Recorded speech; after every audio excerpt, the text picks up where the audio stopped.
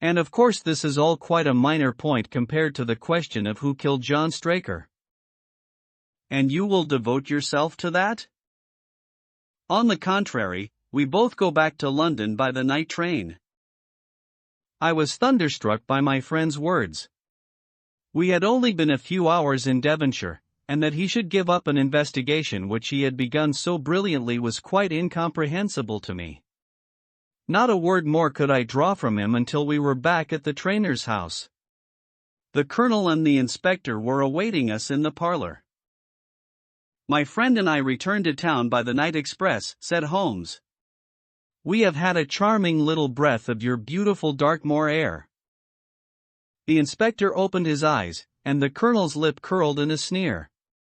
So you despair of arresting the murderer of poor Straker, said he. Holmes shrugged his shoulders. There are certainly grave difficulties in the way, said he. I have every hope, however, that your horse will start upon Tuesday, and I beg that you will have your jockey in readiness. Might I ask for a photograph of Mr. John Straker? The inspector took one from an envelope and handed it to him. My dear Gregory, you anticipate all my wants. If I might ask you to wait here for an instant, I have a question which I should like to put to the maid.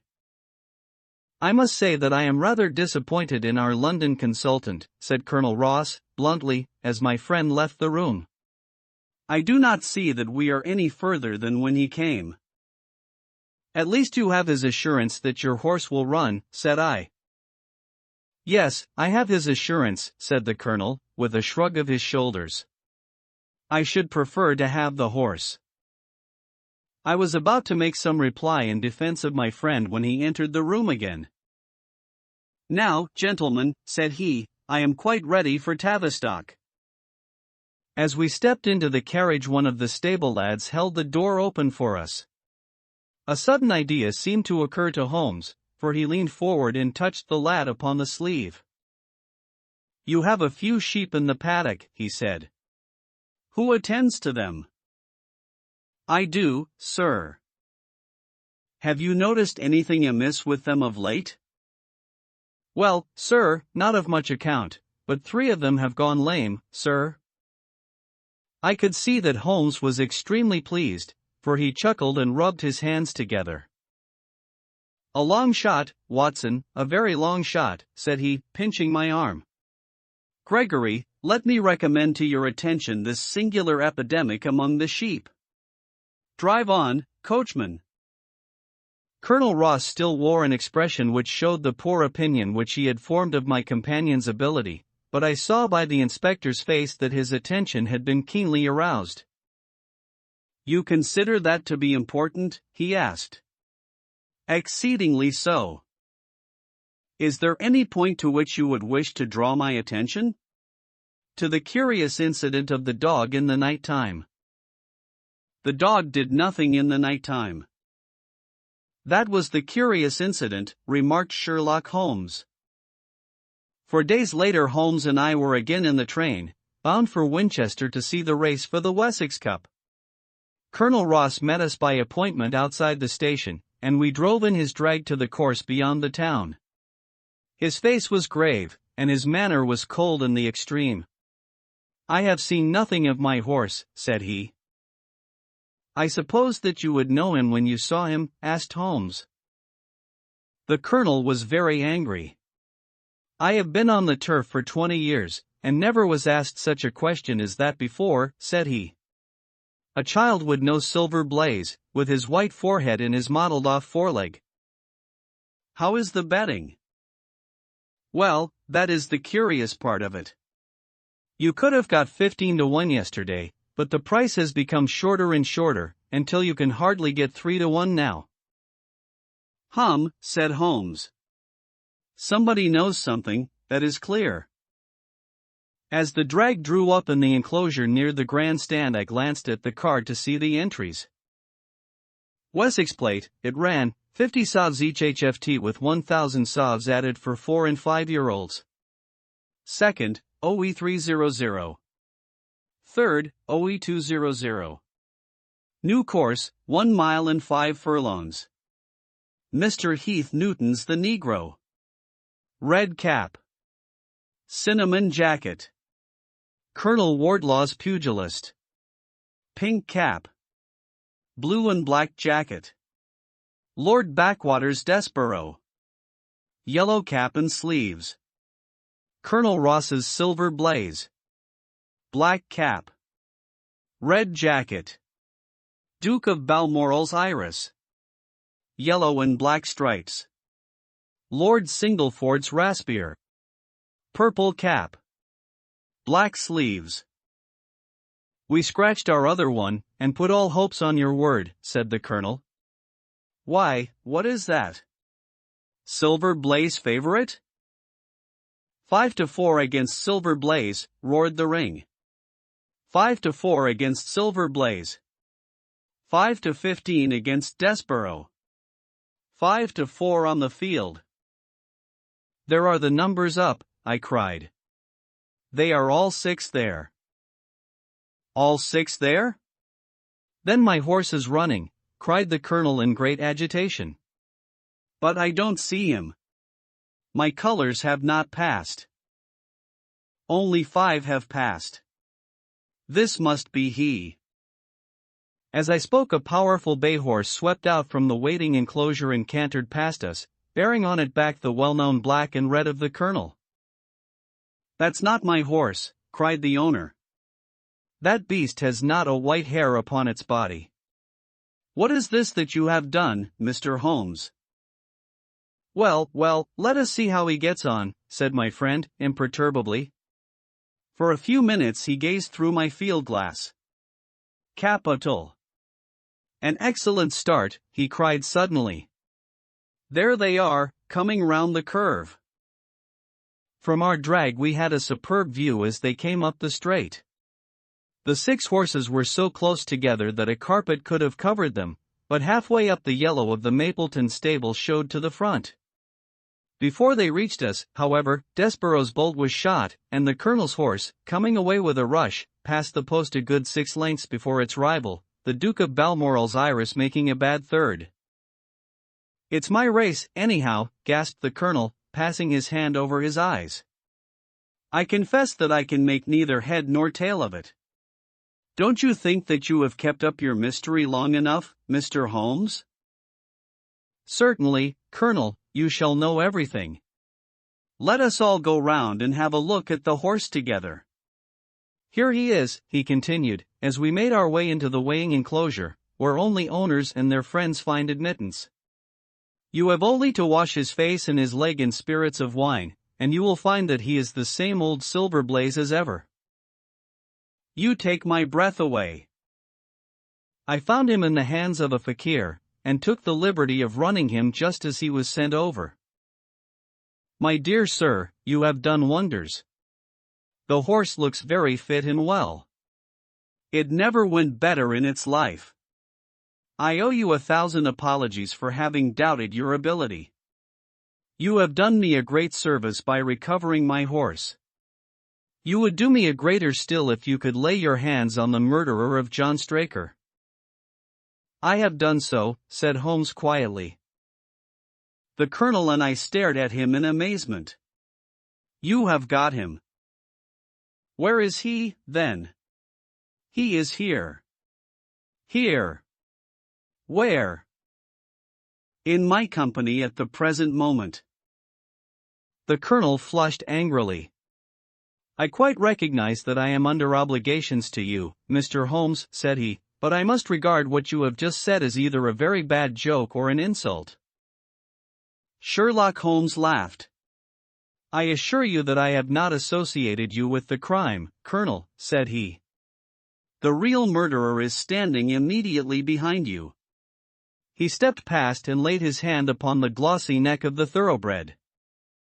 The horse, cried both the colonel and myself. Yes, the horse. And it may lessen his guilt if I say that it was done in self-defense, and that John Straker was a man who was entirely unworthy of your confidence. But there goes the bell, and as I stand to win a little on this next race, I shall defer a lengthy explanation until a more fitting time. We had the corner of a Pullman car to ourselves that evening as we whirled back to London, and I fancy that the journey was a short one to Colonel Ross as well as to myself, as we listened to our companion's narrative of the events which had occurred at the Dartmoor training stables upon the Monday night, and the means by which he had unravelled them. "I confess," said he, "that any theories which I had formed from the newspaper reports were entirely erroneous. And yet there were indications there, had they not been overlaid by other details which concealed their true import.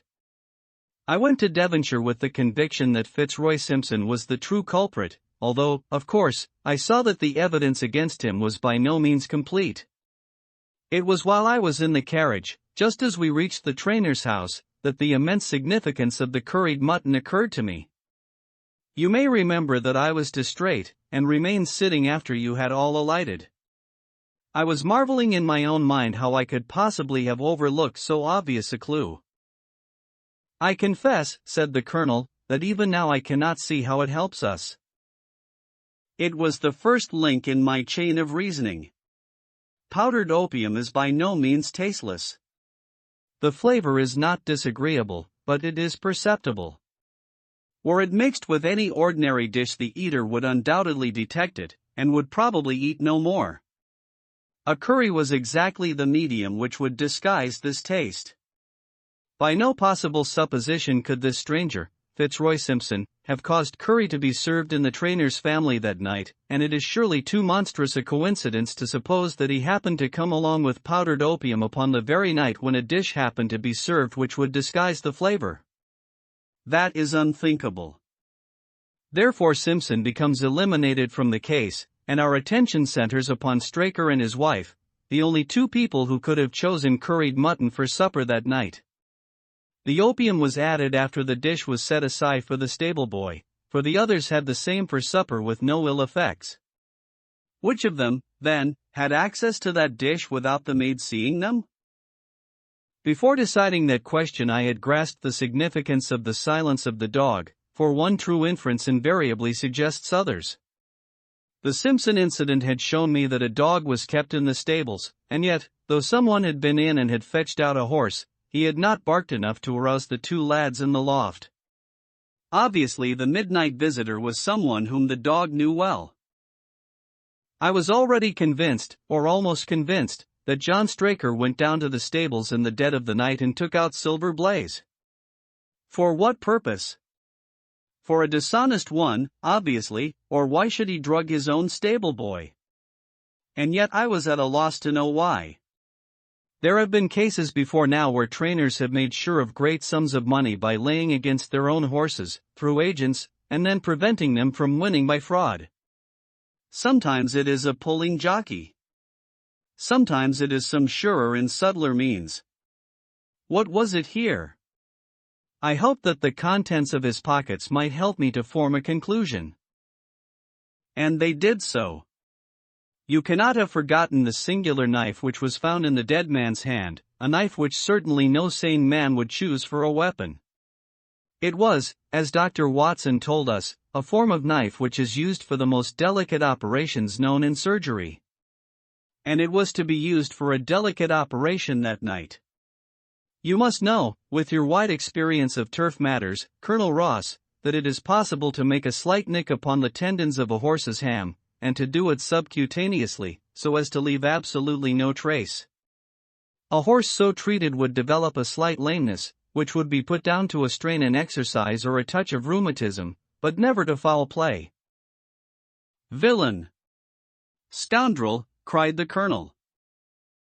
We have here the explanation of why John Straker wished to take the horse out onto the moor. So spirited a creature would have certainly roused the soundest of sleepers when it felt the prick of the knife. It was absolutely necessary to do it in the open air. I have been blind, cried the Colonel. Of course that was why he needed the candle, and struck the match. Undoubtedly. But in examining his belongings I was fortunate enough to discover not only the method of the crime, but even its motives.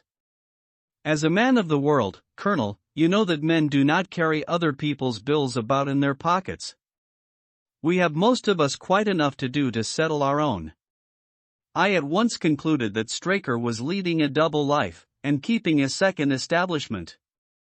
The nature of the bill showed that there was a lady in the case, and one who had expensive tastes. Liberal as you are with your servants, one can hardly expect that they can buy 20-guinea walking dresses for their ladies. I questioned Mrs. Straker as to the dress without her knowing it, and having satisfied myself that it had never reached her, I made a note of the milliner's address, and felt that by calling there with Straker's photograph I could easily dispose of the mythical Derbyshire. From that time on all was plain. Straker had let out the horse to a hollow where his light would be invisible. Simpson in his flight had dropped his cravat, and Straker had picked it up with some idea, perhaps, that he might use it in securing the horse's leg.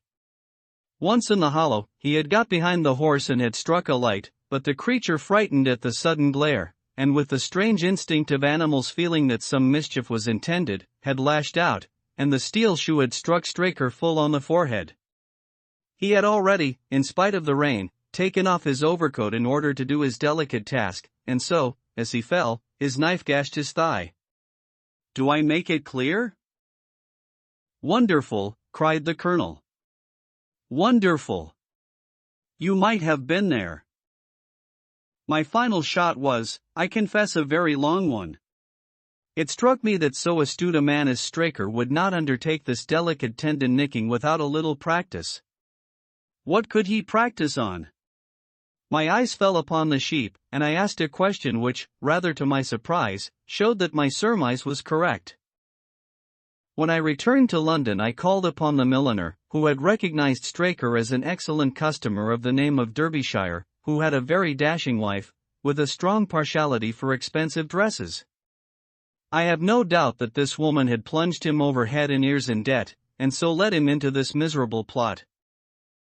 You have explained all but one thing, cried the colonel. Where was the horse?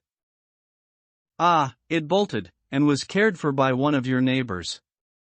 We must have an amnesty in that direction, I think. This is Clapham Junction, if I am not mistaken, and we shall be in Victoria in less than 10 minutes.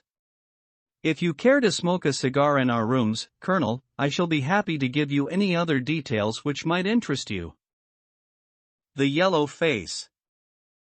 In publishing these short sketches based upon the numerous cases in which my companion's singular gifts have made us the listeners to, and eventually the actors in, some strange drama, it is only natural that I should dwell rather upon his successes than upon his failures. And this not so much for the sake of his reputations, for, indeed, it was when he was at his wits' end that his energy and his versatility were most admirable, but because where he failed it happened too often that no one else succeeded, and that the tale was left forever without a conclusion. Now and again, however, it chanced that even when he erred, the truth was still discovered. I have notes of some half-dozen cases of the kind. The adventure of the Musgrave ritual and that which I am about to recount are the two which present the strongest features of interest. Sherlock Holmes was a man who seldom took exercise for exercise's sake. Few men were capable of greater muscular effort, and he was undoubtedly one of the finest boxers of his weight that I have ever seen, but he looked upon aimless bodily exertion as a waste of energy, and he seldom bestirred himself save when there was some professional object to be served. Then he was absolutely untiring and indefatigable. That he should have kept himself in training under such circumstances is remarkable, but his diet was usually of the sparest, and his habits were simple to the verge of austerity.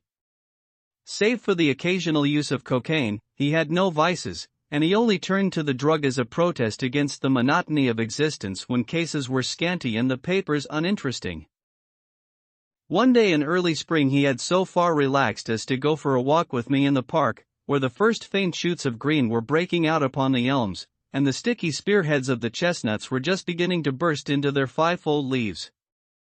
For 2 hours we rambled about together, in silence for the most part, as befits two men who know each other intimately.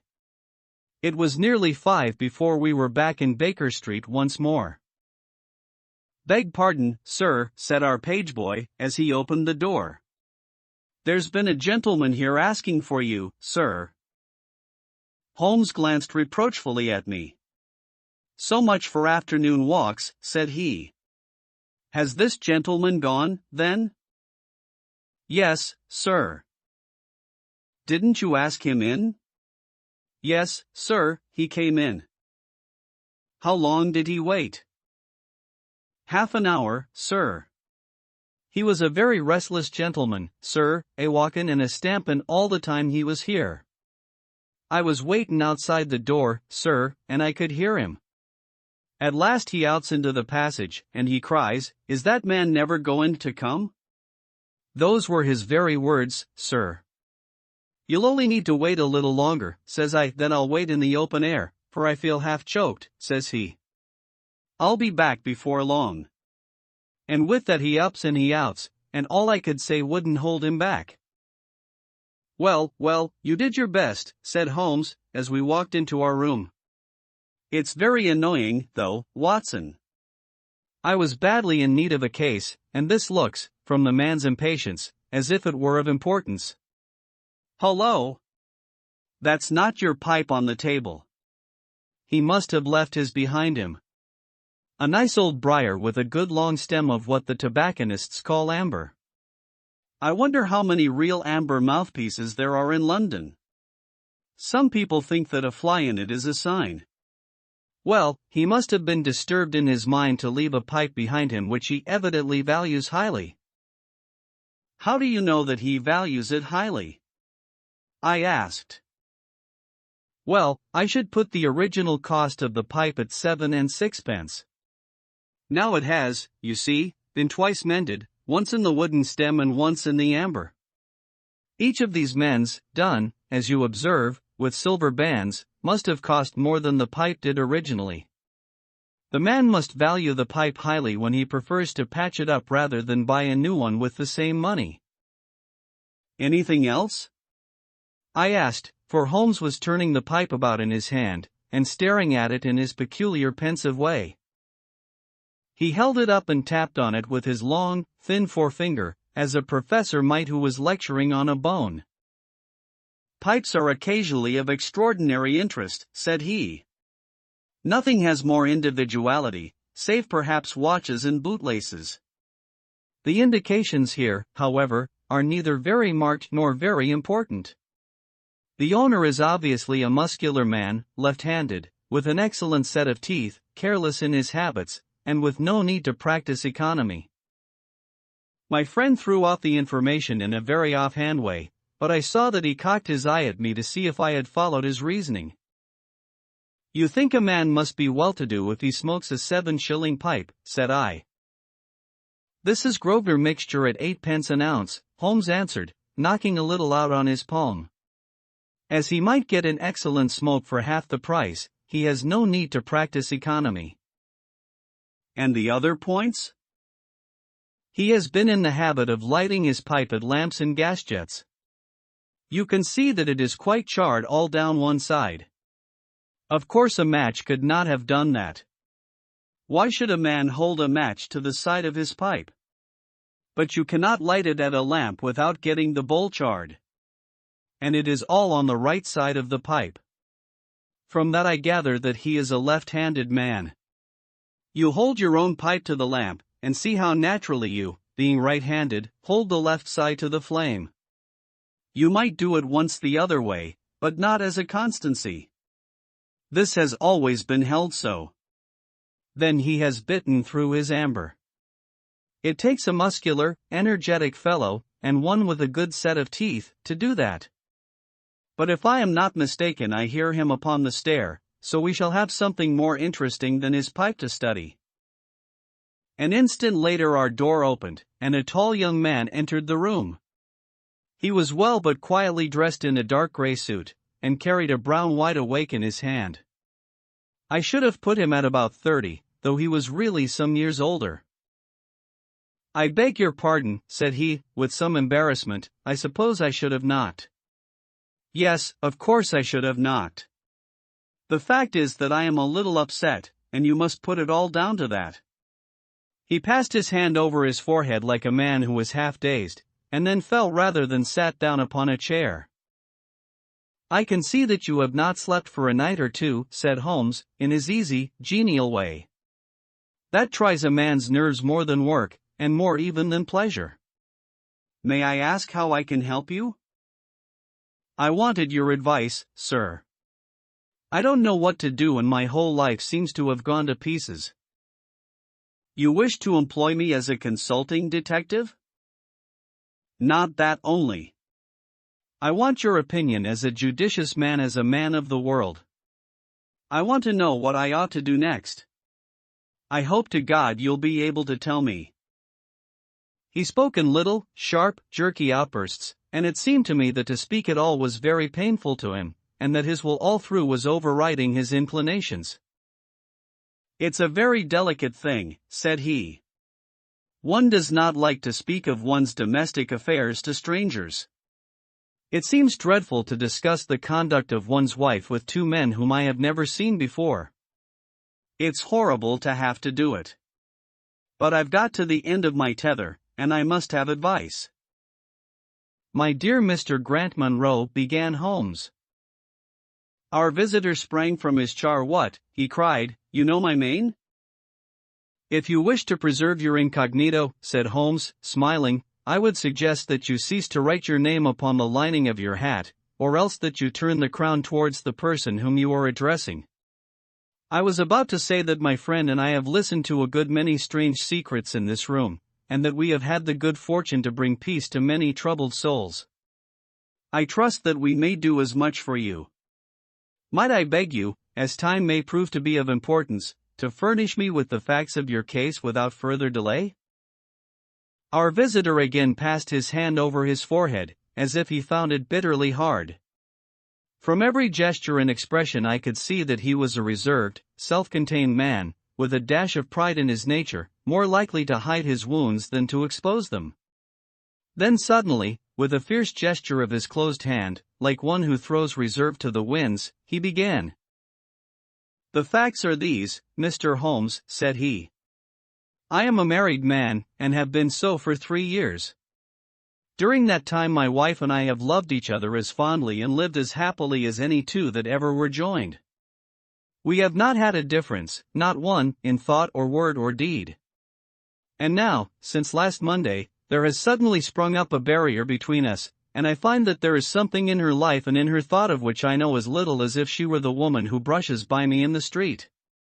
We are estranged, and I want to know why. Now there is one thing that I want to impress upon you before I go any further, Mr. Holmes. Effie loves me. Don't let there be any mistake about that. She loves me with her whole heart and soul, and never more than now. I know it. I feel it. I don't want to argue about that. A man can tell easily enough when a woman loves him. But there's this secret between us, and we can never be the same until it is cleared. Kindly let me have the facts, Mr. Munro, said Holmes, with some impatience. I'll tell you what I know about Effie's history. She was a widow when I met her first, though quite young, only 25. Her name then was Mrs. Hebron. She went out to America when she was young, and lived in the town of Atlanta, where she married this Hebron, who was a lawyer with a good practice. They had one child, but the yellow fever broke out badly in the place, and both husband and child died of it. I have seen his death certificate.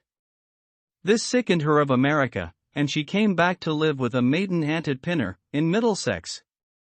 I may mention that her husband had left her comfortably off, and that she had a capital of about £4,500, which had been so well invested by him that it returned an average of 7%. She had only been 6 months at Pinner when I met her. We fell in love with each other, and we married a few weeks afterwards. I am a hop merchant myself, and as I have an income of 700 or 800, we found ourselves comfortably off, and took a nice £80 a year villa at Norbury. Our little place was very countrified, considering that it is so close to town. We had an inn and 2 houses a little above us, and a single cottage at the other side of the field which faces us, and except those there were no houses until you got halfway to the station. My business took me into town at certain seasons, but in summer I had less to do, and then in our country home my wife and I were just as happy as could be wished. I tell you that there never was a shadow between us until this accursed affair began. There's one thing I ought to tell you before I go further. When we married, my wife made over all her property to me rather against my will, for I saw how awkward it would be if my business affairs went wrong. However, she would have it so, and it was done. Well, about 6 weeks ago she came to me. "Jack," said she, "when you took my money you said that if ever I wanted any I was to ask you for it." "Certainly," said I, "it's all your own." "Well," said she, "I want £100. I was a bit staggered at this, for I had imagined it was simply a new dress or something of the kind that she was after. "What on earth for?" I asked. "Oh," said she, in her playful way, "you said that you were only my banker, and bankers never ask questions, you know." "If you really mean it, of course you shall have the money," said I. "Oh, yes, I really mean it." "And you won't tell me what you want it for?" "Some day, perhaps, but not just at present, Jack." So I had to be content with that, though it was the first time that there had ever been any secret between us. I gave her a check, and I never thought any more of the matter. It may have nothing to do with what came afterwards, but I thought it only right to mention it. Well, I told you just now that there is a cottage not far from our house. There is just a field between us, but to reach it you have to go along the road and then turn down a lane. Just beyond it is a nice little grove of Scotch firs, and I used to be very fond of strolling down there, for trees are always a neighborly kind of thing. The cottage had been standing empty this 8 months, and it was a pity, for it was a pretty 2-storied place, with an old-fashioned porch and honeysuckle about it. I have stood many a time and thought what a neat little homestead it would make. Well, last Monday evening I was taking a stroll down that way, when I met an empty van coming up the lane, and saw a pile of carpets and things lying about on the grass plot beside the porch. It was clear that the cottage had at last been let. I walked past it, and wondered what sort of folk they were who had come to live so near us. And as I looked I suddenly became aware that a face was watching me out of one of the upper windows. I don't know what there was about that face, Mr. Holmes, but it seemed to send a chill right down my back. I was some little way off, so that I could not make out the features, but there was something unnatural and inhuman about the face. That was the impression that I had, and I moved quickly forwards to get a nearer view of the person who was watching me. But as I did so the face suddenly disappeared, so suddenly that it seemed to have been plucked away into the darkness of the room. I stood for 5 minutes thinking the business over, and trying to analyze my impressions. I could not tell if the face were that of a man or a woman. It had been too far from me for that. But its color was what had impressed me most. It was of a livid chalky white, and with something set and rigid about it which was shockingly unnatural. So disturbed was I that I determined to see a little more of the new inmates of the cottage. I approached and knocked at the door, which was instantly opened by a tall, gaunt woman with a harsh, forbidding face. "What may you be wantin'?" she asked, in a northern accent. "I am your neighbor over yonder," said I, nodding towards my house. "I see that you have only just moved in, so I thought that if I could be of any help to you in any." "We'll just ask ye when we want ye," said she, and shut the door in my face. Annoyed at the churlish rebuff, I turned my back and walked home. All evening, though I tried to think of other things, my mind would still turn to the apparition at the window and the rudeness of the woman.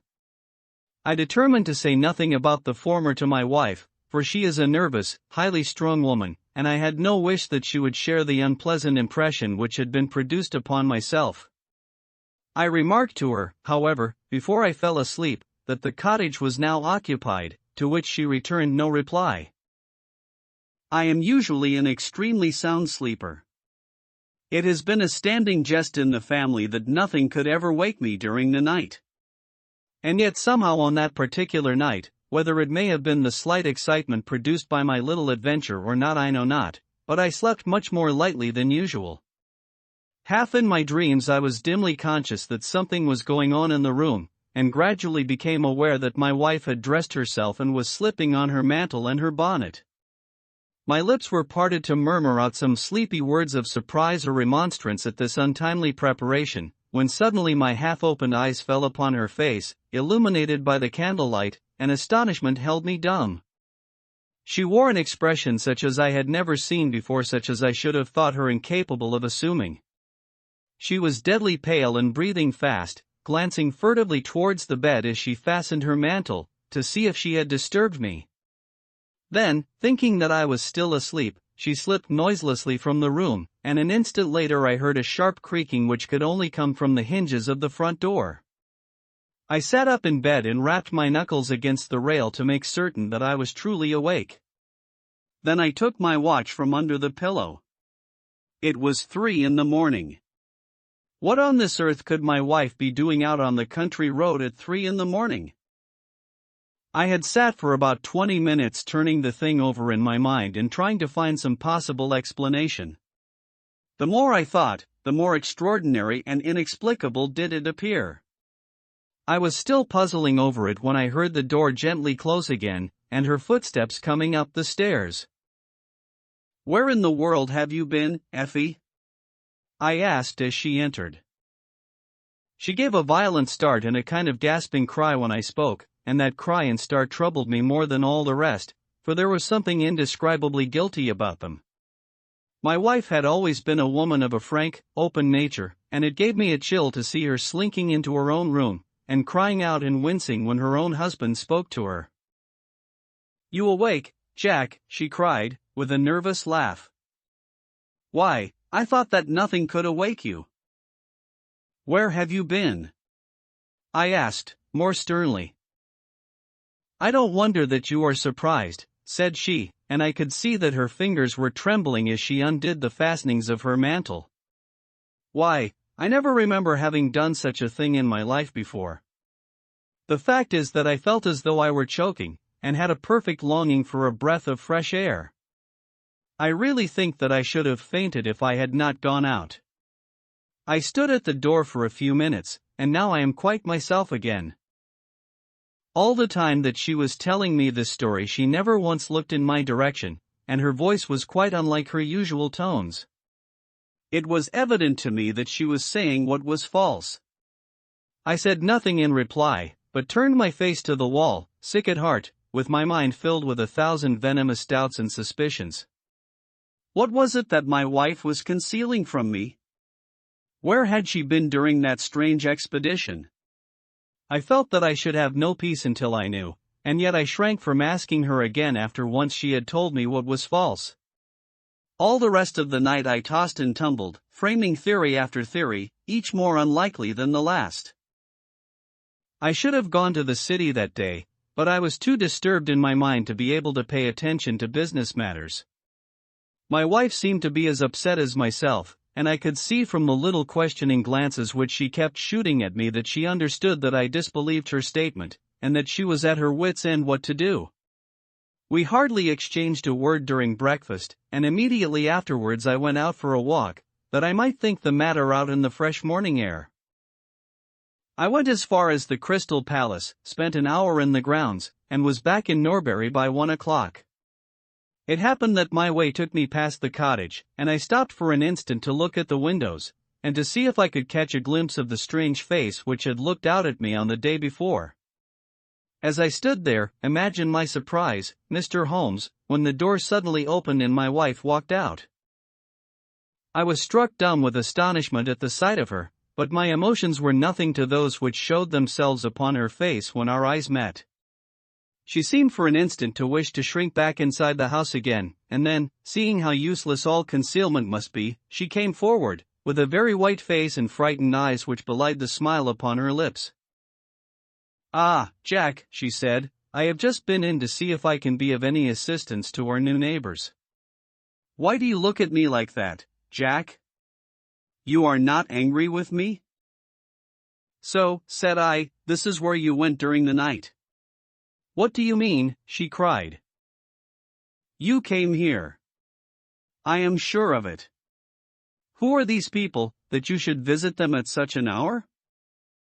I have not been here before. How can you tell me what you know is false? I cried. Your very voice changes as you speak. When have I ever had a secret from you? I shall enter that cottage, and I shall probe the matter to the bottom. No, no, Jack, for God's sake, she gasped, in uncontrollable emotion. Then, as I approached the door, she seized my sleeve and pulled me back with convulsive strength. I implore you not to do this, Jack, she cried. I swear that I will tell you everything someday, but nothing but misery can come of it if you enter that cottage. Then, as I tried to shake her off, she clung to me in a frenzy of entreaty. Trust me, Jack, she cried. Trust me only this once. You will never have cause to regret it. You know that I would not have a secret from you if it were not for your own sake. Our whole lives are at stake in this. If you come home with me, all will be well. If you force your way into that cottage, all is over between us. There was such earnestness, such despair, in her manner that her words arrested me, and I stood irresolute before the door. I will trust you on one condition, and on one condition only, said I at last. It is that this mystery comes to an end from now. You are at liberty to preserve your secret, but you must promise me that there shall be no more nightly visits, no more doings which are kept from my knowledge. I am willing to forget those which are past if you will promise that there shall be no more in the future. I was sure that you would trust me, she cried, with a great sigh of relief. It shall be just as you wish. Come away, oh, come away up to the house. Still pulling at my sleeve, she led me away from the cottage. As we went I glanced back, and there was that yellow livid face watching us out of the upper window. What link could there be between that creature and my wife? Or how could the coarse, rough woman whom I had seen the day before be connected with her? It was a strange puzzle, and yet I knew that my mind could never know ease again until I had solved it. For 2 days after this I stayed at home, and my wife appeared to abide loyally by our engagement, for, as far as I know, she never stirred out of the house. On the 3rd day, however, I had ample evidence that her solemn promise was not enough to hold her back from the secret influence which drew her away from her husband and her duty. I had gone into town on that day, but I returned by the 2.40 instead of the 3.36, which is my usual train. As I entered the house the maid ran into the hall with a startled face. "Where is your mistress?" I asked. "I think that she has gone out for a walk," she answered. My mind was instantly filled with suspicion. I rushed upstairs to make sure that she was not in the house. As I did so I happened to glance out of one of the upper windows, and saw the maid with whom I had just been speaking running across the field in the direction of the cottage. Then of course I saw exactly what it all meant. My wife had gone over there, and had asked the servant to call her if I should return. Tingling with anger, I rushed down and hurried across, determined to end the matter once and forever. I saw my wife and the maid hurrying back along the lane, but I did not stop to speak with them. In the cottage lay the secret which was casting a shadow over my life. I vowed that, come what might, it should be a secret no longer. I did not even knock when I reached it, but turned the handle and rushed into the passage. It was all still and quiet upon the ground floor.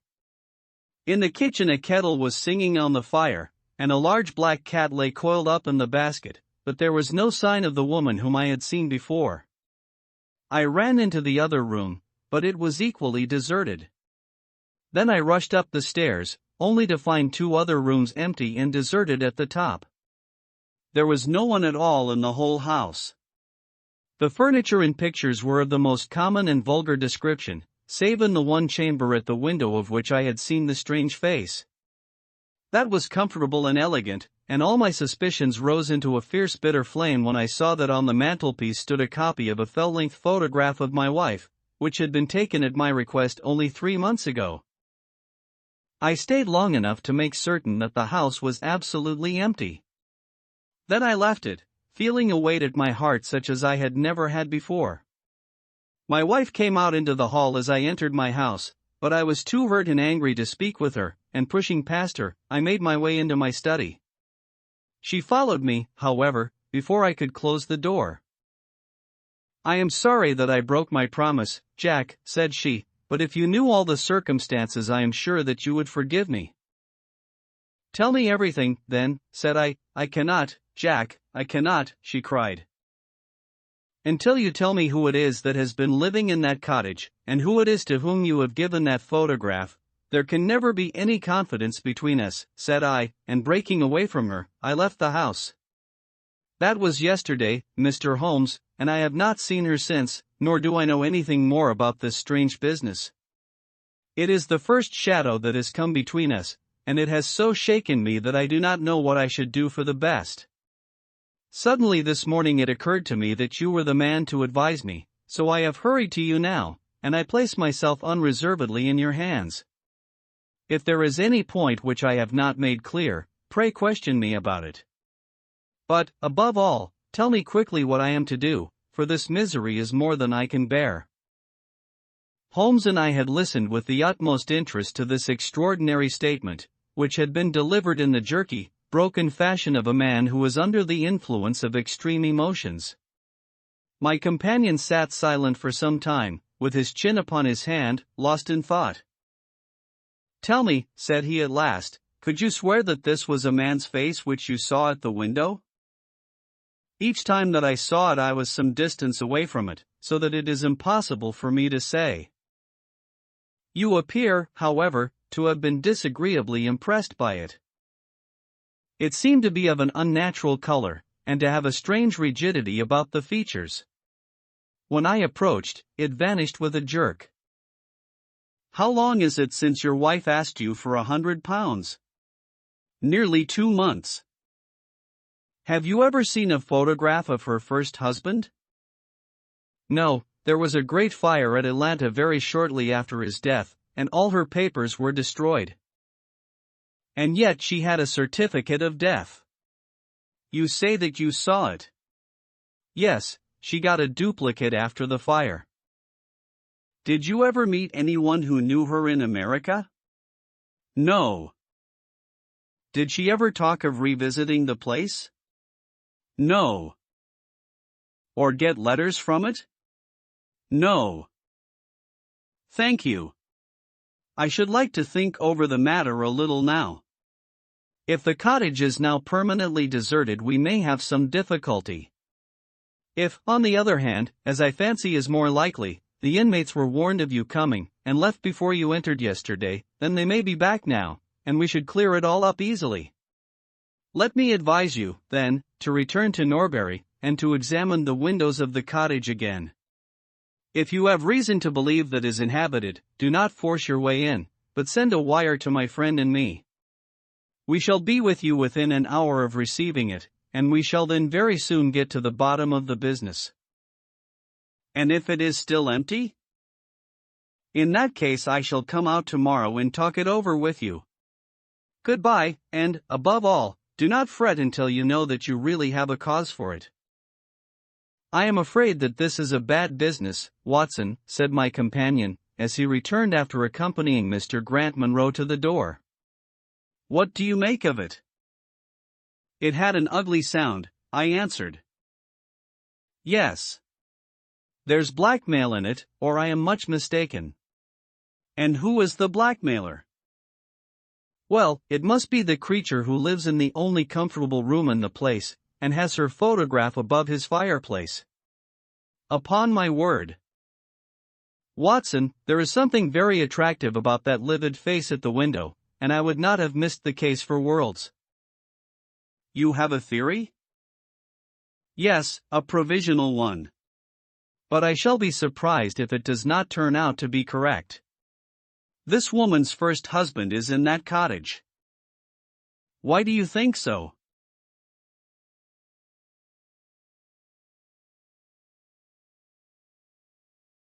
"How else can we explain her frenzied anxiety that her second one should not enter it? The facts, as I read them, are something like this: this woman was married in America. Her husband developed some hateful qualities, or shall we say that he contracted some loathsome disease, and became a leper or an imbecile? She flies from him at last, returns to England, changes her name, and starts her life, as she thinks, afresh. She has been married 3 years, and believes that her position is quite secure, having shown her husband the death certificate of some man whose name she has assumed, when suddenly her whereabouts is discovered by her first husband, or, we may suppose, by some unscrupulous woman who has attached herself to the invalid. They write to the wife, and threaten to come and expose her. She asks for £100, and endeavors to buy them off. They come in spite of it, and when the husband mentions casually to the wife that there are newcomers in the cottage, she knows in some way that they are her pursuers. She waits until her husband is asleep, and then she rushes down to endeavor to persuade them to leave her in peace. Having no success, she goes again next morning, and her husband meets her, as he has told us, as she comes out. She promises him then not to go there again, but 2 days afterwards the hope of getting rid of those dreadful neighbors was too strong for her, and she made another attempt, taking down with her the photograph which had probably been demanded from her. In the midst of this interview the maid rushed in to say that the master had come home, on which the wife, knowing that he would come straight down to the cottage, hurried the inmates out at the back door, into the grove of fir trees, probably, which was mentioned as standing near. In this way he found the place deserted. I shall be very much surprised, however, if it's still so when he reconnoiters it this evening. What do you think of my theory? It is all surmise. But at least it covers all the facts. When new facts come to our knowledge which cannot be covered by it, it will be time enough to reconsider it. We can do nothing more until we have a message from our friend at Norbury. But we had not a very long time to wait for that. It came just as we had finished our tea. The cottage is still tenanted, it said. Have seen the face again at the window. We'll meet the 7 o'clock train, and will take no steps until you arrive. He was waiting on the platform when we stepped out, and we could see in the light of the station lamps that he was very pale, and quivering with agitation. They are still there, Mr. Holmes, said he, laying his hand hard upon my friend's sleeve. I saw lights in the cottage as I came down. We shall settle it now once and for all. What is your plan, then? Asked Holmes, as he walked down the dark tree-lined road. I am going to force my way in and see for myself who is in the house. I wish you both to be there as witnesses. You are quite determined to do this, in spite of your wife's warning that it is better that you should not solve the mystery? Yes, I am determined. Well, I think that you are in the right. Any truth is better than indefinite doubt. We had better go up at once. Of course, legally, we are putting ourselves hopelessly in the wrong, but I think that it is worth it. It was a very dark night, and a thin rain began to fall as we turned from the high road into a narrow lane, deeply rutted, with hedges on either side. Mr. Grant Munro pushed impatiently forward, however, and we stumbled after him as best we could. There are the lights of my house, he murmured, pointing to a glimmer among the trees. And here is the cottage which I am going to enter. We turned a corner in the lane as he spoke, and there was the building close beside us. A yellow bar falling across the black foreground showed that the door was not quite closed, and one window in the upper story was brightly illuminated. As we looked, we saw a dark blur moving across the blind. There is that creature, cried Grant Munro. You can see for yourselves that someone is there. Now follow me, and we shall soon know all. We approached the door, but suddenly a woman appeared out of the shadow and stood in the golden track of the lamplight. I could not see her face in the darkness, but her arms were thrown out in an attitude of entreaty. For God's sake, don't Jack, she cried. I had a presentiment that you would come this evening. Think better of it, dear. Trust me again, and you will never have cause to regret it. I have trusted you too long, Yeffy, he cried, sternly. Leave go of me. I must pass you. My friends and I are going to settle this matter once and forever. He pushed her to one side, and we followed closely after him. As he threw the door open, an old woman ran out in front of him and tried to bar his passage, but he thrust her back, and an instant afterwards we were all upon the stairs. Grant Munro rushed into the lighted room at the top, and we entered at his heels. It was a cozy, well-furnished apartment, with 2 candles burning upon the table and 2 upon the mantelpiece. In the corner, stooping over a desk, there sat what appeared to be a little girl. Her face was turned away as we entered, but we could see that she was dressed in a red frock, and that she had long white gloves on. As she whisked round to us, I gave a cry of surprise and horror.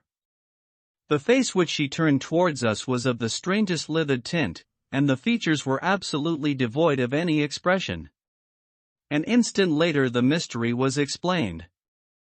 Holmes, with a laugh, passed his hand behind the child's ear, a mask peeled off from her countenance, and there was a little coal-black negress, with all her white teeth flashing in amusement at our amazed faces. I burst out laughing, out of sympathy with her merriment, but Grant Munro stood staring, with his hand clutching his throat. "My God," he cried. "What can be the meaning of this?" "I will tell you the meaning of it," cried the lady, sweeping into the room with a proud, set face. "You have forced me, against my own judgment, to tell you, and now we must both make the best of it. My husband died at Atlanta. My child survived." "Your child?" She drew a large silver locket from her bosom. "You have never seen this open." I understood that it did not open. She touched a spring, and the front hinged back. There was a portrait within of a man strikingly handsome and intelligent-looking, but bearing unmistakable signs upon his features of his African descent. "That is John Hibron, of Atlanta," said the lady, "and a nobler man never walked the earth. I cut myself off from my race in order to wed him, but never once while he lived did I for an instant regret it. It was our misfortune that our only child took after his people rather than mine. It is often so in such matches, and little Lucy is darker far than ever her father was.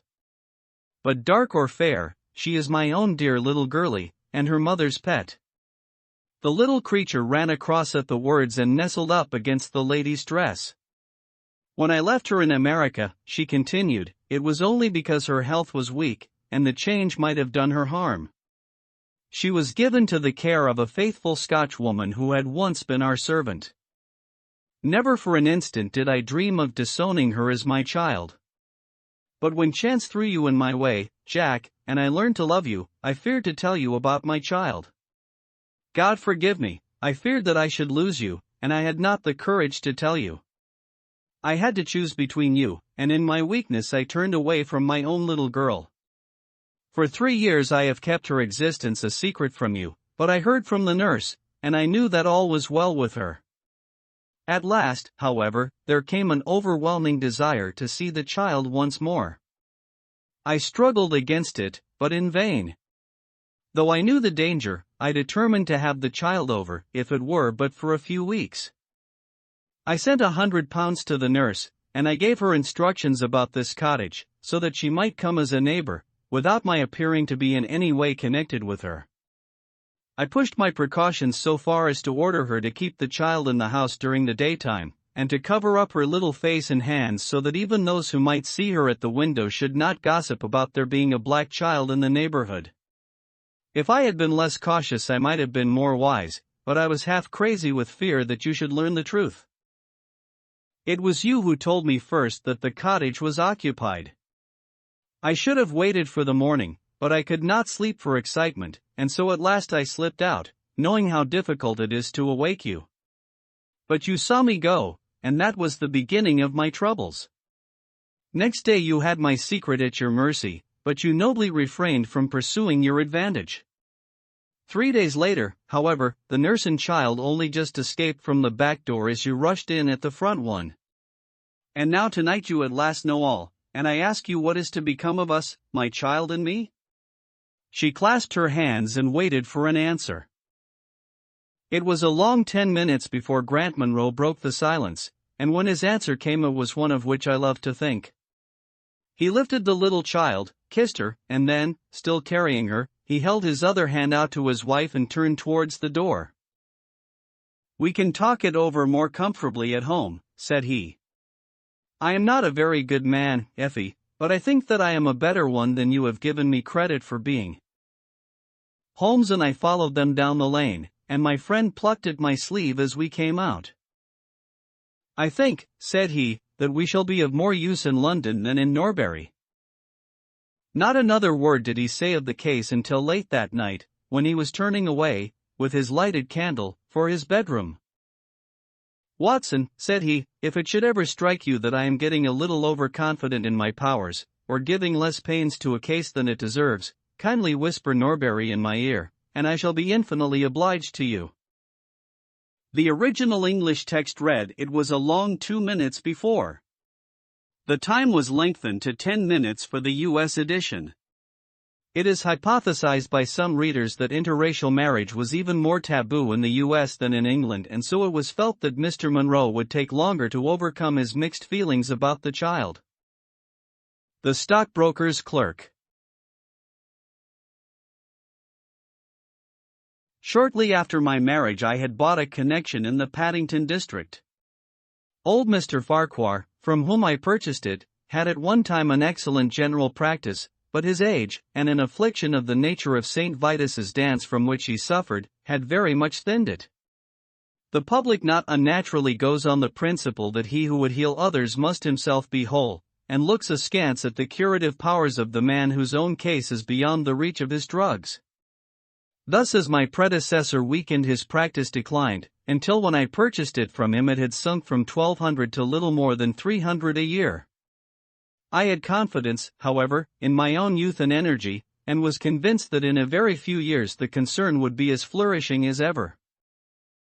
For 3 months after taking over the practice I was kept very closely at work, and saw little of my friend Sherlock Holmes, for I was too busy to visit Baker Street, and he seldom went anywhere himself save upon professional business. I was surprised, therefore, when, one morning in June, as I sat reading the British Medical Journal after breakfast, I heard a ring at the bell, followed by the high, somewhat strident tones of my old companion's voice. "Ah, my dear Watson," said he, striding into the room, "I am very delighted to see you. I trust that Mrs. Watson has entirely recovered from all the little excitements connected with our adventure of the Sign of 4. "Thank you, we are both very well," said I, shaking him warmly by the hand. "And I hope, also," he continued, sitting down in the rocking chair, "that the cares of medical practice have not entirely obliterated the interest which you used to take in our little deductive problems." "On the contrary," I answered, "it was only last night that I was looking over my old notes, and classifying some of our past results." "I trust that you don't consider your collection closed." "Not at all. I should wish nothing better than to have some more of such experiences." "Today, for example?" "Yes, today, if you like." "And as far off as Birmingham?" "Certainly, if you wish it." "And the practice?" "I do my neighbor's when he goes. He is always ready to work off the debt." "Ha! Nothing could be better," said Holmes, leaning back in his chair and looking keenly at me from under his half-closed lids. "I perceive that you have been unwell lately. Summer colds are always a little trying." "I was confined to the house by a severe chill for 3 days last week. I thought, however, that I had cast off every trace of it." "So you have. You look remarkably robust. How, then, did you know of it?" "My dear fellow, you know my methods." "You deduced it, then?" "Certainly." "And from what?" "From your slippers." I glanced down at the new patent leathers which I was wearing. How on earth I began, But Holmes answered my question before it was asked. "Your slippers are new," he said. "You could not have had them more than a few weeks. The soles which you are at this moment presenting to me are slightly scorched. For a moment I thought they might have got wet and been burned in the drying. But near the instep there is a small circular wafer of paper with the shopman's hieroglyphics upon it. Damp would of course have removed this.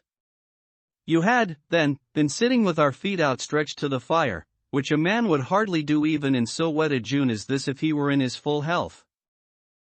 Like all Holmes's reasoning, the thing seemed simplicity itself when it was once explained.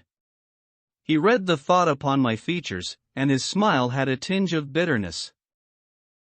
"I am afraid that I rather give myself away when I explain," said he. "Results without causes are much more impressive. You are ready to come to Birmingham, then?" "Certainly. What is the case?" "You shall hear it all in the train. My client is outside in a four-wheeler." "Can you come at once?" "In an instant." I scribbled a note to my neighbor, rushed upstairs to explain the matter to my wife, and joined Holmes upon the doorstep. "Your neighbor is a doctor," said he, nodding at the brass plate. "Yes, he bought a practice as I did." "An old established one?" "Just the same as mine. Both have been ever since the houses were built." "Ah. Then you got hold of the best of the two." "I think I did." "But how do you know?" "By the steps, my boy. Yours are worn 3 inches deeper than his. But this gentleman in the cab is my client, Mr. Hall Pycroft. Allow me to introduce you to him. Whip your horse up, cabby, for we have only just time to catch our train." The man whom I found myself facing was a well-built, fresh-complexioned young fellow, with a frank, honest face and a slight, crisp, yellow mustache. He wore a very shiny top hat and a neat suit of sober black, which made him look what he was, a smart young city man, of the class who have been labeled cockneys, but who give us our crack volunteer regiments, and who turn out more fine athletes and sportsmen than any body of men in these islands. His round, ruddy face was naturally full of cheeriness, but the corners of his mouth seemed to me to be pulled down in a half-comical distress. It was not, however, until we were all in a first-class carriage and well started upon our journey to Birmingham that I was able to learn what the trouble was which had driven him to Sherlock Holmes. "We have a clear run here of 70 minutes, Holmes remarked. "I want you, Mr. Hall Pycroft, to tell my friend your very interesting experience exactly as you have told it to me, or with more detail if possible. It will be of use to me to hear the succession of events again. It is a case, Watson, which may prove to have something in it, or may prove to have nothing, but which, at least, presents those unusual and outre features which are as dear to you as they are to me. Now, Mr. Pycroft, I shall not interrupt you again." Our young companion looked at me with a twinkle in his eye. "The worst of the story is," said he, "that I show myself up as such a confounded fool. Of course it may work out all right, and I don't see that I could have done otherwise, but if I have lost my crib and get nothing in exchange I shall feel what a soft Johnny I have been. I'm not very good at telling a story, Dr. Watson, but it is like this with me. I used to have a billet at Coxon and Woodhouse's, of Draper's Gardens, but they were let in early in the spring through the Venezuelan loan, as no doubt you remember, and came a nasty cropper. I had been with them 5 years, and old Coxon gave me a ripping good testimonial when the smash came, but of course we clerks were all turned adrift, the 27 of us. I tried here and tried there, but there were lots of other chaps on the same lay as myself, and it was a perfect frost for a long time. I had been taking £3 a week at Coxon's, and I had saved about 70 of them, but I soon worked my way through that and out at the other end. I was fairly at the end of my tether at last, and could hardly find the stamps to answer the advertisements or the envelopes to stick them to. I had worn out my boots paddling up office stairs, and I seemed just as far from getting a billet as ever. At last I saw a vacancy at Mawson and Williams's, the great stockbroking firm in Lombard Street. I dare say EC is not much in your line, but I can tell you that this is about the richest house in London. The advertisement was to be answered by letter only. I sent in my testimonial and application, but without the least hope of getting it. Back came an answer by return, saying that if I would appear next Monday I might take over my new duties at once, provided that my appearance was satisfactory. No one knows how these things are worked. Some people say that the manager just plunges his hand into the heap and takes the first that comes. Anyhow, it was my innings that time, and I don't ever wish to feel better pleased. The screw was £1 a week rise, and the duties just about the same as at Coxon's. And now I come to the queer part of the business. I was in diggings out Hampstead Way, 17 Potter's Terrace. Well, I was sitting doing a smoke that very evening after I had been promised the appointment, when up came my landlady with a card which had Arthur Pinner, financial agent, printed upon it. I had never heard the name before and could not imagine what he wanted with me, but, of course, I asked her to show him up. In he walked, a middle-sized, dark-haired, dark-eyed, black-bearded man, with a touch of the sheeny about his nose. He had a brisk kind of way with him and spoke sharply, like a man who knew the value of time. "Mr. Hall Pycroft, I believe," said he. "Yes, sir," I answered, pushing a chair towards him. "Lately engaged at Coxon and Woodhouse's?" "Yes, sir." "And now on the staff of Mawson's?" "Quite so." "Well," said he, "the fact is that I have heard some really extraordinary stories about your financial ability. You remember Parker, who used to be Coxon's manager? He can never say enough about it." Of course I was pleased to hear this. I had always been pretty sharp in the office, but I had never dreamed that I was talked about in the city in this fashion. "You have a good memory," said he. "Pretty fair," I answered, modestly. "Have you kept in touch with the market while you have been out of work?" he asked. "Yes. I read the stock exchange list every morning." "Now that shows real application," he cried. "That is the way to prosper. You won't mind my testing you, will you? Let me see. How are Ayrshires?" 106 1/4 to 105 7/8. "And New Zealand Consolidated?" 104. "And British Broken Hills?" 7 to 7 6. "Wonderful," he cried, with his hands up. "This quite fits in with all that I had heard. My boy, you are very much too good to be a clerk at Mawson's." This outburst rather astonished me, as you can think. "Well," said I, "other people don't think quite so much of me as you seem to do, Mr. Pinner. I had a hard enough fight to get this berth, and I am very glad to have it." "Pooh, man, you should soar above it. You are not in your true sphere. Now, I'll tell you how it stands with me. What I have to offer is little enough when measured by your ability, but when compared with Mawson's, it's light to dark. Let me see. When do you go to Mawson's?" "On Monday." "Ha, ha. I think I would risk a little sporting flutter that you don't go there at all." "Not go to Mawson's?" "No, sir. By that day you will be the business manager of the Franco-Midland Hardware Company, Limited, with 134 branches in the towns and villages of France, not counting one in Brussels and one in San Remo." This took my breath away. "I never heard of it," said I. "Very likely not. It has been kept very quiet, for the capital was all privately subscribed, and it's too good a thing to let the public into. My brother, Harry Pinner, is promoter, and joins the board after allotment as managing director. He knew I was in the swim down here, and asked me to pick up a good man cheap. A young, pushing man with plenty of snap about him. Parker spoke of you, and that brought me here tonight." We can only offer you a beggarly 500 to start with.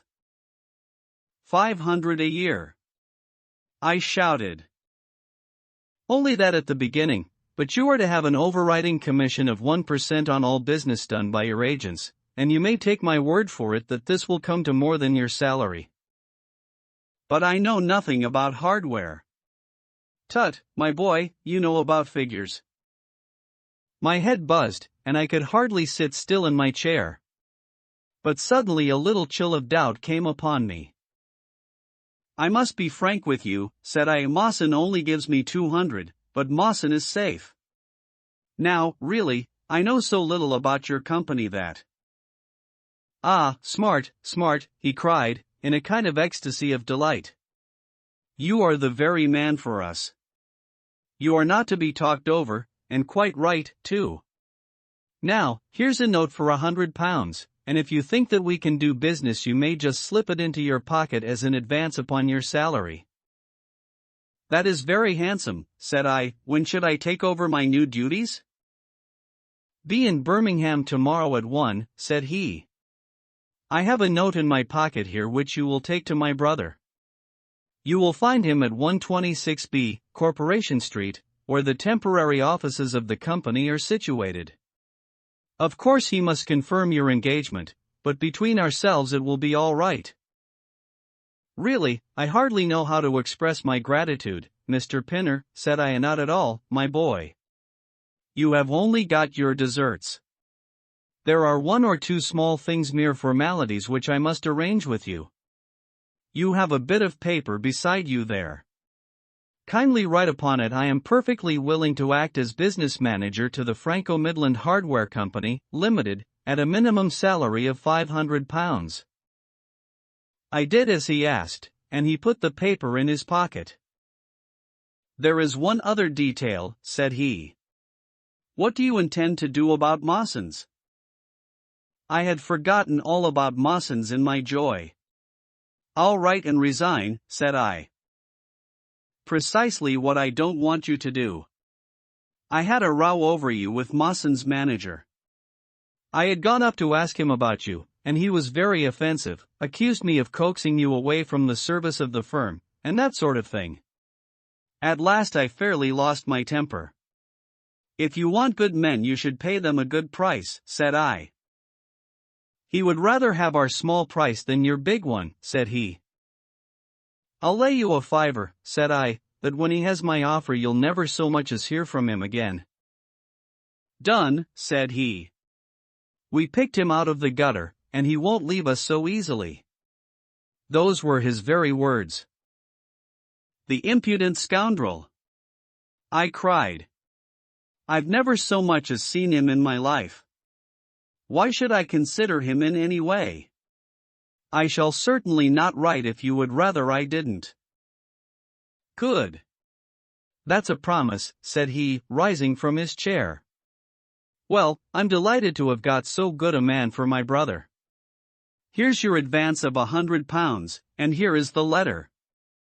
Make a note of the address, 126B, Corporation Street, and remember that 1 o'clock tomorrow is your appointment. Good night, and may you have all the fortune that you deserve. That's just about all that passed between us, as near as I can remember.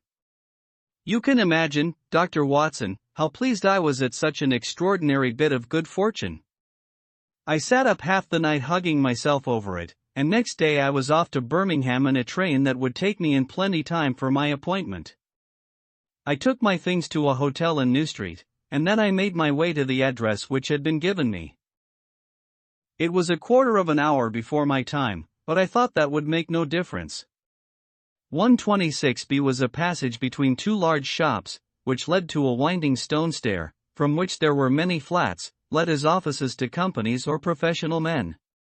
The names of the occupants were painted at the bottom on the wall, but there was no such name as the Franco Midland Hardware Company, Limited. I stood for a few minutes with my heart in my boots, wondering whether the whole thing was an elaborate hoax or not, when up came a man and addressed me. He was very like the chap I had seen the night before, the same figure and voice, but he was clean shaven and his hair was lighter. "Are you Mr. Hall Pycroft?" he asked. "Yes," said I. "Oh. I was expecting you, but you are a trifle before your time. I had a note from my brother this morning in which he sang your praises very loudly. I was just looking for the offices when you came. We have not got our name up yet, for we only secured these temporary premises last week. Come up with me, and we will talk the matter over." I followed him to the top of a very lofty stair, and there, right under the slates, were a couple of empty, dusty little rooms, uncarpeted and uncurtained, into which he led me. I had thought of a great office with shining tables and rows of clerks, such as I was used to, and I dare say I stared rather straight at the 2 deal chairs and one little table, which, with a ledger and a wastepaper basket, made up the whole furniture. "Don't be disheartened, Mr. Pycroft," said my new acquaintance, seeing the length of my face. "Rome was not built in a day, and we have lots of money at our backs, though we don't cut much dash yet in offices. Pray sit down, and let me have your letter." I gave it to him, and he read it over very carefully. "You seem to have made a vast impression upon my brother Arthur," said he, "and I know that he is a pretty shrewd judge. Hew swears by London, you know, and I by Birmingham, but this time I shall follow his advice. Pray consider yourself definitely engaged." "What are my duties?" I asked. "You will eventually manage the great depot in Paris, which will pour a flood of English crockery into the shops of 134 agents in France. The purchase will be completed in a week, and meanwhile you will remain in Birmingham and make yourself useful." "How?" For answer, he took a big red book out of a drawer. "This is a directory of Paris," said he, "with the trades after the names of the people. I want you to take it home with you, and to mark off all the hardware sellers, with their addresses. It would be of the greatest use to me to have them." "Surely there are classified lists?" I suggested. "Not reliable ones. Their system is different from ours. Stick at it, and let me have the lists by Monday, at 12. Good day, Mr. Pycroft. If you continue to show zeal and intelligence, you will find the company a good master." I went back to the hotel with the big book under my arm, and with very conflicting feelings in my breast. On the one hand, I was definitely engaged and had £100 in my pocket. On the other, the look of the offices, the absence of name on the wall, and other of the points which would strike a businessman had left a bad impression as to the position of my employers. However, come what might, I had my money, so I settled down to my task. All Sunday I was kept hard at work, and yet by Monday I had only got as far as H. I went round to my employer, found him in the same dismantled kind of room, and was told to keep at it until Wednesday, and then come again. On Wednesday it was still unfinished, so I hammered away until Friday, that is, yesterday. Then I brought it round to Mr. Harry Pinner. "Thank you very much," said he. "I fear that I underrated the difficulty of the task. This list will be of very material assistance to me." "It took some time," said I. "And now," said he, "I want you to make a list of the furniture shops, for they all sell crockery." "Very good. And you can come up tomorrow evening, at 7, and let me know how you are getting on. Don't overwork yourself. A couple of hours at Day's music hall in the evening would do you no harm after your labors." He laughed as he spoke, and I saw with a thrill that his second tooth upon the left-hand side had been very badly stuffed with gold. Sherlock Holmes rubbed his hands with delight, and I stared with astonishment at our client. "You may well look surprised, Dr. Watson, but it is this way," said he, "when I was speaking to the other chap in London, at the time that he laughed at my not going to Mawson's, I happened to notice that his tooth was stuffed in this very identical fashion. The glint of the gold in each case caught my eye, you see. When I put that with the voice and figure being the same, and only those things altered which might be changed by a razor or a wig, I could not doubt that it was the same man. Of course you expect two brothers to be alike, but not that they should have the same tooth stuffed in the same way. He bowed me out, and I found myself in the street, hardly knowing whether I was on my head or my heels. Back I went to my hotel, put my head in a basin of cold water, and tried to think it out. Why had he sent me from London to Birmingham? Why had he got there before me? And why had he written a letter from himself to himself? It was altogether too much for me, and I could make no sense of it. And then suddenly it struck me that what was dark to me might be very light to Mr. Sherlock Holmes. I had just time to get up to town by the night train to see him this morning, and to bring you both back with me to Birmingham. There was a pause after the stockbroker's clerk had concluded his surprising experience. Then Sherlock Holmes cocked his eye at me, leaning back on the cushions with a pleased and yet critical face, like a connoisseur who has just taken his first sip of a Comet vintage. "Rather fine, Watson, is it not?" said he. "There are points in it which please me. I think that you will agree with me that an interview with Mr. Arthur Harry Pinner in the temporary offices of the Franco-Midland Hardware Company, Limited, would be a rather interesting experience for both of us." "But how can we do it?" I asked. "Oh, easily enough," said Hall Pycroft, cheerily. "You are two friends of mine who are in want of a billet, and what could be more natural than that I should bring you both round to the managing director?" "Quite so, of course," said Holmes. "I should like to have a look at the gentleman, and see if I can make anything of his little game. What qualities have you, my friend, which would make your services so valuable?" Or is it possible that he began biting his nails and staring blankly out of the window, and we hardly drew another word from him until we were in New Street? At 7 o'clock that evening we were walking, the three of us, down Corporation Street to the company's offices. "It is no use our being at all before our time," said our client. "He only comes there to see me, apparently, for the place is deserted up to the very hour he names." "That is suggestive," remarked Holmes.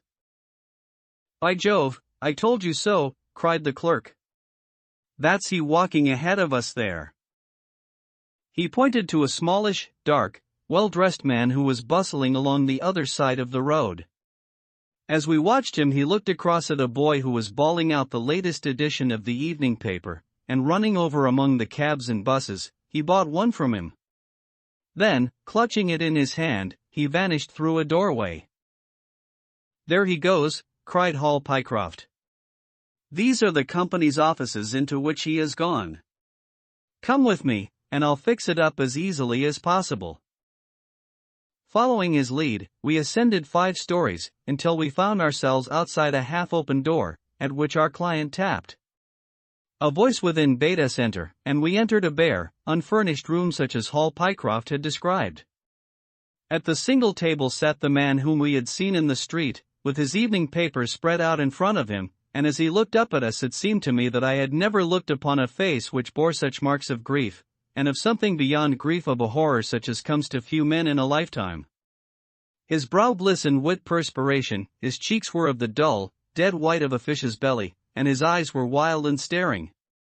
He looked at his clerk as though he failed to recognize him, and I could see by the astonishment depicted upon our conductor's face that this was by no means the usual appearance of his employer. "You look ill, Mr. Pinner," he exclaimed. "Yes, I am not very well," answered the other, making obvious efforts to pull himself together, and licking his dry lips before he spoke. "Who are these gentlemen whom you have brought with you?" "One is Mr. Harris, of Bermondsey, and the other is Mr. Price, of this town," said our clerk, glibly. "They are friends of mine and gentlemen of experience, but they have been out of a place for some little time, and they hope that perhaps you might find an opening for them in the company's employment." "Very possibly." "Very possibly," cried Mr. Pinner with a ghastly smile. "Yes, I have no doubt that we shall be able to do something for you. What is your particular line, Mr. Harris?" "I am an accountant," said Holmes. "Ah yes, we shall want something of the sort." "And you, Mr. Price?" "A clerk," said I. I have every hope that the company may accommodate you. I will let you know about it as soon as we come to any conclusion. And now I beg that you will go. For God's sake, leave me to myself." These last words were shot out of him, as though the constraint which he was evidently setting upon himself had suddenly and utterly burst asunder. Holmes and I glanced at each other, and Hall Pycroft took a step towards the table. "You forget, Mr. Pinner, that I am here by appointment to receive some directions from you," said he. "Certainly, Mr. Pycroft, certainly," the other resumed in a calmer tone. "You may wait here a moment, and there is no reason why your friends should not wait with you. I will be entirely at your service in 3 minutes, if I might trespass upon your patience so far." He rose with a very courteous air, and, bowing to us, he passed out through a door at the farther end of the room, which he closed behind him. "What now?" whispered Holmes. "Is he giving us the slip?" "Impossible," answered Pycroft. "Why so?" "That door leads into an inner room." "There is no exit?" "None." "Is it furnished?" "It was empty yesterday." "Then what on earth can he be doing? There is something which I don't understand in his manner. If ever a man was 3 parts mad with terror, that man's name is Pinner. What can have put the shivers on him?" "He suspects that we are detectives," I suggested. "That's it," cried Pycroft. Holmes shook his head. He did not turn pale. "He was pale when we entered the room," said he. "It is just possible that—" His words were interrupted by a sharp rat-tat from the direction of the inner door. "What the deuce is he knocking at his own door for?" cried the clerk. Again and much louder came the rat-tat-tat. We all gazed expectantly at the closed door. Glancing at Holmes, I saw his face turn rigid, and he leaned forward in intense excitement. Then suddenly came a low gargling sound, and a brisk drumming upon woodwork. Holmes sprang frantically across the room and pushed at the door. It was fastened on the inner side. Following his example, we threw ourselves upon it with all our weight. One hinge snapped, then the other, and down came the door with a crash. Rushing over it, we found ourselves in the inner room. It was empty. But it was only for a moment that we were at fault. At one corner, the corner nearest the room which we had left, there was a second door. Holmes sprang to it and pulled it open. A coat and waistcoat were lying on the floor, and from a hook behind the door, with his own braces round his neck, was hanging the managing director of the Franco-Midland Hardware Company. His knees were drawn up, his head hung at a dreadful angle to his body, and the clatter of his heels against the door made the noise which had broken in upon our conversation. In an instant I had caught him round the waist, and held him up while Holmes and Pycroft untied the elastic bands which had disappeared between the livid creases of skin. Then we carried him into the other room, where he lay with a clay-colored face, puffing his purple lips in and out with every breath, a dreadful wreck of all that he had been but 5 minutes before. "What do you think of him, Watson?" asked Holmes. I stooped over him and examined him. His pulse was feeble and intermittent, but his breathing grew longer, and there was a little shivering of his eyelids, which showed a thin white slit of ball beneath. "It has been touch and go with him," said I, "but he'll live now. Just open that window, and hand me the water carafe." I undid his collar, poured the cold water over his face, and raised and sank his arms until he drew a long, natural breath. "It's only a question of time now," said I, as I turned away from him. Holmes stood by the table, with his hands deep in his trousers pockets and his chin upon his breast. "I suppose we ought to call the police in now," said he. "And yet I confess that I'd like to give them a complete case when they come." "It's a blessed mystery to me," cried Pycroft, scratching his head. "Whatever they wanted to bring me all the way up here for, and then—" "Pooh! All that is clear enough, said Holmes impatiently. It is this last sudden move. You understand the rest, then? I think that it is fairly obvious. What do you say, Watson? I shrugged my shoulders. I must confess that I am out of my depths, said I. Oh, surely if you consider the events at first they can only point to one conclusion. What do you make of them? Well, the whole thing hinges upon 2 points. The first is the making of Pycroft write a declaration by which he entered the service of this preposterous company. Do you not see how very suggestive that is? I am afraid I miss the point. Well, why did they want him to do it? Not as a business matter, for these arrangements are usually verbal, and there was no earthly business reason why this should be an exception. Don't you see, my young friend, that they were very anxious to obtain a specimen of your handwriting, and had no other way of doing it? And why? Quite so. Why? When we answer that we have made some progress with our little problem. Why? There can be only one adequate reason. Someone wanted to learn to imitate your writing, and had to procure a specimen of it first. And now if we pass on to the second point we find that each throws light upon the other. That point is the request made by Pinner that you should not resign your place, but should leave the manager of this important business in the full expectation that a Mr. Hall Pycroft, whom he had never seen, was about to enter the office upon the Monday morning. My God, cried our client, what a blind beetle I have been. Now you see the point about the handwriting. Suppose that someone turned up in your place who wrote a completely different hand from that in which you had applied for the vacancy, of course the game would have been up. But in the interval the rogue had learned to imitate you, and his position was therefore secure, as I presume that nobody in the office had ever set eyes upon you. Not a soul, groaned Hall Pycroft. Very good. Of course it was of the utmost importance to prevent you from thinking better of it, and also to keep you from coming into contact with anyone who might tell you that your double was at work in Mawson's office. Therefore they gave you a handsome advance on your salary, and ran you off to the Midlands, where they gave you enough work to do to prevent your going to London, where you might have burst their little game up. That is all plain enough. But why should this man pretend to be his own brother? Well, that is pretty clear also. There are evidently only 2 of them in it. The other is personating you at the office. This one acted as your engager, and then found that he could not find you an employer without admitting a third person into his plot. That he was most unwilling to do. He changed his appearance as far as he could, and trusted that the likeness, which you could not fail to observe, would be put down to a family resemblance. But for the happy chance of the gold stuffing, your suspicions would probably never have been aroused.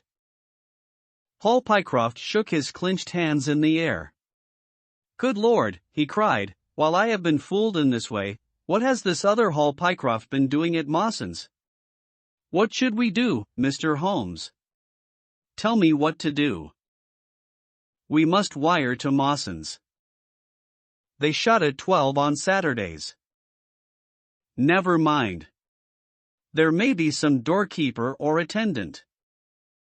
Ah yes, they keep a permanent guard there on account of the value of the securities that they hold. I remember hearing it talked of in the city. Very good, we shall wire to him, and see if all is well, and if a clerk of your name is working there.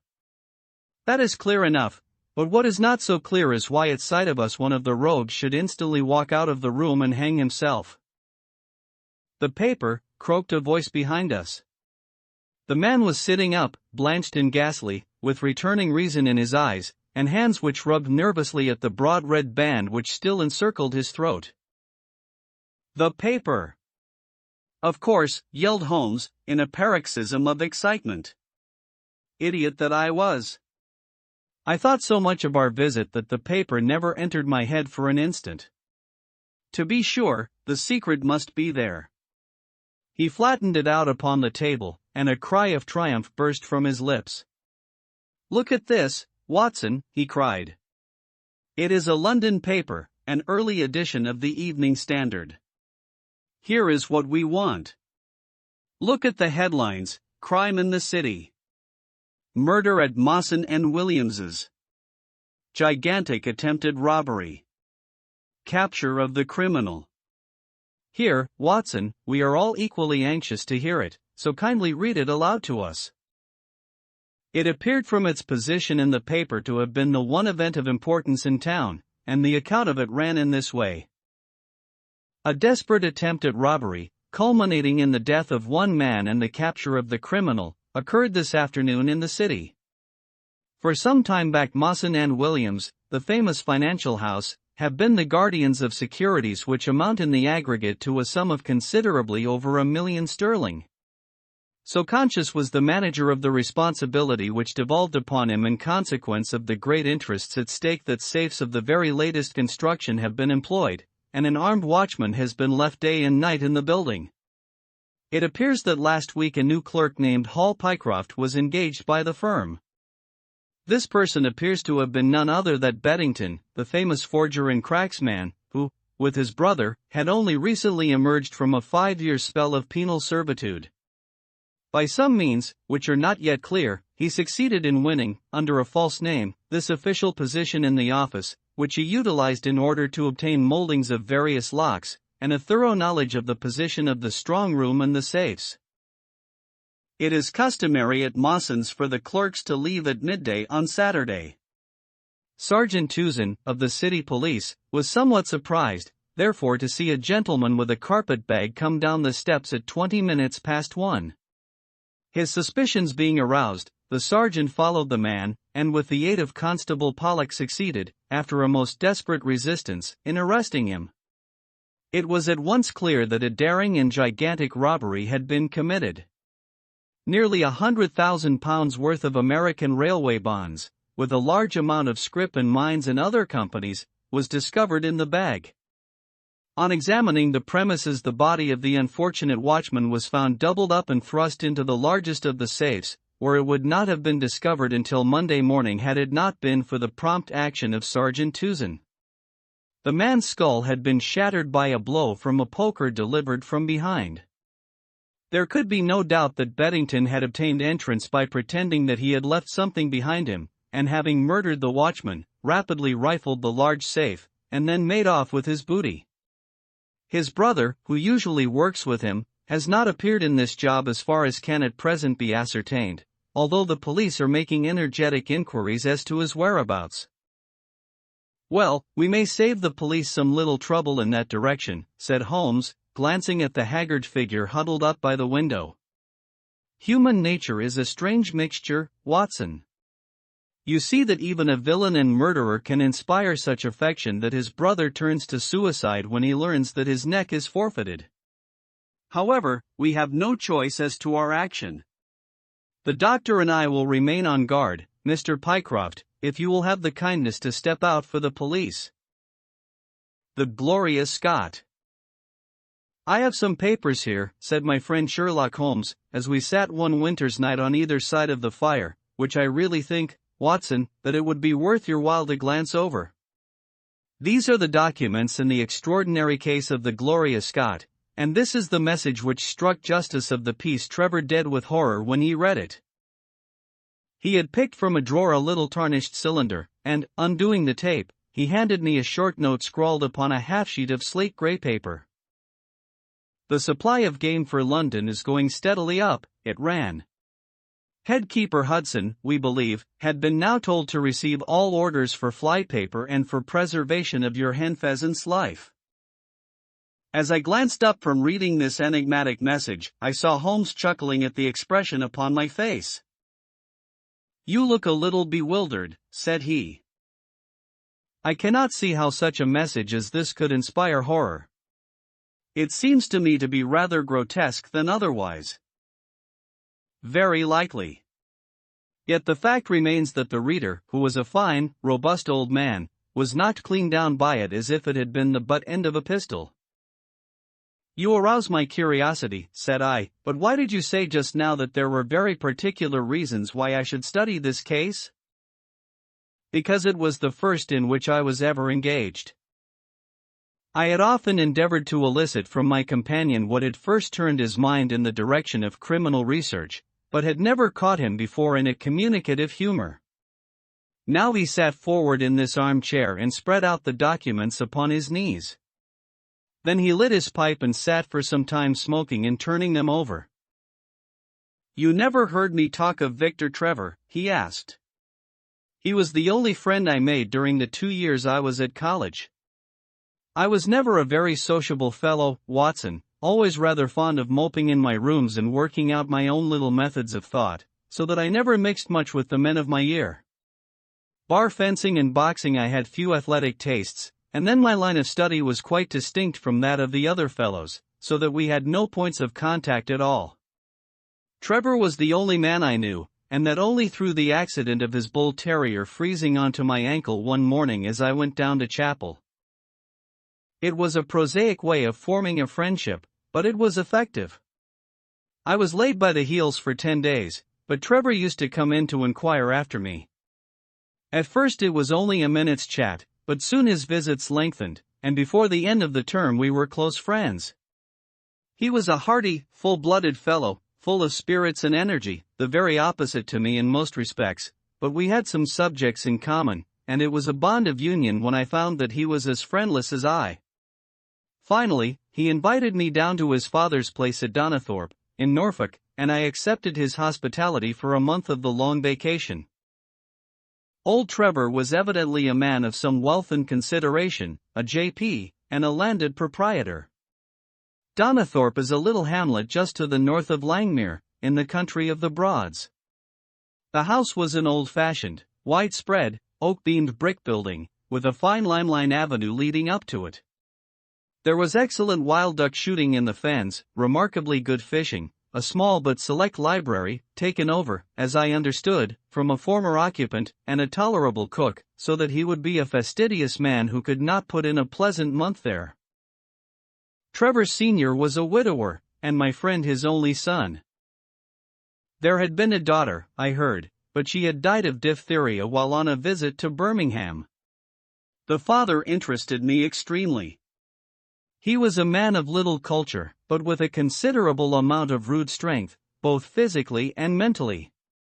He knew hardly any books, but he had traveled far, had seen much of the world, and had remembered all that he had learned. In person he was a thick-set, burly man with a shock of grizzled hair, a brown, weather-beaten face, and blue eyes which were keen to the verge of fierceness. Yet he had a reputation for kindness and charity on the countryside, and was noted for the leniency of his sentences from the bench. One evening, shortly after my arrival, we were sitting over a glass of port after dinner, when young Trevor began to talk about those habits of observation and inference which I had already formed into a system, although I had not yet appreciated the part which they were to play in my life. The old man evidently thought that his son was exaggerating in his description of 1 or 2 trivial feats which I had performed. "Come, now, Mr. Holmes," said he, laughing good-humoredly.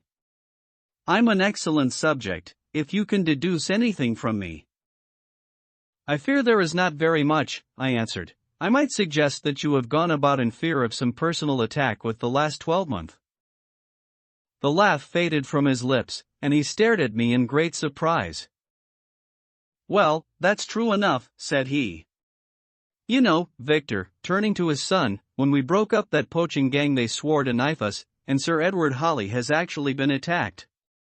I've always been on my guard since then, though I have no idea how you know it." "You have a very handsome stick," I answered. "By the inscription I observed that you had not had it more than a year. But you have taken some pains to bore the head of it and pour melted lead into the hole so as to make it a formidable weapon. I argued that you would not take such precautions unless you had some danger to fear." "Anything else?" he asked, smiling. "You have boxed a good deal in your youth." "Right again. How did you know it? Is my nose not a little out of the straight?" No, said I, it is your ears. They have the peculiar flattening and thickening which marks the boxing man. Anything else? You have done a good deal of digging by your callosities. Made all my money at the gold fields. You have been in New Zealand. Right again. You have visited Japan. Quite true. And you have been most intimately associated with someone whose initials were J.A., and whom you afterwards were eager to entirely forget. Mr. Trevor stood slowly up, fixed his large blue eyes upon me with a strange wild stare, and then pitched forward, with his face among the nutshells which strewed the cloth, in a dead faint. You can imagine, Watson, how shocked both his son and I were. His attack did not last long, however, for when we undid his collar, and sprinkled the water from one of the finger-glasses over his face, he gave a gasp or two and sat up. Ah, boys, said he, forcing a smile, I hope I haven't frightened you. Strong as I look, there is a weak place in my heart, and it does not take much to knock me over. I don't know how you manage this, Mr. Holmes, but it seems to me that all the detectives of fact and of fancy would be children in your hands. That's your line of life, sir, and you may take the word of a man who has seen something of the world. And that recommendation, with the exaggerated estimate of my ability with which he prefaced it, was, if you will believe me, Watson, the very first thing which ever made me feel that a profession might be made out of what had up to that time been the merest hobby. At the moment, however, I was too much concerned at the sudden illness of my host to think of anything else. I hope that I have said nothing to pain you, said I. Well, you certainly touched upon rather a tender point. Might I ask how you know, and how much you know? He spoke now in a half-jesting fashion, but a look of terror still lurked at the back of his eyes. It is simplicity itself, said I. When you bared your arm to draw that fish into the boat, I saw that J had been tattooed in the bend of the elbow. The letters were still legible, but it was perfectly clear from their blurred appearance, and from the staining of the skin round them, that efforts had been made to obliterate them. It was obvious, then, that those initials had once been very familiar to you, and that you had afterwards wished to forget them. What an eye you have, he cried, with a sigh of relief. It is just as you say. But we won't talk of it. Of all ghosts, the ghosts of our old lovers are the worst. Come into the billiard room and have a quiet cigar. From that day, amid all his cordiality, there was always a touch of suspicion in Mr. Trevor's manner towards me. Even his son remarked it. You've given the governor such a turn, said he, that he'll never be sure again of what you know and what you don't know. He did not mean to show it, I am sure, but it was so strongly in his mind that it peeped out at every action. At last I became so convinced that I was causing him uneasiness that I drew my visit to a close. On the very day, however, before I left, an incident occurred which proved in the sequel to be of importance. We were sitting out upon the lawn on garden chairs, the three of us, basking in the sun and admiring the view across the Broads, when a maid came out to say that there was a man at the door who wanted to see Mr. Trevor. What is his name? Asked my host. He would not give any. What does he want, then? He says that you know him, and that he only wants a moment's conversation. Show him round here. An instant afterwards there appeared a little wizened fellow with a cringing manner and a shambling style of walking.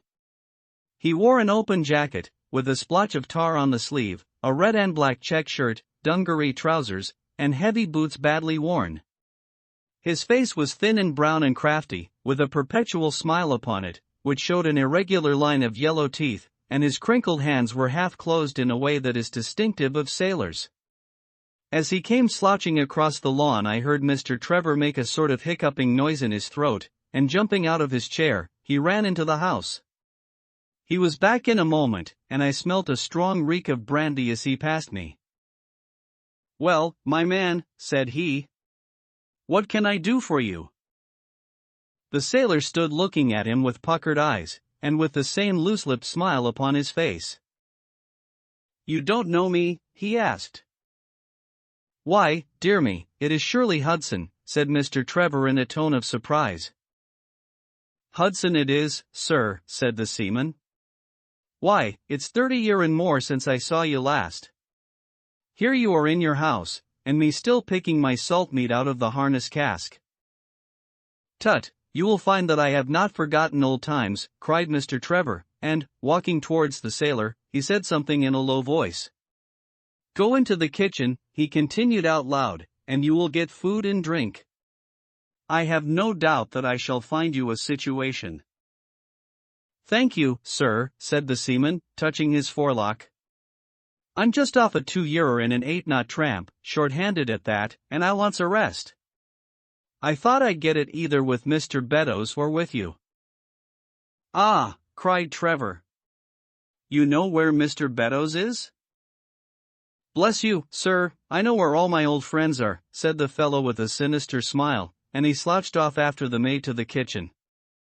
Mr. Trevor mumbled something to us about having been shipmate with the man when he was going back to the diggings, and then, leaving us on the lawn, he went indoors. An hour later, when we entered the house, we found him stretched dead drunk upon the dining-room sofa. The whole incident left a most ugly impression upon my mind, and I was not sorry next day to leave Donnithorpe behind me, for I felt that my presence must be a source of embarrassment to my friend. All this occurred during the first month of the long vacation. I went up to my London rooms, where I spent 7 weeks working out a few experiments in organic chemistry. On day, however, when the autumn was far advanced and the vacation drawing to a close, I received a telegram from my friend imploring me to return to Donnithorpe, and saying that he was in great need of my advice and assistance. Of course I dropped everything and set out for the north once more. He met me with the dog-cart at the station, and I saw at a glance that the last 2 months had been very trying ones for him. He had grown thin and careworn, and had lost the loud, cheery manner for which he had been remarkable. The governor is dying, were the first words he said. Impossible! I cried. What is the matter? Apoplexy. Nervous shock, he's been on the verge all day. I doubt if we shall find him alive. I was, as you may think, Watson, horrified at this unexpected news. What has caused it? I asked. Ah, that is the point. Jump in and we can talk it over while we drive. You remember that fellow who came upon the evening before you left us? Perfectly. Do you know who it was that we let into the house that day? I have no idea. It was the devil, Holmes, he cried.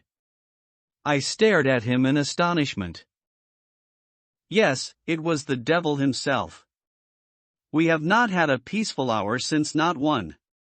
The governor has never held up his head from that evening, and now the life has been crushed out of him and his heart broken, all through this accursed Hudson. What power had he, then?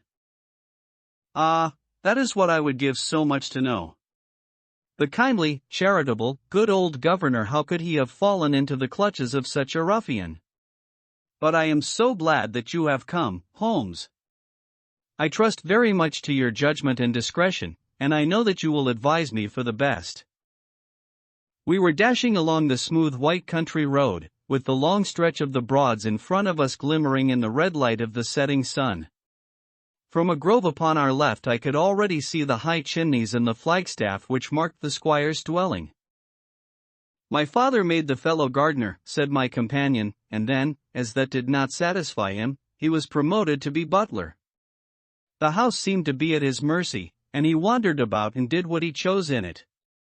The maids complained of his drunken habits and his vile language. The dad raised their wages all round to recompense them for the annoyance. The fellow would take the boat and my father's best gun and treat himself to little shooting trips. And all this with such a sneering, leering, insolent face that I would have knocked him down 20 times over if he had been a man of my own age.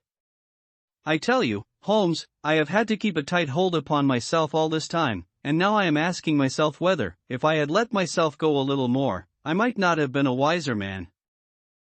Well, matters went from bad to worse with us, and this animal Hudson became more and more intrusive, until at last, on making some insolent reply to my father in my presence one day, I took him by the shoulders and turned him out of the room.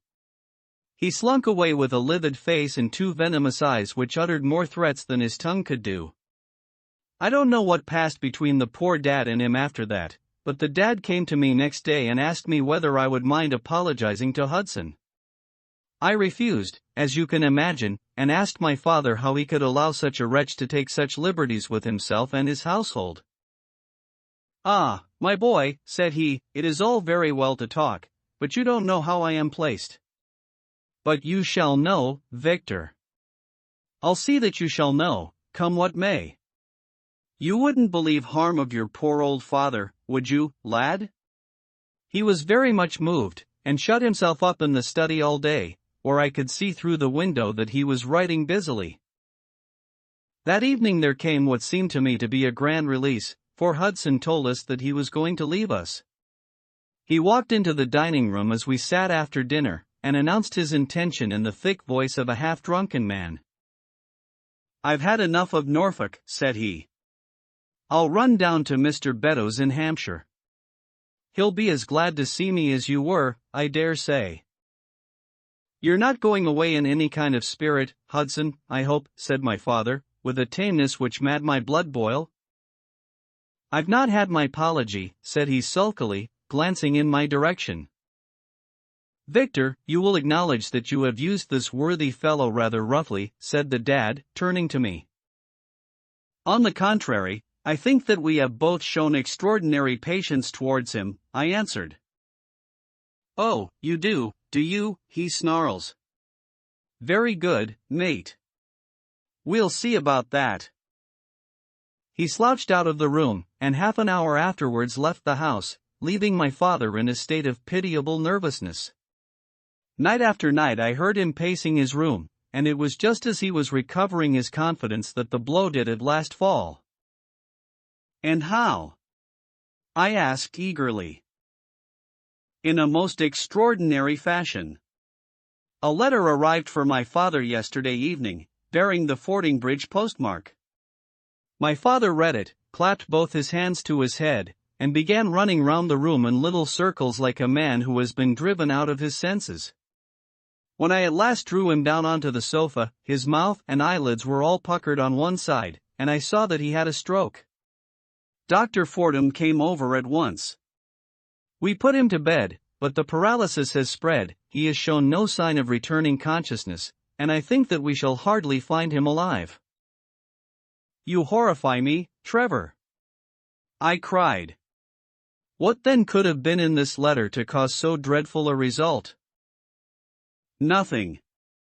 There lies the inexplicable part of it. The message was absurd and trivial. Ah, my God, it is as I feared." As he spoke we came round the curve of the avenue, and saw in the fading light that every blind in the house had been drawn down. As we dashed up to the door, my friend's face convulsed with grief, a gentleman in black emerged from it. "When did it happen, doctor?" asked Trevor. "Almost immediately after you left."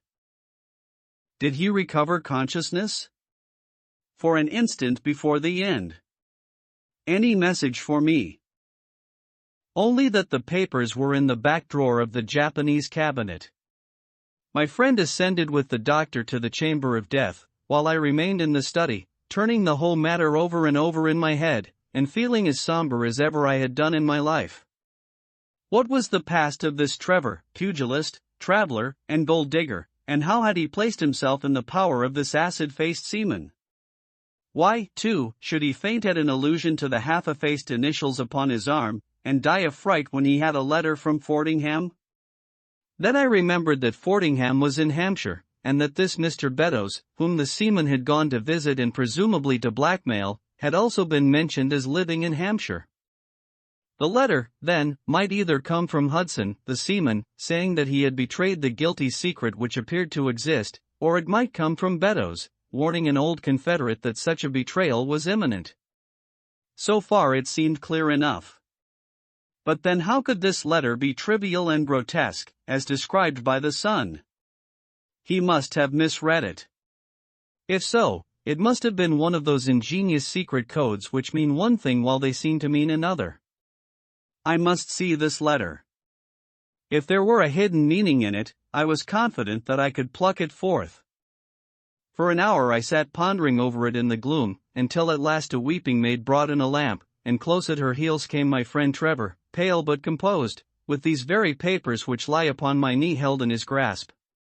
He sat down opposite to me, drew the lamp to the edge of the table, and handed me a short note scribbled, as you see, upon a single sheet of grey paper.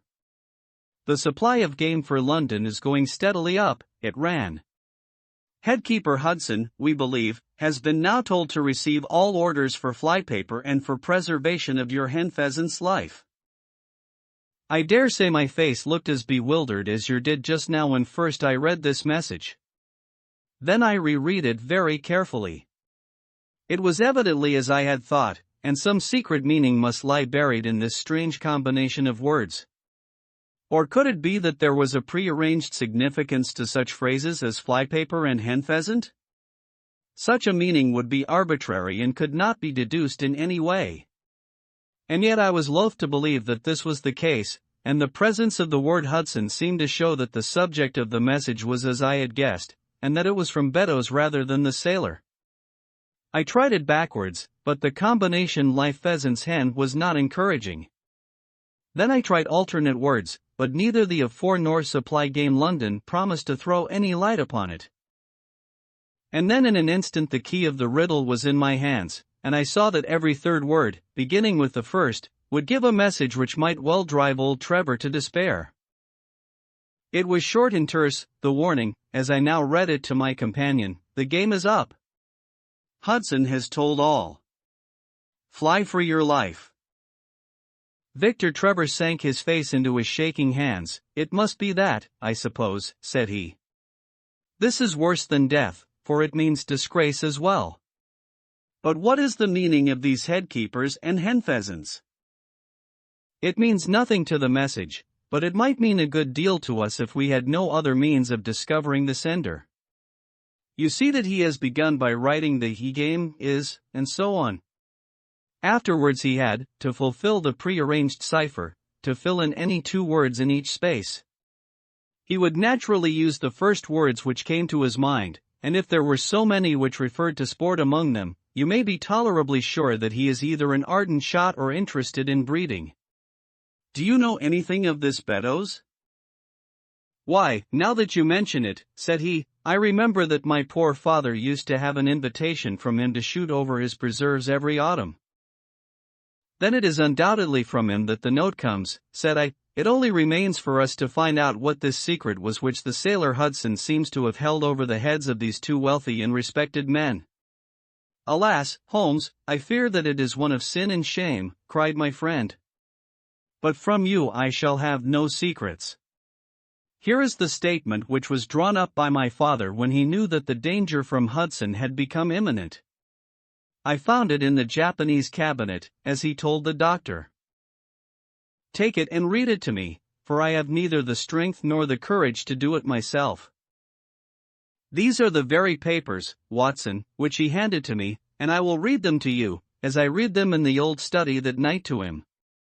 They are endorsed outside, as you see, some particulars of the voyage of the bark Gloria Scott, from relieving Falmouth on the October 8, 1855, to her destruction in N. lat. 15 degrees 20 minutes, W. long 25 degrees 14 minutes on November 6. It is in the form of a letter, and runs in this way.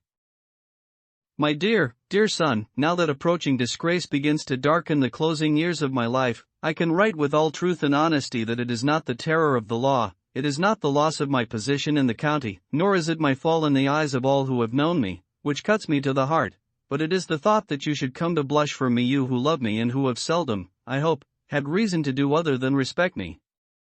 But if the blow falls which is forever hanging over me, then I should wish you to read this, that you may know straight from me how far I have been to blame. On the other hand, if all should go well, which may kind God Almighty grant, Then if by any chance this paper should be still undestroyed and should fall into your hands, I conjure you, by all you hold sacred, by the memory of your dear mother, and by the love which had been between us, to hurl it into the fire and to never give one thought to it again. If then your eye goes on to read this line, I know that I shall already have been exposed and dragged from my home, or as is more likely, for you know that my heart is weak, by lying with my tongue sealed forever in death. In either case the time for suppression is past, and every word which I tell you is the naked truth, and this I swear as I hope for mercy. My name, dear lad, is not Trevor.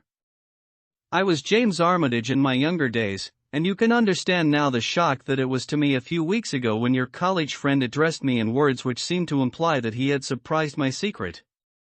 As Armitage it was that I entered a London banking house, and as Armitage I was convicted of breaking my country's laws, and was sentenced to transportation. Do not think very harshly of me, laddie. It was a debt of honor, so-called, which I had to pay, and I used money which was not my own to do it, in the certainty that I could replace it before there could be any possibility of its being missed. But the most dreadful ill luck pursued me. The money which I had reckoned upon never came to hand, and a premature examination of accounts exposed my deficit. The case might have been dealt leniently with, but the laws were more harshly administered 30 years ago than now, and on my 23rd birthday I found myself chained as a felon with 37 other convicts in 'tween decks of the bark Gloria Scott, bound for Australia. It was the year 55 when the Crimean War was at its height, and the old convict ships had been largely used as transports in the Black Sea. The government was compelled, therefore, to use smaller and less suitable vessels for sending out their prisoners. The Gloria Scott had been in the Chinese tea trade, but she was an old-fashioned, heavy-bowed, broad-beamed craft, and the new clippers had cut her out. She was a 500-ton boat, and besides her 38 jailbirds, she carried 26 of a crew, 18 soldiers, a captain, 3 mates, a doctor, a chaplain, and 4 warders. Nearly 100 souls were in her, all told, when we set from Falmouth. The partitions between the cells of the convicts, instead of being of thick oak, as is usual in convict ships, were quite thin and frail. The man next to me, upon the aft side, was one whom I had particularly noticed when we were led down the quay. He was a young man with a clear, hairless face, a long, thin nose, and rather nutcracker jaws. He carried his head very jauntily in the air, had a swaggering style of walking, and was, above all else, remarkable for his extraordinary height. I don't think any of our heads would have come up to his shoulder, and I am sure that he could not have measured less than 6½ feet. It was strange among so many sad and weary faces to see one which was full of energy and resolution. The sight of it was to me like a fire in a snowstorm. I was glad, then, to find that he was my neighbor, and gladder still when, in the dead of the night, I heard a whisper close to my ear, and found that he had managed to cut an opening in the board which separated us.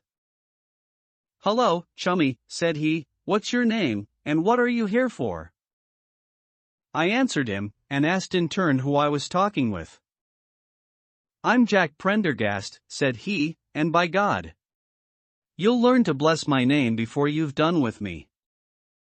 I remembered hearing of his case, for it was one which had made an immense sensation throughout the country some time before my own arrest. He was a man of good family and of great ability, but on incurably vicious habits, who had by an ingenious system of fraud obtained huge sums of money from the leading London merchants. "Ha, ha! You remember my case," said he proudly, single quote. "Very well, indeed. Then maybe you remember something queer about it?" "What was that, then?" "I'd had nearly $250,000, hadn't I?" "So it was said." "But none was recovered, eh?" "No." "Well, where d'ye suppose the balance is?" he asked, single quote. "I have no idea," said I. "Right between my finger and thumb," he cried. "By God! I've go more pounds to my name than you've hairs on your head. And if you've money, my son, and know how to handle it and spread it, you can do anything. Now, you don't think it likely that a man who could do anything is going to wear his breeches out sitting in the stinking hold of a rat-gutted, beetle-ridden, moldy old coffin of a China coaster. No, sir, such a man will look after himself and will look after his chums. You may lay to that. You hold on to him, and you may kiss the book that he'll haul you through. That was his style of talk, and at first I thought it meant nothing, but after a while, when he had tested me and sworn me in with all possible solemnity, he let me understand that there really was a plot to gain command of the vessel. A dozen of the prisoners had hatched it before they came aboard. Prendergast was the leader, and his money was the motive power. "I'd a partner," said he, "a rare good man, as true as a stock to a barrel. He's got the dibs, he has, and where do you think he is at this moment? Why, he's the chaplain of this ship, the chaplain, no less. He came aboard with a black coat, and his papers right, and money enough in his box to buy the thing right up from keel to main truck. The crew are his, body and soul. He could buy 'em at so much a gross with a cash discount, and he did it before ever they signed on. He's got 2 of the warders and Mirror, the second mate, and he'd get the captain himself, if he thought him worth it." "What are we to do, then?" I asked. "What do you think?" said he. "We'll make the coats of some of these soldiers redder than ever the tailor did." "But they are armed," said I. "And so shall we be, my boy. There's a brace of pistols for every mother's son of us, and if we can't carry this ship, with the crew at our back, it's time we were all sent to a young Mrs. boarding school. You speak to your mate upon the left tonight, and see if he is to be trusted." I did so, and found my other neighbor to be a young fellow in much the same position as myself, whose crime had been forgery. His name was Evans, but he afterwards changed it, like myself, and is now a rich and prosperous man in the south of England. He was ready enough to join the conspiracy, as the only means of saving ourselves, and before we had crossed the bay there were only 2 of the prisoners who were not in the secret. One of these was of weak mind, and we did not dare to trust him, and the other was suffering from jaundice, and could not be of any use to us. From the beginning there was really nothing to prevent us from taking possession of the ship. The crew were a set of ruffians, specially picked for the job. The sham chaplain came into our cells to exhort us, carrying a black bag, supposed to be full of tracts, and so often did he come that by the 3rd day we had each stowed away at the foot of our beds a file, a brace of pistols, a pound of powder, and 20 slugs. 2 of the warders were agents of Prendergast, and the second mate was his right-hand man. The captain, the 2 mates, 2 warders, Lieutenant Martin, his 18 soldiers, and the doctor were all that we had against us. Yet, safe as it was, we determined to neglect no precaution, and to make our attack suddenly by night. It came, however, more quickly than we expected, and in this way. One evening, about the 3rd week after our start, the doctor had come down to see one of the prisoners who was ill, and putting his hand down on the bottom of his bunk he felt the outline of the pistols. If he had been silent he might have blown the whole thing, but he was a nervous little chap, so he gave a cry of surprise and turned so pale that the man knew what was up in an instant and seized him. He was gagged before he could give the alarm, and tied down upon the bed.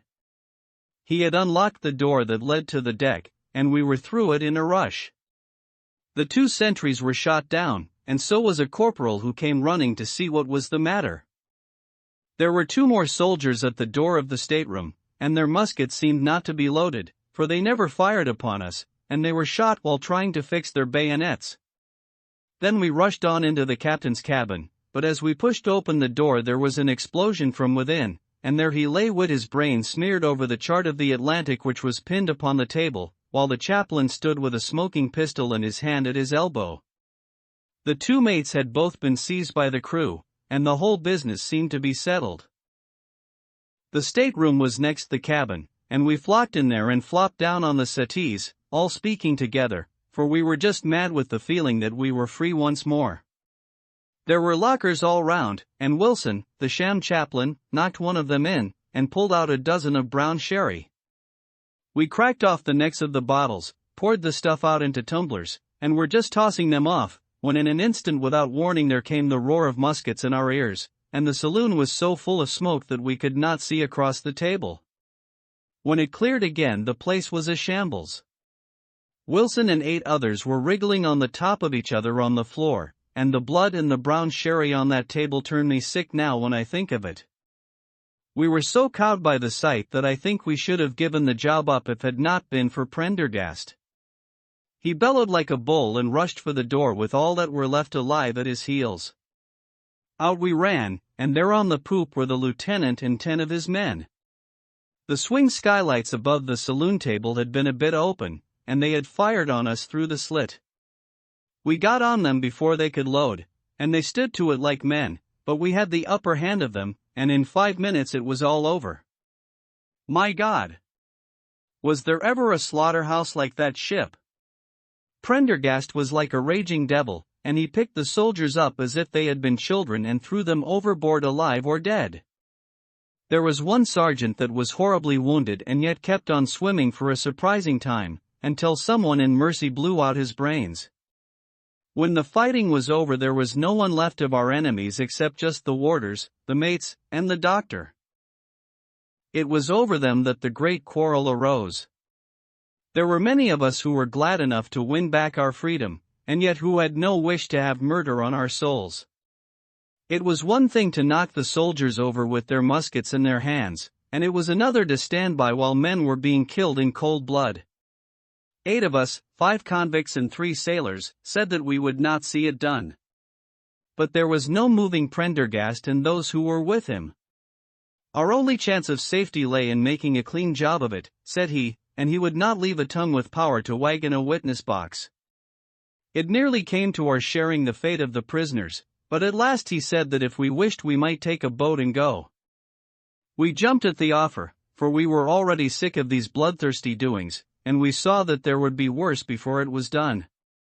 We were given a suit of sailor togs each, a barrel of water, 2 casks, one of junk and one of biscuits, and a compass. Prendergast threw us over a chart, told us that we were shipwrecked mariners whose ship had foundered in lat 15 degrees and long 25 degrees west, and then cut the painter and let us go. And now I come to the most surprising part of my story, my dear son.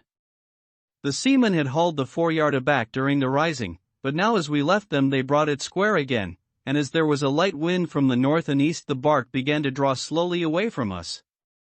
Our boat lay, rising and falling, upon the long, smooth rollers, and Evans and I, who were the most educated of the party, were sitting in the sheets working out our position and planning what coast we should make for.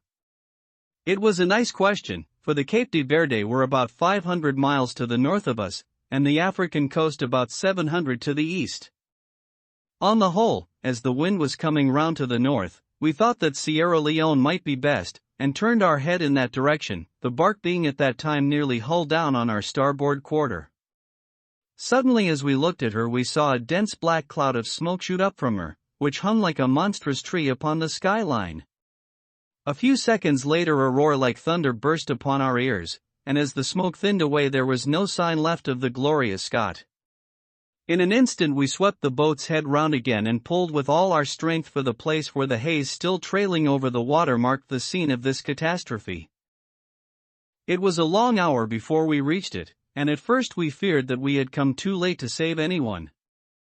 A splintered boat and a number of crates and fragments of spars rising and falling on the waves showed us where the vessel had foundered, but there was no sign of life, and we had turned away in despair when we heard a cry for help, and saw at some distance a piece of wreckage with a man lying stretched across it.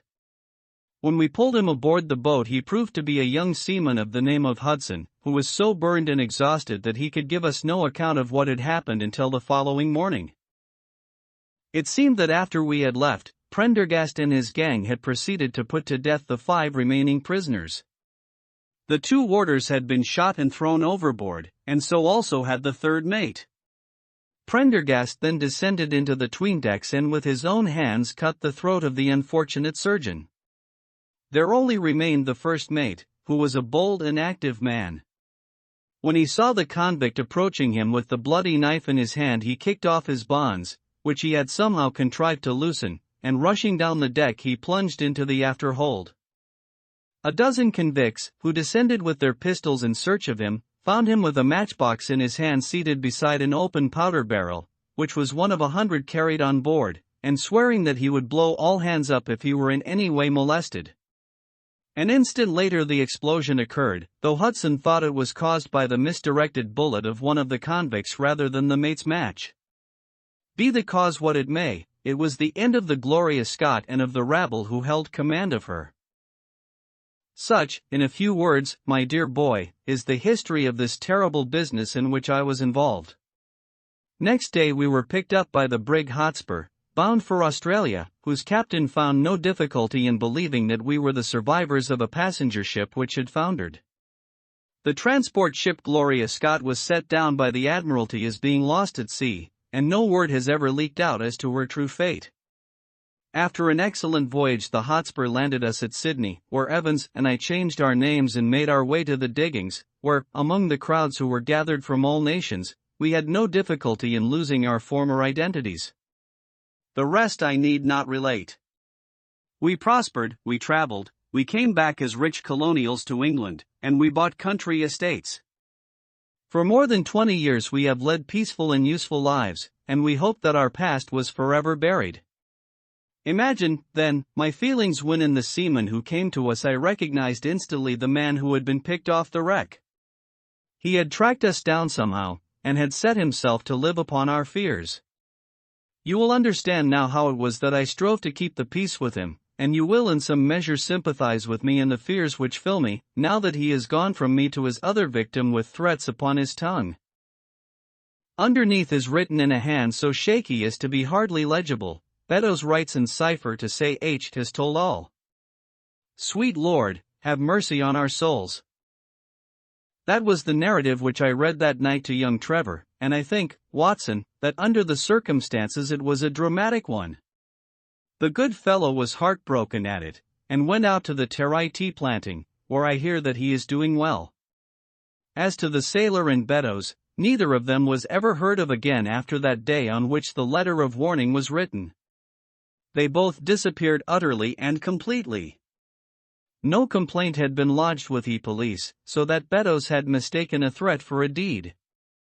Hudson had been seen lurking about, and it was believed by the police that he had done away with Beddoes and had fled.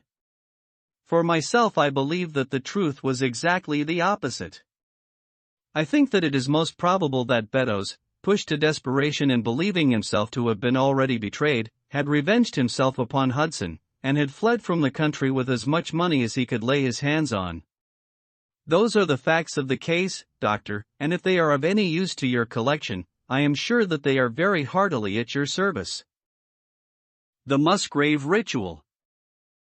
An anomaly which often struck me in the character of my friend Sherlock Holmes was that, although in his methods of thought he was the neatest and most methodical of mankind, and although also he affected a certain quiet primness of dress, he was none the less in his personal habits one of the most untidy men that ever drove a fellow lodger to distraction. Not that I am in the least conventional in that respect myself. The rough and tumble work in Afghanistan, coming on the top of a natural bohemianism of disposition, has made me rather more lax than befits a medical man. But with me there is a limit, and when I find a man who keeps his cigars in the coal scuttle, his tobacco in the toe end of a Persian slipper, and his unanswered correspondence transfixed by a jackknife into the very center of his wooden mantelpiece, then I begin to give myself virtuous airs. I have always held, too, that pistol practice should be distinctly an open-air pastime, and when Holmes, in one of his queer humors, would sit in an armchair with his hair trigger and 100 boxer cartridges, and proceed to adorn the opposite wall with a patriotic V. Art done in bullet pox, I felt strongly that neither the atmosphere nor the appearance of our room was improved by it. Our chambers were always full of chemicals and of criminal relics which had a way of wandering into unlikely positions, and of turning up in the butter dish or in even less desirable places. But his papers were my great crux. He had a horror of destroying documents, especially those which were connected with his past cases, and yet it was only once in every year or two that he would muster energy to docket and arrange them, for, as I have mentioned somewhere in these incoherent memoirs, The outbursts of passionate energy when he performed the remarkable feats with which his name is associated were followed by reactions of lethargy during which he would lie about with his violin and his books, hardly moving save from the sofa to the table. Thus month after month his papers accumulated, until every corner of the room was stacked with bundles of manuscript which were on no account to be burned, and which could not be put away save by their owner. One winter's night, as we sat together by the fire, I ventured to suggest to him that, as he had finished pasting extracts into his commonplace book, he might employ the next 2 hours in making our room a little more habitable. He could not deny the justice of my request, so with a rather rueful face he went off to his bedroom, from which he returned presently pulling a large tin box behind him. This he placed in the middle of the floor and, squatting down upon a stool in front of it, he threw back the lid. I could see that it was already a third full of bundles of paper tied up with red tape into separate packages. "There are cases enough here, Watson," said he, looking at me with mischievous eyes. "I think that if you knew all that I had in this box you would ask me to pull some out instead of putting others in." "These are the records of your early work, then?" I asked. "I have often wished that I had notes of those cases." "Yes, my boy, these were all done prematurely before my biographer had come to glorify me." He lifted bundle after bundle in a tender, caressing sort of way. "They are not all successes, Watson," said he. "But there are some pretty little problems among them. Here's the record of the Tarleton murders, and the case of Vamberry, the wine merchant, and the adventure of the old Russian woman, and the singular affair of the aluminium crutch, as well as a full account of Ricoletti of the clubfoot, and his abominable wife. And here now, this really is something a little recherché." He dived his arm down to the bottom of the chest, and brought up a small wooden box with a sliding lid, such as children's toys are kept in. From within he produced a crumpled piece of paper, an old-fashioned brass key, a peg of wood with a ball of string attached to it, and 3 rusty old discs of metal. "Well, my boy, what do you make of this lot?" he asked, smiling at my expression. "It is a curious collection." "Very curious, and the story that hangs round it will strike you as being more curious still." "These relics have a history then?" "So much so that they are history." "What do you mean by that?" Sherlock Holmes picked them up one by one, and laid them along the edge of the table. Then he reseated himself in his chair and looked them over with a gleam of satisfaction in his eyes. "These," said he, "are all that I have left to remind me of the adventure of the Musgrave ritual." I had heard him mention the case more than once, though I had never been able to gather the details. "I should be so glad," said I, "if you would give me an account of it." "And leave the litter as it is?" he cried, mischievously. "Your tidiness won't bear much strain after all, Watson. But I should be glad that you should add this case to your annals, for there are points in it which make it quite unique in the criminal records of this or, I believe, of any other country. A collection of my trifling achievements would certainly be incomplete which contained no account of this very singular business. You may remember how the affair of the Gloria Scott, and my conversation with the unhappy man whose fate I told you of, first turned my attention in the direction of the profession which has become my life's work. You see me now when my name has become known far and wide, and when I am generally recognized both by the public and by the official force as being a final court of appeal in doubtful cases. Even when you knew me first, at the time of the affair which you have commemorated in A Study in Scarlet, I had already established a considerable, though not a very lucrative, connection. You can hardly realize, then, how difficult I found it at first, and how long I had to wait before I succeeded in making any headway.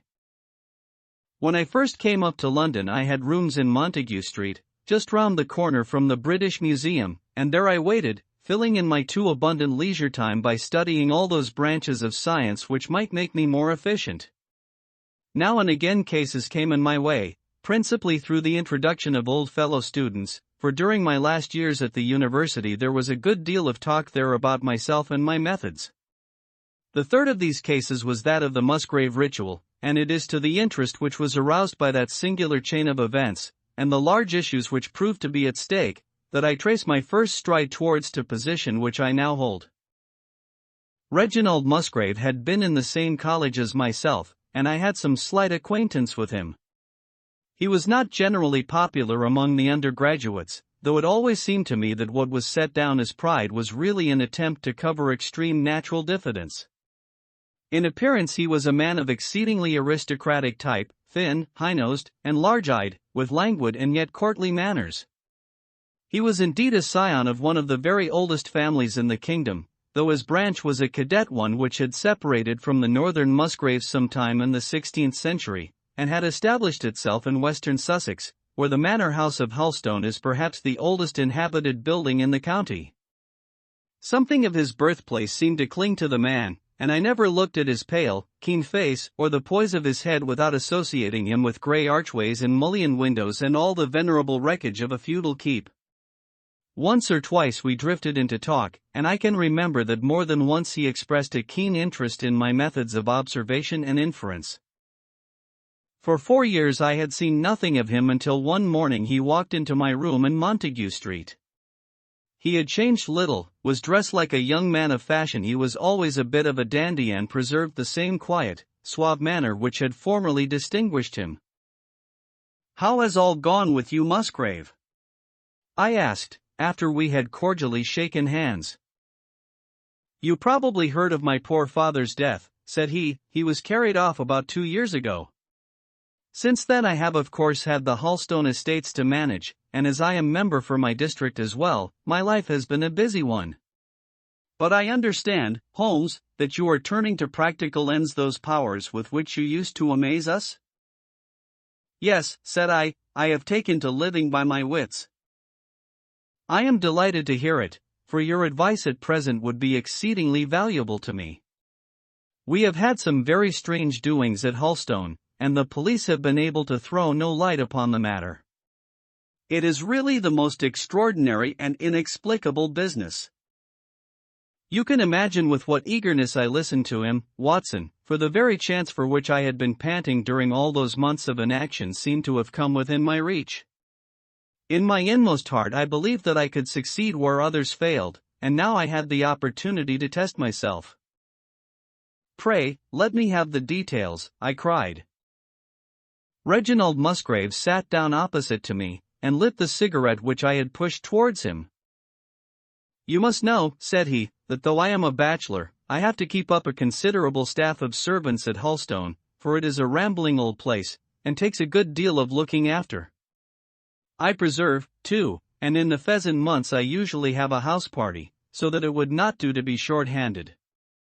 Altogether there are 8 maids, the cook, the butler, 2 footmen, and a boy.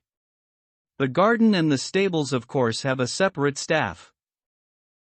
Of these servants the one who had been longest in our service was Brunton the butler. He was a young schoolmaster out of place when he was first taken up by my father, but he was a man of great energy and character, and he soon became quite invaluable in the household. He was a well-grown, handsome man, with a splendid forehead, and though he has been with us for 20 years he cannot be more than 40 now. With his personal advantages and his extraordinary gifts, for he can speak several languages and play nearly every musical instrument, it is wonderful that he should have been satisfied so long in such a position, but I suppose that he was comfortable, and lacked energy to make any change. The butler of Hulstone is always a thing that is remembered by all who visit us. But this paragon has one fault. He is a bit of a Don Juan, and you can imagine that for a man like him it is not a very difficult part to play in a quiet country district. When he was married it was all right, but since he has been a widower we have had no end of trouble with him. A few months ago we were in hopes that he was about to settle down again, for he became engaged to Rachel Howells, our second housemaid, but he has thrown her over since then and taken up with Janet Tregellis, the daughter of the head gamekeeper. Rachel, who was a very good girl, but of an excitable Welsh temperament, had a sharp touch of brain fever, and goes about the house now, or did until yesterday, like a black-eyed shadow of her former self. That was our first drama at Hulstone, but a second one came to drive it from our minds, and it was prefaced by the disgrace and dismissal of butler Brunton. This was how it came about. I have said that the man was intelligent, and this very intelligence has caused his ruin, for it seems to have led to an insatiable curiosity about things which did not in the least concern him. I had no idea of the lengths to which this would carry him, until the merest accident opened my eyes to it. I have said that the house is a rambling one. One day last week on Thursday night, to be more exact, I found that I could not sleep, having foolishly taken a cup of strong café noir after my dinner. After struggling against it until 2 in the morning, I felt that it was quite hopeless, so I rose and lit the candle with the intention of continuing a novel which I was reading. The book, however, had been left in the billiard room, so I pulled on my dressing gown and started off to get it. In order to reach the billiard room, I had to descend a flight of stairs and then to cross the head of a passage which led to the library and the gun room. You can imagine my surprise when, as I looked down this corridor, I saw a glimmer of light coming from the open door of the library. I had myself extinguished the lamp and closed the door before coming to bed. Naturally, my first thought was of burglars. The corridors at Helstone have their walls largely decorated with trophies of old weapons. From one of these I picked a battle-axe, and then, leaving my candle behind me, I crept on tiptoe down the passage and peeped in at the open door. Brunton, the butler, was in the library. He was sitting, fully dressed, in an easy chair, with a slip of paper which looked like a map upon his knee, and his forehead sunk forward upon his hand in deep thought. I stood dumb with astonishment, watching him from the darkness. A small taper on the edge of the table shed a feeble light which sufficed to show me that he was fully dressed. Suddenly, as I looked, he rose from his chair, and walking over to a bureau at the side, he unlocked it and drew out one of the drawers. From this he took a paper, and returning to his seat he flattened it out beside the taper on the edge of the table, and began to study it with minute attention. My indignation at this calm examination of our family documents overcame me so far that I took a step forward, and Brunton, looking up, saw me standing in the doorway. He sprang to his feet, his face turned livid with fear, and he thrust into his breast the chart-like paper which he had been originally studying. "So," said I, "this is how you repay the trust which we have reposed in you. You will leave my service tomorrow." He bowed with the look of a man who was utterly crushed, and slunk past me without a word. The taper was still on the table, and by its light I glanced to see what the paper was which Brunton had taken from the bureau.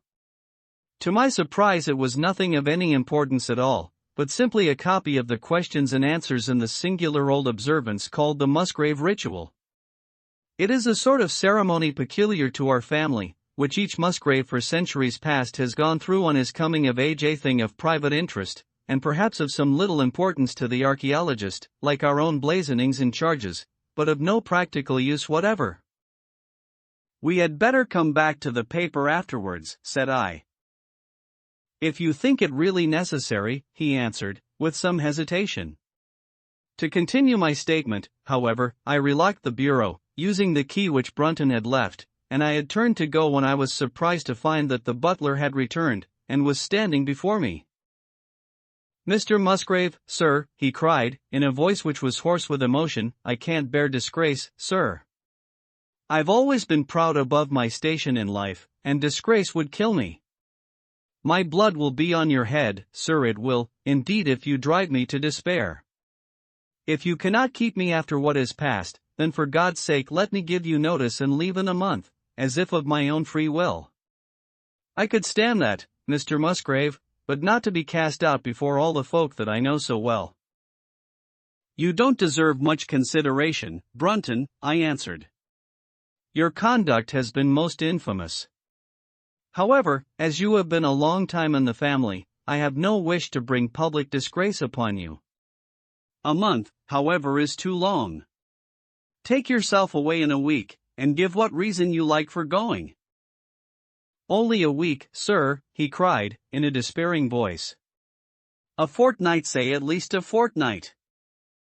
"A week," I repeated, "and you may consider yourself to have been very leniently dealt with."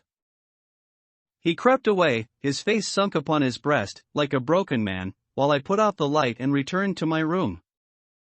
For 2 days after this Brunton was most assiduous in his attention to his duties. I made no allusion to what had passed, and waited with some curiosity to see how he would cover his disgrace. On the third morning, however, he did not appear, as was his custom, after breakfast to receive my instructions for the day. As I left the dining room, I happened to meet Rachel Howells, the maid.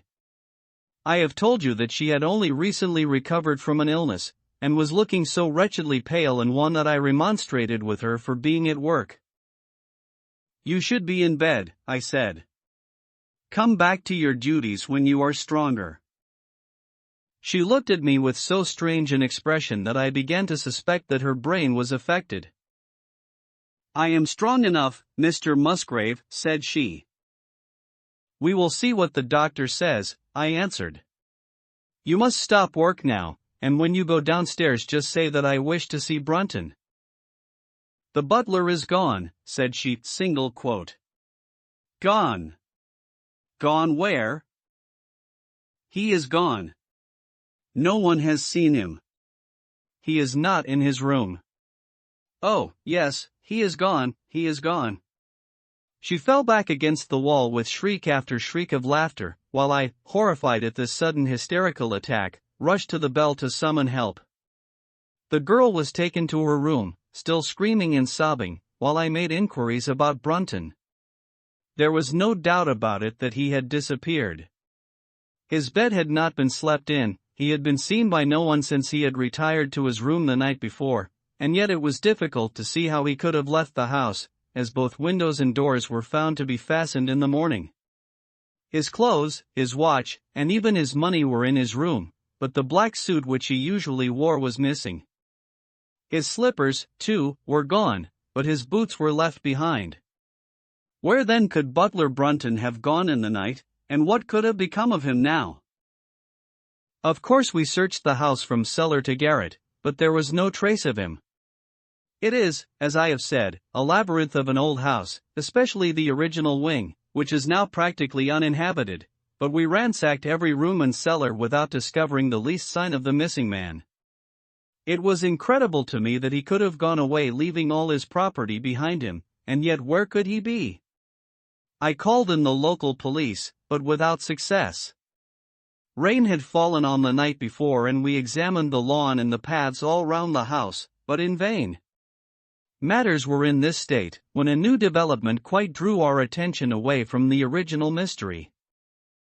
For 2 days Rachel Howells had been so ill, sometimes delirious, sometimes hysterical, that a nurse had been employed to sit up with her at night.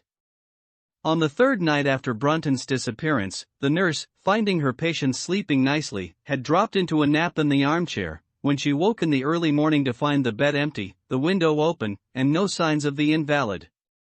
I was instantly aroused, and, with the 2 footmen, started off at once in search of the missing girl. It was not difficult to tell the direction which she had taken, for, starting from under her window, we could follow her footmarks easily across the lawn to the edge of the mere, where they vanished close to the gravel path which leads out of the grounds. The lake there is 8 feet deep, and you can imagine our feelings when we saw that the trail of the poor demented girl came to an end at the edge of it. Of course, we had the dregs at once, and set to work to recover the remains, but no trace of the body could we find. On the other hand, we brought to the surface an object of a most unexpected kind. It was a linen bag which contained within it a mass of old rusted and discolored metal and several dull-colored pieces of pebble or glass. This strange find was all that we could get from the mere, and, although we made every possible search and inquiry yesterday, we know nothing of the fate either of Rachel Howells or of Richard Brunton. The county police are at their wits' end, and I have come up to you as a last resource. You can imagine, Watson, with what eagerness I listened to this extraordinary sequence of events, and endeavored to piece them together, and to devise some common thread upon which they might all hang. The butler was gone. The maid was gone. The maid had loved the butler, but had afterwards had cause to hate him. She was of Welsh blood, fiery and passionate. She had been terribly excited immediately after his disappearance. She had flung into the lake a bag containing some curious contents. These were all factors which had to be taken into consideration, and yet none of them got quite to the heart of the matter. What was the starting point of this chain of events? There lay the end of this tangled line. "I must see that paper, Musgrave," said I, "which this butler of yours thought it worth his while to consult, even at the risk of the loss of his place." "It is rather an absurd business, this ritual of ours," he answered. "But it has at least the saving grace of antiquity to excuse it. I have a copy of the questions and answers here if you care to run your eye over them." He handed me the very paper which I have here, Watson, and this is the strange catechism to which each Musgrave had to submit when he came to man's estate. I will read you the questions and answers as they stand. Whose was it? His who is gone. Who shall have it? He who will come. Where was the sun? Over the oak. Where was the shadow? Under the elm. How was it stepped? North by 10 and by 10, east by 5 and by 5, south by 2 and by 2, west by 1 and by 1, and so under. What shall we give for it? All that is ours. Why should we give it? For the sake of the trust. The original has no date, but is in the spelling of the middle of the 17th century, remarked Musgrave. I am afraid, however, that it can be of little help to you in solving this mystery. At least, said I, it gives us another mystery, and one which is even more interesting than the first. It may be that the solution of the one may prove to be the solution of the other. You will excuse me, Musgrave, if I say that your butler appears to me to have been a very clever man, and to have had a clearer insight than 10 generations of his masters. I hardly follow you, said Musgrave. The paper seems to me to be of no practical importance. But to me it seems immensely practical, and I fancy that Brunton took the same view. He had probably seen it before that night on which you caught him. It is very possible. We took no pains to hide it.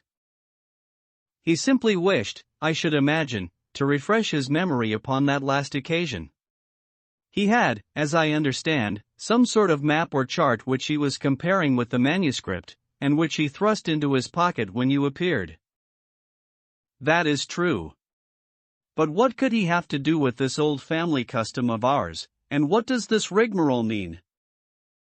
I don't think that we should have much difficulty in determining that, said I. With your permission we will take the first train down to Sussex, and go a little more deeply into the matter upon the spot. The same afternoon saw us both at Hulstone. Possibly you have seen pictures and read descriptions of the famous old building, so I will confine my account of it to saying that it is built in the shape of an L, the long arm being the more modern portion, and the shorter the ancient nucleus, from which the other had developed. Over the low, heavily linteled door, in the center of this old part, is chiseled the date, 1607, but experts are agreed that the beams and stonework are really much older than this. The enormously thick walls and tiny windows of this part had in the last century driven the family into building the new wing, and the old one was used now as a storehouse and a cellar, when it was used at all. A splendid park with fine old timber surrounds the house, and the lake, to which my client had referred, lay close to the avenue, about 200 yards from the building. I was already firmly convinced, Watson, that there were not 3 separate mysteries here, but one only, and that if I could read the Musgrave ritual aright I should hold in my hand the clue which would lead me to the truth concerning both the butler Brunton and the maid Howells. To that then I turned all my energies. Why should this servant be so anxious to master this old formula? Evidently because he saw something in it which had escaped all those generations of country squires, and from which he expected some personal advantage. What was it then, and how had it affected his fate? It was perfectly obvious to me, on reading the ritual, that the measurements must refer to some spot to which the rest of the document alluded, and that if we could find that spot, we should be in a fair way towards finding what the secret was which the old Musgraves had thought it necessary to embalm in so curious a fashion. There were two guides given us to start with, an oak and an elm. As to the oak, there could be no question at all. Right in front of the house, upon the left-hand side of the drive, there stood a patriarch among oaks, one of the most magnificent trees that I have ever seen. That was there when your ritual was drawn up, said I, as we drove past it. It was there at the Norman Conquest in all probability, he answered. It has a girth of 23 feet. Have you any old elms? I asked. There used to be a very old one over yonder, but it was struck by lightning 10 years ago, and we cut down the stump. You can see where it used to be? Oh, yes. There are no other elms? No old ones, but plenty of beeches. I should like to see where it grew. We had driven up in a dogcart, and my client led me away at once, without our entering the house, to the scar on the lawn where the elm had stood. It was nearly midway between the oak and the house. My investigation seemed to be progressing. I suppose it is impossible to find out how high the elm was? I asked. I can give you it at once. It was 64 feet. How do you come to know it? I asked, in surprise.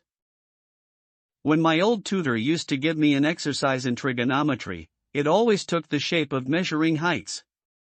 When I was a lad, I worked out every tree and building in the estate. This was an unexpected piece of luck. My data were coming more quickly than I could have reasonably hoped. Tell me, I asked, did your butler ever ask you such a question?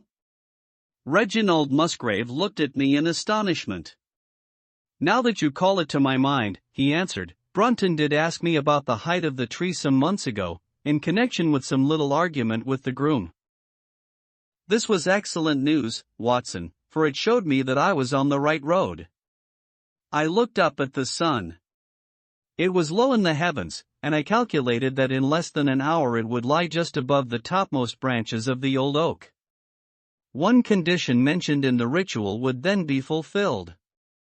And the shadow of the elm must mean the farther end of the shadow, otherwise the trunk would have been chosen as the guide. I had, then, to find where the far end of the shadow would fall when the sun was just clear of the oak.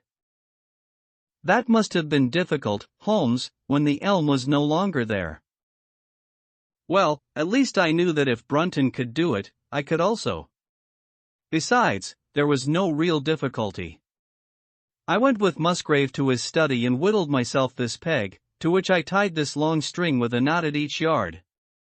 Then I took 2 lengths of a fishing rod, which came to just 6 feet, and I went back with my client to where the elm had been. The sun was just grazing the top of the oak. I fastened the rod on end, marked out the direction of the shadow, and measured it. It was 9 feet in length. Of course, the calculation now was a simple one. If a rod of 6 feet threw a shadow of 9, a tree of 64 feet would throw one of 96, and the line of the one would of course the line of the other. I measured out the distance, which brought me almost to the wall of the house, and I thrust a peg into the spot. You can imagine my exultation, Watson, when within 2 inches of my peg I saw a conical depression in the ground. I knew that it was the mark made by Brunton in his measurements, and that I was still upon his trail. From this starting point I proceeded to step, having first taken the cardinal points by my pocket compass. 10 steps with each foot took me along parallel with the wall of the house, and again I marked my spot with a peg. Then I carefully paced off 5 to the east and 2 to the south. It brought me to the very threshold of the old door. 2 steps to the west meant now that I was to go 2 paces down the stone-flagged passage, and this was the place indicated by the ritual. Never have I felt such a cold chill of disappointment, Watson. For a moment it seemed to me that there must be some radical mistake in my calculations. The setting sun shone full upon the passage floor, and I could see that the old, foot-worn gray stones with which it was paved were firmly cemented together, and had certainly not been moved for many a long year. Brunton had not been at work here. I tapped upon the floor, but it sounded the same all over, and there was no sign of any crack or crevice. But, fortunately, Musgrave, who had begun to appreciate the meaning of my proceedings, and who was now as excited as myself, took out his manuscript to check my calculation. "And under," he cried. "You have omitted the and under." I had thought that it meant that we were to dig, but now, of course, I saw at once that I was wrong. "There is a cellar under this then?" I cried. "Yes, and as old as the house. Down here, through this door." We went down a winding stone stair, and my companion, striking a match, lit a large lantern which stood on a barrel in the corner. In an instant it was obvious that we had at last come upon the true place, and that we had not been the only people to visit the spot recently. It had been used for the storage of wood, but the billets, which had evidently been littered over the floor, were now piled at the sides, so as to leave a clear space in the middle. In this space lay a large and heavy flagstone with a rusted iron ring in the center to which a thick shepherd's check muffler was attached. "By Jove," cried my client. "That's Brunton's muffler. I have seen it on him, and could swear to it. What has the villain been doing here?" At my suggestion a couple of the county police were summoned to be present, and I then endeavored to raise the stone by pulling on the cravat. I could only move it slightly, and it was with the aid of one of the constables that I succeeded at last in carrying it to one side. A black hole yawned beneath into which we all peered, while Musgrave, kneeling at the side, pushed down the lantern. A small chamber about 7 feet deep and 4 feet square lay open to us. At one side of this was a squat, brass-bound wooden box, the lid of which was hinged upwards, with this curious old-fashioned key projecting from the lock.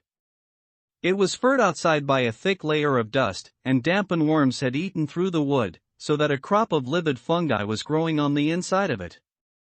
Several discs of metal, old coins apparently, such as I hold here, were scattered over the bottom of the box, but it contained nothing else. At the moment, however, we had no thought for the old chest, for our eyes were riveted upon that which crouched beside it. It was the figure of a man, clad in a suit of black, who squatted down upon him hams with his forehead sunk upon the edge of the box and his 2 arms thrown out on each side of it. The attitude had drawn all the stagnant blood to the face, and no man could have recognized that distorted liver-colored countenance, but his height, his dress, and his hair were all sufficient to show my client, when we had drawn the body up, that it was indeed his missing butler. He had been dead some days, but there was no wound or bruise upon his person to show how he had met his dreadful end. When his body had been carried from the cellar, we found ourselves still confronted with a problem which was almost as formidable as that with which we had started. I confess that so far, Watson, I had been disappointed in my investigation. I had reckoned upon solving the matter when once I had found the place referred to in the ritual, but now I was there, and was apparently as far as ever from knowing what it was which the family had concealed with such elaborate precautions. It is true that I had thrown a light upon the fate of Brunton, but now I had to ascertain how that fate had come upon him, and what part had been played in the matter by the woman who had disappeared. I sat down upon a keg in the corner and thought the whole matter carefully over. You know my methods in such cases, Watson. I put myself in the man's place and, having first gauged his intelligence, I try to imagine how I should myself have proceeded under the same circumstances. In this case the matter was simplified by Brunton's intelligence being quite first-rate, so that it was unnecessary to make any allowance for the personal equation, as the astronomers have dubbed it. He knew that something valuable was concealed. He had spotted the place. He found that the stone which covered it was just too heavy for a man to move unaided. What would he do next? He could not get help from outside, even if he had someone whom he could trust, without the unbarring of doors and considerable risk of detection. It was better, if he could, to have his helpmate inside the house. But whom could he ask? This girl had been devoted to him. A man always finds it hard to realize that he may have finally lost a woman's love, however badly he may have treated her. He would try by a few attentions to make his peace with the girl Howells, and then would engage her as his accomplice. Together they would come at night to the cellar, and their united force would suffice to raise the stone. So far I could follow their actions as if I had actually seen them. But for two of them, and one a woman, it must have been heavy work, the raising of that stone. A burly Sussex policeman and I had found it no light job. What would they do to assist them? Probably what I should have done myself. I rose and examined carefully the different billets of wood which were scattered round the floor. Almost at once I came upon what I expected. One piece, about 3 feet in length, had a very marked indentation at one end, while several were flattened at the sides as if they had been compressed by some considerable weight.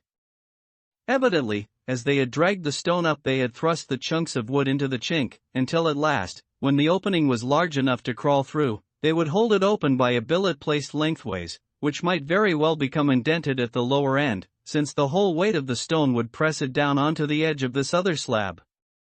So far I was still on safe ground. And now how was I to proceed to reconstruct this midnight drama?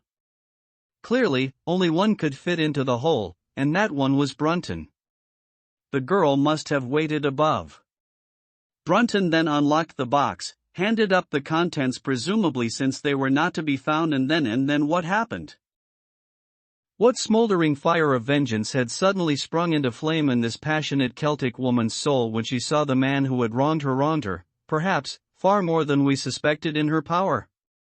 Was it a chance that the wood had slipped, and that the stone had shut Brunton into what had become his sepulchre? Had she only been guilty of silence as to his fate? Or had some sudden blow from her hand dashed the support away and sent the slab crashing down into its place? Be that as it might, I seemed to see that woman's figure still clutching at her treasure trove and flying wildly up the winding stair, with her ears ringing perhaps with the muffled screams from behind her and with the drumming of frenzied hands against the slab of stone which was choking her faithless lover's life out. Here was the secret of her blanched face, her shaken nerves, her peals of hysterical laughter on the next morning. But what had been in the box? What had she done with that? Of course, it must have been the old metal and pebbles which my client had dragged from the mere. She had thrown them in there at the first opportunity to remove the last trace of her crime. For 20 minutes I had sat motionless, thinking the matter out. Musgrave still stood with a very pale face, swinging his lantern and peering down into the hole. "These are coins of Charles I," said he, holding out the few which had been in the box. "You see, we were right in fixing our date for the ritual." "We may find something else of Charles I," I cried, as the probable meaning of the first two questions of the ritual broke suddenly upon me. "Let me see the contents of the bag which you fished from the mere." We ascended to his study, and he laid the debris before me. I could understand his regarding it as of small importance when I looked at it, for the metal was almost black and the stones lustreless and dull. I rubbed one of them on my sleeve, however, and it glowed afterwards like a spark in the dark hollow of my hand. The metal work was in the form of a double ring, but it had been bent and twisted out of its original shape. "You must bear in mind," said I, "that the royal party made head in England even after the death of the king, and that when they at last fled they probably left many of their most precious possessions buried behind them, with the intention of returning for them in more peaceful times. My ancestor, Sir Ralph Musgrave, as a prominent cavalier and the right-hand man of Charles II in his wanderings," said my friend. "Ah, indeed," I answered. "Well now, I think that really should give us the last link that we wanted. I must congratulate you on coming into the possession, though in rather a tragic manner, of a relic which is of great intrinsic value, but of even greater importance as an historical curiosity." "What is it, then?" he gasped in astonishment. "It is nothing less than the ancient crown of the kings of England." "The crown?" "Precisely. Consider what the ritual says. How does it run?" "Whose was it?" "His who is gone. That was after the execution of Charles." "Then, who shall have it?" "He who will come." That was Charles II, whose advent was already foreseen. There can, I think, be no doubt that this battered and shapeless diadem once encircled the brows of the royal Stuarts. And how came it in the pond? Ah, that is a question that will take some time to answer. And with that I sketched out to him the whole long chain of surmise and of proof which I had constructed. The twilight had closed in and the moon was shining brightly in the sky before my narrative was finished. And how was it then that Charles did not get his crown when he returned? Asked Musgrave, pushing back the relic into its linen bag. Ah, there you lay your finger upon the one point which we shall probably never be able to clear up. It is likely that the Musgrave who held the secret died in the interval, and by some oversight left this guy to his descendant without explaining the meaning of it. From that day to this it has been handed down from father to son, until at last it came within reach of a man who tore its secret out of it and lost his life in the venture. And that's the story of the Musgrave ritual, Watson. They have the crown down at Hulstone, though they had some legal bother and a considerable sum to pay before they were allowed to retain it. I am sure that if you mentioned my name they would be happy to show it to you. Of the woman nothing was ever heard, and the probability is that she got away out of England and carried herself and the memory of her crime to some land beyond the seas. The Reigate Puzzle. It was some time before the health of my friend Mr. Sherlock Holmes recovered from the strain caused by his immense exertions in the spring of '87. The whole question of the Netherland Sumatra Company and of the colossal schemes of Baron Maupertuis are too recent in the minds of the public, and are too intimately concerned with politics and finance to be fitting subjects for this series of sketches. They led, however, in an indirect fashion to a singular and complex problem which gave my friend an opportunity of demonstrating the value of a fresh weapon among the many with which he waged his lifelong battle against crime. On referring to my notes I see that it was upon the 14th of April that I received a telegram from Lyons which informed me that Holmes was lying ill in the Hotel Dulon. Within 24 hours I was in his sick room, and was relieved to find that there was nothing formidable in his symptoms. Even his iron constitution, however, had broken down under the strain of an investigation which had extended over 2 months, during which period he had never worked less than 15 hours a day, and had more than once, as he assured me, kept to his task for 5 days at a stretch. Even the triumphant issue of his labors could not save him from reaction after so terrible an exertion, and at a time when Europe was ringing with his name and when his room was literally ankle-deep with congratulatory telegrams, I found him a prey to the blackest depression.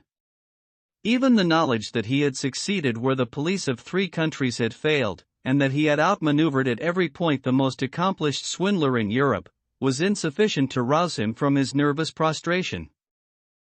3 days later we were back in Baker Street together, but it was evident that my friend would be much the better for a change, and the thought of a week of springtime in the country was full of attractions to me also. My old friend, Colonel Hayter, who had come under my professional care in Afghanistan, had now taken a house near Reigate in Surrey, and had frequently asked me to come down to him upon a visit.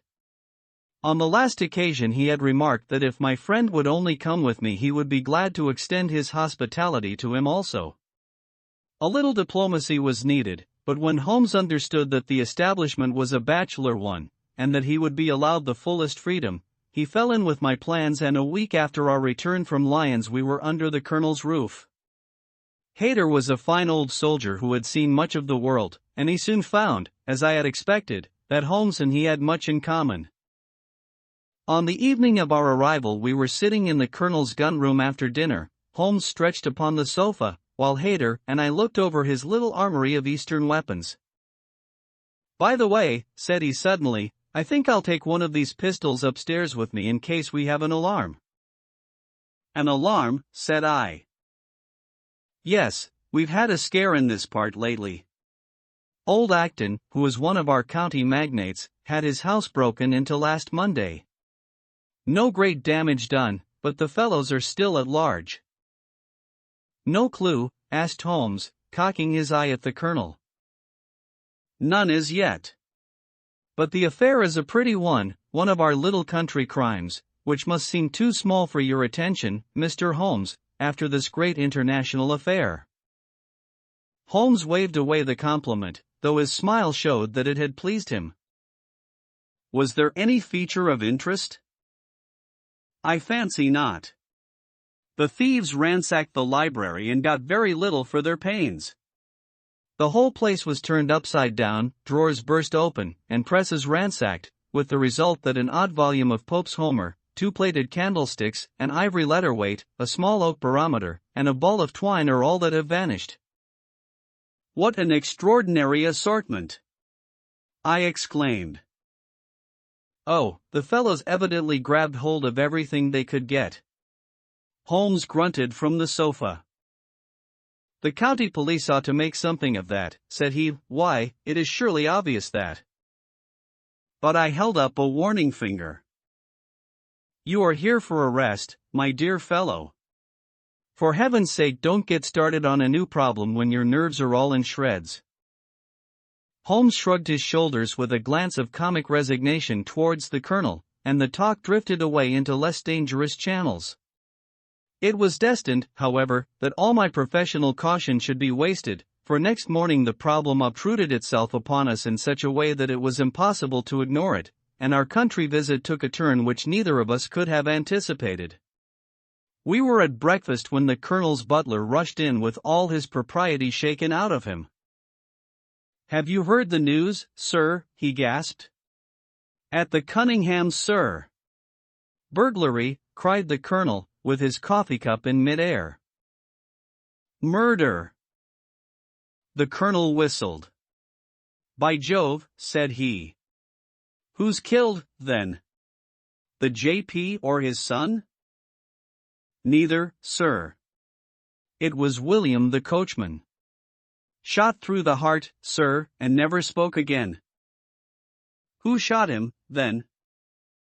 The burglar, sir.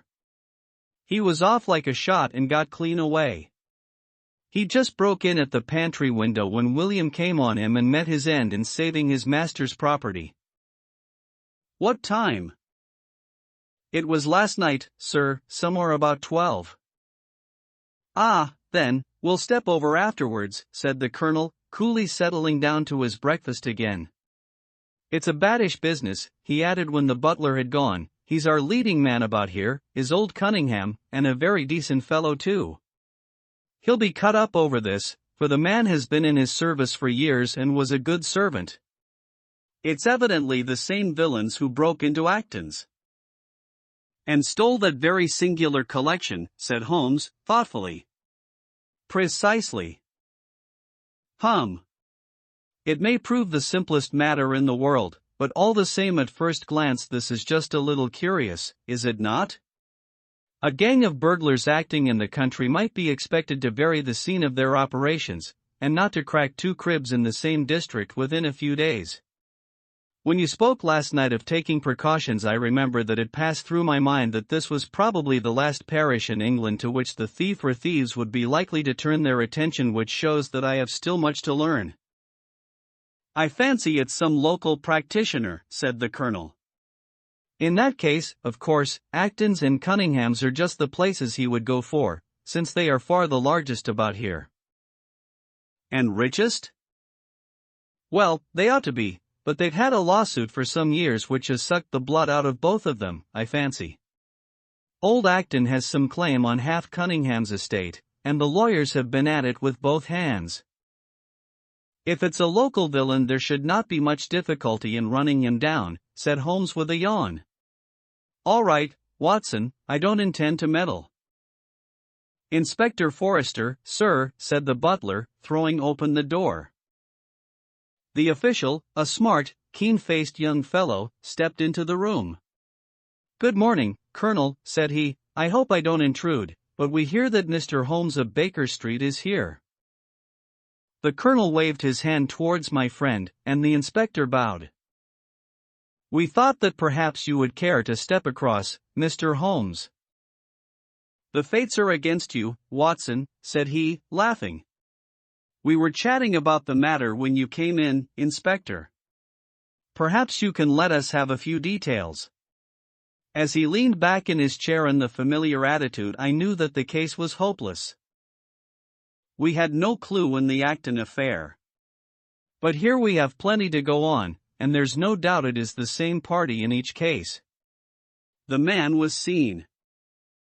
Ah.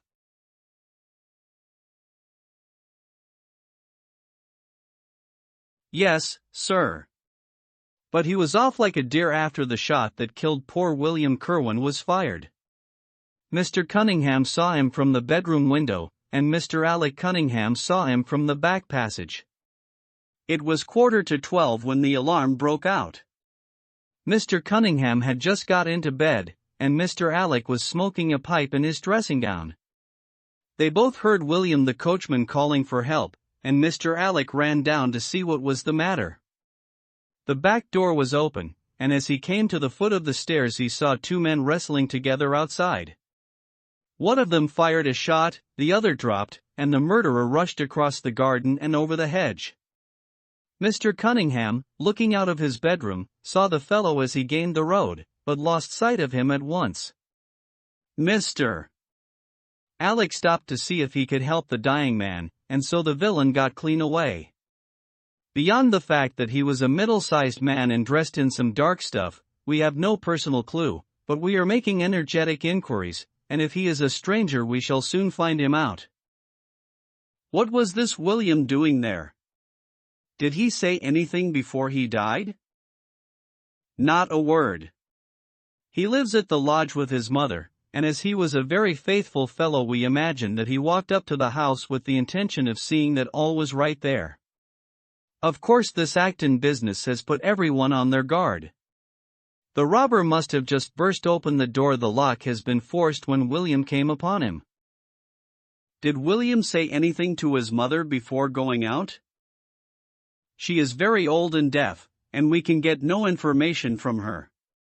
The shock has made her half-witted, but I understand that she was never very bright. There is one very important circumstance, however. Look at this. He took a small piece of torn paper from a notebook and spread it out upon his knee. This was found between the finger and thumb of the dead man. It appears to be a fragment torn from a larger sheet. You will observe that the hour mentioned upon it is the very time at which the poor fellow met his fate. You see that his murderer might have torn the rest of the sheet from him, or he might have taken this fragment from the murderer. It reads almost as though it were an appointment. Holmes took up the scrap of paper, a facsimile of which is here reproduced. D at 11:45 learn what may be. Presuming that it is an appointment, continued the inspector, it is of course a conceivable theory that this William Kirwan, though he had the reputation of being an honest man, may have been in league with the thief. He may have met him there, may even have helped him to break in the door, and then they may have fallen out between themselves. This writing is of extraordinary interest, said Holmes, who had been examining it with intense concentration. These are much deeper waters than I had, though. He sank his head upon his hands, while the inspector smiled at the effect which his case had had upon the famous London specialist. Your last remark, said Holmes, presently, as to the possibility of there being an understanding between the burglar and the servant, and this being a note of appointment from one to the other, is an ingenious and not entirely impossible supposition. But this writing opens up. He sank his head into his hands again and remained for some minutes in the deepest thought. When he raised his face again, I was surprised to see that his cheek was tinged with color, and his eyes as bright as before his illness. He sprang to his feet with all his old energy. I'll tell you what, said he, I should like to have a quiet little glance into the details of this case. There is something in it which fascinates me extremely. If you will permit me, Colonel, I will leave my friend Watson and you, and I will step round with the inspector to test the truth of one or two little fancies of mine. I will be with you again in half an hour. An hour and a half had elapsed before the inspector returned alone. Mr. Holmes is walking up and down in the field outside, said he. He wants us all four to go up to the house together. To Mr. Cunningham's? Yes, sir. What for? The inspector shrugged his shoulders. I don't quite know, sir. Between ourselves, I think Mr. Holmes had not quite got over his illness yet. He's been behaving very queerly, and he is very much excited. I don't think you need alarm yourself, said I have usually found that there was method in his madness. Some folks might say there was madness in his method, muttered the inspector. But he's all on fire to start, Colonel, so we had best go out if you are ready. We found Holmes pacing up and down in the field, his chin sunk upon his breast, and his hands thrust into his trousers pockets. The matter grows in interest, said he. Watson, your country trip has been a distinct success. I have had a charming morning. You have been up to the scene of the crime, I understand, said the colonel. Yes, the inspector and I have made quite a little reconnaissance together. Any success? Well, we have seen some very interesting things. I'll tell you what we did as we walk. First of all, we saw the body of this unfortunate man. He certainly died from a revolved wound as reported. Had you doubted it, then? Oh, it is as well to test everything. Our inspection was not wasted. We then had an interview with Mr. Cunningham and his son, who were able to point out the exact spot where the murderer had broken through the garden hedge in his flight. That was of great interest. Naturally. Then we had a look at this poor fellow's mother. We could get no information from her, however, as she is very old and feeble. And what is the result of your investigations? The conviction that the crime is a very peculiar one. Perhaps our visit now may do something to make it less obscure. I think that we are both agreed, Inspector, that the fragment of paper in the dead man's hand, bearing, as it does, the very hour of his death written upon it, is of extreme importance. It should give a clue, Mr. Holmes. It does give a clue. Whoever wrote that note was the man who brought William Kirwan out of his bed at that hour. But where is the rest of that sheet of paper? I examined the ground carefully in the hope of finding it, said the inspector. It was torn out of the dead man's hand. Why was someone so anxious to get possession of it? Because it incriminated him. And what would he do with it? Thrust it into his pocket, most likely, never noticing that a corner of it had been left in the grip of the corpse. If we could get the rest of that sheet, it is obvious that we should have gone a long way towards solving the mystery. Yes, but how can we get at the criminal's pocket before we catch the criminal? Well, it was worth thinking over. Then there is another obvious point. The note was sent to William. The man who wrote it could not have taken it, otherwise, of course, he might have delivered his own message by word of mouth. Who brought the note, then? Or did it come through the post? I have made inquiries, said the inspector. William received a letter by the afternoon post yesterday. The envelope was destroyed by him. Excellent, cried Holmes, clapping the inspector on the back. You've seen the postman. It is a pleasure to work with you. Well, here is the lodge, and if you will come up, Colonel, I will show you the scene of the crime. We passed the pretty cottage where the murdered man had lived, and walked up an oak-lined avenue to the fine old Queen Anne house, which bears the date of Malplaquet upon the lintel of the door. Holmes and the inspector led us round it until we came to the side gate, which is separated by a stretch of garden from the hedge which lines the road. A constable was standing at the kitchen door. "Throw the door open, officer," said Holmes. Now, it was on those stairs that young Mr. Cunningham stood and saw the two men struggling just where we are. Old Mr. Cunningham was at that window the second on the left, and he saw the fellow get away just to the left of that bush. Then Mr. Alec ran out and knelt beside the wounded man. The ground is very hard, you see, and there are no marks to guide us. As he spoke, two men came down the garden path, from round the angle of the house. The one was an elderly man, with a strong, deep-lined, heavy-eyed face, the other a dashing young fellow, whose bright, smiling expression and showy dress were in strange contrast with the business which had brought us there. "Still at it, then," said he to Holmes.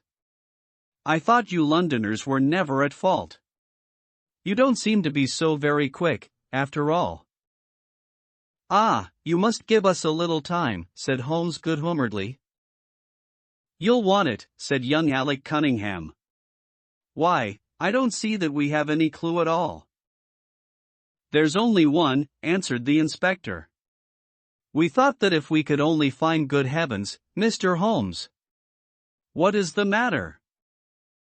My poor friend's face had suddenly assumed the most dreadful expression. His eyes rolled upwards, his features writhed in agony, and with a suppressed groan he dropped on his face upon the ground. Horrified at the suddenness and severity of the attack, we carried him into the kitchen, where he lay back in a large chair, and breathed heavily for some minutes. Finally, with a shamefaced apology for his weakness, he rose once more.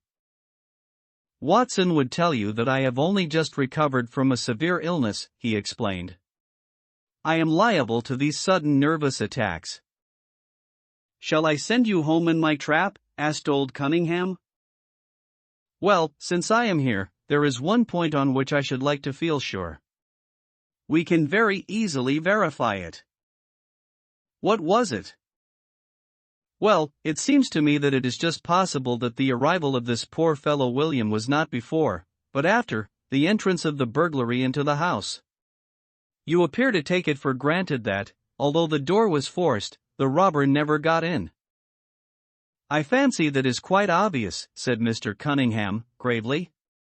"Why, my son Alec had not yet gone to bed, and he would certainly have heard anyone moving about." "Where was he sitting?" "I was smoking in my dressing room." "Which window was that?" "The last on the left next my father's." "Both of your lamps were lit, of course?" "Undoubtedly." "There are some very singular points here," said Holmes, smiling. "Is it not extraordinary that a burglary and a burglar who had had some previous experience should deliberately break into a house at a time when he could see from the lights that two of the family were still afoot? He must have been a cool hand." "Well, of course, if the case were not an odd one we should not have been driven to ask you for an explanation," said young Mr. Alec. "But as to your ideas that the man had robbed the house before William tackled him, I think it a most absurd notion. Wouldn't we have found the place disarranged, and missed the things which he had taken?" "It depends on what the things were," said Holmes. "You must remember that we are dealing with a burglar who is a very peculiar fellow, and who appears to work on lines of his own. Look, for example, at the queer lot of things which he took from Acton's what was it, a ball of string, a letter weight, and I don't know what other odds and ends." "Well, we are quite in your hands, Mr. Holmes," said old Cunningham. "Anything which you or the inspector may suggest will most certainly be done." "In the first place," said Holmes, "I should like you to offer a reward coming from yourself, for the officials may take a little time before they would agree upon the sum, and these things cannot be done too promptly. I have jotted down the form here, if you would not mind signing it." £50 was quite enough, I thought. "I would willingly give 500, said the J.P., taking the slip of paper and the pencil which Holmes handed to him. "This is not quite correct, however," he added, glancing over the document. "I wrote it rather hurriedly. You see you begin, whereas, at about 1:15 on Tuesday morning an attempt was made, and so on. It was at 11:45, as a matter of fact." I was pained at the mistake, for I knew how keenly Holmes would feel any slip of the kind. It was his speciality to be accurate as to fact, but his recent illness had shaken him, and this one little incident was enough to show me that he was still far from being himself.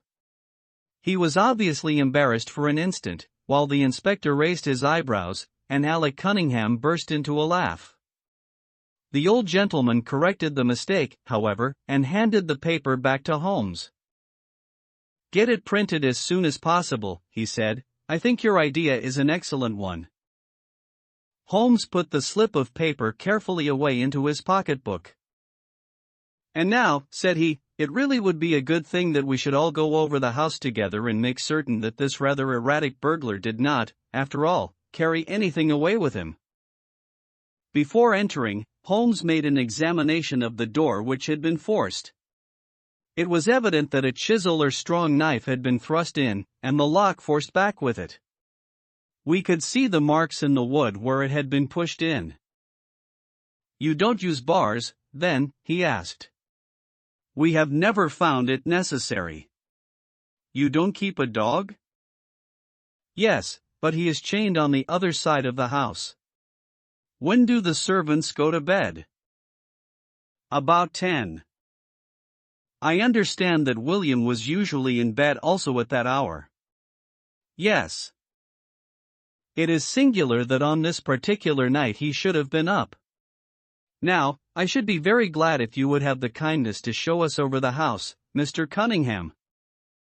A stone-flagged passage, with the kitchens branching away from it, led by a wooden staircase directly to the first floor of the house. It came out upon the landing opposite to a second more ornamental stair which came up from the front hall. Out of this landing opened the drawing room and several bedrooms, including those of Mr. Cunningham and his son. Holmes walked slowly, taking keen note of the architecture of the house. I could tell from his expression that he was on a hot scent, and yet I could not in the least imagine in what direction his inferences were leading him. My good sir, said Mr. Cunningham with some impatience, this is surely very unnecessary. That is my room at the end of the stairs, and my son's is the one beyond it. I leave it to your judgment whether it was possible for the thief to have come up here without disturbing us. You must try round and get on a fresh scent, I fancy, said the son with a rather malicious smile. Still, I must ask you to humor me a little further. I should like, for example, to see how far the windows of the bedrooms command the front. This, I understand, is your son's room. He pushed open the door, and that, I presume, is the dressing room in which he sat smoking when the alarm was given. Where does the window of that look out to? He stepped across the bedroom, pushed open the door, and glanced round the other chamber. I hope that you are satisfied now, said Mr. Cunningham, tartly. Thank you, I think I have seen all that I wished. Then if it is really necessary we can go into my room. If it is not too much trouble. The J.P. shrugged his shoulders, and led the way into his own chamber, which was a plainly furnished and commonplace room. As we moved across it in the direction of the window, Holmes fell back until he and I were the last of the group. Near the foot of the bed stood a dish of oranges and a carafe of water. As we passed it, Holmes, to my unutterable astonishment, leaned over in front of me and deliberately knocked the whole thing over. The glass smashed into 1,000 pieces and the fruit rolled about into every corner of the room. You've done it now, Watson, said he, coolly. A pretty mess you've made of the carpet. I stooped in some confusion and began to pick up the fruit, understanding for some reason my companion desired me to take the blame upon myself.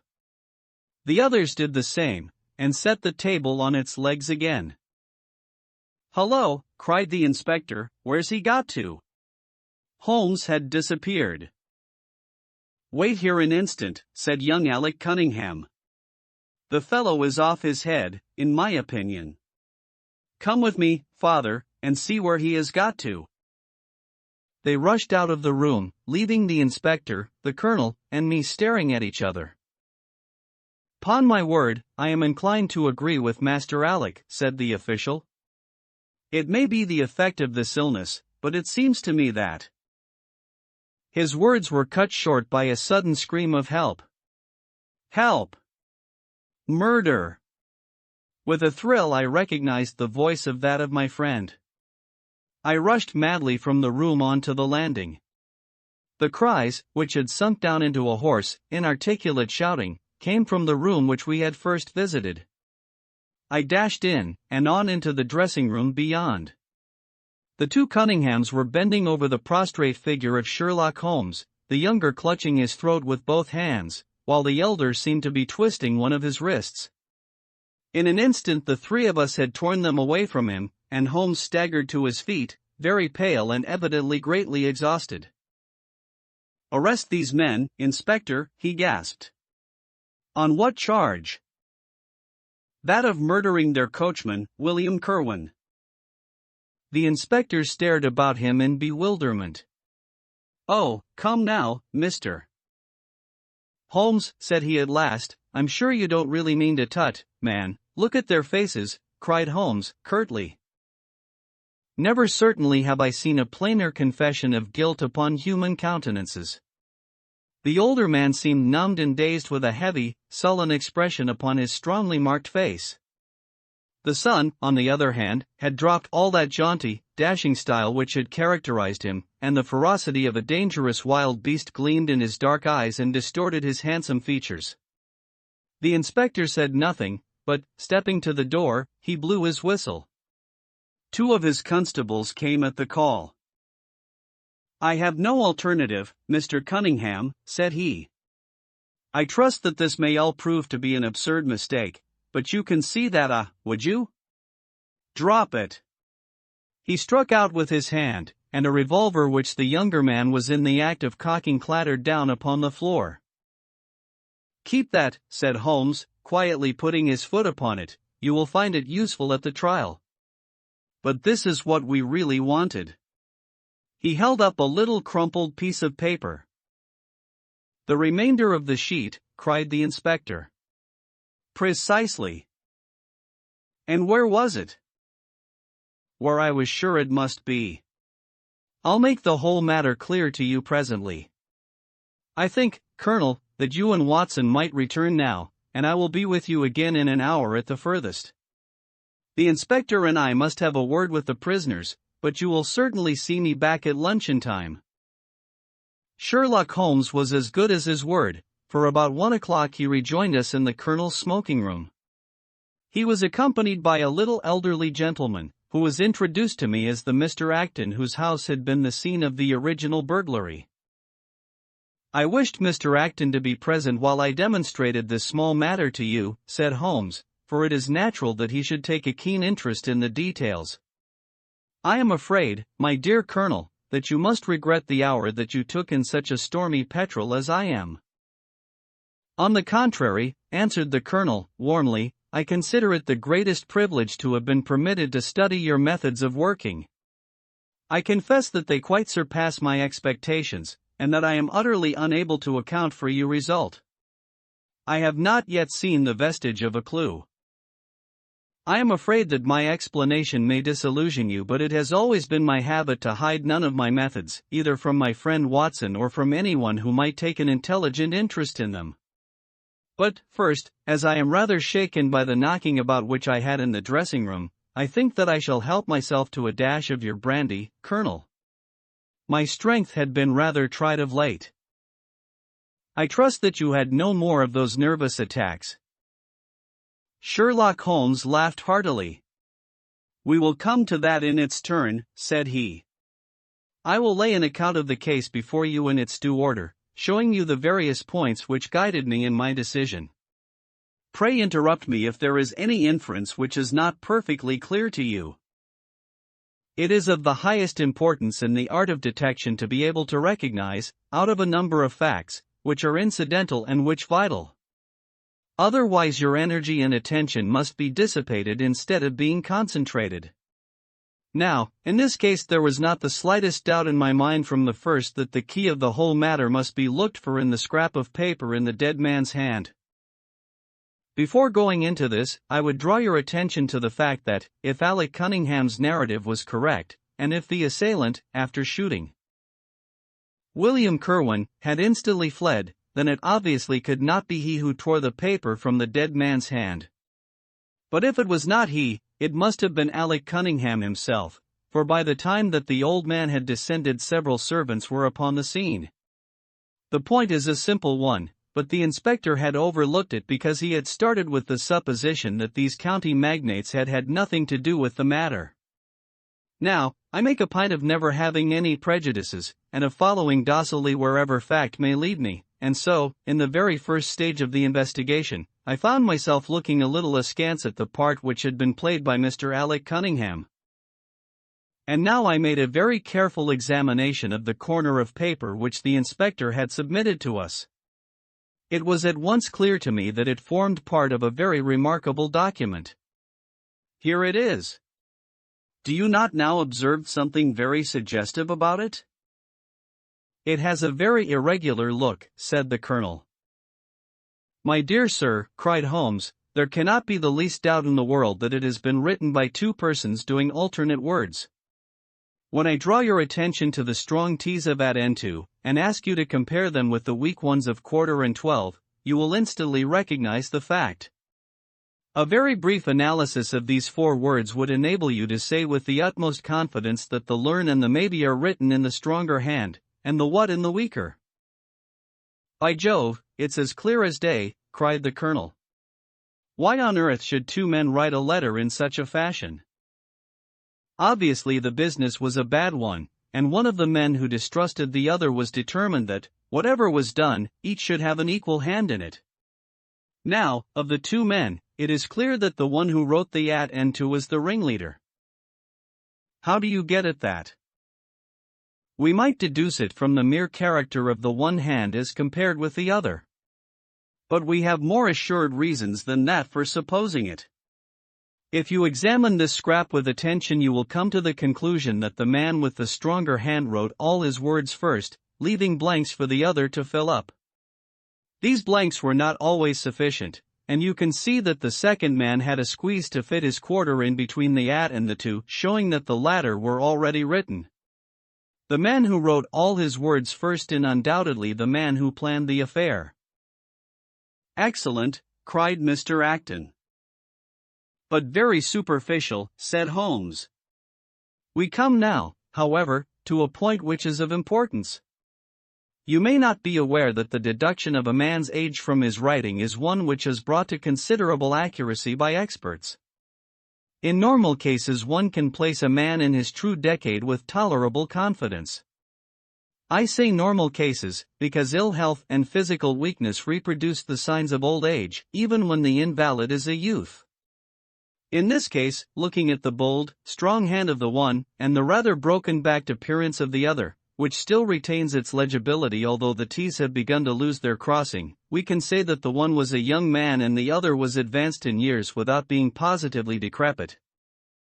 Excellent, cried Mr. Acton again. There is a further point, however, which is subtler and of greater interest. There is something in common between these hands. They belong to men who are blood relatives. It may be most obvious to you in the Greek E's, but to me there are many small points which indicate the same thing. I have no doubt at all that a family mannerism can be traced in these two specimens of writing. I am only, of course, giving you the leading results now of my examination of the paper. There were 23 other deductions which would be of more interest to experts than to you.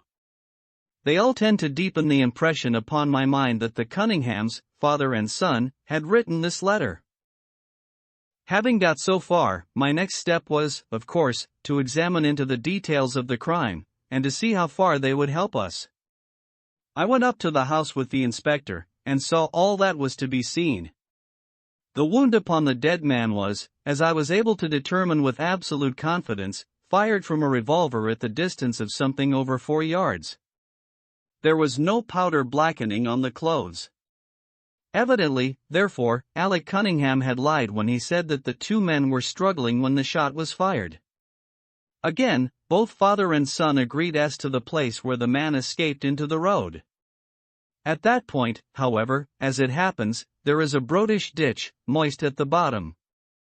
As there were no indications of boot marks about this ditch, I was absolutely sure not only that the Cunninghams had again lied, but that there had never been any unknown man upon the scene at all. And now I have to consider the motive of this singular crime. To get at this, I endeavored first of all to solve the reason of the original burglary at Mr. Acton's. I understood, from something which the colonel told us, that a lawsuit had been going on between you, Mr. Acton, and the Cunninghams.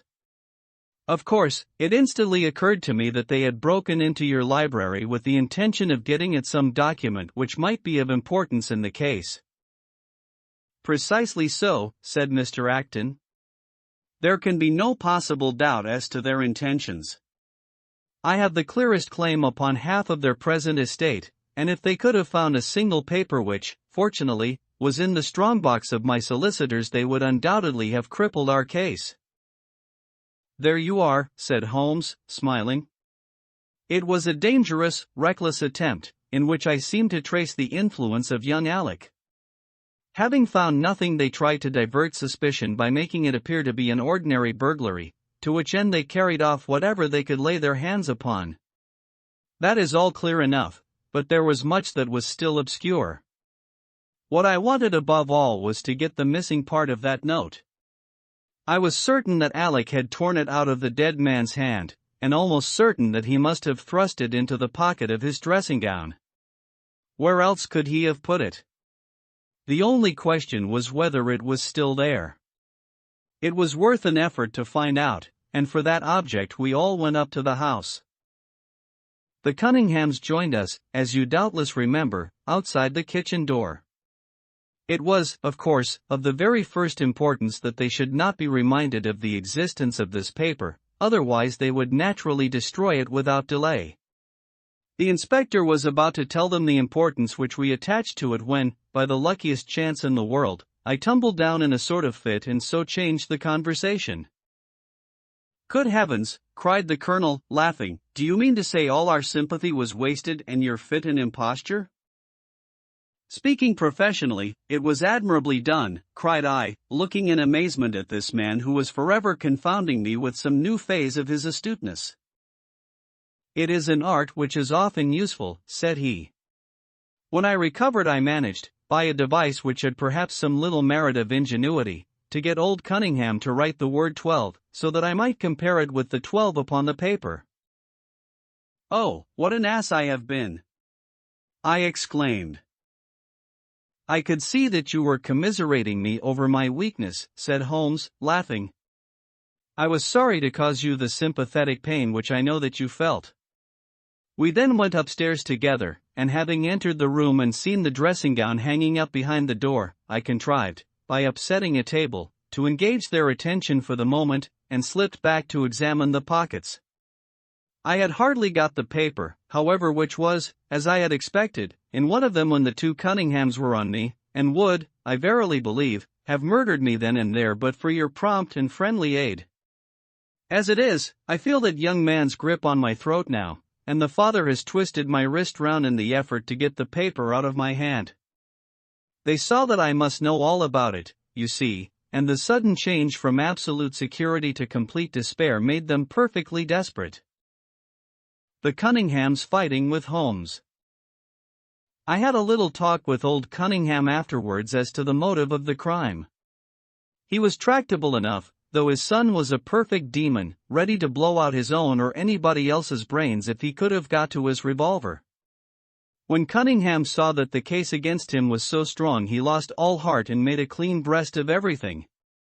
It seems that William had secretly followed his two masters on the night when they made their raid upon Mr. Acton's, and having thus got them into his power, proceeded, under threats of exposure, to levy blackmail upon them. Mr. Alec, however, was a dangerous man to play games of that sort with. It was a stroke of positive genius on his part to see in the burglary scare which was convulsing the countryside an opportunity of plausibly getting rid of the man whom he feared. William was decoyed up and shot, and had they only got the whole of the note and paid a little more attention to detail in the accessories, it is very possible that suspicion might never have been aroused. And the note? I asked. Sherlock Holmes placed the subjoined paper bore us.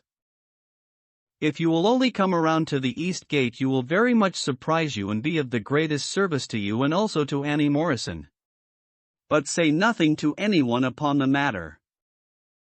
It is very much the sort of thing that I expected, said he. Of course, we do not yet know what the relations may have been between Alec Cunningham, William Kerwin, and Annie Morrison. The result shows that the trap was skillfully baited. I am sure that you cannot fail to be delighted with the traces of heredity shown in the P's and in the tails of the G's. The absence of the I-dots in the old man's writing is also most characteristic. Watson, I think our quiet rest in the country has been a distinct success, and I shall certainly return much invigorated to Baker Street tomorrow. The Crooked Man.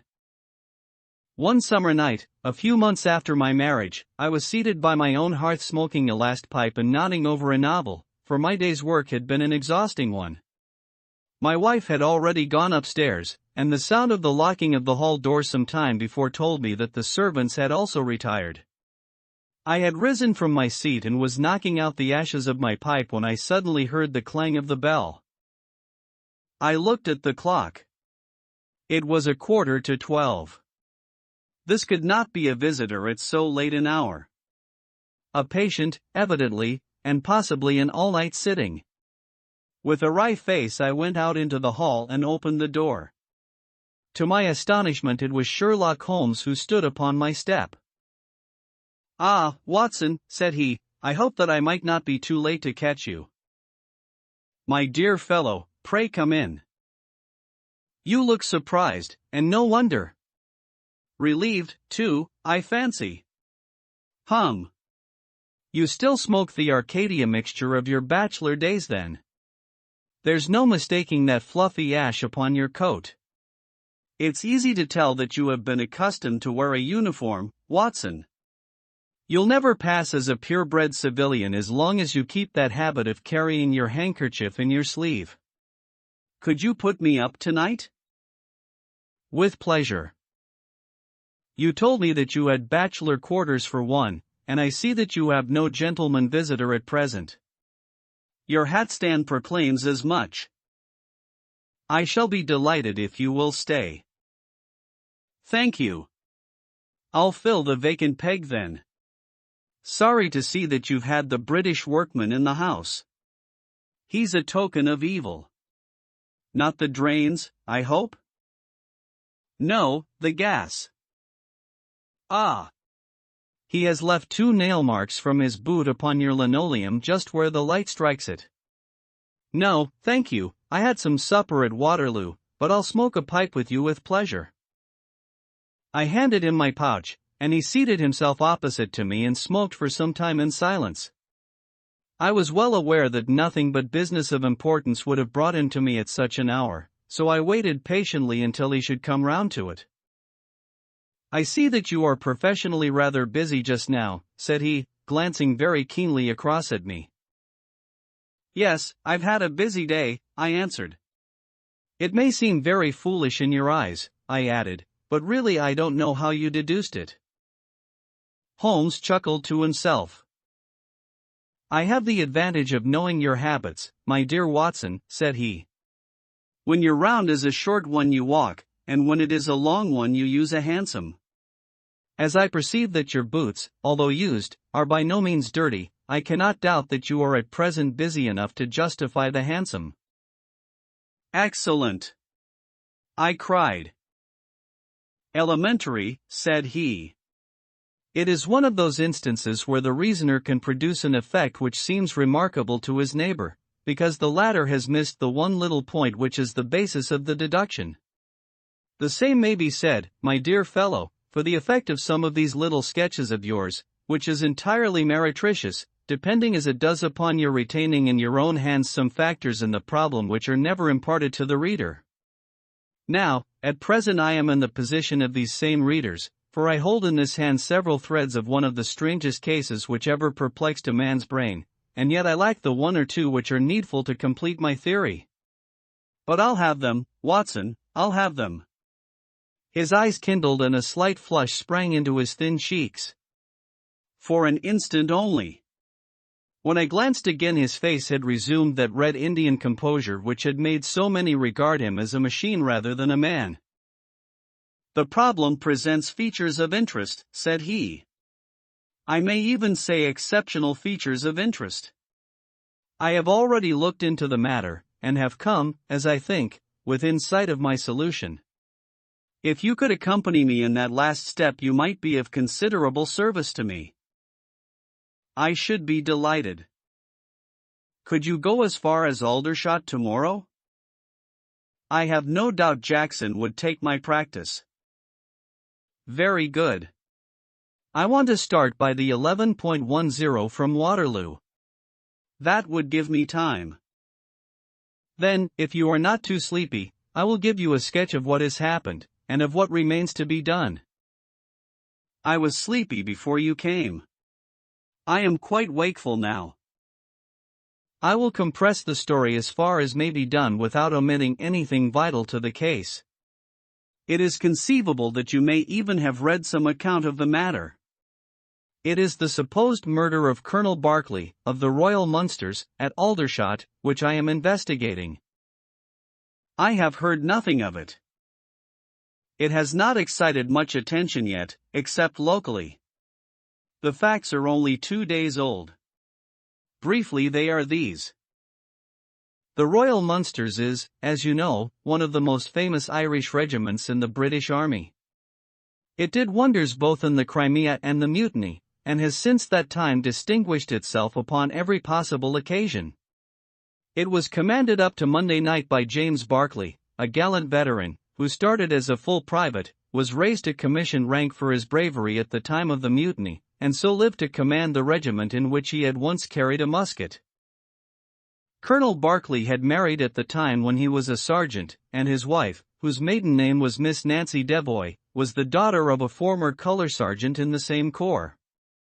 There was, therefore, as can be imagined, some little social friction when the young couple, for they were still young, found themselves in their new surroundings. They appear, however, to have quickly adapted themselves, and Mrs. Berkeley has always, I understand, been as popular with the ladies of the regiment as her husband was with his brother officers. I may add that she was a woman of great beauty, and that even now, when she has been married for upwards of 30 years, she is still of a striking and queenly appearance. Colonel Berkeley's family life appears to have been a uniformly happy one.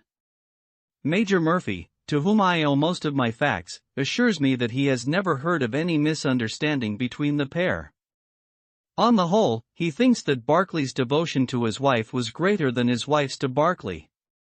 He was acutely uneasy if he were absent from her for a day. She, on the other hand, though devoted and faithful, was less obtrusively affectionate. But they were regarded in the regiment as the very model of a middle-aged couple. There was absolutely nothing in their mutual relations to prepare people for the tragedy which was to follow. Colonel Berkeley himself seems to have had some singular traits in his character. He was a dashing, jovial old sodder in his usual mood, but there were occasions on which he seemed to show himself capable of considerable violence and vindictiveness. This side of his nature, however, appears never to have been turned towards his wife. Another fact, which had struck Major Murphy and 3 out of 5 of the other officers with whom I conversed, was the singular sort of depression which came upon him at times. As the Major expressed it, the smile had often been struck from his mouth, as if by some invisible hand, when he has been joining the gaieties and chaff of the mess table. For days on end, when the mood was on him, he has been sunk in the deepest gloom. This and a certain tinge of superstition were the only unusual traits in his character which his brother officers had observed. The latter peculiarity took the form of a dislike to being left alone, especially after dark. This puerile feature in a nature which was conspicuously manly had often given rise to comment and conjecture. The 1st Battalion of the Royal Munsters, which is the old 117th, has been stationed at Aldershot for some years. The married officers live out of barracks, and the colonel has during all this time occupied a villa called Lachine, about half a mile from the North Camp. The house stands in its own grounds, but the west side of it is not more than 30 yards from the high road. A coachman and 2 maids formed the staff of servants. These with their master and mistress were the sole occupants of Lachine, for the Berkeleys had no children, nor was it usual for them to have resident visitors. Now for the events at Lachine between 9 and 10 on the evening of last Monday. Mrs. Barclay was, it appears, a member of the Roman Catholic Church, and had interested herself very much in the establishment of the Guild of St. George, which was formed in connection with the Watt Street Chapel for the purpose of supplying the poor with cast-off clothing. A meeting of the Guild had been held that evening at 8, and Mrs. Barclay had hurried over her dinner in order to be present at it. When leaving the house, she was heard by the coachman to make some commonplace remark to her husband, and to assure him that she would be back before very long. She then called for Miss Morrison, a young lady who lives in the next villa, and the two went off together to their meeting. It lasted 40 minutes, and at 9:15 Mrs. Barclay returned home, having left Miss Morrison at her door as she passed. There is a room which is used as a morning room at Lachine. This faces the road and opens by a large glass folding door onto the lawn. The lawn is 30 yards across, and is only divided from the highway by a low wall with an iron rail above it. It was into this room that Mrs. Barclay went upon her return. The blinds were not down, for the room was seldom used in the evening, but Mrs. Barclay herself lit the lamp and then rang the bell, asking Jane Stewart, the housemaid, to bring her a cup of tea, which was quite contrary to her usual habits. The Colonel had been sitting in the dining room, but hearing that his wife had returned, he joined her in the morning room. The coachman saw him cross the hall and enter it. He was never seen again alive. The tea which had been ordered was brought up at the end of 10 minutes, but the maid, as she approached the door, was surprised to hear the voices of her master and mistress in furious altercation. She knocked without receiving any answer, and even turned the handle, but only to find that the door was locked upon the inside. Naturally enough, she ran down to tell the cook, and the two women with the coachman came up into the hall and listened to the dispute which was still raging. They all agreed that only two voices were to be heard, those of Barclay and of his wife. Barclay's remarks were subdued and abrupt, so that none of them were audible to the listeners. The ladies, on the other hand, were most bitter, and when she raised her voice could be plainly heard. "You coward!" she repeated over and over again. "What can be done now? What can be done now? Give me back my life. I will never so much as breathe the same air with you again. You coward! You coward!" Those were scraps of her conversation, ending in a sudden dreadful cry in the man's voice, with a crash, and a piercing scream from the woman. Convinced that some tragedy had occurred, the coachman rushed to the door and strove to force it, while scream after scream issued from within.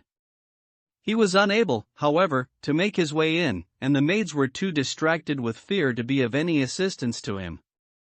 A sudden thought struck him, however, and he ran through the hall door and round to the lawn upon which the long French windows open.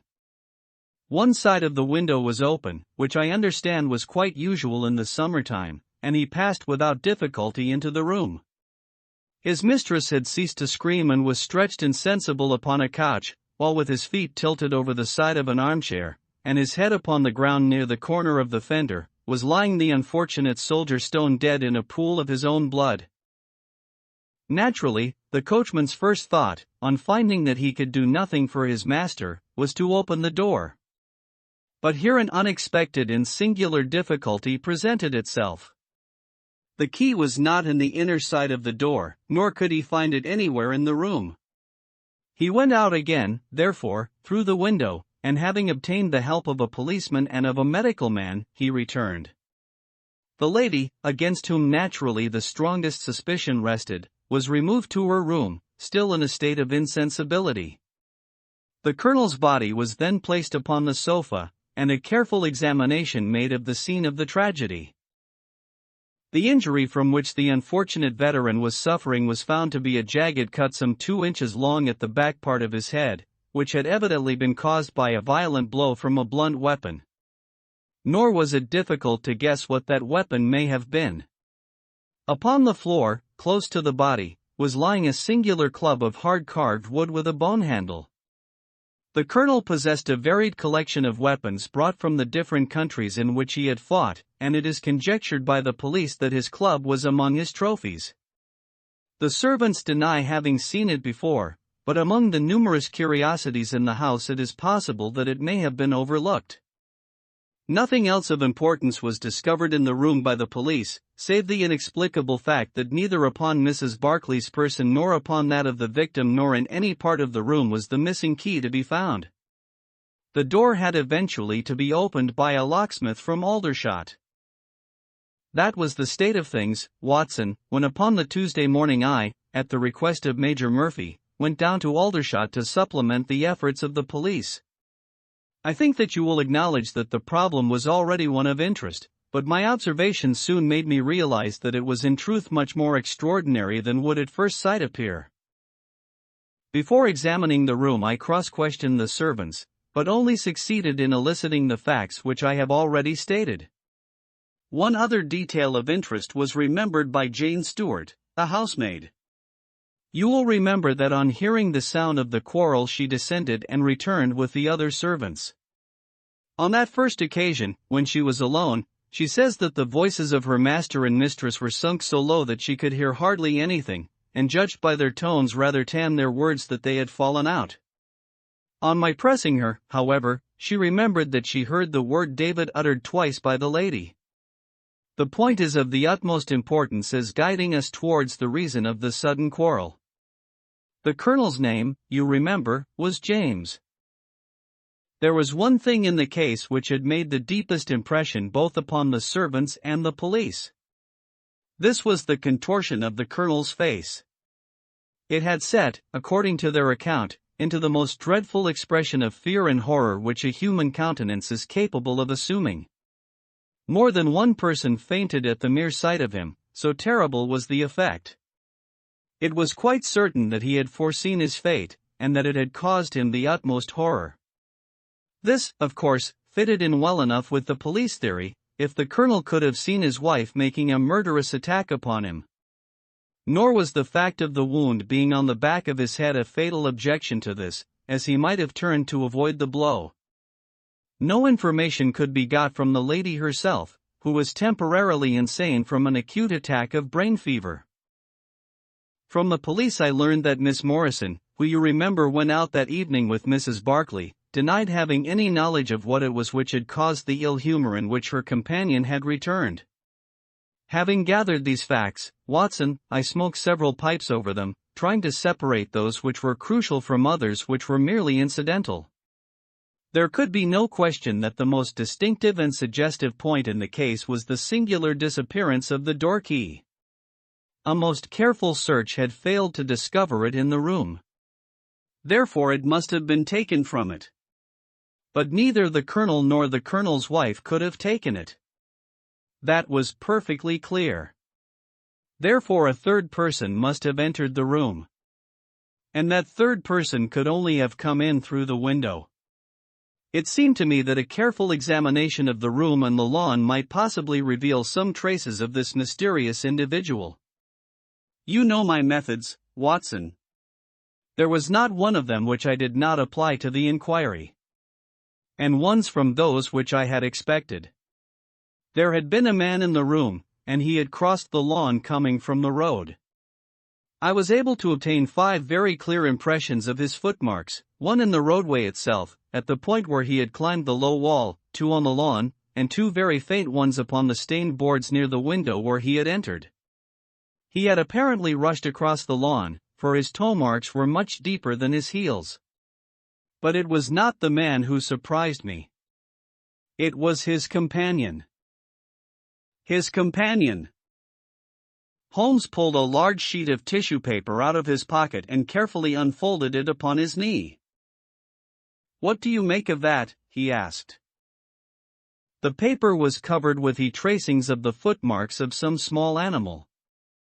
It had 5 well-marked footpads, an indication of long nails, and the whole print might be nearly as large as a dessert spoon.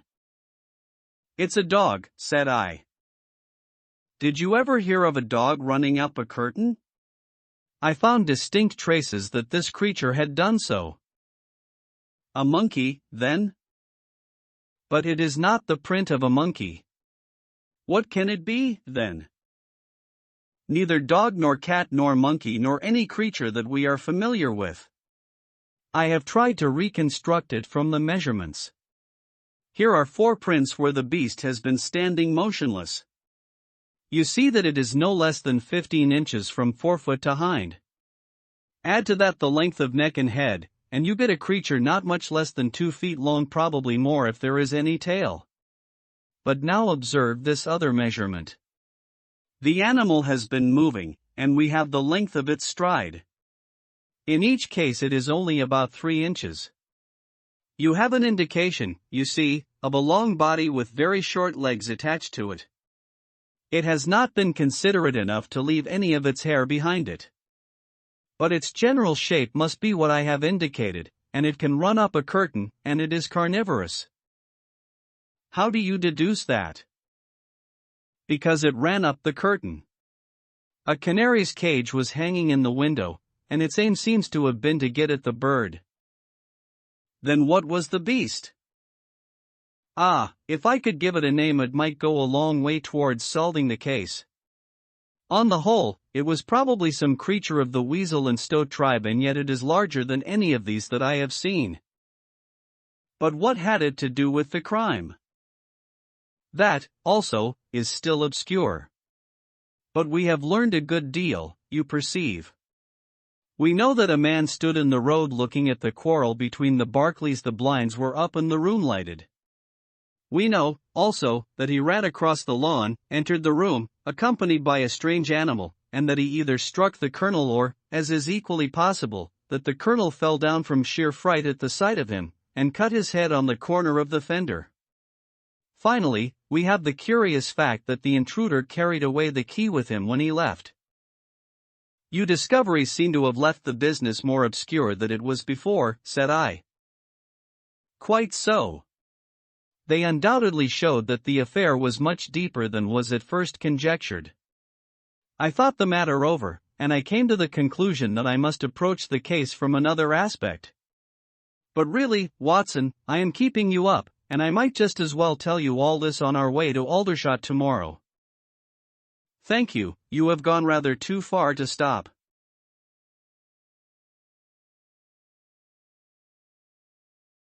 It is quite certain that when Mrs. Barclay left the house at 7:30 she was on good terms with her husband. She was never, as I think I have said, ostentatiously affectionate, but she was heard by the coachman chatting with the colonel in a friendly fashion. Now, it was equally certain that, immediately on her return, she had gone to the room in which she was least likely to see her husband, had flown to tea as an agitated woman will, and finally, on his coming in to her, had broken into violent recriminations. Therefore something had occurred between 7:30 and 9 o'clock which had completely altered her feelings towards him. But Miss Morrison had been with her during the whole of that hour and a half. It was absolutely certain, therefore, in spite of her denial, that she must know something of the matter. My first conjecture was, that possibly there had been some passages between this young lady and the old soldier, which the former had now confessed to the wife. That would account for the angry return, and also for the girl's denial that anything had occurred. Nor would it be entirely incompatible with most of the words overhead. But there was the reference to David, and there was the known affection of the colonel for his wife, to weigh against it, to say nothing of the tragic intrusion of this other man, which might, of course, be entirely disconnected with what had gone before. It was not easy to pick one's steps, but, on the whole, I was inclined to dismiss the idea that there had been anything between the colonel and Miss Morrison, but more than ever convinced that the young lady held the clue as to what it was which had turned Mrs. Barclay to hatred of her husband. I took the obvious course, therefore, of calling upon Miss M., of explaining to her that I was perfectly certain that she held the facts in her possession, and of assuring her that her friend, Mrs. Barclay, might find herself in the dock upon a capital charge unless the matter were cleared up. Miss Morrison is a little ethereal slip of a girl, with timid eyes and blonde hair, but I found her by no means wanting in shrewdness and common sense. She sat thinking for some time after I had spoken, and then, turning to me with a brisk air of resolution, she broke into a remarkable statement which I will condense for your benefit. I promised my friend that I would say nothing of the matter, and a promise is a promise, said she, but if I can really help her when so serious a charge is laid against her, and when her own mouth, poor darling, is closed by illness, then I think I am absolved from my promise. I will tell you exactly what happened upon Monday evening. We were returning from the Watt Street mission about 8:45. On our way we had to pass through Hudson Street, which is a very quiet thoroughfare. There is only one lamp in it, upon the left-hand side, and as we approached this lamp I saw a man coming towards us with his back very bent, and something like a box slung over one of his shoulders. He appeared to be deformed, for he carried his head low and walked with his knees bent. We were passing him when he raised his face to look at us in the circle of light thrown by the lamp, and as he did so he stopped and screamed out in a dreadful voice, "My God, it's Nancy!" Mrs. Barclay turned as white as death, and would have fallen down had the dreadful-looking creature not caught hold of her. I was going to call for the police, but she, to my surprise, spoke quite civilly to the fellow. "I thought you had been dead this 30 years, Henry," said she, in a shaking voice. "So I have," said he, and it was awful to hear the tones that he said it in. He had a very dark, fearsome face, and a gleam in his eyes that comes back to me in my dreams. His hair and whiskers were shot with gray, and his face was all crinkled and puckered like a withered apple. "Just walk on a little way, dear," said Mrs. Barclay. "I want to have a word with this man. There is nothing to be afraid of." She tried to speak boldly, but she was still deadly pale and could hardly get her words out for the trembling of her lips. I did as she asked me, and they talked together for a few minutes. Then she came down the street with her eyes blazing, and I saw the crippled wretch standing by the lamppost and shaking his clenched fists in the air as if he were made with rage. She never said a word until we were at the door here, when she took me by the hand and begged me to tell no one what had happened. "It's an old acquaintance of mine who has come down in the world," said she. When I promised her I would say nothing she kissed me, and I have never seen her since. I have told you now the whole truth, and if I withheld it from the police it is because I did not realize then the danger in which my dear friend stood. I know that it can only be to her advantage that everything should be known. There was her statement, Watson, and to me, as you can imagine, it was like a light on a dark night. Everything which had been disconnected before began at once to assume its true place, and I had a shadowy presentiment of the whole sequence of events. My next step obviously was to find the man who had produced such a remarkable impression upon Mrs. Barclay. If he were still in Aldershot it should not be a very difficult matter. There are not such a very great number of civilians, and a deformed man was sure to have attracted attention. I spent a day in the search, and by evening this very evening, Watson and I had run him down. The man's name is Henry Wood, and he lives in lodgings in this same street in which the ladies met him. He has only been 5 days in the place. In the character of a registration agent I had a most interesting gossip with his landlady. The man is by trade a conjurer and performer, going round the canteens after nightfall, and giving a little entertainment at each. He carries some creature about with him in that box, about which the landlady seemed to be in considerable trepidation, for she had never seen an animal like it. He uses it in some of his tricks according to her account. So much the woman was able to tell me, and also that it was a wonder the man lived, seeing how twisted he was, and that he spoke in a strange tongue sometimes, and that for the last 2 nights she had heard him groaning and weeping in his bedroom. He was all right, as far as money went, but in his deposit he had given her what looked like a bad florin. She showed it to me, Watson, and it was an Indian rupee. So now, my dear fellow, you see exactly how we stand and why it is I want you. It is perfectly plain that after the ladies parted from this man he followed them at a distance, that he saw the quarrel between husband and wife through the window, that he rushed in, and that the creature which he carried in his box got loose. That is all very certain. But he is the only person in this world who can tell us exactly what happened in that room. And you intend to ask him? Most certainly, but in the presence of a witness. And I am the witness? If you will be so good. If he can clear the matter up, well and good. If he refuses, we have no alternative but to apply for a warrant. But how do you know he'll be there when we return? You may be sure that I took some precautions. I have one of my Baker Street boys mounting guard over him who would stick to him like a burr, go where he might. We shall find him in Hudson Street tomorrow, Watson, and meanwhile I should be the criminal myself if I kept you out of bed any longer. It was midday when we found ourselves at the scene of the tragedy, and, under my companion's guidance, we made our way at once to Hudson Street. In spite of his capacity for concealing his emotions, I could easily see that Holmes was in a state of suppressed excitement, while I was myself tingling with that half-sporting, half-intellectual pleasure which I invariably experienced when I associated myself with him in his investigations. "This is the street," said he, as we turned into a short thoroughfare lined with plain two-storied brick houses. "Ah, here is Simpson to report us." "He's in all right, Mr. Holmes," cried a small street Arab, running up to. "Good, Simpson," said Holmes, patting him on the head. "Come along. Watson. This is the house." He sent in his card with a message that he had come on important business, and a moment later we were face to face with the man whom we had come to see. In spite of the warm weather he was crouching over a fire, and the little room was like an oven. The man sat all twisted and huddled in his chair in a way which gave an indescribably impression of deformity, but the face which he turned towards us, though worn and swarthy, must at some time have been remarkable for its beauty. He looked suspiciously at us now out of yellow-shot, bilious eyes, and, without speaking or rising, he waved towards two chairs. "Mr. Henry Wood, late of India, I believe," said Holmes, affably.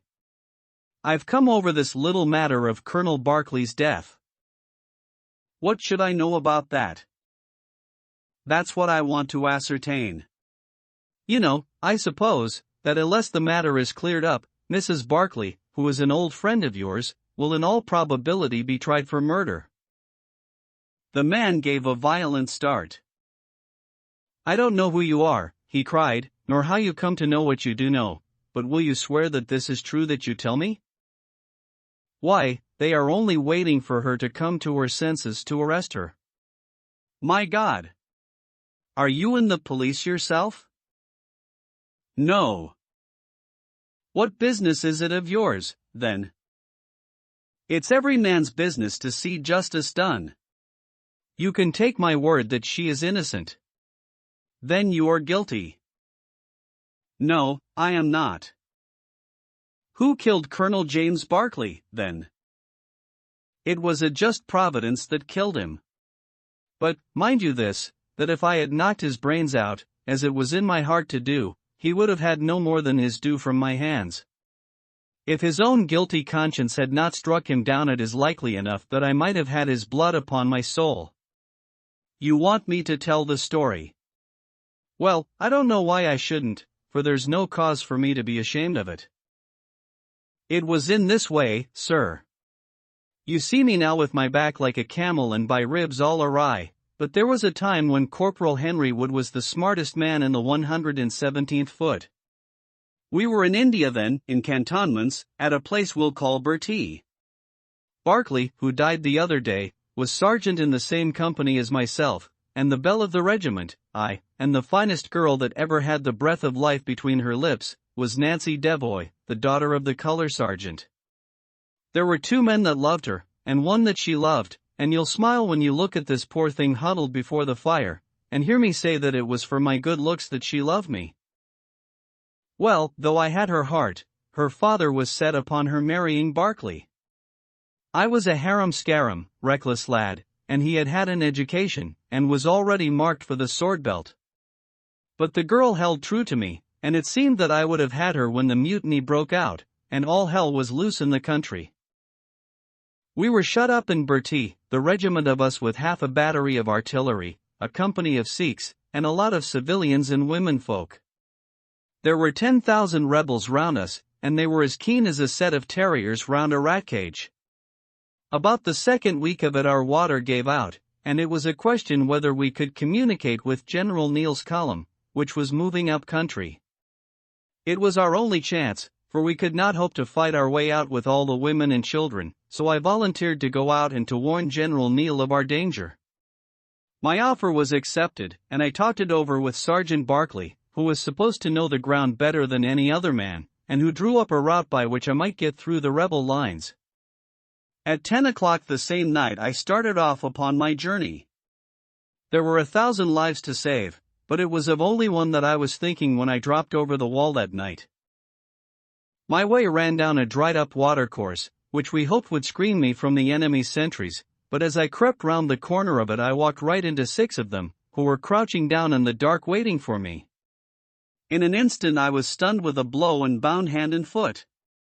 But the real blow was to my heart and not to my head, for as I came to and listened to as much as I could understand of their talk, I heard enough to tell me that my comrade, the very man who had arranged the way that I was to take, had betrayed me by means of a native servant into the hands of the enemy. Well, there's no need for me to dwell on that part of it. You know now what James Barkley was capable of.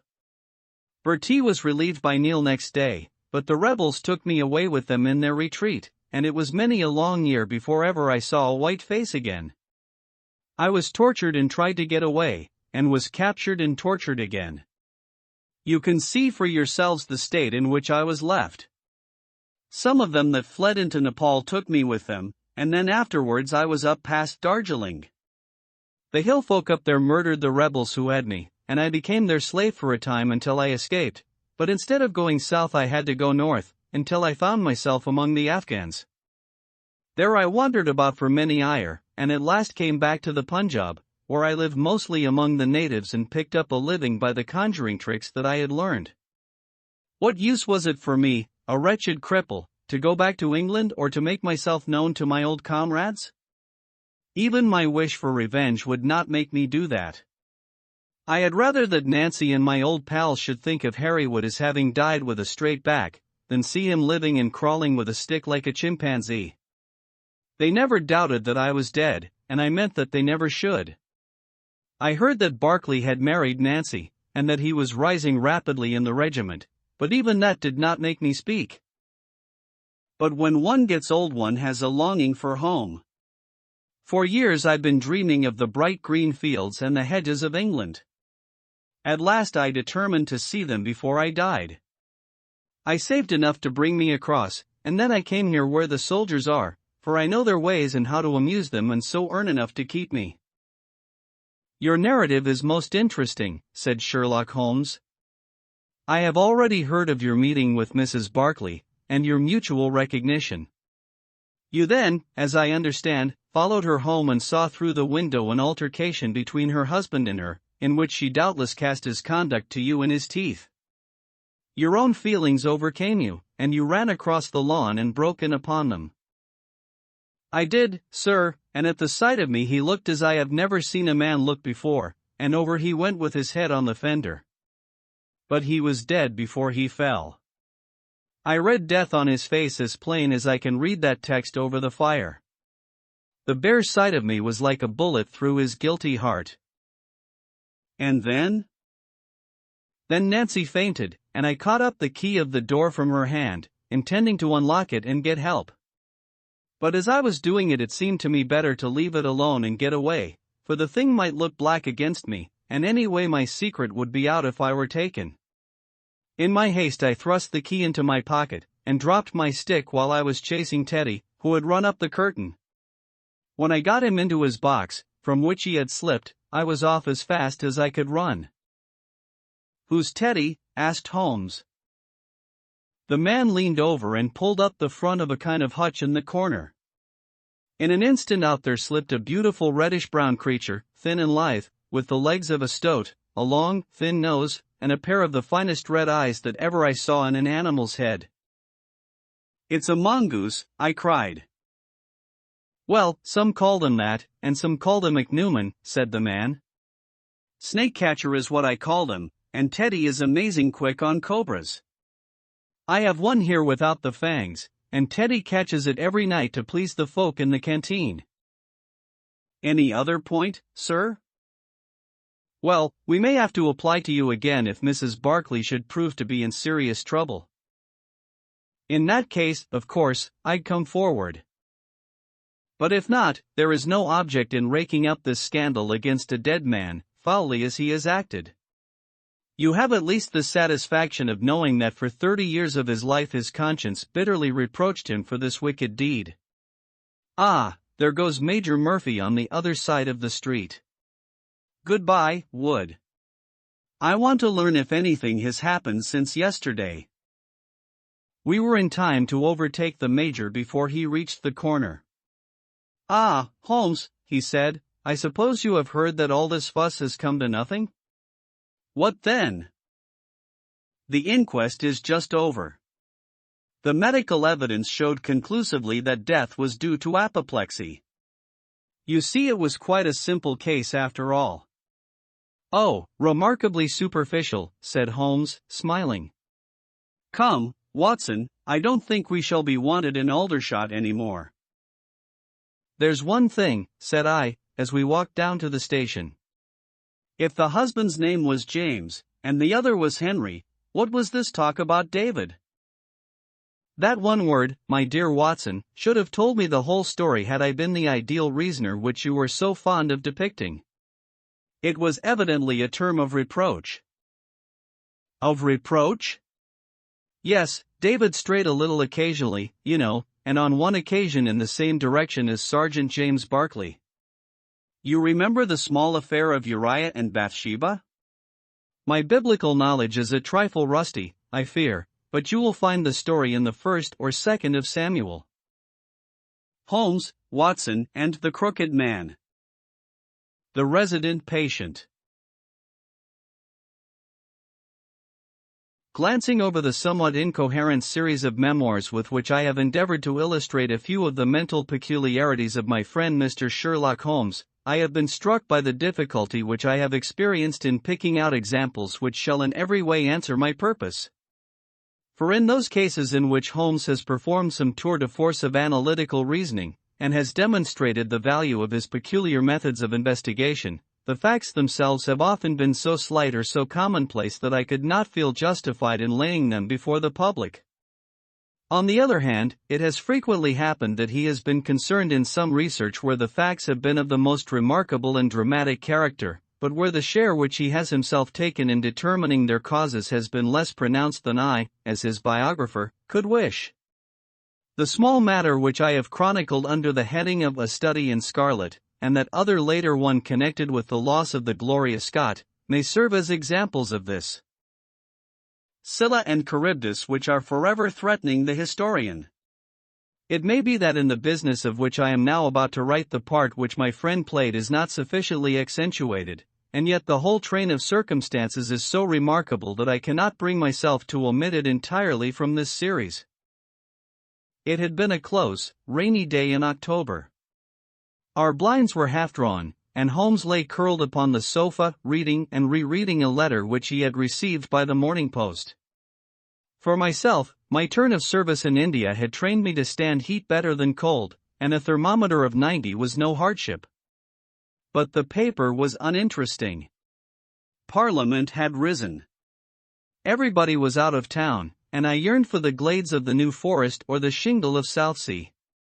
A depleted bank account had caused me to postpone my holiday, and as to my companion, neither the country nor the sea presented the slightest attraction to him. He loved to lie in the very center of 5 millions of people, with his filaments stretching out and running through them, responsive to every little rumor or suspicion of unsolved crime. Appreciation of nature found no place among his many gifts, and his only change was when he turned his mind from the evildoer of the town to track down his brother of the country. Finding that Holmes was too absorbed for conversation, I had tossed aside the barren paper, and leaning back in my chair, I fell into a brown study. Suddenly my companion's voice broke in upon my thoughts. "You are right, Watson," said he. "It does seem a very preposterous way of settling a dispute." "Most preposterous!"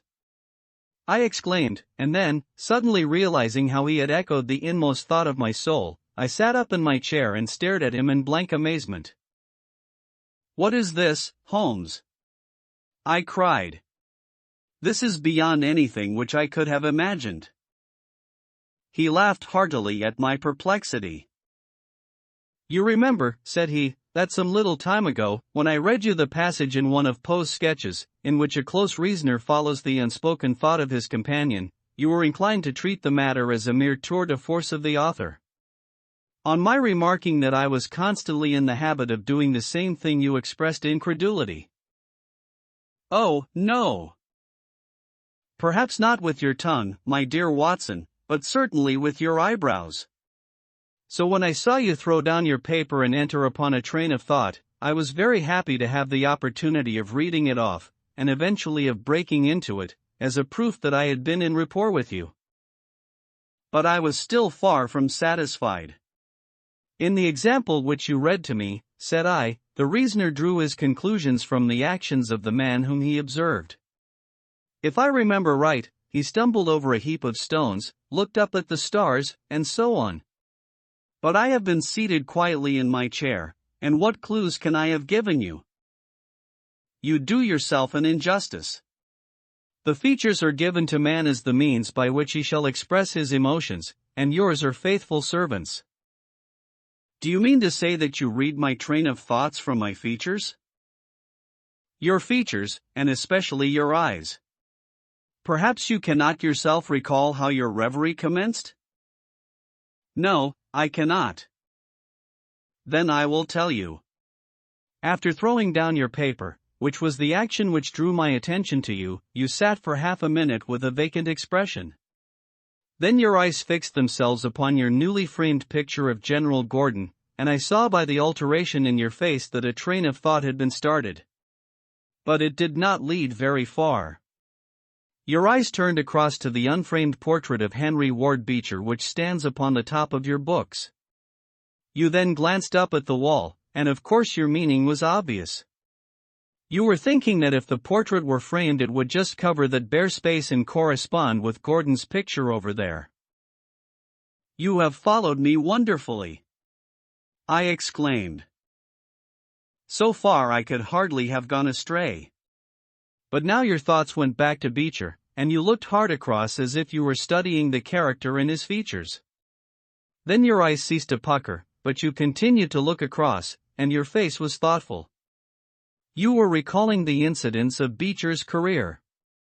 I was well aware that you could not do this without thinking of the mission which he undertook on behalf of the North at the time of the Civil War, for I remember you expressing your passionate indignation at the way in which he was received by the more turbulent of our people. You felt so strongly about it that I knew you could not think of Beecher without thinking of that also. When a moment later I saw your eyes wander away from the picture, I suspected that your mind had now turned to the Civil War, and when I observed that your lips set, your eyes sparkled, and your hands clenched, I was positive that you were indeed thinking of the gallantry which was shown by both sides in that desperate struggle. But then, again, your face grew sadder, you shook your head. You were dwelling upon the sadness and horror and useless waste of life. Your hand stole towards your own old wound, and a smile quivered on your lips, which showed me that the ridiculous side of this method of settling international questions had forced itself upon your mind. At this point I agreed with you that it was preposterous, and was glad to find that all my deductions had been correct. "Absolutely," said I, "and now that you have explained it, I confess that I am as amazed as before. It was very superficial, my dear Watson, I assure you. I should not have intruded it upon your attention had you not shown some incredulity the other day. But the evening has brought a breeze with it. What do you say to a ramble through London?" I was weary of our little sitting room and gladly acquiesced. For 3 hours we strolled about together, watching the ever-changing kaleidoscope of life as it ebbs and flows through Fleet Street and the Strand. His characteristic talk, with its keen observance of detail and subtle power of inference, held me amused and enthralled. It was 10 o'clock before we reached Baker Street again. A brougham was waiting at our door. "Hum. A doctor's general practitioner, I perceive," said Holmes. "Not been long in practice, but has had a good deal to do.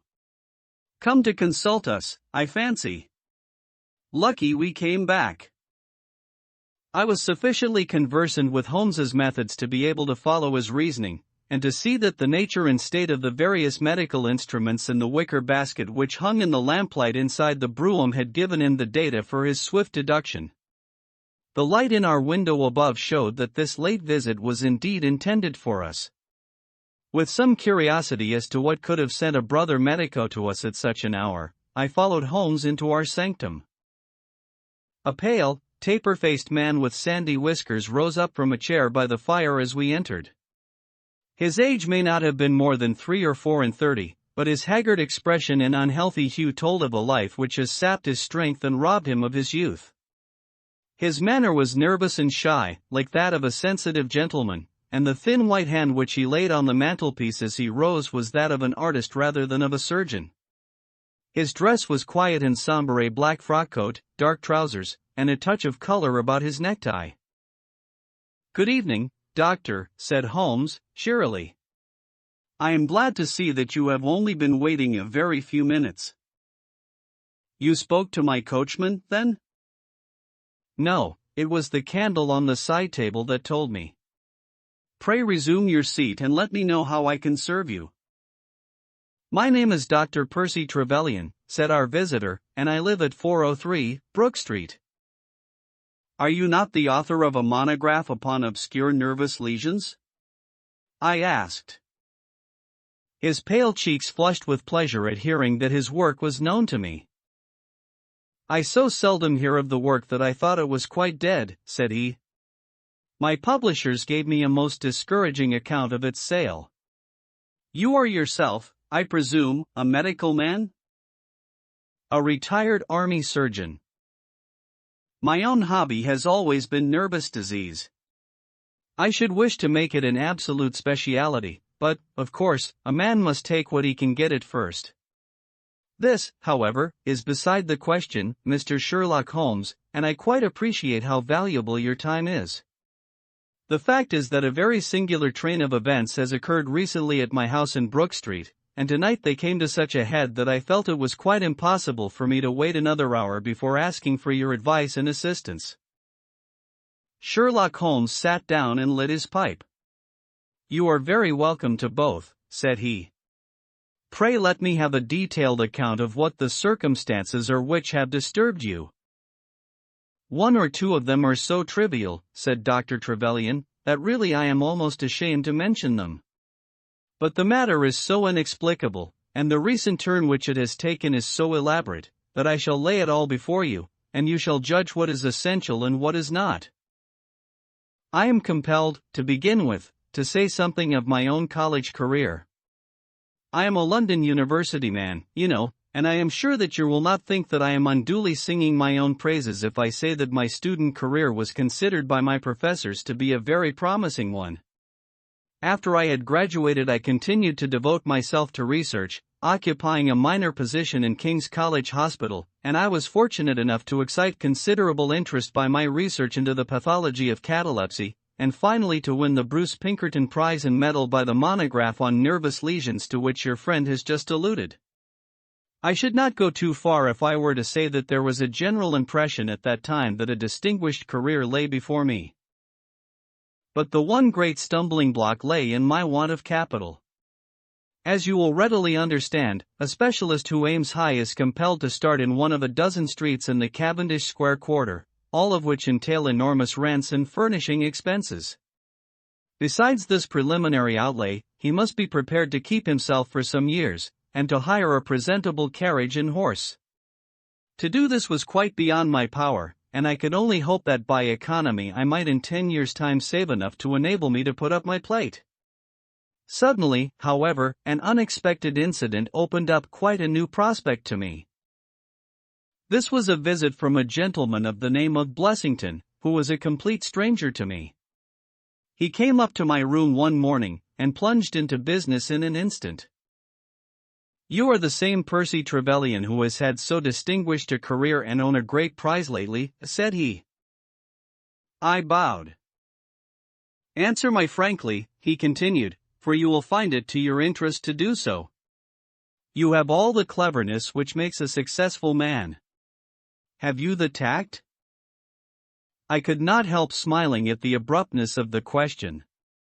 I trust that I have my share, I said. Any bad habits? Not drawn towards drink, eh? Really, sir? I cried. Quite right. That's all right. But I was bound to ask. With all these qualities, why are you not in practice? I shrugged my shoulders. Come, come, said he, in his bustling way. It's the old story.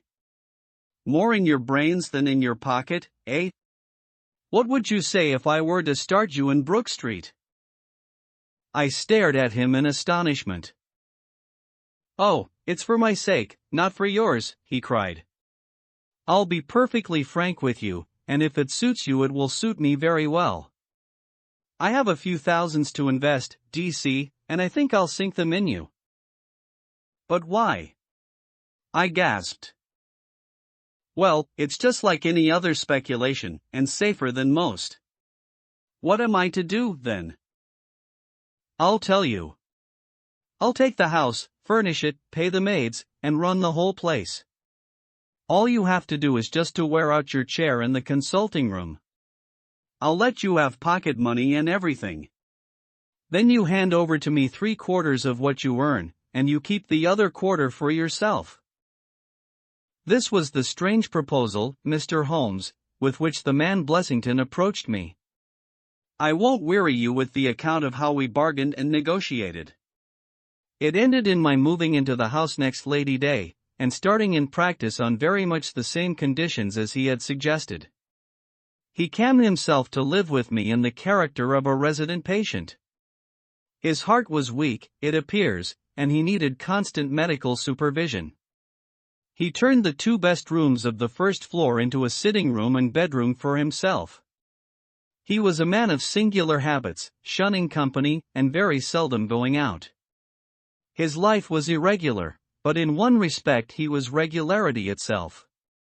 Every evening, at the same hour, he walked into the consulting room, examined the books, put down 5 and 3 pence for every guinea that I had earned, and carried the rest off to the strong box in his own room.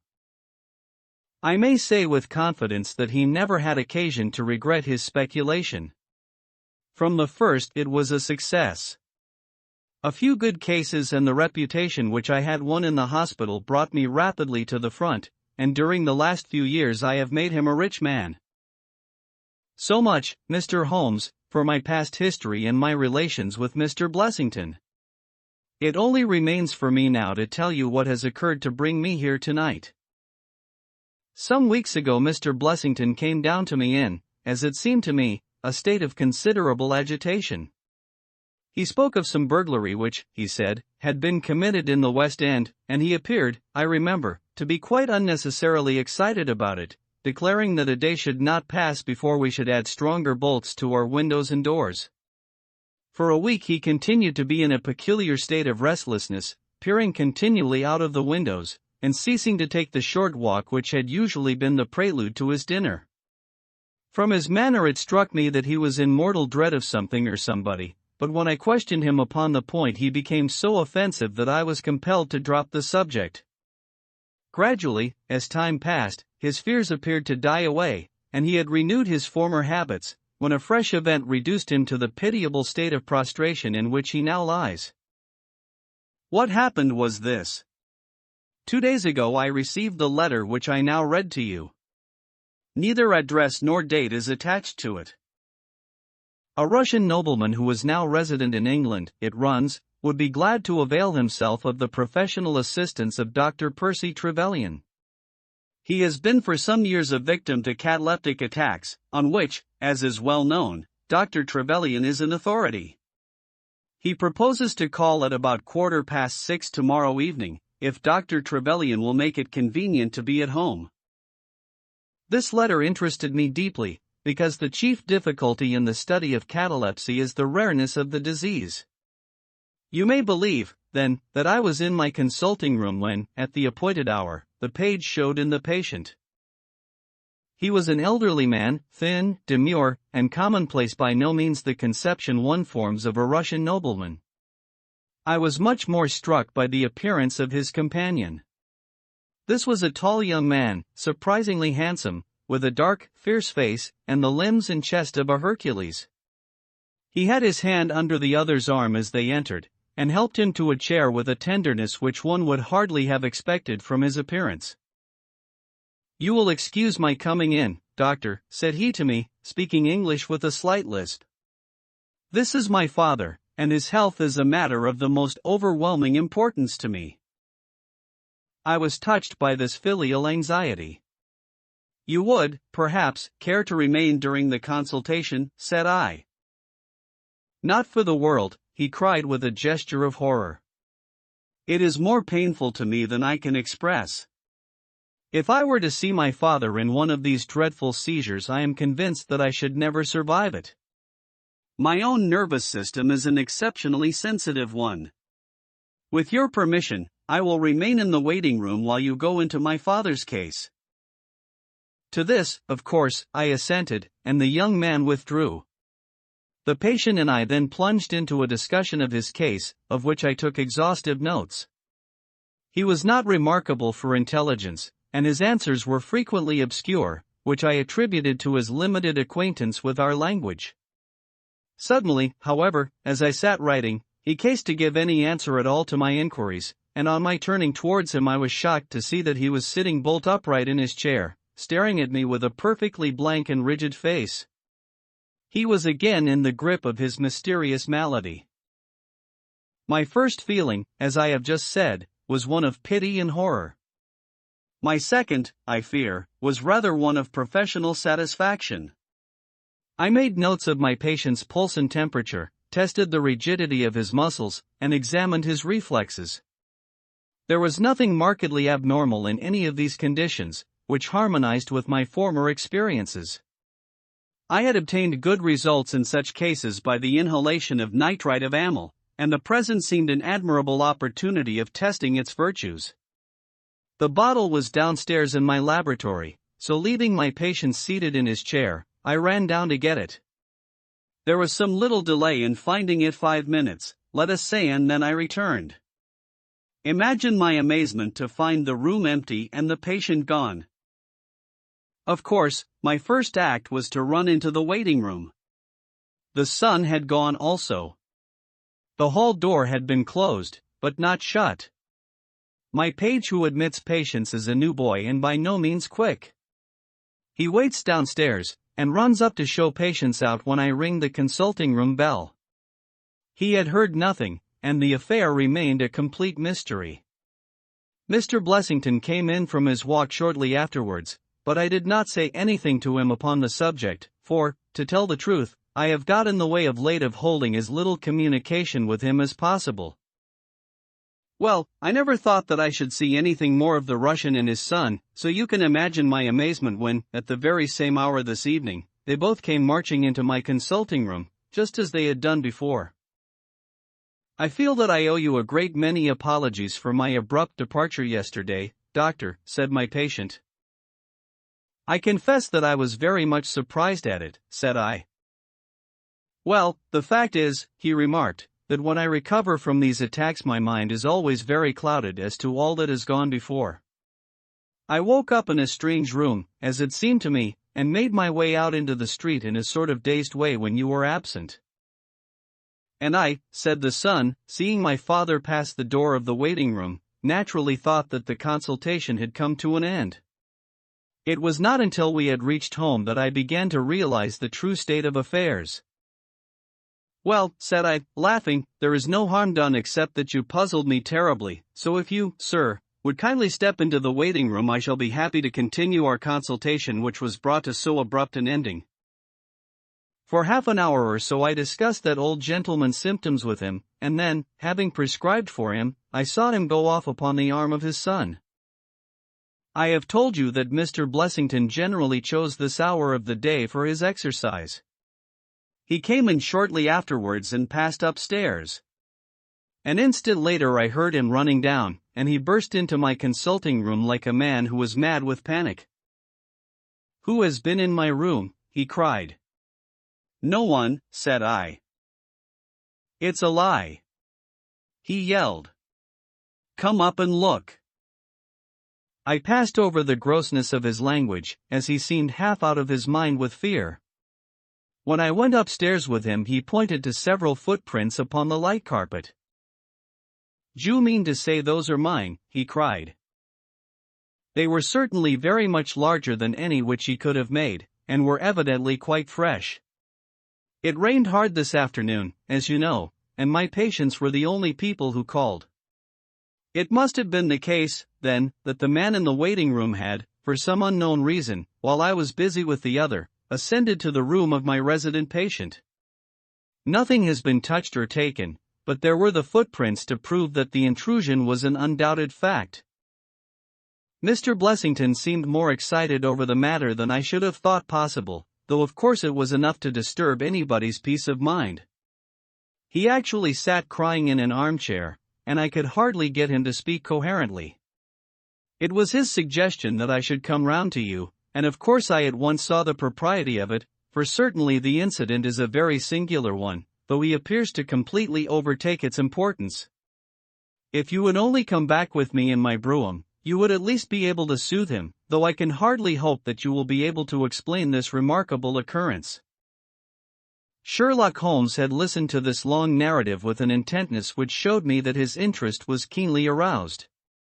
His face was as impassive as ever, but his lids had drooped more heavily over his eyes, and his smoke had curled up more thickly from his pipe to emphasize each curious episode in the doctor's tale. As our visitor concluded, Holmes sprang up without a word, handed me my hat, picked his own from the table, and followed Dr. Trevelyan to the door. Within a quarter of an hour we had been dropped at the door of the physician's residence in Brook Street, one of those somber, flat-faced houses which one associates with a West End practice. A small page admitted us, and we began at once to ascend the broad, well-carpeted stair. But a singular interruption brought us to a standstill. The light at the top was suddenly whisked out, and from the darkness came a reedy, quivering voice. "I have a pistol," it cried. "I give you my word that I'll fire if you come any nearer." "This really grows outrageous, Mr. Blessington," cried Dr. Trevelyan. "Oh, then it is you, doctor," said the voice, with a great heave of relief. "But those other gentlemen, are they what they pretend to be?" We were conscious of a long scrutiny out of the darkness. Yes, it's all right," said the voice at last. "You can come up, and I am sorry if my precautions have annoyed you." He relit the stair gas as he spoke, and we saw before us a singular-looking man, whose appearance, as well as his voice, testified to his jangled nerves. He was very fat, but had apparently at some time been much fatter, so that the skin hung about his face in loose pouches, like the cheeks of a bloodhound. He was of a sickly color, and his thin, sandy hair seemed to bristle up with the intensity of his emotion. In his hand he held a pistol, but he thrust it into his pocket as we advanced. "Good evening, Mr. Holmes," said he. "I am sure I am very much obliged to you for coming round. No one ever needed your advice more than I do. I suppose that Dr. Trevelyan has told you of this most unwarrantable intrusion into my rooms." "Quite so," said Holmes. "Who are these two men, Mr. Blessington, and why do they wish to molest you?" Well, said the resident patient, in a nervous fashion, "of course it is hard to say that. You can hardly expect me to answer that, Mr. Holmes." "Do you mean that you don't know?" "Come in here, if you please. Just have the kindness to step in here." He led the way into his bedroom, which was large and comfortably furnished. "You see that," said he, pointing to a big black box at the end of his bed. "I have never been a very rich man, Mr. Holmes, never made but one investment in my life, as Dr. Trevelyan would tell you. But I don't believe in bankers. I would never trust a banker, Mr. Holmes. Between ourselves, what little I have is in that box, so you can understand what it means to me when unknown people force themselves into my rooms." Holmes looked at Blessington in his questioning way and shook his head. I cannot possibly advise you if you try to deceive me, said he. But I have told you everything. Holmes turned on his heel with a gesture of disgust. Good night, Dr. Trevelyan, said he. And no advice for me, cried Blessington, in a breaking voice. My advice to you, sir, is to speak the truth. A minute later we were in the street and walking for home. We had crossed Oxford Street and were halfway down Harley Street before I could get a word from my companion. Sorry to bring you out on such a fool's errand, Watson, he said at last. It is an interesting case, too, at the bottom of it. I can make little of it, I confessed. Well, it is quite evident that there are two men more, perhaps, but at least two who are determined for some reason to get at this fellow Blessington. I have no doubt in my mind that both on the first and on the second occasion that young man penetrated to Blessington's room, while his confederate, by an ingenious device, kept the doctor from interfering. And the catalepsy? A fraudulent imitation, Watson, though I should hardly dare to hint as much to our specialist. It is a very easy complaint to imitate.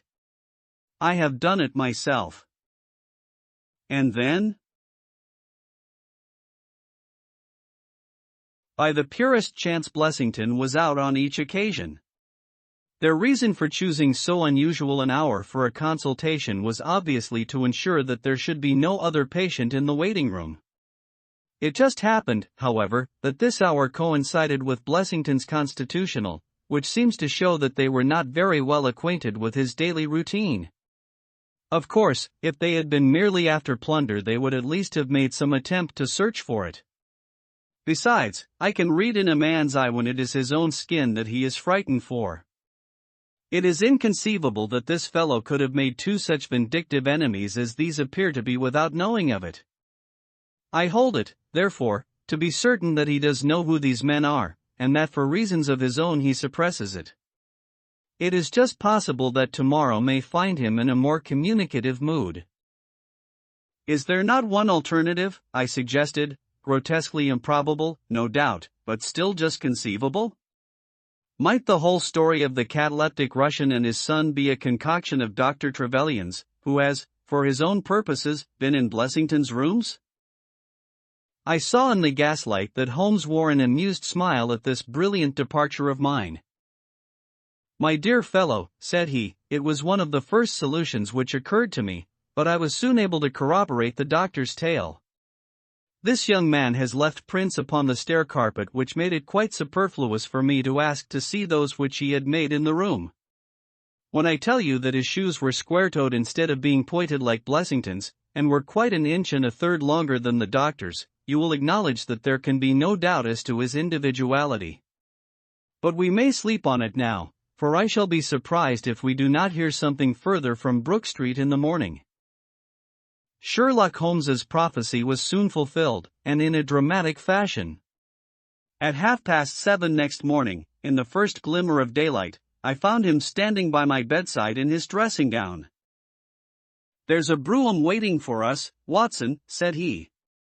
What's the matter, then? The Brook Street business. Any fresh news? Tragic, but ambiguous, said he, pulling up the blind. Look at this A-sheet from a notebook, with "For God's sake come at once P.T." scrawled upon it in pencil. Our friend, the doctor, was hard put to it when he wrote this. Come along, my dear fellow, for it's an urgent call. In a quarter of an hour or so we were back at the physician's house. He came running out to meet us with a face of horror. Oh, such a business, he cried, with his hands to his temples. What then? Blessington has committed suicide. Holmes whistled. Yes, he hanged himself during the night. We had entered, and the doctor had preceded us into what was evidently his waiting room. I really hardly know what I am doing, he cried. The police are already upstairs. It has shaken me most dreadfully. When did you find it out? He has a cup of tea taken in to him early every morning. When the maid entered, about 7, there the unfortunate fellow was hanging in the middle of the room. He had tied his cord to the hook on which the heavy lamp used to hang, and he had jumped off from the top of the very box that he showed us yesterday. Holmes stood for a moment in deep thought. "With your permission," said he at last, "I should like to go upstairs and look into the matter." We both ascended, followed by the doctor. It was a dreadful sight which met us as we entered the bedroom door. I have spoken of the impression of flabbiness which this man Blessington conveyed. As he dangled from the hook, it was exaggerated and intensified until he was scarce human in his appearance. The neck was drawn out like a plucked chicken's, making the rest of him seem the more obese and unnatural by the contrast. He was clad only in his long nightdress, and his swollen ankles and ungainly feet protruded starkly from beneath it. Beside him stood a smart-looking police inspector, who was taking notes in a pocketbook. "Ah, Mr. Holmes," said he, heartily, as my friend entered, "I am delighted to see you." "Good morning, Lanner," answered Holmes. "You won't think me an intruder, I am sure. Have you heard of the events which led up to this affair?" "Yes, I heard something of them." "Have you formed any opinion?" "As far as I can see, the man has been driven out of his senses by fright. The bed has been well slept in, you see. There's his impression deep enough. It's about 5 in the morning, you know, that suicides are most common. That would be about his time for hanging himself. It seems to have been a very deliberate affair."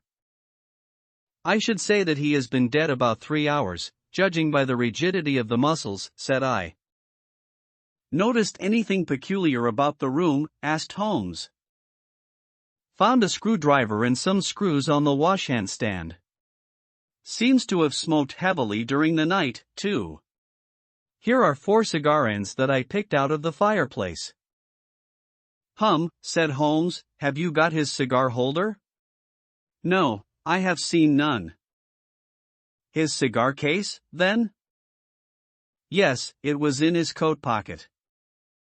Holmes opened it and smelled the single cigar which it contained.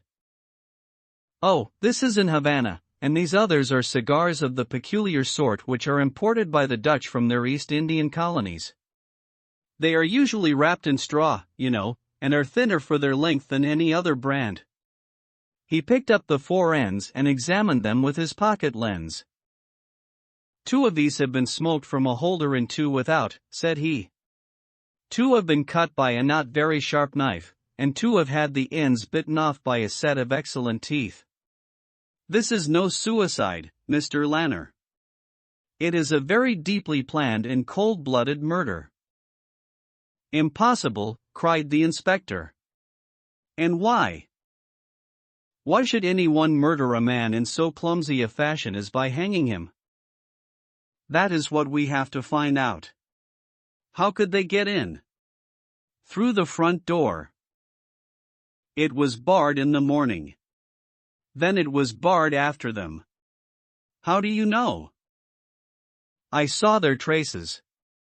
"Excuse me a moment, and I may be able to give you some further information about it." He went over to the door, and turning the lock he examined it in his methodical way. Then he took out the key, which was on the inside, and inspected that also. The bed, the carpet, the chairs, the mantelpiece, the dead body, and the rope were each in turn examined, until at last he professed himself satisfied, and with my aid and that of the inspector cut down the wretched object and laid it reverently under a sheet. "How about this rope?" he asked. "It is cut off this," said Dr. Trevelyan, drawing a large coil from under the bed. "He was morbidly nervous of fire, and always kept this beside him, so that he might escape by the window in case the stairs were burning."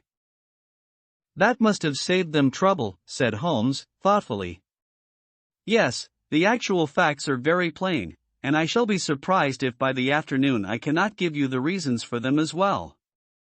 I will take this photograph of Blessington, which I see upon the mantelpiece, as it may help me in my inquiries." "But you have told us nothing," cried the doctor.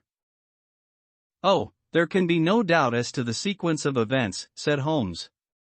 "There were three of them in it, the young man, the old man, and a third, to whose identity I have no clue. The first two, I need hardly remark, are the same who masqueraded as the Russian Count and his son, so we can give a very full description of them. They were admitted by a confederate inside the house. If I might offer you a word of advice, Inspector, it would be to arrest the page, who, as I understand, has only recently come into your service, Doctor." "The young imp cannot be found," said Dr. Trevelyan. "The maid and the cook have just been searching for him." Holmes shrugged his shoulders. "He has played a not unimportant part in this drama," said he. "The three men having ascended the stairs, which they did on tiptoe, the elder man first, the younger man second, and the unknown man in the rear." "My dear Holmes!" I ejaculated. "Oh, there could be no question as to the superimposing of the footmarks. I had the advantage of learning which was which last night. They ascended, then, to Mr. Blessington's room, the door of which they found to be locked. With the help of a wire, however, they forced round the key. Even without the lens you will perceive, by the scratches on this ward, where the pressure was applied. On entering the room their first proceeding must have been to gag Mr. Blessington. He may have been asleep, or he may have been so paralyzed with terror as to have been unable to cry out. These walls are thick, and it is conceivable that his shriek, if he had time to utter one, was unheard. Having secured him, it is evident to me that a consultation of some sort was held. Probably it was something in the nature of a judicial proceeding. It must have lasted for some time, for it was then that these cigars were smoked. The older man sat in that wicker chair, it was he who used the cigar holder. The younger man sat over yonder, he knocked his ash off against the chest of drawers.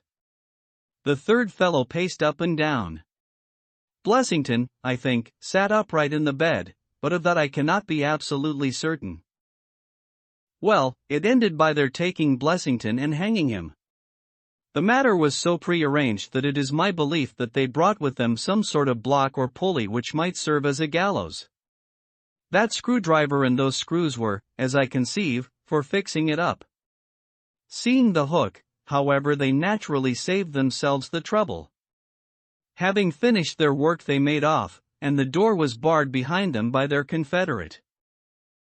We had all listened with the deepest interest to this sketch of the night's doings, which Holmes had deduced from signs so subtle and minute that, even when he had pointed them out to us, we could scarcely follow him in his reasoning. The inspector hurried away on the instant to make inquiries about the page, while Holmes and I returned to Baker Street for breakfast. "I'll be back by 3, said he, when we had finished our meal. "Both the inspector and the doctor will meet me here at that hour, and I hope by that time to have cleared up any little obscurity which the case may still present." Our visitors arrived at the appointed time, but it was 3:15 before my friend put in an appearance. From his expression as he entered, however, I could see that all had gone well with him. "Any news, Inspector?" "We have got the boy, sir." "Excellent, and I have got the men." "You have got them," we cried, all three. "Well, at least I have got their identity. This so-called Blessington is, as I expected, well known at headquarters, and so are his assailants. Their names are Biddle, Hayward, and Moffat." "The Worthington Bank gang," cried the inspector. "Precisely," said Holmes. "Then Blessington must have been Sutton." "Exactly," said Holmes. "Why, that makes it as clear as crystal," said the inspector. But Trevelyan and I looked at each other in bewilderment. "You must surely remember the great Worthington Bank business," said Holmes. 5 men were in it, these 4 and a 5th called Cartwright. Tobin, the caretaker, was murdered, and the thieves got away with £7,000. This was in 1875. They were all 5 arrested, but the evidence against them was by no means conclusive. This Blessington or Sutton, who was the worst of the gang, turned informer. On his evidence, Cartwright was hanged and the other three got 15 years apiece. When they got out the other day, which was some years before their full term, they set themselves, as you perceive, to hunt down the traitor and to avenge the death of their comrade upon him. Twice they tried to get at him and failed, a third time, you see, it came off. Is there anything further which I can explain, Dr. Trevelyan? I think you have made it all remarkable clear, said the doctor. No doubt the day on which he was perturbed was the day when he had seen of their release in the newspapers. Quite so. His talk about a burglary was the merest blind. But why could he not tell you this? Well, my dear sir, knowing the vindictive character of his old associates, he was trying to hide his own identity from everybody as long as he could. His secret was a shameful one, and he could not bring himself to divulge it. However, wretch as he was still living under the shield of British law, and I have no doubt, Inspector, that you will see that, though that shield may fail to guard, the sword of justice is still there to avenge. Such were the singular circumstances in connection with the resident patient and the Brook Street doctor. From that night nothing has been seen of the three murderers by the police, and it is surmised at Scotland Yard that they were among the passengers of the ill-fated steamer Nora Creina, which was lost some years ago with all hands upon the Portuguese coast, some leagues to the north of Oporto. The proceedings against the page broke down for want of evidence, and the Brook Street mystery, as it was called, has never until now been fully dealt with in any public print. The Greek Interpreter.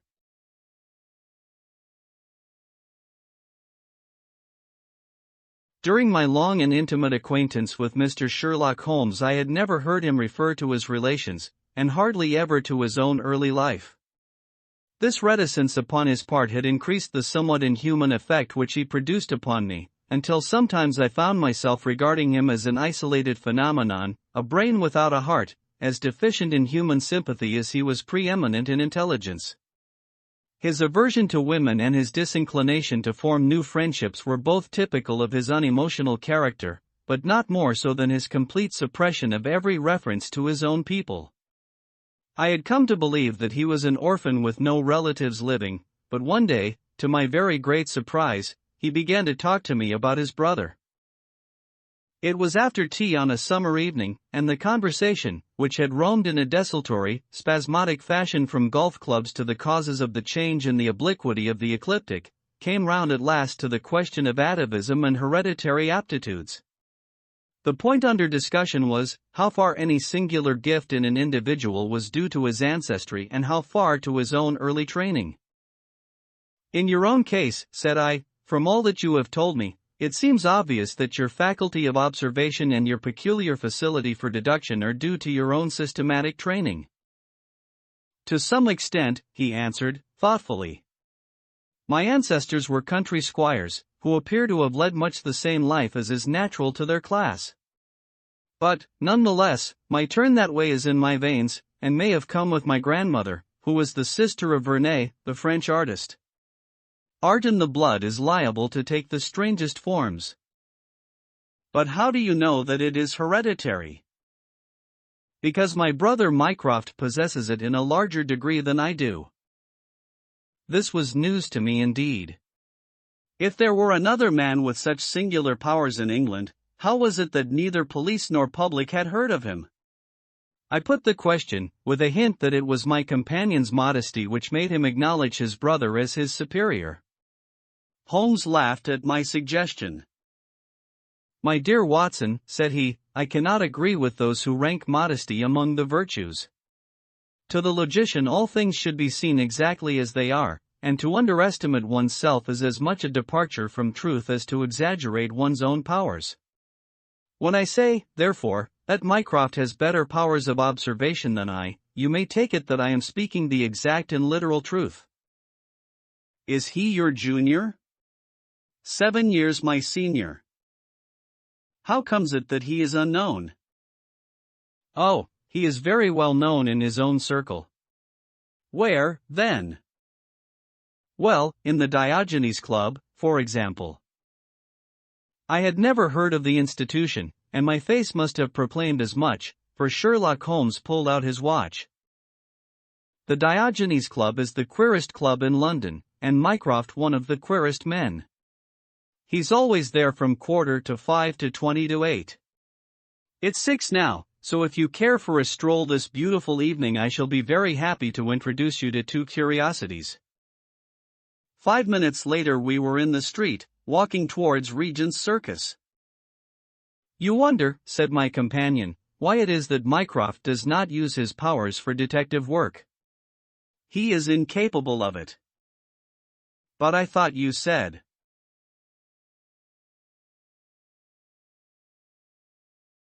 I said that he was my superior in observation and deduction. If the art of the detective began and ended in reasoning from an armchair, my brother would be the greatest criminal agent that ever lived. But he has no ambition and no energy. He will not even go out of his way to verify his own solution, and would rather be considered wrong than take the trouble to prove himself right. Again and again I have taken a problem to him, and have received an explanation which has afterwards proved to be the correct one. And yet he was absolutely incapable of working out the practical points which must be gone into before a case could be laid before a judge or jury. It is not his profession, then? By no means. What is to me a means of livelihood is to him the merest hobby of a dilettante. He has an extraordinary faculty for figures, and audits the books in some of the government departments. Mycroft lodges in Pall Mall, and he walks round the corner into Whitehall every morning and back every evening. From year's end to year's end he takes no other exercise, and is seen nowhere else, except only in the Diogenes Club, which is just opposite his rooms. I cannot recall the name.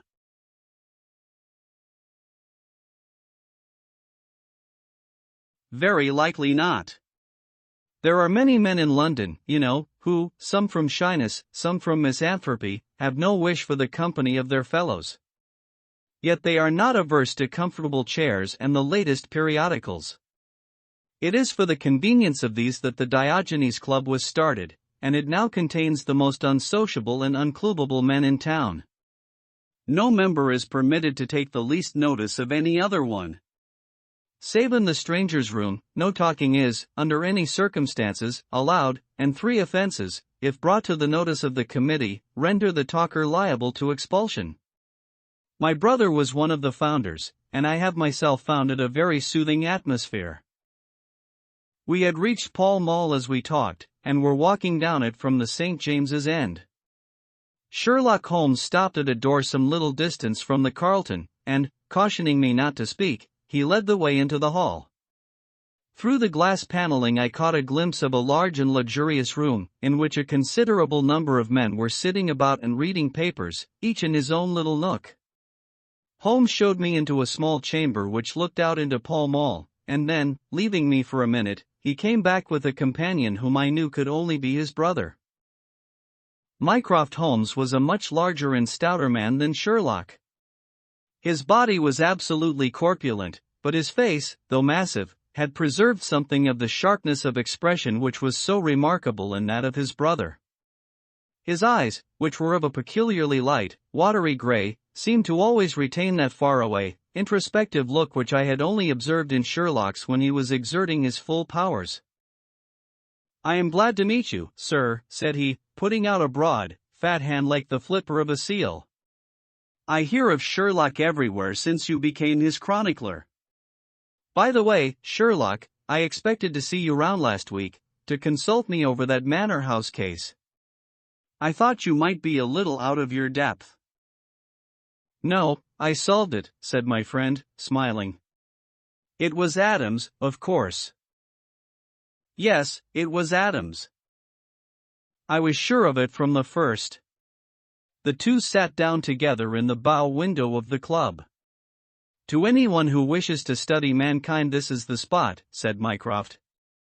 "Look at the magnificent types. Look at these 2 men who are coming towards us, for example. The billiard marker and the other?" "Precisely. What do you make of the other?" The two men had stopped opposite the window. Some chalk marks over the waistcoat pocket were the only signs of billiards which I could see in one of them. The other was a very small, dark fellow, with his hat pushed back and several packages under his arm. "An old soldier, I perceive," said Sherlock. "And very recently discharged," remarked the brother. "Served in India, I see. And a non-commissioned officer. Royal Artillery, I fancy," said Sherlock.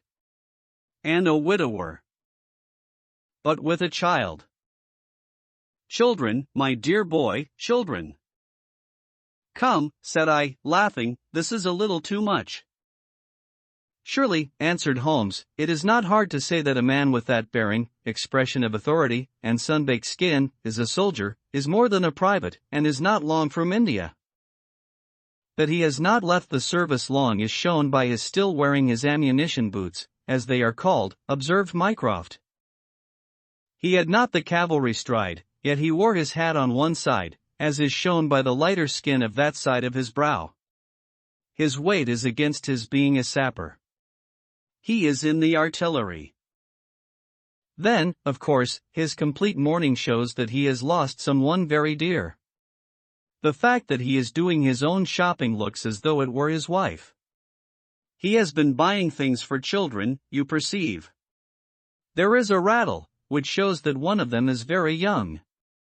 The wife probably died in childbed. The fact that he has a picture book under his arm shows that there is another child to be thought of." I began to understand what my friend meant when he said that his brother possessed even keener faculties than he did himself. He glanced across at me and smiled. Mycroft took snuff from a tortoiseshell box, and brushed away the wandering grains from his coat front with a large, red silk handkerchief. "By the way, Sherlock," said he, "I have had something quite after your own heart, a most singular problem submitted to my judgment. I really had not the energy to follow it up save in a very incomplete fashion, but it gave me a basis for some pleasing speculation. If you would care to hear the facts." "My dear Mycroft, I should be delighted." The brother scribbled a note upon a leaf of his pocketbook, and, ringing the bell, he handed it to the waiter. "I have asked Mr. Melas to step across," said he. "He lodges on the floor above me, and I have some slight acquaintance with him, which led him to come to me in his perplexity. Mr. Melas is a Greek by extraction, as I understand, and he is a remarkable linguist. He earns his living partly as interpreter in the law courts and partly by acting as guide to any wealthy Orientals who may visit the Northumberland Avenue hotels. I think I will leave him to tell his very remarkable experience in his own fashion." A few minutes later we were joined by a short, stout man whose olive face and coal-black hair proclaimed his southern origin, though his speech was that of an educated Englishman. He shook hands eagerly with Sherlock Holmes, and his dark eyes sparkled with pleasure when he understood that the specialist was anxious to hear his story. "I do not believe that the police credit me on my word, I do not," said he in a wailing voice. "Just because they have never heard of it before, they think that such a thing cannot be. But I know that I shall never be easy in my mind until I know what has become of my poor man with the sticking plaster upon his face." "I am all attention," said Sherlock Holmes.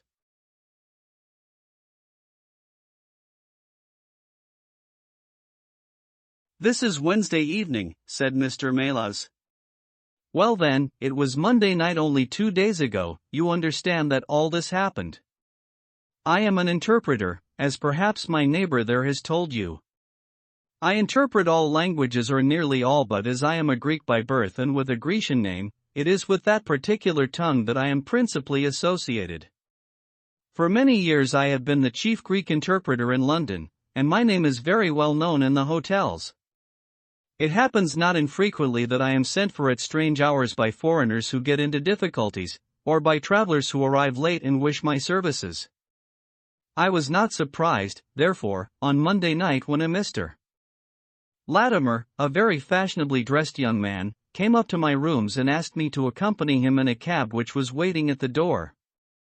A Greek friend had come to see him upon business, he said, and as he could speak nothing but his own tongue, the services of an interpreter were indispensable.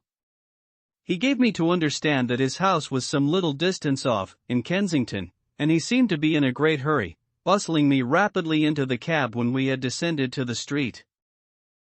I say into the cab, but I soon became doubtful as to whether it was not a carriage in which I found myself.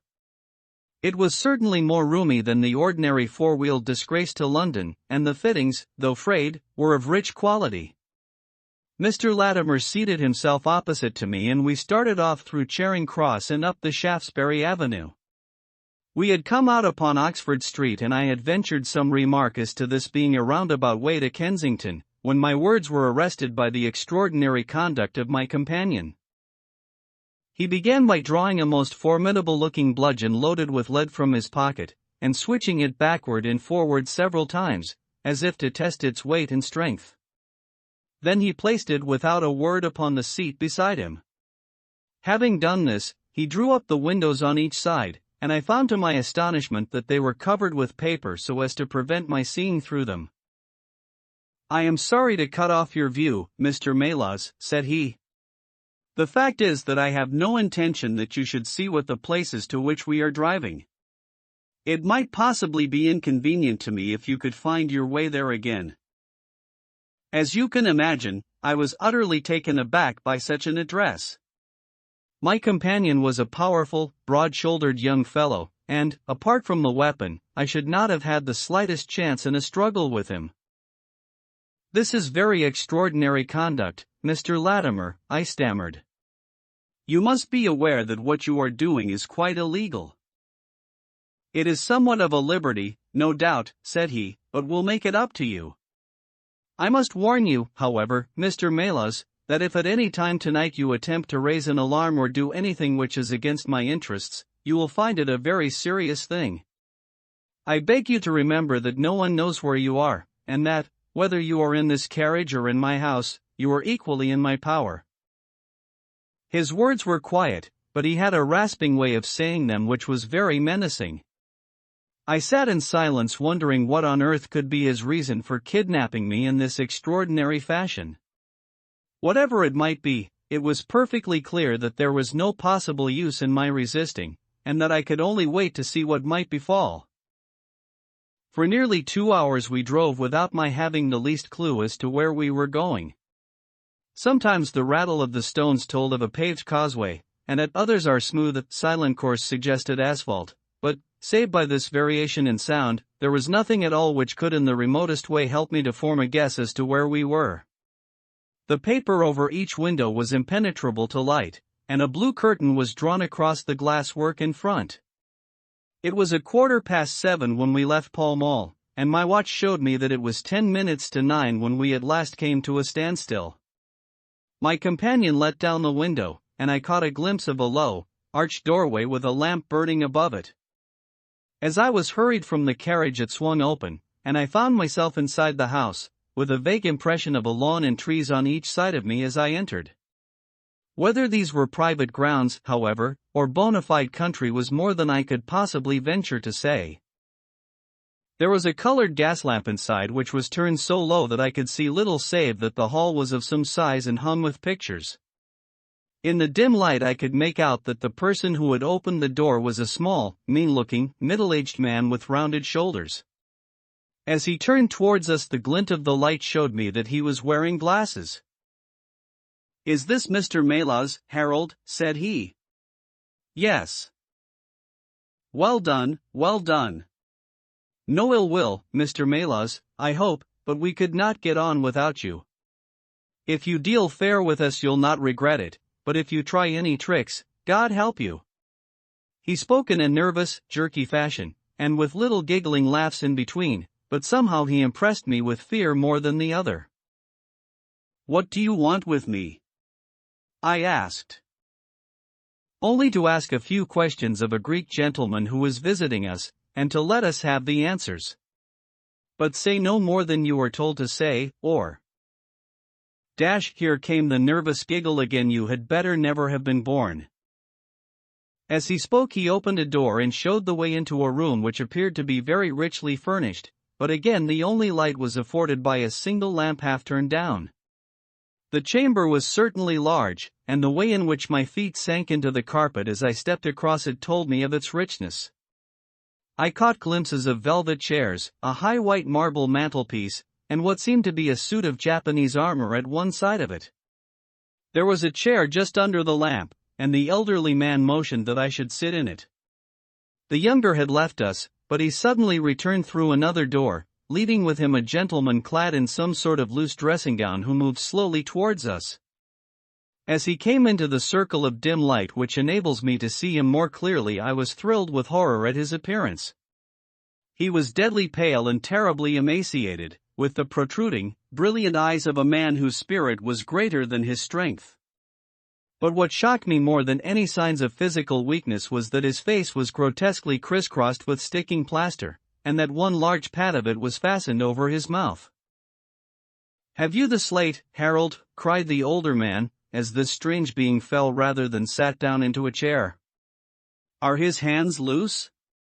Now, then, give him the pencil.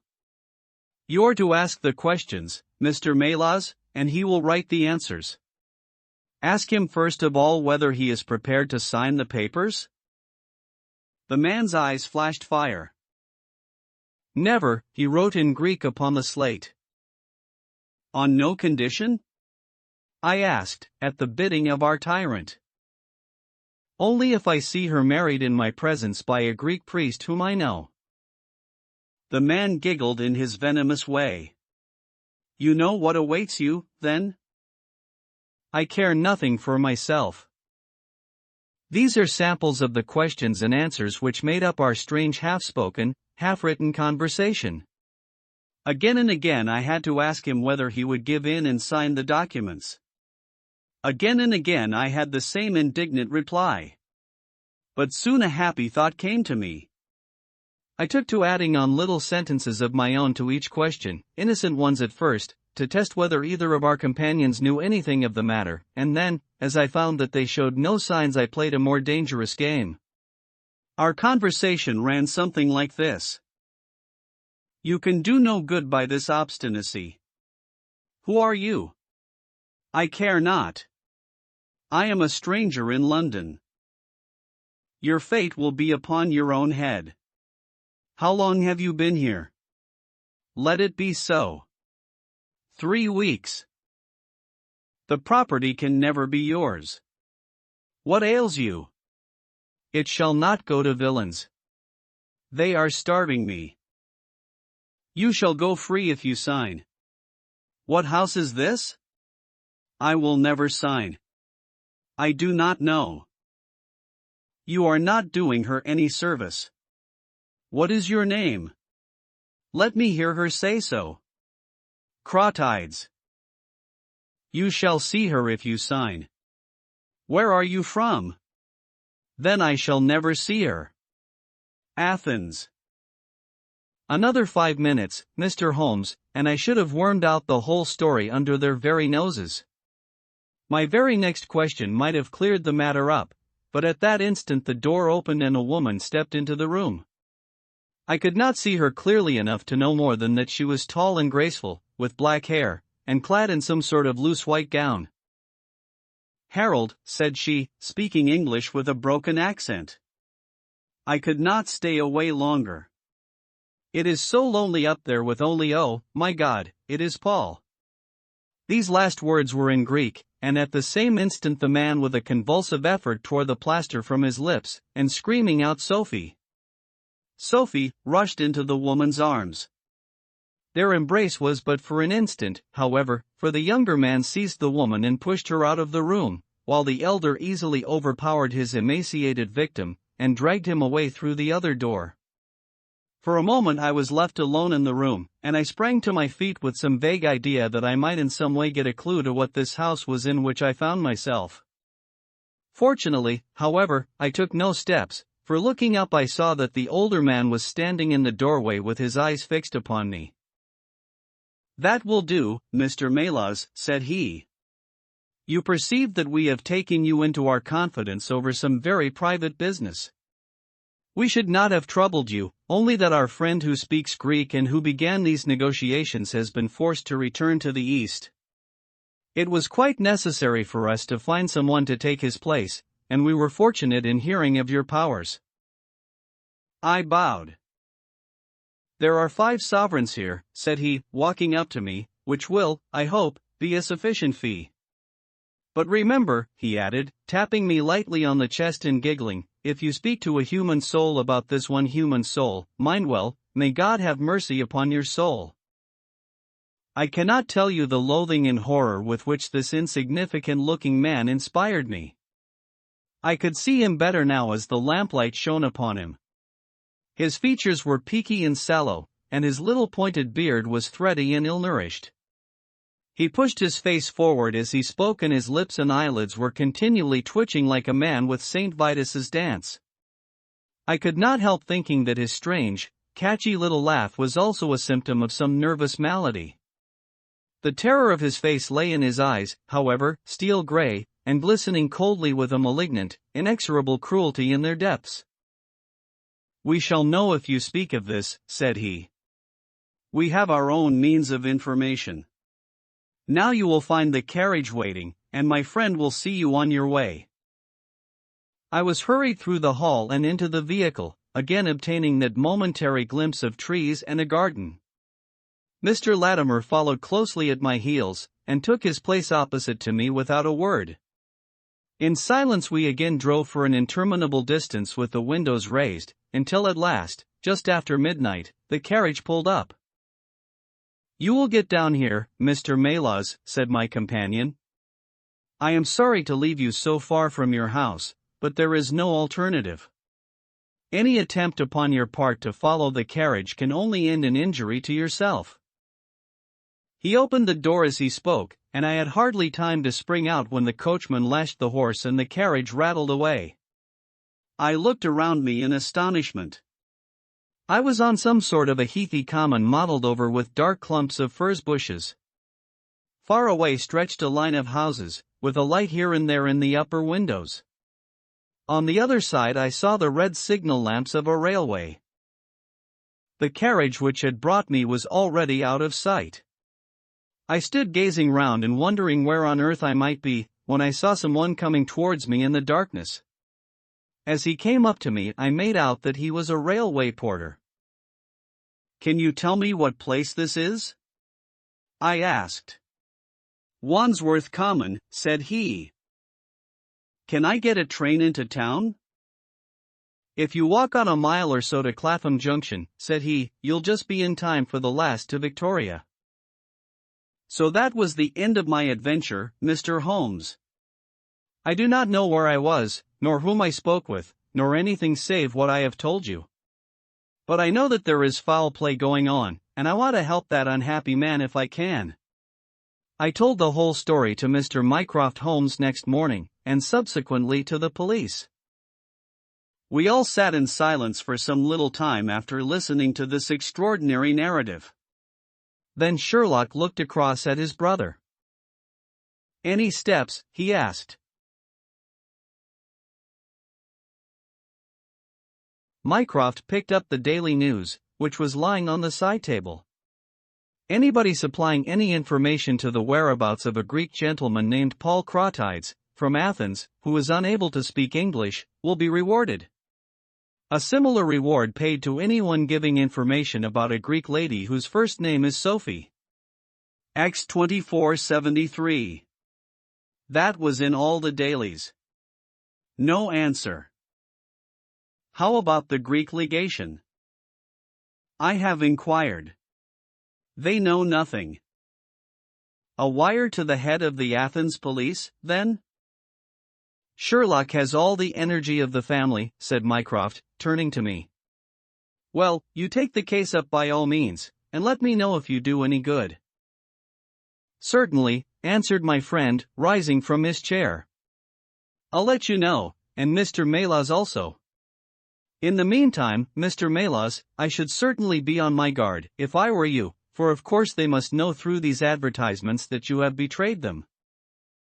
As we walked home together, Holmes stopped at a telegraph office and sent off several wires. You see, Watson, he remarked, our evening has been by no means wasted. Some of my most interesting cases have come to me in this way through Mycroft.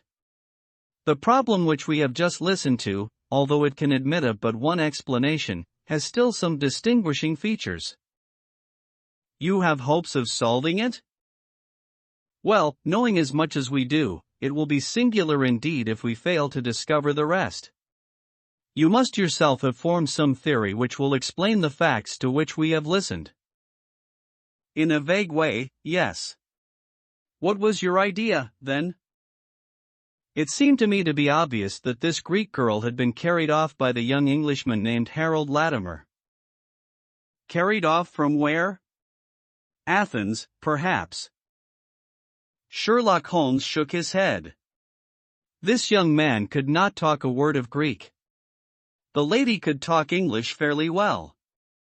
Inference that she had been in England some little time, but he had not been in Greece. Well, then, we will presume that she had come on a visit to England, and that this Harold had persuaded her to fly with him. That is more probable. Then the brother for that, I fancy, must be the relationship comes over from Greece to interfere.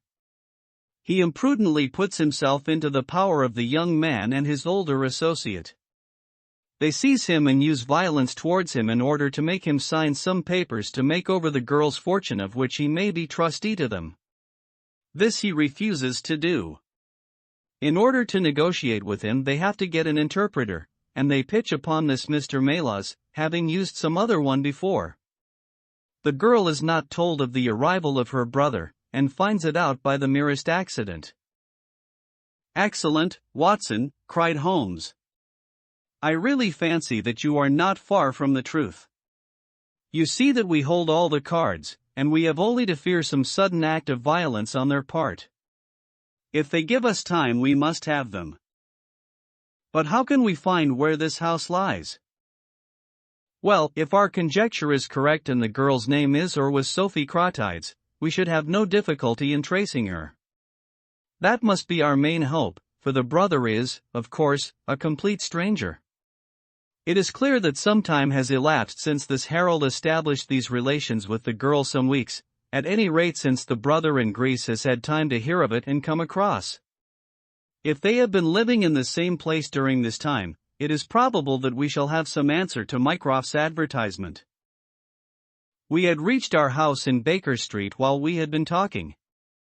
Holmes ascended the stair first, and as he opened the door of our room he gave a start of surprise. Looking over his shoulder, I was equally astonished.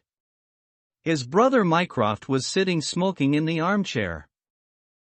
Come in, Sherlock. Come in, sir, said he blandly, smiling at our surprised faces. You don't expect such energy from me, do you, Sherlock? But somehow this case attracts me. How did you get here? I passed you in a hansom. There has been some new development? I had an answer to my advertisement. Ah. Yes, it came within a few minutes of your leaving. And to what effect? Mycroft Holmes took out a sheet of paper. Here it is, said he, written with a J pen on royal cream paper by a middle-aged man with a weak constitution. Sir, he says, in answer to your advertisement of today's date, I beg to inform you that I know the young lady in question very well. If you should care to call upon me I could give you some particulars as to her painful history. She is living at present at the Myrtles, Beckenham. Yours faithfully, J. Davenport. He writes from Lower Brixton, said Mycroft Holmes. Do you not think that we might drive to him now, Sherlock, and learn these particulars? My dear Mycroft, the brother's life is more valuable than the sister's story. I think we should call at Scotland Yard for Inspector Gregson, and go straight out to Beckenham. We know that a man is being done to death, and every hour may be vital.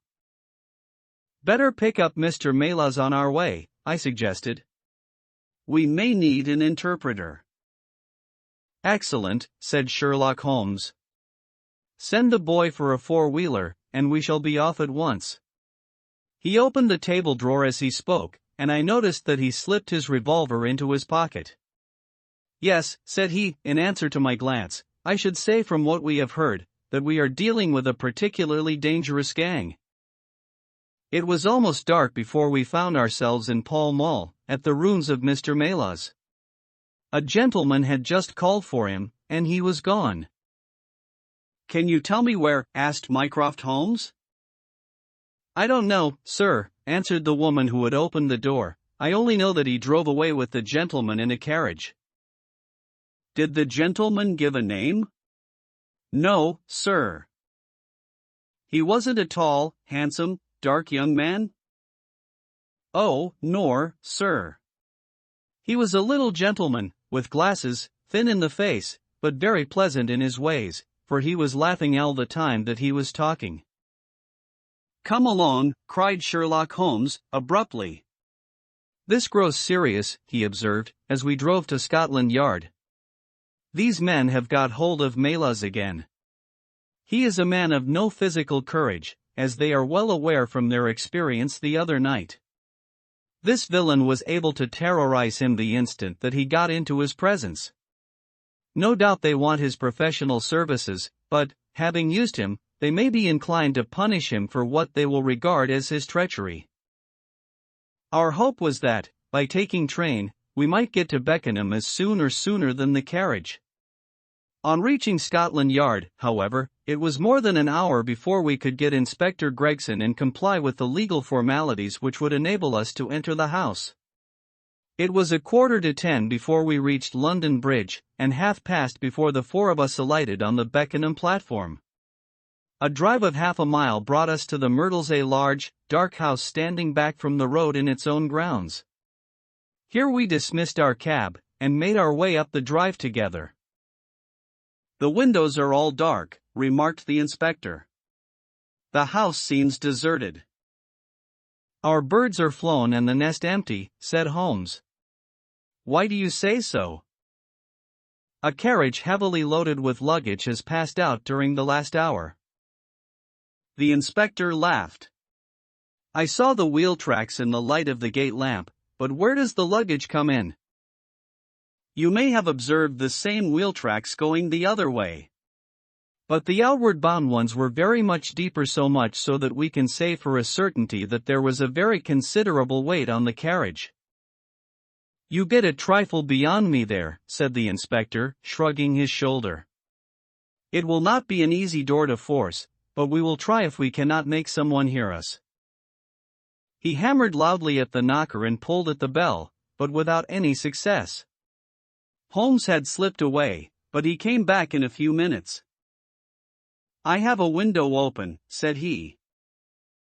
"It is a mercy that you are on the side of the force, and not against it, Mr. Holmes," remarked the inspector, as he noted the clever way in which my friend had forced back the catch. "Well, I think that under the circumstances we may enter without an invitation." One after the other we made our way into a large apartment, which was evidently that in which Mr. Melas had found himself. The inspector had lit his lantern, and by its light we could see the two doors, the curtain, the lamp, and the suit of Japanese mail as he had described them. On the table lay 2 glasses, an empty brandy bottle, and the remains of a meal. "What is that?" asked Holmes, suddenly. We all stood still and listened. A low moaning sound was coming from somewhere over our heads. Holmes rushed to the door and out into the hall. The dismal noise came from upstairs. He dashed up, the inspector and I at his heels, while his brother Mycroft followed as quickly as his great bulk would permit.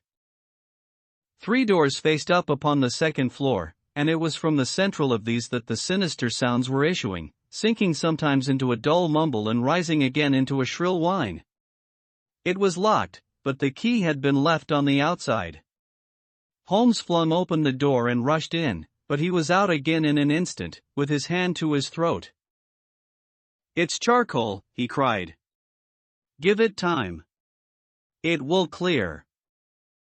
Peering in, we could see that the only light in the room came from a dull blue flame which flickered from a small brass tripod in the center. It threw a livid, unnatural circle upon the floor, while in the shadows beyond we saw the vague loom of two figures which crouched against the wall. From the open door there reeked a horrible poisonous exhalation which set us gasping and coughing. Holmes rushed to the top of the stairs to draw in the fresh air, and then, dashing into the room, he threw up the window and hurled the brazen tripod out into the garden. "We can enter in a minute," he gasped, darting out again. "Where is a candle? I doubt if we could strike a match in that atmosphere. Hold the light at the door and we shall get them out, Mycroft, now." With a rush we got to the poisoned men and dragged them out into the well-lit hall. Both of them were blue-lipped and insensible, with swollen, congested faces and protruding eyes. Indeed, so distorted were their features that, save for his black beard and stout figure, we might have failed to recognize in one of them the Greek interpreter who had parted from us only a few hours before at the Diogenes Club. His hands and feet were securely strapped together, and he bore over one eye the marks of a violent blow. The other, who was secured in a similar fashion, was a tall man in the last stage of emaciation, with several strips of sticking plaster arranged in a grotesque pattern over his face. He had ceased to moan as we laid him down, and a glance showed me that for him at least our aid had come too late. Mr. Melas, however, still lived, and in less than an hour, with the aid of ammonia and brandy I had the satisfaction of seeing him open his eyes, and of knowing that my hand had drawn him back from that dark valley in which all paths meet. It was a simple story which he had to tell, and one which did but confirm our own deductions. His visitor, on entering his rooms, had drawn a life-preserver from his sleeve, and had so impressed him with the fear of instant and inevitable death that he had kidnapped him for the second time. Indeed, it was almost mesmeric, the effect which this giggling ruffian had produced upon the unfortunate linguist, for he could not speak of him save with trembling hands and a blanched cheek. He had been taken swiftly to Beckenham, and had acted as interpreter in a second interview, even more dramatic than the first, in which the two Englishmen had menaced their prisoner with instant death if he did not comply with their demands. Finally, finding him proof against every threat, they had hurled him back into his prison, and after reproaching Melas with his treachery, which appeared from the newspaper advertisement, they had stunned him with a blow from a stick, and he remembered nothing more until he found us bending over him. And this was the singular case of the Grecian interpreter, the explanation of which is still involved in some mystery. We were able to find out, by communicating with the gentleman who had answered the advertisement, that the unfortunate young lady came of a wealthy Grecian family, and that she had been on a visit to some friends in England. While there she had met a young man named Harold Latimer, who had acquired an ascendancy over her and had eventually persuaded her to fly with him. Her friends, shocked at the event, had contented themselves with informing her brother at Athens, and had then washed their hands of the matter. The brother, on his arrival in England, had imprudently placed himself in the power of Latimer and of his associate, whose name was Wilson Kemp, that through his ignorance of the language he was helpless in their hands, had kept him a prisoner, and had endeavored by cruelty and starvation to make him sign away his own and his sister's property. They had kept him in the house without the girl's knowledge, and the plaster over the face had been for the purpose of making recognition difficult in case she should ever catch a glimpse of him. Her feminine perception, however, had instantly seen through the disguise when, on the occasion of the interpreter's visit, she had seen him for the first time. The poor girl, however, was herself a prisoner, for there was no one about the house except the man who acted as coachman, and his wife, both of whom were tools of the conspirators. Finding that their secret was out, and that their prisoner was not to be coerced, the two villains with the girl had fled away at a few hours' notice from the furnished house which they had hired, having first, as they thought, taken vengeance both upon the man who had defied and the one who had betrayed them. Months afterwards a curious newspaper cutting reached us from Budapest. It told how two Englishmen who had been traveling with a woman had met with a tragic end. They had each been stabbed, it seems, and the Hungarian police were of opinion that they had quarreled and had inflicted mortal injuries upon each other. Holmes, however, is, I fancy, of a different way of thinking, and holds to this day that, if one could find the Grecian girl, one might learn how the wrongs of herself and her brother came to be avenged. The Naval Treaty. The July which immediately succeeded my marriage was made memorable by 3 cases of interest, in which I had the privilege of being associated with Sherlock Holmes and of studying his methods. I find them recorded in my notes under the headings of The Adventure of the Second Stain, The Adventure of the Naval Treaty, and The Adventure of the Tired Captain. The first of these, however, deals with interest of such importance and implicates so many of the first families in the kingdom that for many years it will be impossible to make it public. No case, however, in which Holmes was engaged has ever illustrated the value of his analytical methods so clearly or has impressed those who were associated with him so deeply. I still retain an almost verbatim report of the interview in which he demonstrated the true facts of the case to Monsieur Dubuque of the Paris police, and Fritz von Waldbaum, the well-known specialist of Danzig, both of whom had wasted their energies upon what proved to be side issues. The new century will have come, however, before the story can be safely told. Meanwhile I pass on to the second on my list, which promised also at one time to be of national importance, and was marked by several incidents which give it a quite unique character. During my schooldays I had been intimately associated with a lad named Percy Phelps, who was of much the same age as myself, though he was 2 classes ahead of me. He was a very brilliant boy, and carried away every prize which the school had to offer, finished his exploits by winning a scholarship which sent him on to continue his triumphant career at Cambridge. He was, I remember, extremely well connected, and even when we were all little boys together we knew that his mother's brother was Lord Holdhurst, the great Conservative politician. This gaudy relationship did him little good at school. On the contrary, it seemed rather a piquant thing to us to chevy him about the playground and hit him over the shins with a wicket. But it was another thing when he came out into the world. I heard vaguely that his abilities and the influences which he commanded had won him a good position at the Foreign Office, and then he passed completely out of my mind until the following letter recalled his existence. Briarbrae, Woking. My dear Watson, I have no doubt that you can remember Tadpole Phelps, who was in the 5th form when you were in the 3rd. It is possible even that you may have heard that through my uncle's influence I obtained a good appointment at the Foreign Office, and that I was in a situation of trust and honor until a horrible misfortune came suddenly to blast my career. There is no use writing of the details of that dreadful event. In the event of your acceding to my request, it is probably that I shall have to narrate them to you. I have only just recovered from 9 weeks of brain fever, and am still exceedingly weak. Do you think that you could bring your friend, Mr. Holmes, down to see me? I should like to have his opinion of the case, though the authorities assure me that nothing more can be done. Do try to bring him down, and as soon as possible. Every minute seems an hour while I live in this state of horrible suspense. Assure him that if I have not asked his advice sooner it was not because I did not appreciate his talents, but because I have been off my head ever since the blow fell. Now I am clear again, though I dare not think of it too much for fear of a relapse. I am still so weak that I have to write, as you see, by dictating. Do try to bring him. Your old schoolfellow, Percy Phelps. There was something that touched me as I read this letter, something pitiable in the reiterated appeals to bring Holmes. So moved was I that even had it been a difficult matter I should have tried it, but of course I knew well that Holmes loved his art, so that he was ever as ready to bring his aid as his client could be to receive it. My wife agreed with me that not a moment should be lost in laying the matter before him, and so within an hour of breakfast time I found myself back once more in the old rooms in Baker Street. Holmes was seated at his side table clad in his dressing gown, and working hard over a chemical investigation. A large curved retort was boiling furiously in the bluish flame of a Bunsen burner, and the distilled drops were condensing into a 2-liter measure.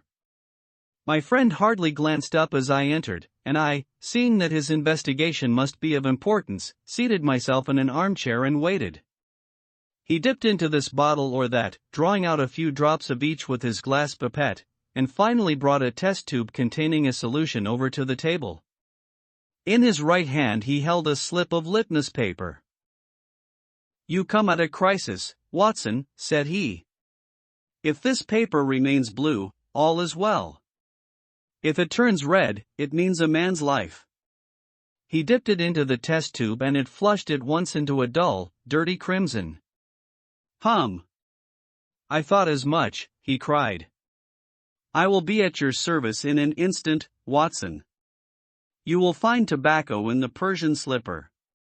He turned to his desk and scribbled off several telegrams, which were handed over to the page boy. Then he threw himself down into the chair opposite, and drew up his knees until his fingers clasped round his long, thin shins. A very commonplace little murder, said he. You've got something better, I fancy. You are the stormy petrel of crime, Watson. What is it? I handed him the letter, which he read with the most concentrated attention. It does not tell us very much, does it? He remarked, as he handed it back to me. Hardly anything. And yet the writing is of interest. But the writing is not his own.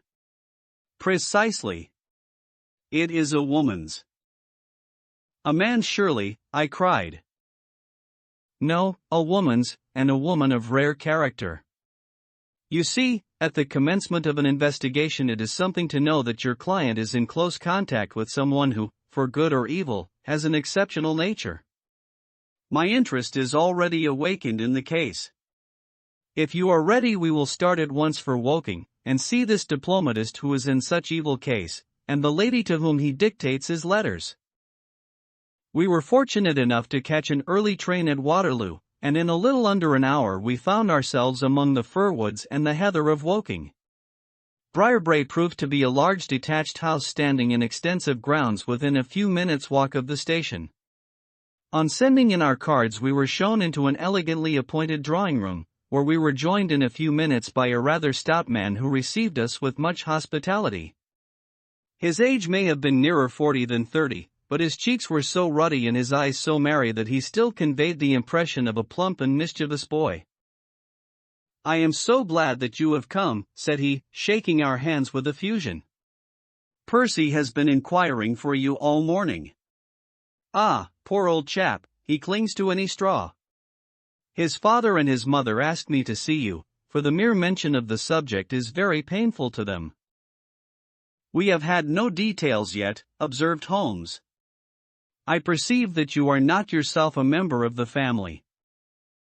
Our acquaintance looked surprised, and then, glancing down, he began to laugh.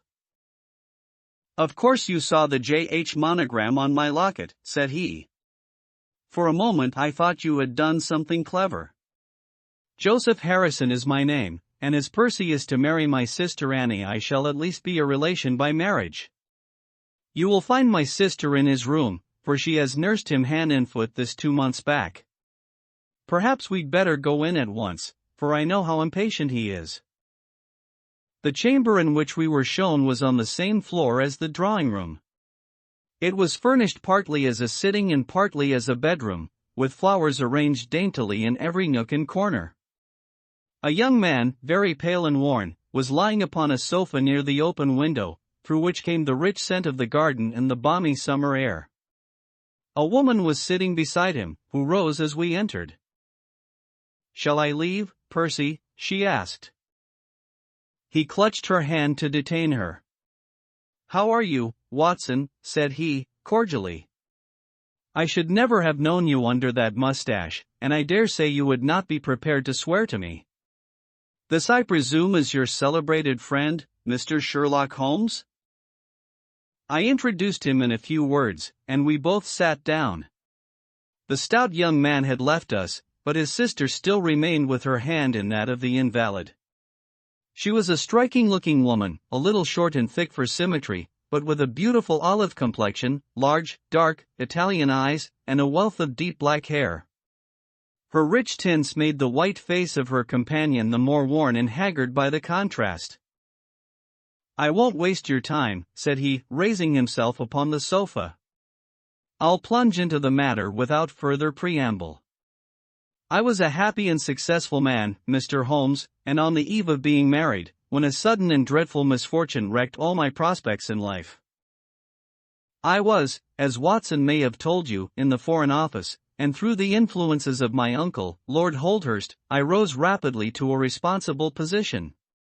When my uncle became Foreign Minister in this administration, he gave me several missions of trust, and as I always brought them to a successful conclusion, he came at last to have the utmost confidence in my ability and tact.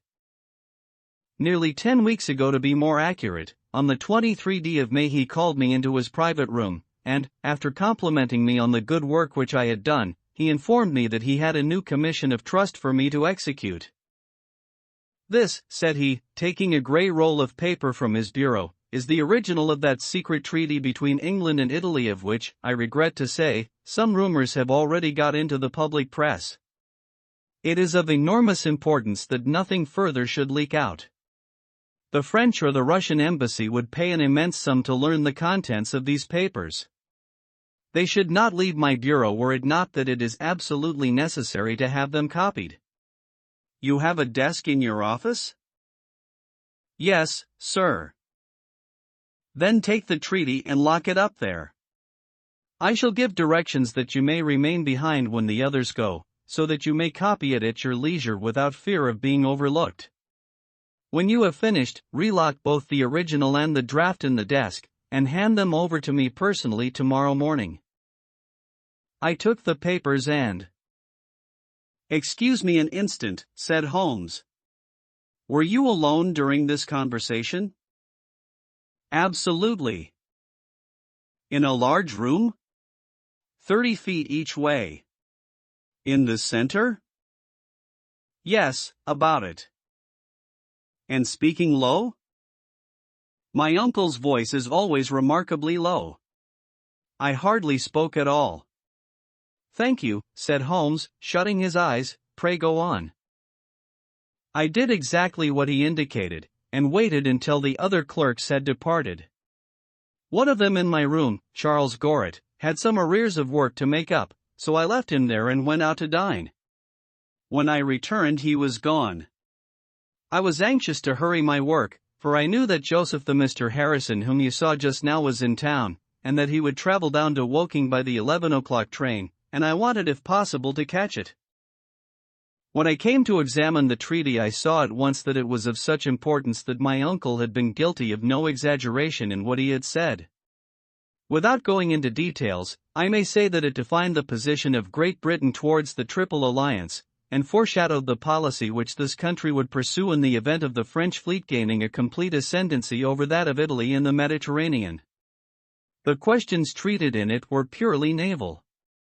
At the end were the signatures of the high dignitaries who had signed it. I glanced my eyes over it, and then settled down to my task of copying. It was a long document, written in the French language, and containing 26 separate articles. I copied as quickly as I could, but at 9 o'clock I had only done 9 articles, and it seemed hopeless for me to attempt to catch my train. I was feeling drowsy and stupid, partly from my dinner and also from the effects of a long day's work. A cup of coffee would clear my brain. A commissionaire remains all night in a little lodge at the foot of the stairs, and is in the habit of making coffee at his spirit lamp for any of the officials who may be working overtime. I rang the bell, therefore, to summon him. To my surprise, it was a woman who answered the summons, a large, coarse-faced, elderly woman, in an apron. She explained that she was the commissionnaire's wife, who did the chairing, and I gave her the order for the coffee. I wrote 2 more articles and then, feeling more drowsy than ever, I rose and walked up and down the room to stretch my legs. My coffee had not yet come, and I wondered what was the cause of the delay could be. Opening the door, I started down the corridor to find out. There was a straight passage, dimly lighted, which led from the room in which I had been working, and was the only exit from it. It ended in a curving staircase, with the commissionnaire's lodge in the passage at the bottom. Halfway down this staircase is a small landing, with another passage running into it at right angles. This second one leads by means of a second small stair to a side door, used by servants, and also as a shortcut by clerks when coming from Charles Street. Here is a rough chart of the place. Thank you. I think that I quite follow you, said Sherlock Holmes. It is of the utmost importance that you should notice this point. I went down the stairs and into the hall, where I found the commissionaire fast asleep in his box, with the kettle boiling furiously upon the spirit lamp. I took off the kettle and blew out the lamp, for the water was spurting over the floor. Then I put out my hand and was about to shake the man, who was still sleeping soundly, when a bell over his head rang loudly, and he woke with a start. Mr. Phelps, sir, said he, looking at me in bewilderment. I came down to see if my coffee was ready. I was boiling the kettle when I fell asleep, sir. He looked at me and then up at the still quivering bell with an ever-growing astonishment upon his face. If you was here, sir, then who rang the bell? He asked. The bell, I cried. What bell is it? It's the bell of the room you were working in. A cold hand seemed to close round my heart. Someone, then, was in that room where my precious treaty lay upon the table. I ran frantically up the stair and along the passage. There was no one in the corridors, Mr. Holmes. There was no one in the room. All was exactly as I left it, save only that the papers which had been committed to my care had been taken from the desk on which they lay. The copy was there, and the original was gone. Holmes sat up in his chair and rubbed his hands. I could see that the problem was entirely to his heart. Pray, what did you do then? He murmured. I recognized in an instant that the thief must have come up the stairs from the side door. Of course I must have met him if he had come the other way. You were satisfied that he could not have been concealed in the room all the time, or in the corridor which you have just described as dimly lighted? It is absolutely impossible. A rat could not conceal himself either in the room or the corridor. There is no cover at all. Thank you. Pray proceed. The commissionaire, seeing by my pale face that something was to be feared, had followed me upstairs. Now we both rushed along the corridor and down the steep steps which led to Charles Street. The door at the bottom was closed, but unlocked. We flung it open and rushed out. I can distinctly remember that as we did so there came 3 chins from a neighboring clock. It was 10:15. That is of enormous importance, said Holmes, making a note upon his shirt cuff. The night was very dark, and a thin, warm rain was falling. There was no one in Charles Street, but a great traffic was going on, as usual, in Whitehall, at the extremity. We rushed along the pavement, bareheaded as we were, and at the far corner we found a policeman standing. A robbery has been committed, I gasped. A document of immense value has been stolen from the Foreign Office. Has anyone passed this way? I have been standing here for a quarter of an hour, sir, said he. Only one person has passed during that time, a woman, tall and elderly, with a paisley shawl. Ah, that is only my wife, cried the commissionaire. Has no one else passed? No one. Then it must be the other way that the thief took, cried the fellow, tugging at my sleeve. But I was not satisfied, and the attempts which he made to draw me away increased my suspicions. Which way did the woman go? I cried. I don't know, sir. I noticed her pass, but I had no special reason for watching her. She seemed to be in a hurry. How long ago was it? Oh, not very many minutes. Within the last vie? Well, it could not be more than 5. You're only wasting your time, sir, and every minute now is of importance, cried the commissionaire. Take my word for it that my old woman has nothing to do with it, and come down to the other end of the street. Well, if you won't, I will. And with that he rushed off in the other direction. But I was after him in an instant and caught him by the sleeve. Where do you live? Said I. 16 Ivy Lane, Brixton, he answered. But don't let yourself be drawn away upon a false scent, Mr. Phelps. Come to the other end of the street and let us see if we can hear of anything. Nothing was to be lost by following his advice. With the policeman we both hurried down, but only to find the street full of traffic, many people coming and going, but all only too eager to get to a place of safety upon so wet a night. There was no lounger who could tell us who had passed. Then we returned to the office, and searched the stairs and the passage without result. The corridor which led to the room was laid down with a kind of creamy linoleum which shows an impression very easily. We examined it very carefully, but found no outline of any footmark. Had it been raining all evening? Since about 7. How is it, then, that the woman who came into the room about 9 left no traces with her muddy boots? I am glad you raised the point. It occurred to me at the time. The charwomen are in the habit of taking off their boots at the commissionnaire's office, and putting on list slippers. That is very clear.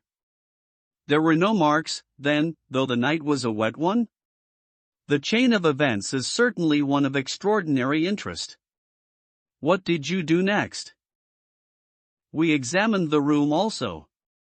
There is no possibility of a secret door, and the windows are quite 30 feet from the ground. Both of them were fastened on the inside. The carpet prevents any possibility of a trapdoor, and the ceiling is of the ordinary whitewashed kind. I will pledge my life that whoever stole my papers could only have come through the door. How about the fireplace? They use none. There is a stove. The bell rope hangs from the wire just to the right of my desk. Whoever rang it must have come right up to the desk to do it. But why should any criminal wish to ring the bell? It is a most insoluble mystery. Certainly the incident was unusual. What were your next steps?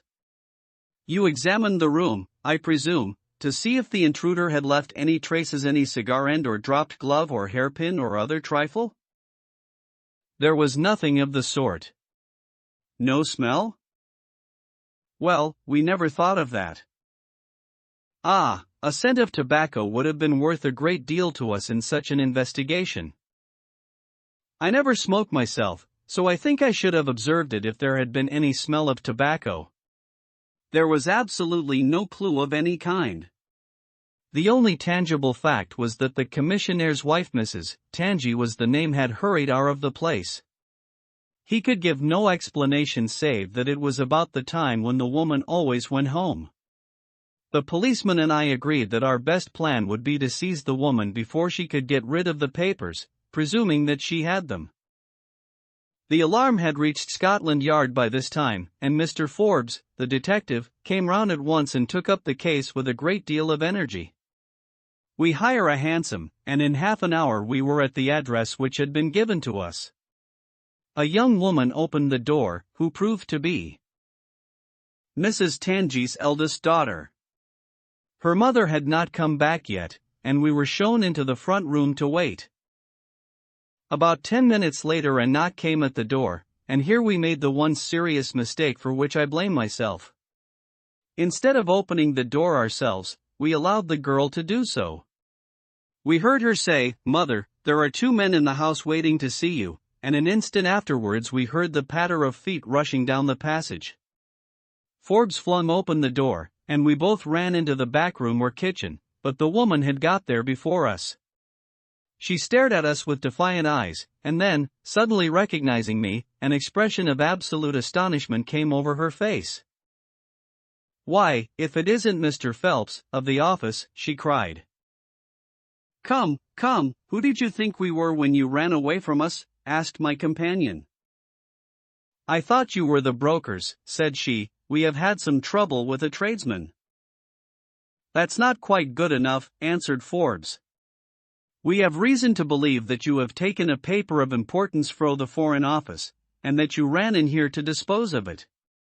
You must come back with us to Scotland Yard to be searched." It was in vain that she protested and resisted. A four-wheeler was brought, and we all three drove back in it. We had first made an examination of the kitchen, and especially of the kitchen fire, to see whether she might have made away with the papers during the instant that she was alone. There were no signs, however, of any ashes or scraps. When we reached Scotland Yard, she was handed over at once to the female searcher.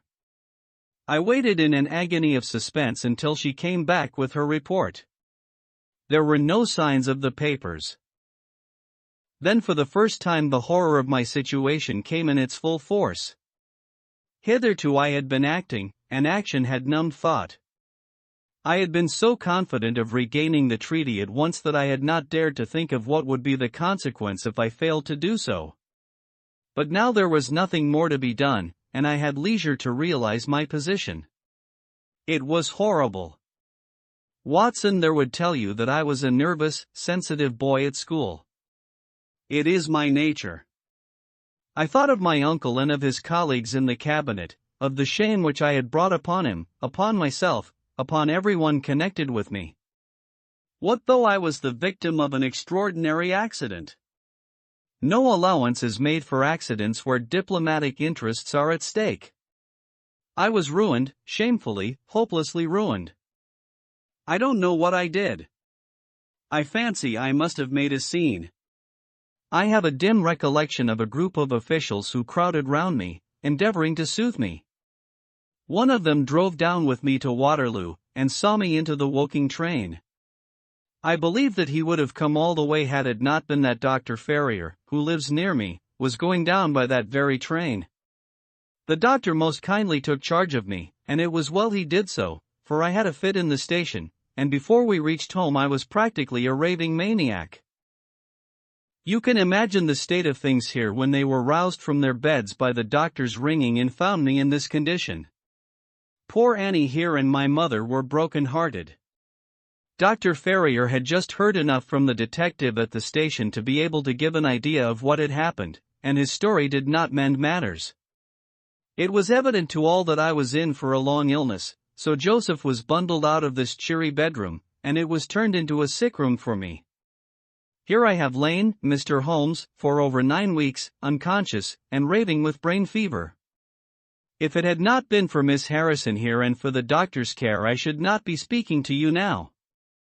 She has nursed me by day and a hired nurse has looked after me by night, for in my mad fits I was capable of anything. Slowly my reason has cleared, but it is only during the last 3 days that my memory has quite returned. Sometimes I wish that it never had. The first thing that I did was to wire to Mr. Forbes, who had the case in hand. He came out, and assures me that, though everything has been done, no trace of a clue has been discovered. The commissionaire and his wife have been examined in every way without any light being thrown upon the matter. The suspicions of the police then rested upon young Gorret, who, as you may remember, stayed overtime in the office that night.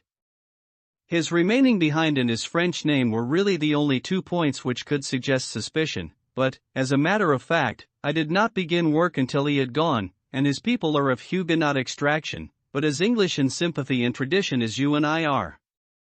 Nothing was found to implicate him in any way, and there the matter dropped. I turn to you, Mr. Holmes, as absolutely my last hope. If you fail me, then my honor as well as my position are forever forfeited. The invalid sank back upon his cushions, tired out by this long recital, while his nurse poured him out a glass of some stimulating medicine. Holmes sat silently, with his head thrown back and his eyes closed, in an attitude which might seem listless to a stranger, but which I knew betokened the most intense self-absorption. Your statement has been so explicit, said he at last, that you have really left me very few questions to ask. There is one of the very utmost importance, however. Did you tell anyone that you had this special task to perform? No one. Not Miss Harrison here, for example? No. I had not been back to Woking between getting the order and executing the commission.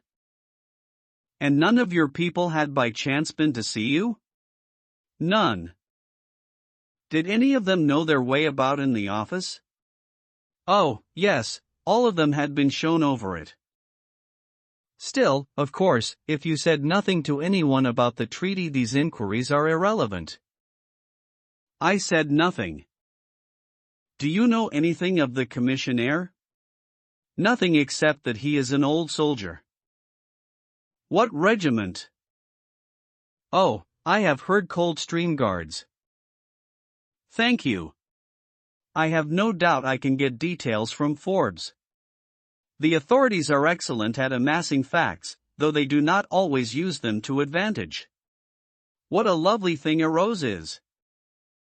He walked past the couch to the open window, and held up the drooping stalk of a moss rose, looking down at the dainty blend of crimson and green. It was a new phase of his character to me, for I had never before seen him show any keen interest in natural objects. There is nothing in which deduction is so necessary as in religion, said he, leaning with his back against the shutters. It can be built up as an exact science by the reasoner. Our highest assurance of the goodness of Providence seems to me to rest in the flowers. All other things, our powers, our desires, our food, are all really necessary for our existence in the first instance. But this rose is an extra. Its smell and its color are an embellishment of life, not a condition of it. It is only goodness which gives extras, and so I say again that we have much to hope from the flowers. Percy Phelps and his nurse looked at Holmes during this demonstration with surprise and a good deal of disappointment written upon their faces. He had fallen into a reverie, with the moss rose between his fingers. It had lasted some minutes before the young lady broke in upon it. Do you see any prospect of solving this mystery, Mr. Holmes? She asked, with a touch of asperity in her voice. Oh, the mystery, he answered, coming back with a start to the realities of life. Well, it would be absurd to deny that the case is a very abstruse and complicated one, but I can promise you that I will look into the matter and let you know any points which may strike me. Do you see any clue? You have furnished me with 7, but, of course, I must test them before I can pronounce upon their value. You suspect someone?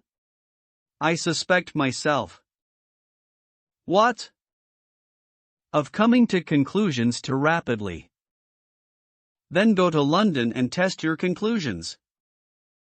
Your advice is very excellent, Miss Harrison, said Holmes, rising. I think, Watson, we cannot do better. Do not allow yourself to indulge in false hopes, Mr. Phelps. The affair is a very tangled one. I shall be in a fever until I see you again, cried the diplomatist. Well, I'll come out by the same train tomorrow, though it's more than likely that my report will be a negative one. God bless you for promising to come, cried our client. It gives me fresh life to know that something is being done. By the way, I have had a letter from Lord Holdhurst.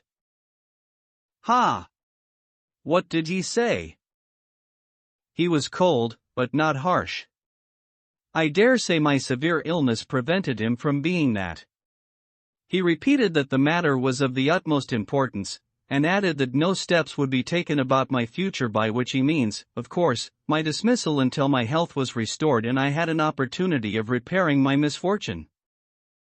Well, that was reasonable and considerate, said Holmes. Come, Watson, for we have a goody day's work before us in town. Mr. Joseph Harrison drove us down to the station, and we were soon whirling up in a Portsmouth train. Holmes was sunk in profound thought, and hardly opened his mouth until we had passed Clapham Junction. It's a very cheery thing to come into London by any of these lines which run high, and allow you to look down upon the houses like this. I thought he was joking, for the view was sordid enough, but he soon explained himself. Look at those big, isolated clumps of building rising up above the slates, like brick islands in a lead-colored sea. The board schools. Lighthouses, my boy. Beacons of the future. Capsules with hundreds of bright little seeds in each, out of which will spring the wise, better England of the future. I suppose that man Phelps does not drink? I should not think so. Nor should I, but we are bound to take every possibility into account. The poor devil has certainly got himself into very deep water, and it's a question whether we shall ever be able to get him ashore. What did you think of Miss Harrison? A girl of strong character. Yes, but she is a good sort, or I am mistaken. She and her brother are the only children of an ironmaster somewhere up Northumberland way. He got engaged to her when traveling last winter, and she came down to be introduced to his people, with her brother as escort. Then came the smash, and she stayed on to nurse her lover, while brother Joseph, finding himself pretty snug, stayed on too. I've been making a few independent inquiries, you see. But today must be a day of inquiries. My practice I began. Oh, if you find your own cases more interesting than mine, said Holmes, with some asperity. I was going to say that my practice could get along very well for a day or two, since it is the slackest time in the year. Excellent, said he, recovering his good humor. Then we'll look into this matter together. I think that we should begin by seeing Forbes. He can probably tell us all the details we want until we know from what side the case is to be approached. You said you had a clue? Well, we have several, but we can only test their value by further inquiry. The most difficult crime to track is the one which is purposeless. Now this is not purposeless. Who is it who profits by it? There is the French ambassador, there is the Russian, there is whoever might sell it to either of these, and there is Lord Holdhurst. Lord Holdhurst. Well, it is just conceivable that a statesman might find himself in a position where he was not sorry to have such a document accidentally destroyed. Not a statesman with the honorable record of Lord Holdhurst? It is a possibility, and we cannot afford to disregard it. We shall see the noble lord today and find out if he can tell us anything. Meanwhile, I have already set inquiries on foot. Already? Yes, I send wires from Woking Station to every evening paper in London. This advertisement will appear in each of them. He handed over a sheet torn from a notebook. On it was scribbled in pencil, L10 reward. The number of the cab which dropped a fare at or about the door of the Foreign Office in Charles Street at 10:15 in the evening of May 23d. Apply 221B, Baker Street. You are confident that the thief came in a cab? If not, there is no harm done. But if Mr. Phelps is correct in stating that there is no hiding place either in the room or the corridors, then the person must have come from outside. If he came from outside on so wet a night, and yet left no trace of damp upon the linoleum, which was examined within a few minutes of his passing, then it is exceeding probably that he came in a cab. Yes, I think that we may safely deduce a cab. It sounds plausible. That is one of the clues of which I spoke. It may lead us to something. And then, of course, there is the bell, which is the most distinctive feature of the case. Why should the bell ring? Was it the thief who did it out of bravado? Or was it someone who was with the thief who did it in order to prevent the crime? Or was it an accident? Or was it? He sank back into the state of intense and silent thought from which he had emerged, but it seemed to me, accustomed as I was to his every mood, that some new possibility had dawned suddenly upon him. It was 3:20 when we reached our terminus, and after a hasty luncheon at the buffet we pushed on at once to Scotland Yard. Holmes had already wired to Forbes, and we found him waiting to receive us, a small, foxy man with a sharp but by no means amiable expression. He was decidedly frigid in his manner to us, especially when he heard the errand upon which we had come. "I've heard of your methods before now, Mr. Holmes," said he, tartly. "You are ready enough to use all the information that the police can lay at your disposal, and then you try to finish the case yourself and bring discredit on them. On the contrary, said Holmes, out of my last 53 cases my name has only appeared in 4, and the police have had all the credit in 49.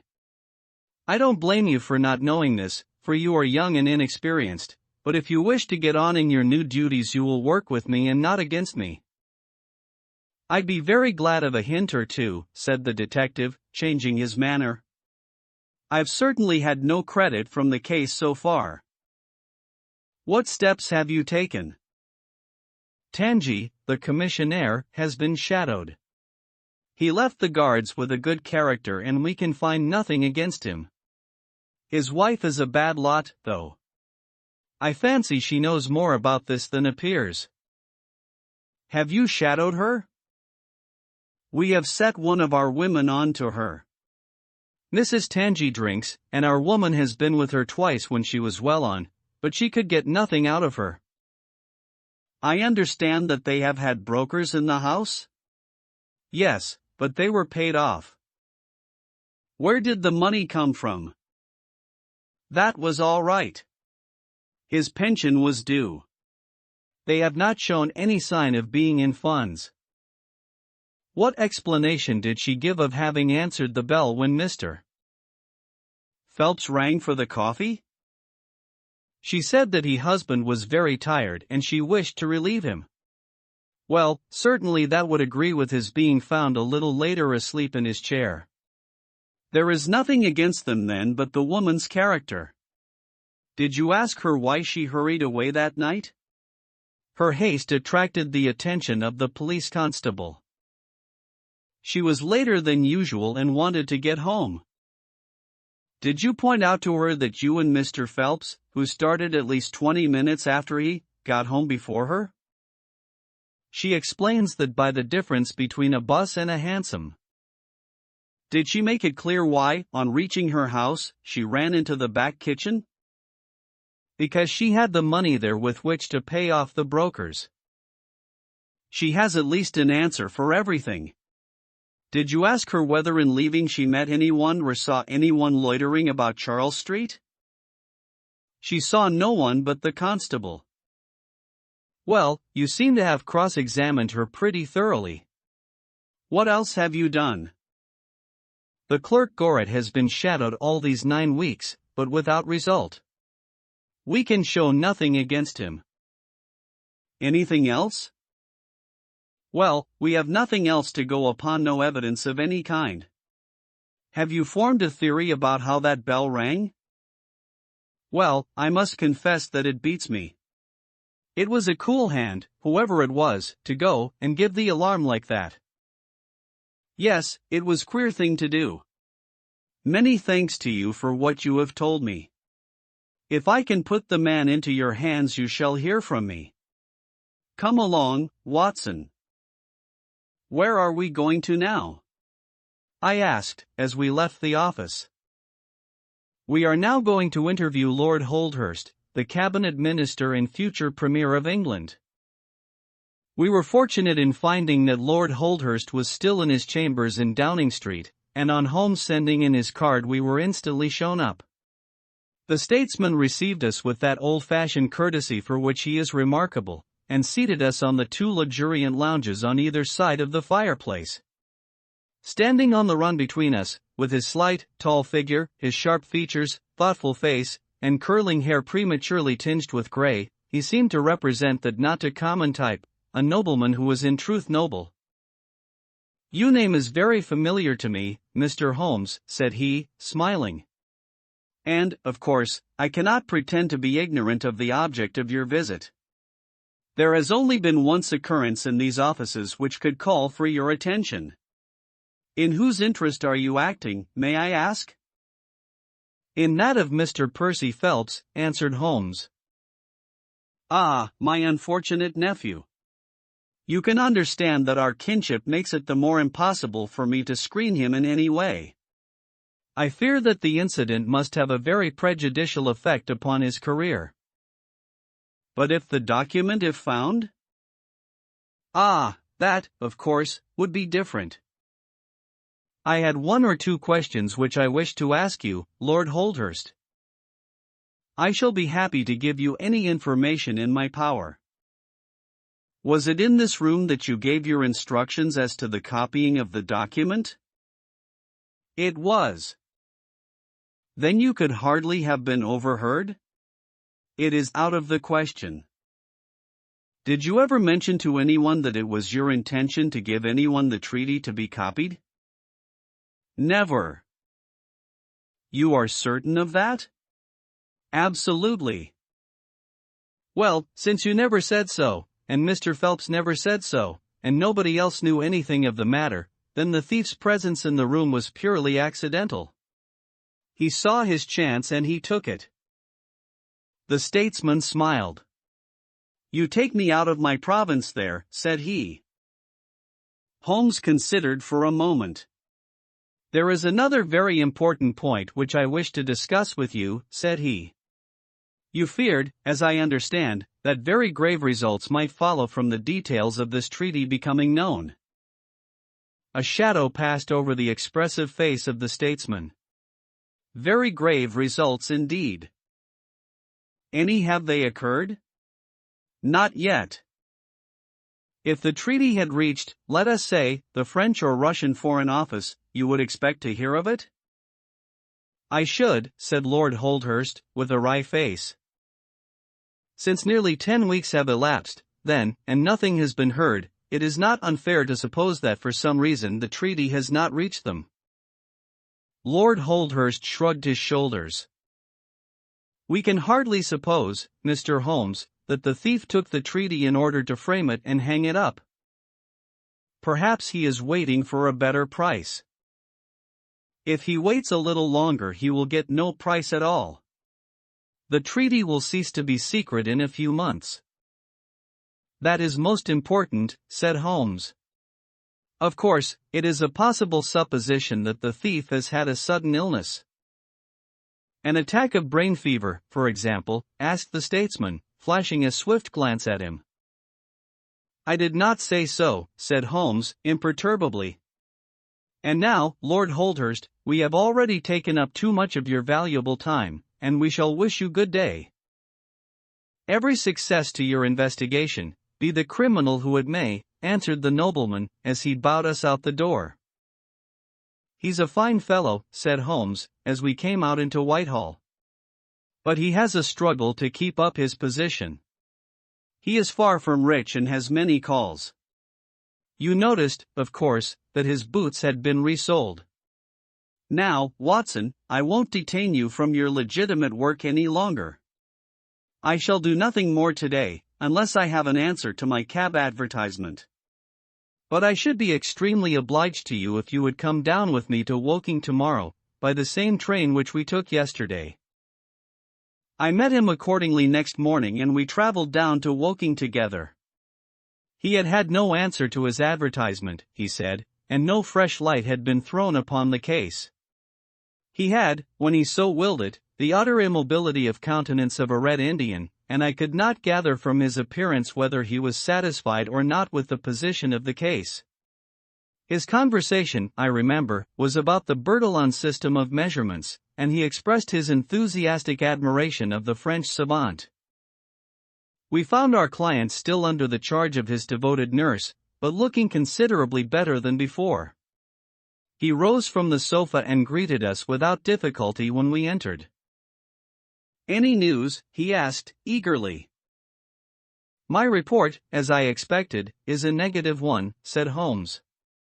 I have seen Forbes, and I have seen your uncle, and I have set 1 or 2 trains of inquiry upon foot which may lead to something. You have not lost heart, then? By no means. God bless you for saying that, cried Miss Harrison. If we keep our courage and our patience, the truth must come out. We have more to tell you than you have for us, said Phelps, reseating himself upon the couch. I hoped you might have something. Yes, we have had an adventure during the night, and one which might have proved to be a serious one. His expression grew very grave as he spoke, and a look of something akin to fear sprang up in his eyes. Do you know, said he, that I begin to believe that I am the unconscious center of some monstrous conspiracy, and that my life is aimed at as well as my honor? Ah, cried Holmes. It sounds incredible, for I have not, as far as I know, an enemy in the world. Yet from last night's experience I can come to no other conclusion.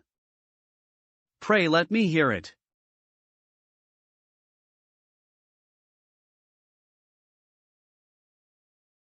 You must know that last night was the very first night that I have ever slept without a nurse in the room. I was so much better that I thought I could dispense with one. I had a nightlight burning, however. Well, about 2 in the morning I had sunk into a light sleep when I was suddenly aroused by a slight noise. It was like the sound which a mouse makes when it is gnawing a plank, and I lay listening to it for some time under the impression that it must come from that cause. Then it grew louder, and suddenly there came from the window a sharp metallic snick. I sat up in amazement. There could be no doubt what the sounds were now. The first ones had been caused by someone forcing an instrument through the slit between the sashes, and the second by the catch being pressed back. There was a pause then for about 10 minutes, as if the person were waiting to see whether the noise had awakened me. Then I heard a gentle creaking as the window was very slowly opened. I could stand it no longer, for my nerves are not what they used to be. I sprang out of bed and flung open the shutters. A man was crouching at the window. I could see little of him, for he was gone like a flash. He was wrapped in some sort of cloak which came across the lower part of his face. One thing only I am sure of, and that is that he had some weapon in his hand. It looked to me like a long knife. I distinctly saw the gleam of it as he turned to run. "This is most interesting," said Holmes. "Pray, what did you do then?" "I should have followed him through the open window if I had been stronger. As it was, I rang the bell and roused the house. It took me some little time, for the bell rings in the kitchen and the servants all sleep upstairs. I shouted, however, and that brought Joseph down, and he roused the others. Joseph and the groom found marks on the bed outside the window, but the weather has been so dry lately that they found it hopeless to follow the trail across the grass. There's a place, however, on the wooden fence which skirts the road which shows signs, they tell me, as if someone had got over, and had snapped the top of the rail in doing so. I have said nothing to the local police yet, for I thought I had best have your opinion first." This tale of our client's appeared to have an extraordinary effect upon Sherlock Holmes. He rose from his chair and paced about the room in uncontrollable excitement. "Misfortunes never come single," said Phelps, smiling, though it was evident that his adventure had somewhat shaken him. "You have certainly had your share," said Holmes. "Do you think you could walk round the house with me?" "Oh, yes, I should like a little sunshine. Joseph will come, too." "And I also," said Miss Harrison. "I am afraid not," said Holmes, shaking his head. "I think I must ask you to remain sitting exactly where you are." The young lady resumed her seat with an air of displeasure. Her brother, however, had joined us and we set off all four together. We passed round the lawn to the outside of the young diplomatist's window. There were, as he had said, marks upon the bed, but they were hopelessly blurred and vague. Holmes stopped over them for an instant, and then rose shrugging his shoulders. "I don't think anyone could make much of this," said he. "Let us go round the house and see why this particular room was chose by the burglar. I should have thought those larger windows of the drawing-room and dining-room would have had more attractions for him." "They are more visible from the road," suggested Mr. Joseph Harrison. "Ah, yes, of course. There is a door here which he might have attempted." "What is it for?" "It is the side entrance for tradespeople. Of course it is locked at night. Have you ever had an alarm like this before?" "Never," said our client. "Do you keep plate in the house, or anything to attract burglars?" "Nothing of value." Holmes strolled round the house with his hands in his pockets and a negligent air which was unusual with him. "By the way," said he to Joseph Harrison, "you found some place, I understand, where the fellow scaled the fence. Let us have a look at that. The plump young man led us to a spot where the top of one of the wooden rails had been cracked. A small fragment of the wood was hanging down. Holmes pulled it off and examined it critically. Do you think that was done last night? It looks rather old, does it not? Well, possibly so.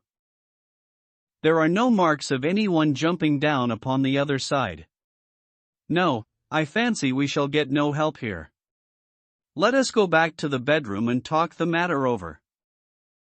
Percy Phelps was walking very slowly, leaning upon the arm of his future brother-in-law.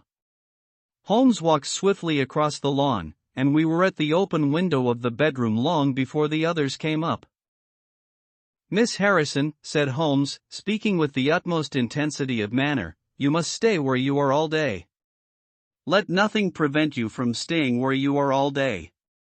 It is of the utmost importance.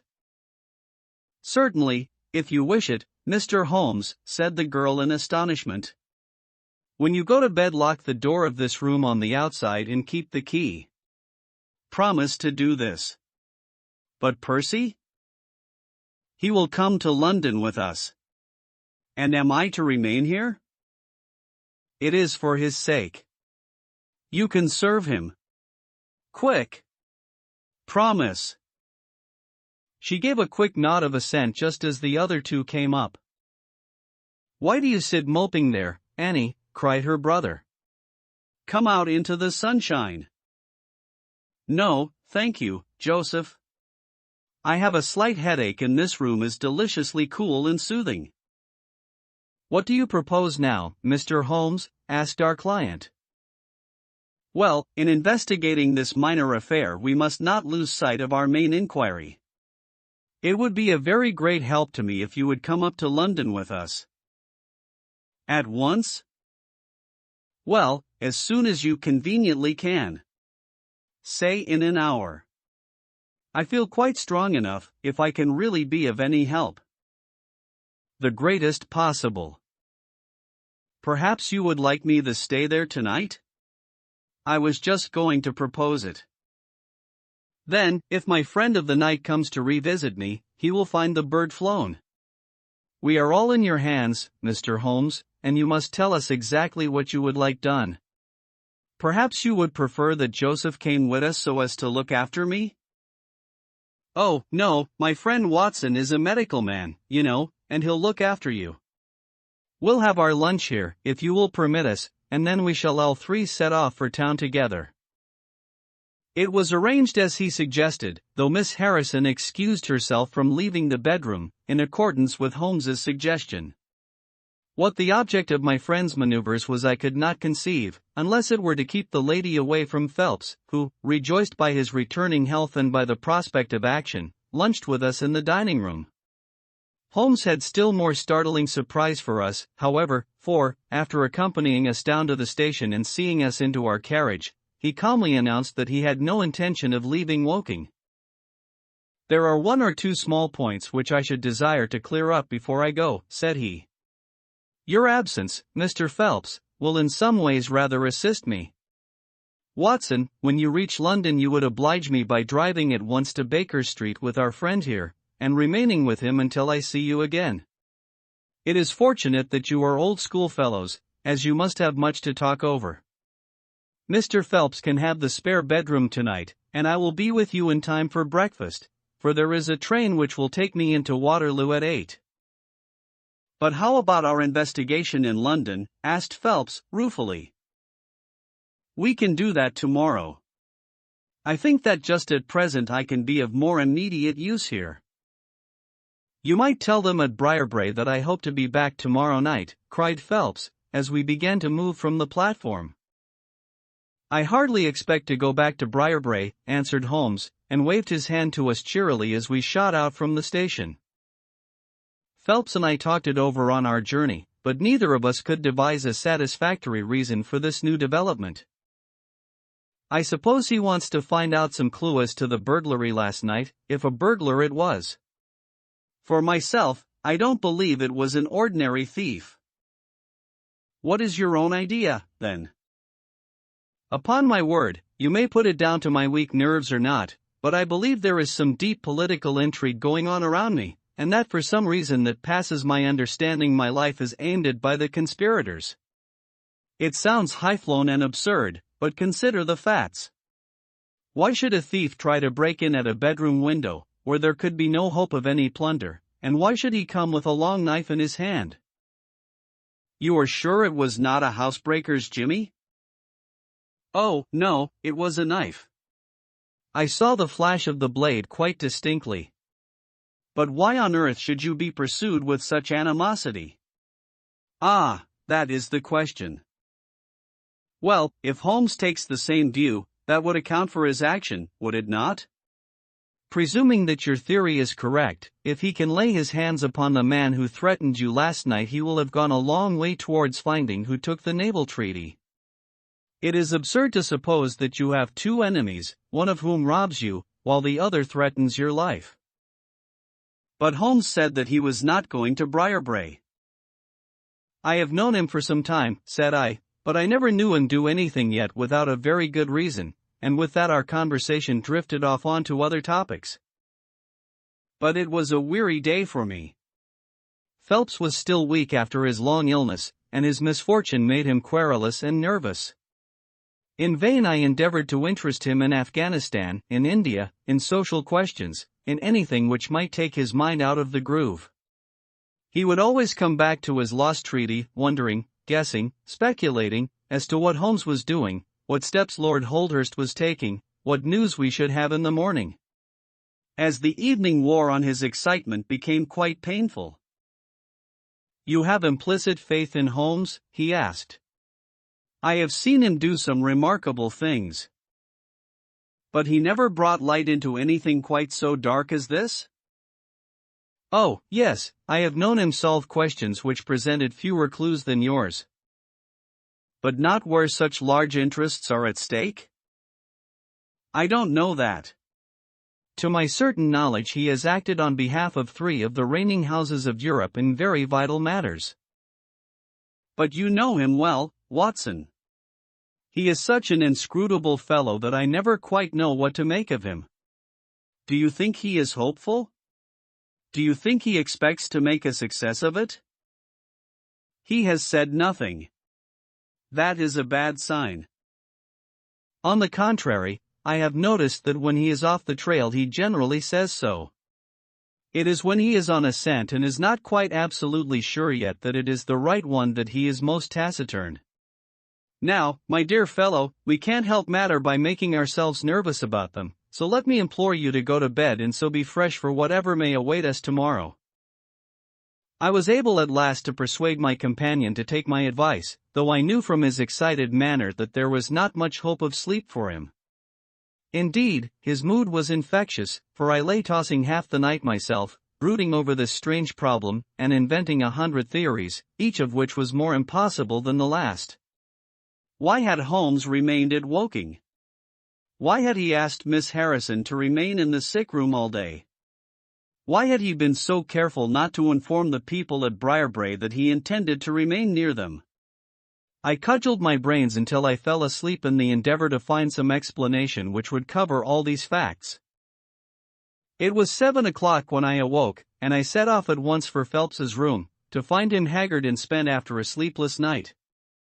His first question was whether Holmes had arrived yet.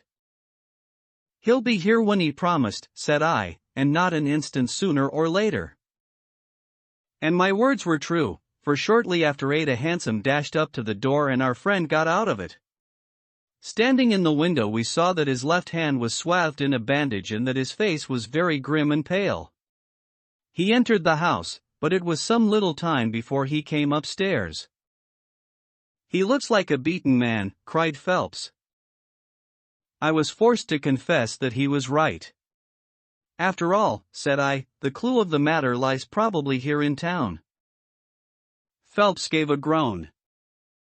"I don't know how it is," said he, "but I had hoped for so much from his return. But surely his hand was not tied up like that yesterday. What can be the matter? You are not wounded, Holmes?" I asked, as my friend entered the room. Tut, it is only a scratch through my own clumsiness, he answered, nodding his good mornings to us. This case of yours, Mr. Phelps, is certainly one of the darkest which I have ever investigated. I feared that you would find it beyond you. It has been a most remarkable experience.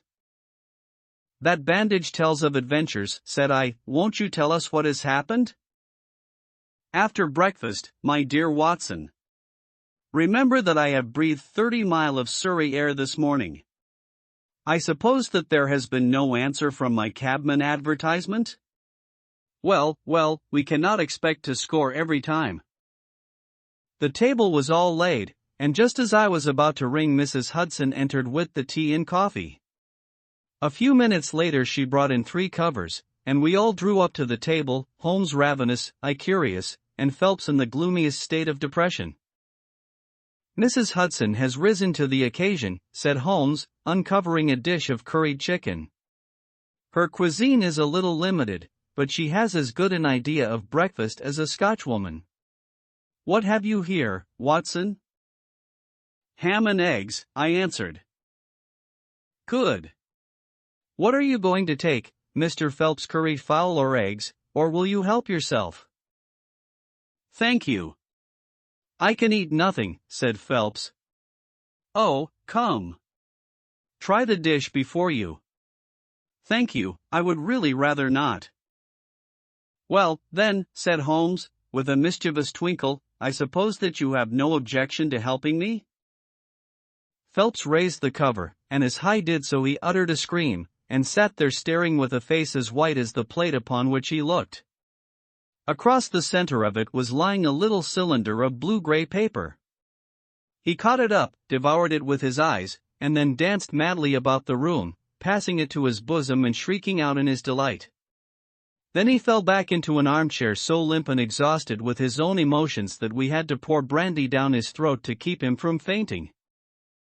There, said Holmes, soothing, patting him upon the shoulder. It was too bad to spring it on you like this, but Watson here will tell you that I never can resist a touch of the dramatic. Phelps seized his hand and kissed it. God bless you, he cried. You have saved my honor. Well, my own was at stake, you know, said Holmes. I assure you it is just as hateful to me to fail in a case as it can be to you to blunder over a commission. Phelps thrust away the precious document into the innermost pocket of his coat. I have not the heart to interrupt your breakfast any further, and yet I am dying to know how you got it and where it was. Sherlock Holmes swallowed a cup of coffee, and turned his attention to the ham and eggs. Then he rose, lit his pipe, and settled himself down into his chair. I'll tell you what I did first, and how I came to do it afterwards, said he. After leaving you at the station I went for a charming walk through some admirable Surrey scenery to a pretty little village called Ripley, where I had my tea at an inn, and took the precaution of filling my flask and of putting a paper of sandwiches in my pocket. There I remained until evening, when I set off for Woking again, and found myself in the high road outside Briarbrae just after sunset. Well, I waited until the road was clear. It is never a very frequented one at any time, I fancy, and then I clambered over the fence into the grounds. Surely the gate was open, ejaculated Phelps. Yes, but I have a peculiar taste in these matters. I chose the place where the 3 fir trees stand, and behind their screen I got over without the least chance of anyone in the house being able to see me. I crouched down among the bushes on the other side, and crawled from one to the other, witness the disreputable state of my trouser knees, until I had reached the clump of rhododendrons just opposite to your bedroom window. There I squatted down and awaited developments. The blind was not down in your room, and I could see Miss Harrison sitting there reading by the table. It was 10:15 when she closed her book, fastened the shutters, and retired. I heard her shut the door, and felt quite sure that she had turned the key in the lock. The key, ejaculated Phelps. Yes, I had given Miss Harrison instructions to lock the door on the outside and take the key with her when she went to bed. She carried out every one of my injunctions to the letter, and certainly without her cooperation you would not have that paper in your coat pocket. She departed then and the lights went out, and I was left squatting in the rhododendron bush. The night was fine, but still it was a very weary vigil. Of course it has the sort of excitement about it that the sportsman feels when he lies beside the watercourse and waits for the big game. It was very long, though almost as long, Watson, as when you and I waited in that deadly room when we looked into the little problem of the speckled band. There was a church clock down at Woking which struck the quarters, and I thought more than once that it had stopped. At last, however, about 2 in the morning, I suddenly heard the gentle sound of a bolt being pushed back and the creaking of a key. A moment later the servant's door was opened, and Mr. Joseph Harrison stepped out into the moonlight. "Joseph," ejaculated Phelps. He was bareheaded, but he had a black coat thrown over his shoulder so that he could conceal his face in an instant if there were any alarm. He walked on tiptoe under the shadow of the wall, and when he reached the window he worked a long-bladed knife through the sash and pushed back the catch. Then he flung open the window, and putting his knife through the crack in the shutters, he thrust the bar up and swung them open. From where I lay I had a perfect view of the inside of the room and of every one of his movements. He lit the 2 candles which stood upon the mantelpiece, and then he proceeded to turn back the corner of the carpet in the neighborhood of the door. Presently he stopped and picked out a square piece of board, such as is usually left to enable plumbers to get at the joints of the gas pipes. This one covered, as a matter of fact, the T-joint which gives off the pipe which supplies the kitchen underneath. Out of this hiding place he drew that little cylinder of paper, pushed down the board, rearranged the carpet, blew out the candles, and walked straight into my arms as I stood waiting for him outside the window. Well, he has rather more viciousness than I gave him credit for, has Master Joseph. He flew at me with his knife, and I had to grasp him twice, and got a cut over the knuckles, before I had the upper hand of him. He looked murder out of the only eye he could see with when we had finished, but he listened to reason and gave up the papers. Having got them I let my man go, but I wired full particulars to Forbes this morning. If he is quick enough to catch his bird, well and good. But if, as I shrewdly suspect, he finds the nest empty before he gets there, why, all the better for the government. I fancy that Lord Holdhurst for one, and Mr. Percy Phelps for another, would very much rather that the affair never got as far as a police court. "My God," gasped our client. "Do you tell me that during these long 10 weeks of agony the stolen papers were within the very room with me all the time?" So it was. And Joseph? Joseph a villain and a thief? I am afraid Joseph's character is a rather deeper and more dangerous one than one might judge from his appearance. From what I have heard from him this morning, I gather that he has lost heavily in dabbling with stocks, and that he is ready to do anything on earth to better his fortunes. Being an absolutely selfish man, when a chance presented itself he did not allow either his sister's happiness or your reputation to hold his hand. Percy Phelps sank back in his chair. "My head whirls," said he. "Your words have dazed me."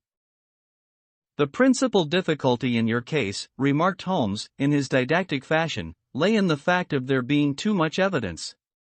What was vital was overlaid and hidden by what was irrelevant. Of all the facts which were presented to us we had to pick just those which we deemed to be essential, and then piece them together in their order, so as to reconstruct this very remarkable chain of events. I had already begun to suspect Joseph, from the fact that you had intended to travel home with him that night, and that therefore it was a likely enough thing that he should call for you, knowing the Foreign Office well, upon his way.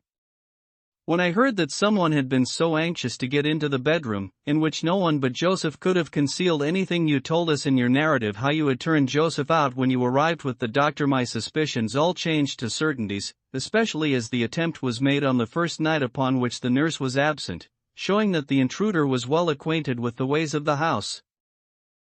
How blind I have been! The facts of the case, as far as I have worked them out, are these? This Joseph Harrison entered the office through the Charles Street door, and knowing his way he walked straight into your room the instant after you left it. Finding no one there, he promptly rang the bell, and at the instant that he did so his eyes caught the paper upon the table. A glance showed him that chance had put in his way a state document of immense value, and in an instant he had thrust it into his pocket and was gone. A few minutes elapsed, as you remember, before the sleepy commissionaire drew your attention to the bell, and those were just enough to give the thief time to make his escape.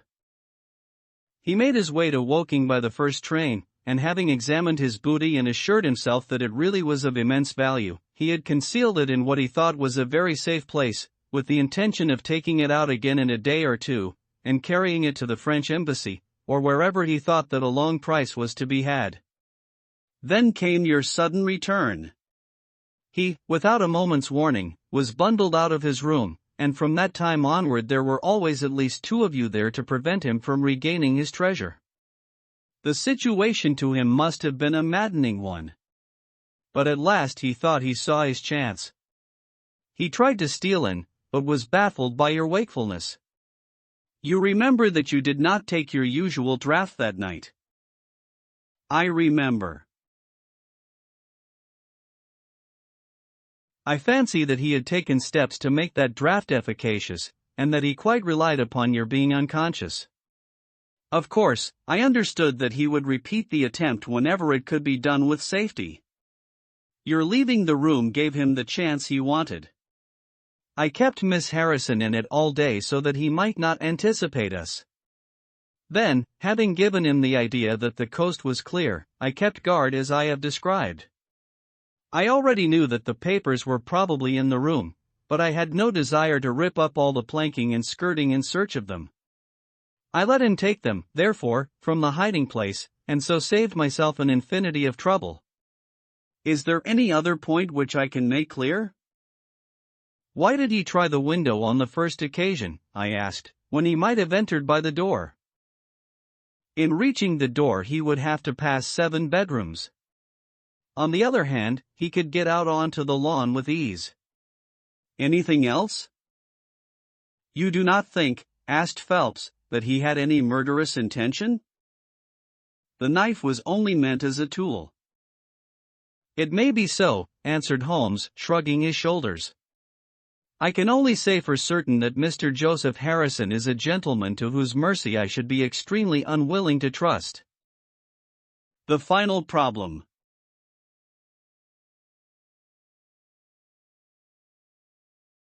It is with a heavy heart that I take up my pen to write these the last words in which I shall ever record the singular gifts by which my friend Mr. Sherlock Holmes was distinguished. In an incoherent and, as I deeply feel, an entirely inadequate fashion, I have endeavored to give some account of my strange experiences in his company from the chance which first brought us together at the period of the study in scarlet, up to the time of his interference in the matter of the naval treaty, and interference which had the unquestionable effect of preventing a serious international complication.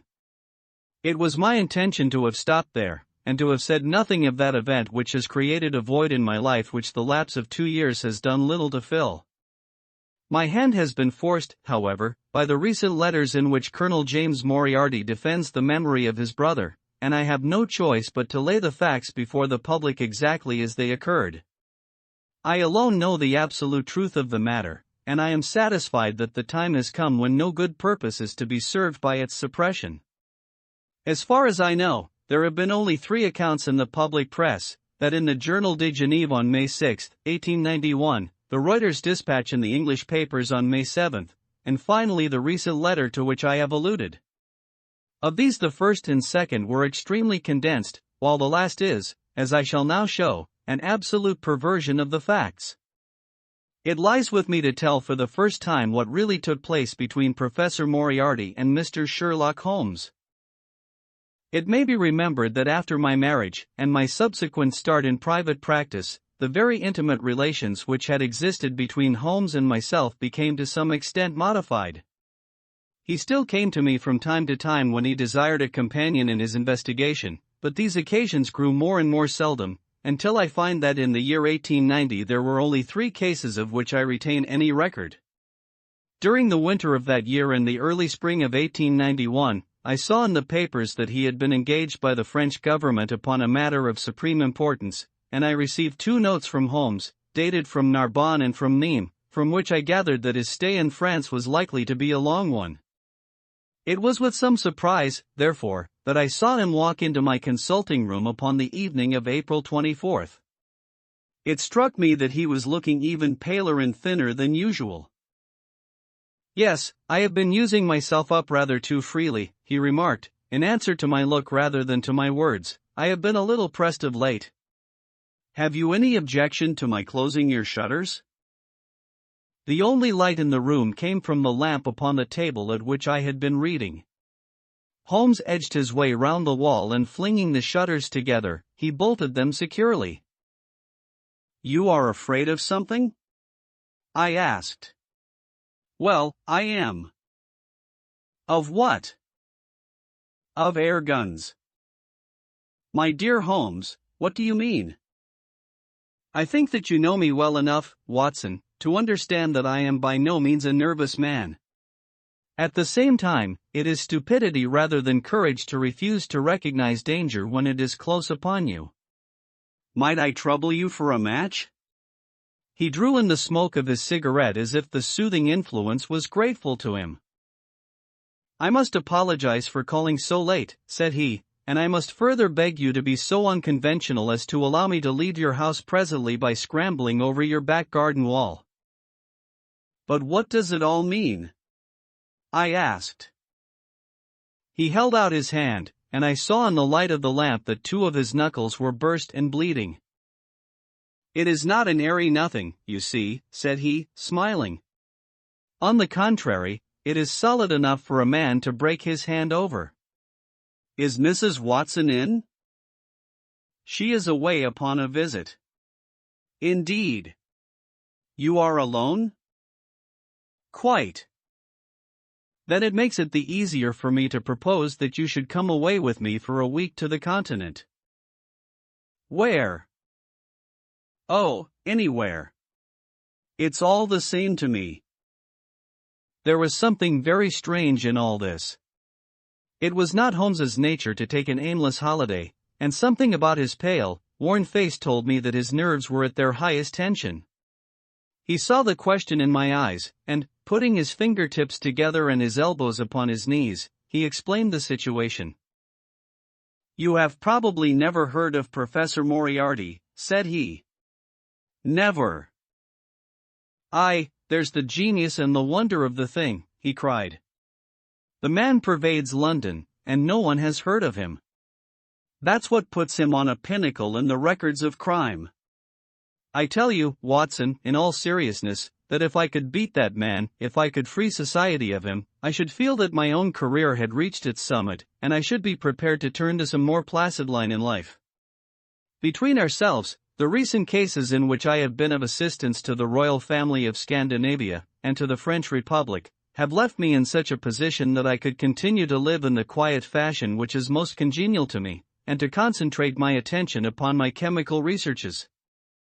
But I could not rest, Watson, I could not sit quiet in my chair, if I thought that such a man as Professor Moriarty were walking the streets of London unchallenged." "What has he done, then?" "His career has been an extraordinary one. He is a man of good birth and excellent education, endowed by nature with a phenomenal mathematical faculty. At the age of 21 he wrote a treatise upon the binomial theorem, which has had a European vogue. On the strength of it he won the mathematical chair at one of our smaller universities, and had, to all appearance, a most brilliant career before him. But the man had hereditary tendencies of the most diabolical kind. A criminal strain ran in his blood, which, instead of being modified, was increased and rendered infinitely more dangerous by his extraordinary mental powers.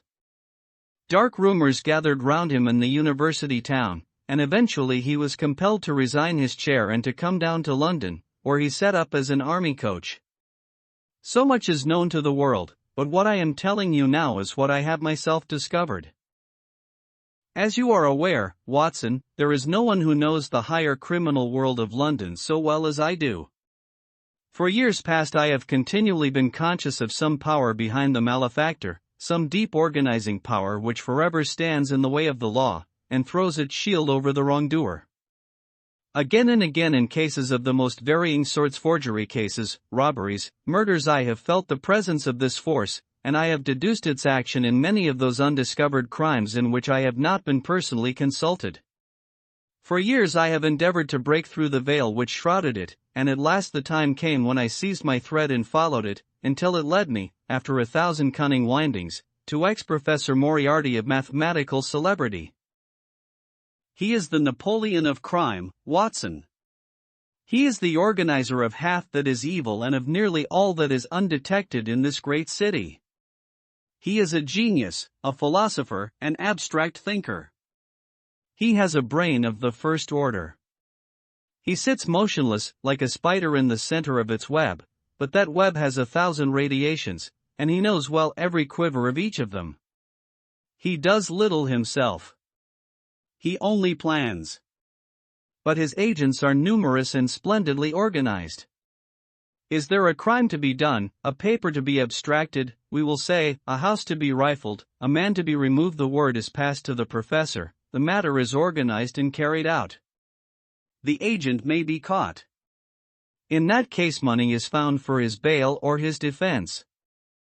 But the central power which uses the agent is never caught, never so much as suspected. This was the organization which I deduced, Watson, and which I devoted my whole energy to exposing and breaking up. But the professor was fenced round with safeguards so cunningly devised that, do what I would, it seemed impossible to get evidence which would convict in a court of law.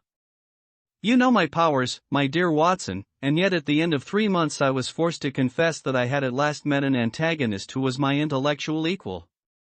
My horror at his crimes was lost in my admiration at his skill. But at last he made a trip, only a little trip, but it was more than he could afford when I was so close upon him. I had my chance, and, starting from that point, I have woven my net round him until now it is all ready to close. In 3 days, that is to say, on Monday next, matters will be ripe, and the professor, with all the principal members of his gang, will be in the hands of the police. Then will come the greatest criminal trial of the century, the clearing up of over 40 mysteries, and the rope for all of them. But if we move at all prematurely, you understand, they may slip out of our hands even at the last moment. Now, if I could have done this without the knowledge of Professor Moriarty, all would have been well. But he was too wily for that. He saw every step which I took to draw my toils round him. Again and again he strove to break away, but I as often headed him off. I tell you, my friend, that if a detailed account of that silent contest could be written, it would take its place as the most brilliant bit of thrust and parry work in the history of detection. Never have I risen to such a height, and never have I been so hard pressed by an opponent. He cut deep, and yet I just undercut him. This morning the last steps were taken, and 3 days only were wanted to complete the business. I was sitting in my room thinking the matter over, when the door opened and Professor Moriarty stood before me. My nerves are fairly proof, Watson, but I must confess to a start when I saw the very man who had been so much in my thoughts standing there on my threshold. His appearance was quite familiar to me. He is extremely tall and thin, his forehead domes out in a white curve, and his 2 eyes are deeply sunken in his head. He is clean-shaven, pale, and ascetic-looking, retaining something of the professor in his features. His shoulders are rounded from much study, and his face protrudes forward, and is forever slowly oscillating from side to side in a curiously reptilian fashion. He peered at me with great curiosity in his puckered eyes. "You have less frontal development than I should have expected," said he, at last. "It is a dangerous habit to finger loaded firearms in the pocket of one's dressing gown." The fact is that upon his entrance I had instantly recognized the extreme personal danger in which I lay. The only conceivable escape for him lay in silencing my tongue. In an instant I had slipped the revolver from the drawer into my pocket, and was covering him through the cloth. At his remark I drew the weapon out and laid it cocked upon the table. He still smiled and blinked, but there was something about his eyes which made me feel very glad that I had it there. "You evidently don't know me," said he. "On the contrary," I answered, "I think it is fairly evident that I do. Pray take a chair. I can spare you 5 minutes if you have anything to say." "All that I have to say has already crossed your mind," said he. "Then possibly my answer has crossed yours," I replied. "You stand fast?" "Absolutely." He clapped his hand into his pocket, and I raised the pistol from the table. But he merely drew out a memorandum book in which he had scribbled some dates.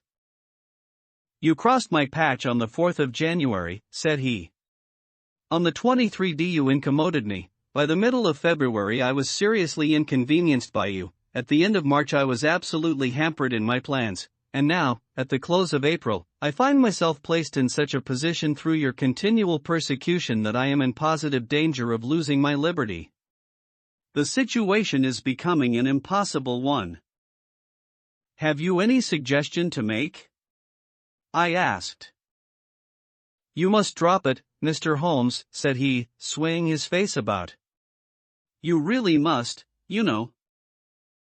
"After Monday," said I. "Tut, tut," said he.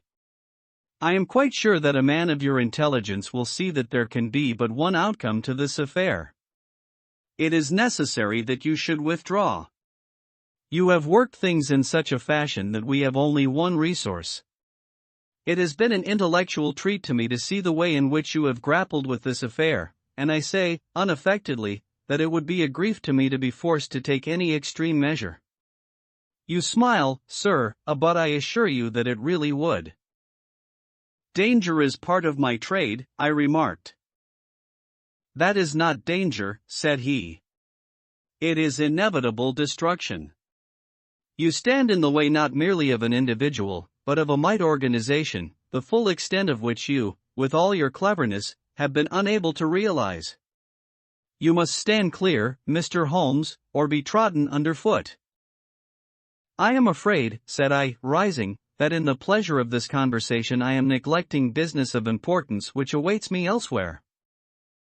He rose also and looked at me in silence, shaking his head sadly.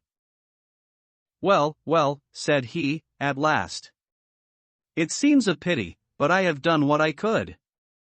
I know every move of your game. You can do nothing before Monday. It has been a duel between you and me, Mr. Holmes. You hope to place me in the dock. I tell you that I will never stand in the dock. You hope to beat me. I tell you that you will never beat me.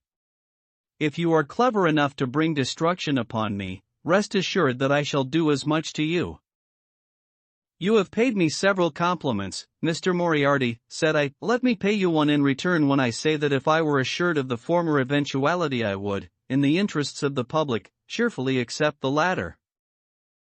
"I can promise you the one, but not the other," he snarled, and so turned his rounded back upon me, and went peering and blinking out of the room. That was my singular interview with Professor Moriarty. I confess that it left an unpleasant effect upon my mind. His soft, precise fashion of speech leaves a conviction of sincerity which a mere bully could not produce. Of course, you will say, why not take police precautions against him? The reason is that I am well convinced that it is from his agents the blow will fall. I have the best proofs that it would be so. You have already been assaulted? My dear Watson, Professor Moriarty is not a man who lets the grass grow under his feet. I went out about midday to transact some business in Oxford Street.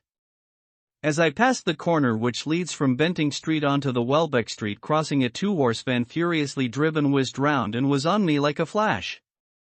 I sprang for the footpath and saved myself by the fraction of a second. The van dashed round by Marylebone Lane and was gone in an instant. I kept to the pavement after that, Watson, but as I walked down Vere Street a brick came down from the roof of one of the houses, and was shattered to fragments at my feet. I called the police and had the place examined. There were slates and bricks piled up on the roof preparatory to some repairs, and they would have me believe that the wind had toppled over one of these. Of course I knew better, but I could prove nothing. I took a cab after that and reached my brother's rooms in Pall Mall, where I spent the day. Now I have come round to you, and on my way I was attacked by a rough with a bludgeon. I knocked him down, and the police have him in custody, but I can tell you with the most absolute confidence that no possible connection will ever be traced between the gentleman upon whose front teeth I have barked my knuckles and the retiring mathematical coach, who is, I dare say, working out problems upon a blackboard 10 miles away. You will not wonder, Watson, that my first act on entering your rooms was to close your shutters, and that I have been compelled to ask your permission to leave the house by some less conspicuous exit than the front door. I had often admired my friend's courage, but never more than now, as he sat quietly checking off a series of incidents which must have combined to make up a day of horror. "You will spend the night here?" I said. "No, my friend, you might find me a dangerous guest. I have my plans laid, and all will be well. Matters have gone so far now that they can move without my help as far as the arrest goes, though my presence is necessary for a conviction. It is obvious, therefore, that I cannot do better than get away for the few days which remain before the police are at liberty to act. It would be a great pleasure to me, therefore, if you could come on to the continent with me." "The practice is quiet," said I, "and I have an accommodating neighbor. I should be glad to come." "And to start tomorrow morning?" "If necessary." "Oh yes, it is most necessary." "Then these are your instructions, and I beg, my dear Watson, that you will obey them to the letter, for you are now playing a double-handed game with me against the cleverest rogue and the most powerful syndicate of criminals in Europe. Now listen. You will dispatch whatever luggage you intend to take by a trusty messenger unaddressed to Victoria tonight. In the morning you will send for a hansom, desiring your man to take neither the first nor the second which may present itself. Into this hansom you will jump, and you will drive to the Strand end of the Lowther Arcade, handling the address to the cabman upon a slip of paper, with a request that he will not throw it away. Have your fare ready, and the instant that your cab stops, dash through the arcade, timing yourself to reach the other side at 9:15. You will find a small brougham waiting close to the curb, driven by a fellow with a heavy black cloak tipped at the collar with red. Into this you will step, and you will reach Victoria in time for the Continental Express. Where shall I meet you? At the station. The second first-class carriage from the front will be reserved for us. The carriage is our rendezvous, then? Yes. It was in vain that I asked Holmes to remain for the evening. It was evident to me that though he might bring trouble to the roof he was under, and that was the motive which impelled him to go. With a few hurried words as to our plans for the morrow he rose and came out with me into the garden, clambering over the wall which leads into Mortimer Street, and immediately whistling for a hansom, in which I heard him drive away. In the morning I obeyed Holmes's injunctions to the letter. A hansom was procured with such precaution as would prevent its being one which was placed ready for us, and I drove immediately after breakfast to the Lowther Arcade, through which I hurried at the top of my speed. A brougham was waiting with a very massive driver wrapped in a dark cloak, who, the instant that I had stepped in, whipped up the horse and rattled off to Victoria Station. On my alighting there he turned the carriage, and dashed away again without so much as a look in my direction. So far all had gone admirably. My luggage was waiting for me, and I had no difficulty in finding the carriage which Holmes had indicated, the less so as it was the only one in the train which was marked engaged. My only source of anxiety now was the non-appearance of Holmes. The station clock marked only 7 minutes from the time when we were due to start. In vain I searched among the groups of travelers and leave-takers for the little figure of my friend. There was no sign of him. I spent a few minutes in assisting a venerable Italian priest, who was endeavoring to make a porter understand, in his broken English, that his luggage was to be booked through to Paris. Then, having taken another look round, I returned to my carriage, where I found that the porter, in spite of the ticket, had given me my decrepit Italian friend as a traveling companion. It was useless for me to explain to him that his presence was an intrusion, for my Italian was even more limited than his English, so I shrugged my shoulders resignedly, and continued to look out anxiously for my friend. A chill of fear had come over me, as I thought that his absence might mean that some blow had fallen during the night. Already the doors had all been shut and the whistle blown, when "My dear Watson," said a voice, "you have not even condescended to say good morning." I turned in uncontrollable astonishment. The aged ecclesiastic had turned his face towards me. For an instant the wrinkles were smoothed away, the nose drew away from the chin, the lower lip ceased to protrude and the mouth to mumble, the dull eyes regained their fire, the drooping figure expanded. The next the whole frame collapsed again, and Holmes had gone as quickly as he had come. "Good heavens!" I cried, "how you startled me!" "Every precaution is still necessary," he whispered. "I have reason to think that they are hot upon our trail. Ah, there is Moriarty himself." The train had already begun to move as Holmes spoke. Glancing back, I saw a tall man pushing his way furiously through the crowd, and waving his hand as if he desired to have the train stopped. It was too late, however, for we were rapidly gathering momentum, and an instant later had shot clear of the station. "With all our precautions, you see that we have cut it rather fine," said Holmes, laughing. He rose, and throwing off the black cassock and hat which had formed his disguise, he packed them away in a handbag.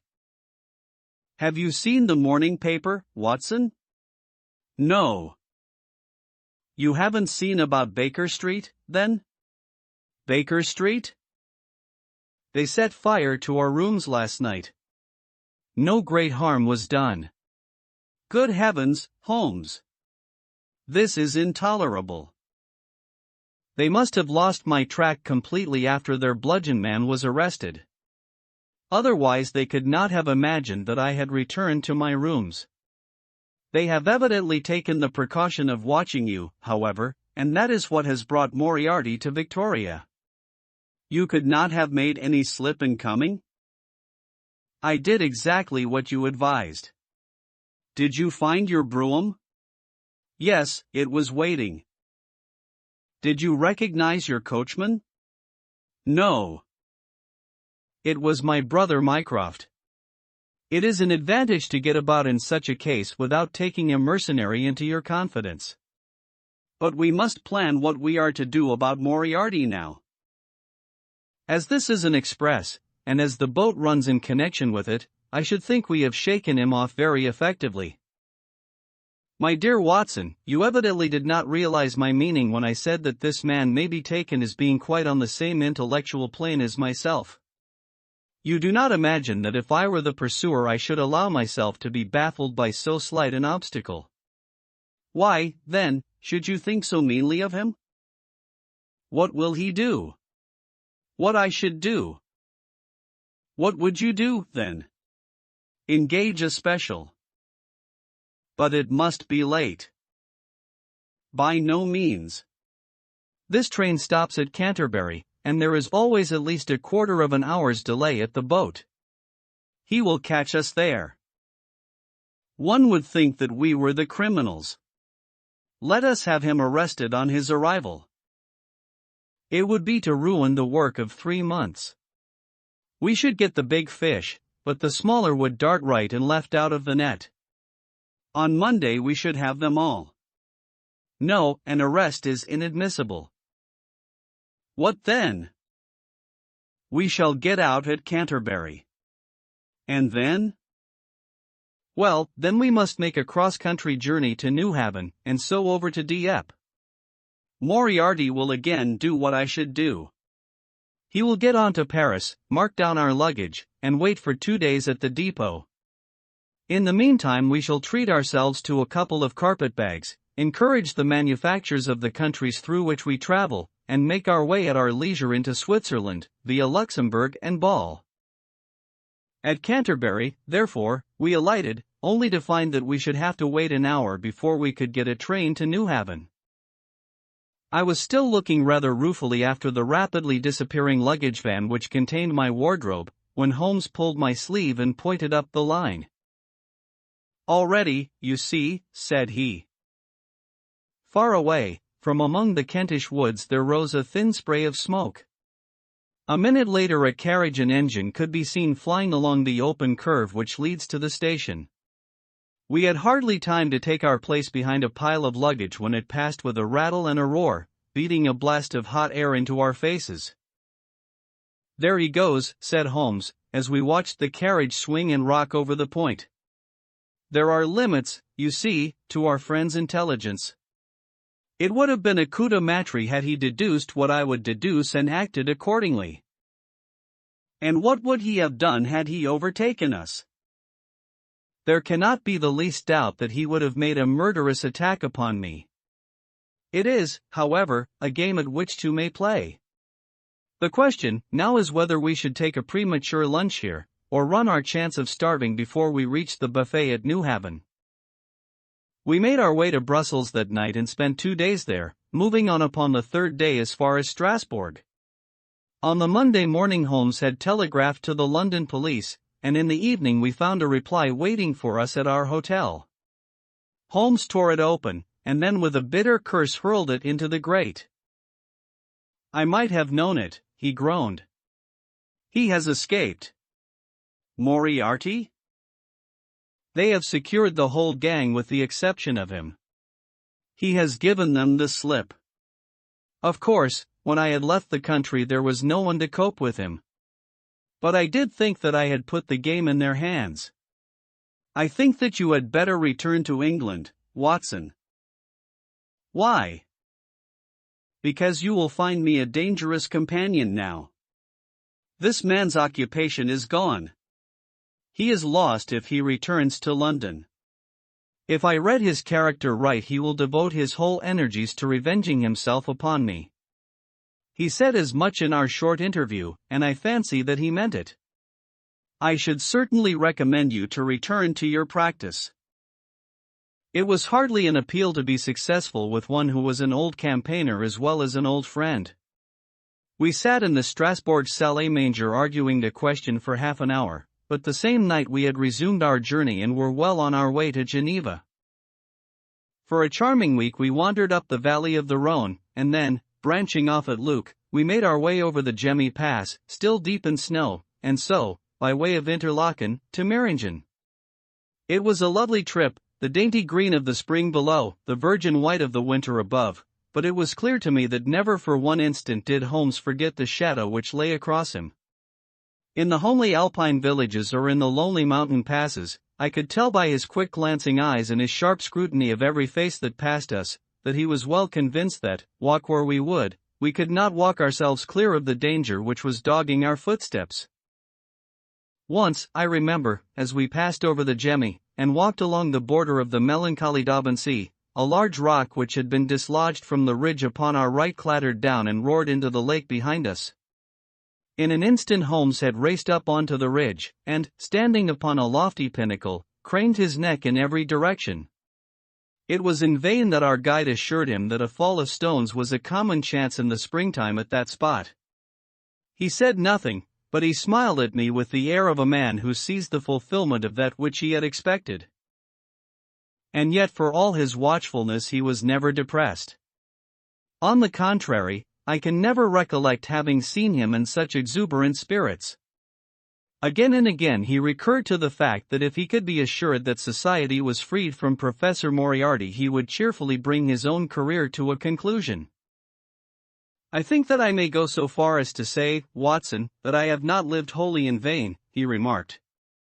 "If my record were closed tonight I could still survey it with equanimity. The air of London is the sweeter for my presence. In over 1,000 cases I am not aware that I have ever used my powers upon the wrong side. Of late I have been tempted to look into the problems furnished by nature rather than those more superficial ones for which our artificial state of society is responsible. Your memoirs will draw to an end, Watson, upon the day that I crown my career by the capture or extinction of the most dangerous and capable criminal in Europe.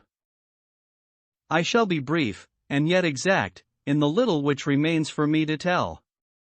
It is not a subject on which I would willingly dwell, and yet I am conscious that a duty devolves upon me to omit no detail. It was on the 3d of May that we reached the little village of Meiringen, where we put up at the Englischer Hof, then kept by Peter Steiler the elder. Our landlord was an intelligent man, and spoke excellent English, having served for 3 years as waiter at the Grosvenor Hotel in London. At his advice, on the afternoon of the 4th we set off together, with the intention of crossing the hills and spending the night at the hamlet of Rosenlaui. We had strict injunctions, however, on no account to pass the falls of Reichenbach, which are about halfway up the hill, without making a small detour to see them. It is indeed a fearful place. The torrent, swollen by the melting snow, plunges into a tremendous abyss, from which the spray rolls up like the smoke from a burning house. The shaft into which the river hurls itself is an immense chasm, lined by glistening coal-black rock, and narrowing into a creaming, boiling pit of incalculable depth, which brims over and shoots the stream onward over its jagged lip. The long sweep of green water roaring forever down, and the thick flickering curtain of spray hissing forever upward, turn a man giddy with their constant whirl and clamor. We stood near the edge peering down at the gleam of the breaking water far below us against the black rocks, and listening to the half-human shout which came booming up with the spray out of the abyss. The path has been cut halfway round the fall to afford a complete view, but it ends abruptly, and the traveler has to return as he came. We had turned to do so, when we saw a Swiss lad come running along it with a letter in his hand. It bore the mark of the hotel which we had just left, and was addressed to me by the landlord. It appeared that within a very few minutes of our leaving, an English lady had arrived who was in the last stage of consumption. She had wintered at Davos Platz, and was journeying now to join her friends at Lucerne, when a sudden hemorrhage had overtaken her. It was thought that she could hardly live a few hours, but it would be a great consolation to her to see an English doctor, and, if I would only return, etc. The good Steiler assured me in a postscript that he would himself look upon my compliance as a very great favor, since the lady absolutely refused to see a Swiss physician, and he could not but feel that he was incurring a great responsibility.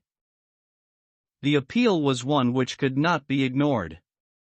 It was impossible to refuse the request of a fellow countrywoman dying in a strange land.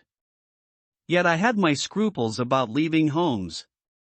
It was finally agreed, however, that he should retain the young Swiss messenger with him as guide and companion while I returned to Meiringen. My friend would stay some little time at the fall, he said, and would then walk slowly over the hill to Rosenlaui, where I was to rejoin him in the evening. As I turned away I saw Holmes, with his back against a rock and his arms folded, gazing down at the rush of the waters. It was the last that I was ever destined to see of him in this world. When I was near the bottom of the descent I looked back. It was impossible, from that position, to see the fall, but I could see the curving path which winds over the shoulder of the hill and leads to it. Along this a man was, I remember, walking very rapidly. I could see his black figure clearly outlined against the green behind him. I noted him, and the energy with which he walked, but he passed from my mind again as I hurried on upon my errand. It may have been a little over an hour before I reached Meiringen. Old Steiler was standing at the porch of his hotel. "Well," said I, as I came hurrying up, "I trust that she is no worse." A look of surprise passed over his face, and at the first quiver of his eyebrows my heart turned to lead in my breast. "You did not write this?" I said, pulling the letter from my pocket. "There is no sick Englishwoman in the hotel?" "Certainly not," he cried. "But it has the hotel mark upon it." "Ha, it must have been written by that tall Englishman who came in after you had gone," he said, but I waited for none of the landlord's explanations. In a tingle of fear I was already running down the village street, and making for the path which I had so lately descended. It had taken me an hour to come down. For all my efforts 2 more had passed before I found myself at the Fall of Reichenbach once more. There was Holmes's alpinstock still leaning against the rock by which I had left him. But there was no sign of him, and it was in vain that I shouted. My only answer was my own voice reverberating in a rolling echo from the cliffs around me. It was the sight of that alpinstock which turned me cold and sick. He had not gone to Rosenlaui, then. He had remained on that 3-foot path, with sheer wall on one side and sheer drop on the other, until his enemy had overtaken him. The young Swiss had gone too. He had probably been in the pay of Moriarty, and had left the 2 men together. And then what had happened? Who was to tell us what had happened then? I stood for a minute or 2 to collect myself, for I was dazed with the horror of the thing. Then I began to think of Holmes's own methods and to try to practice them in reading this tragedy. It was, alas, only too easy to do. During our conversation we had not gone to the end of the path, and the alpinstock marked the place where we had stood. The blackish soil is kept forever soft by the incessant drift of spray, and a bird would leave its tread upon it. 2 lines of footmarks were clearly marked along the farther end of the path, both leading away from me. There were none returning. A few yards from the end the soil was all plowed up into a patch of mud, and the branches and ferns which fringed the chasm were torn and bedraggled.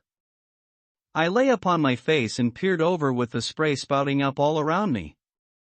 It had darkened since I left, and now I could only see here and there the glistening of moisture upon the black walls, and far away down at the end of the shaft the gleam of the broken water.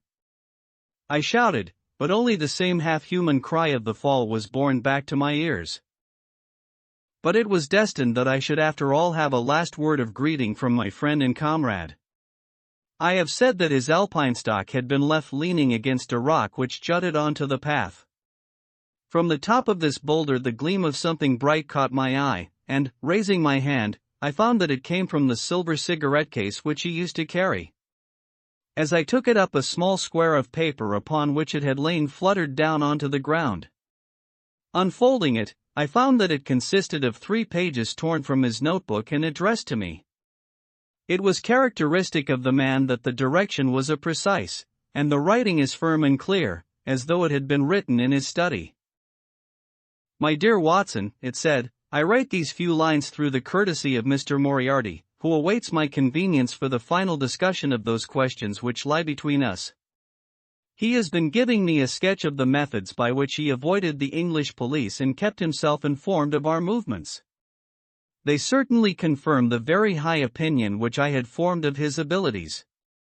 I am pleased to think that I shall be able to free society from any further effects of his presence, though I fear that it is at a cost which will give pain to my friends, and especially, my dear Watson, to you. I have already explained to you, however, that my career had in any case reached its crisis, and that no possible conclusion to it could be more congenial to me than this.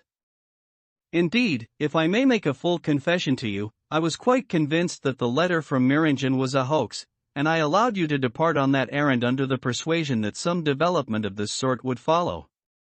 Tell Inspector Patterson that the papers which he needs to convict the gang are in Pigeonhole M, done up in a blue envelope and inscribed Moriarty. I made every disposition of my property before leaving England, and handed it to my brother Mycroft. Pray give my greetings to Mrs. Watson, and believe me to be, my dear fellow, very sincerely yours, Sherlock Holmes. A few words may suffice to tell the little that remains. An examination by experts leaves little doubt that a personal contest between the 2 men ended, as it could hardly fail to end in such a situation, in their reeling over, locked in each other's arms. Any attempt at recovering the bodies was absolutely hopeless, and there, deep down in that dreadful cauldron of swirling water and seething foam, will lie for all time the most dangerous criminal and the foremost champion of the law of their generation. The Swiss youth was never found again, and there can be no doubt that he was one of the numerous agents whom Moriarty kept in this employ.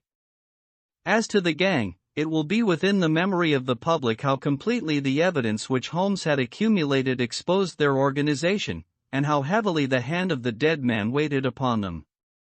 Of their terrible chief few details came out during the proceedings, and if I have now been compelled to make a clear statement of his career, it is due to those injudicious champions who have endeavored to clear his memory by attacks upon him, whom I shall ever regard as the best and the wisest man whom I have ever known.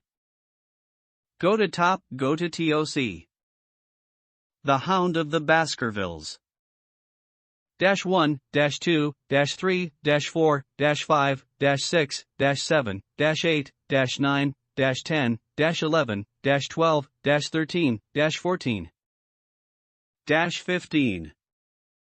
Chapter 1. Mr. Sherlock Holmes. Mr. Sherlock Holmes, who was usually very late in the mornings, save upon those not infrequent occasions when he was up all night, was seated at the breakfast table. I stood upon the hearthrug and picked up the stick which our visitor had left behind him the night before. It was a fine, thick piece of wood, bulbous-headed, of the sort which is known as a Penang lawyer. Just under the head was a broad silver band nearly an inch across. To James Mortimer, MRCS, from his friends of the CCH, was engraved upon it, with the date 1884. It was just such a stick as the old-fashioned family practitioner used to carry, dignified, solid, and reassuring. Well, Watson, what do you make of it?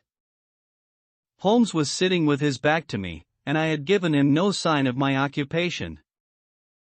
How did you know what I was doing? I believe you have eyes in the back of your head. I have, at least, a well-polished, silver-plated coffee-pot in front of me, said he. But, tell me, Watson, what do you make of our visitor's stick? Since we have been so unfortunate as to miss him and have no notion of his errand, this accidental souvenir becomes of importance.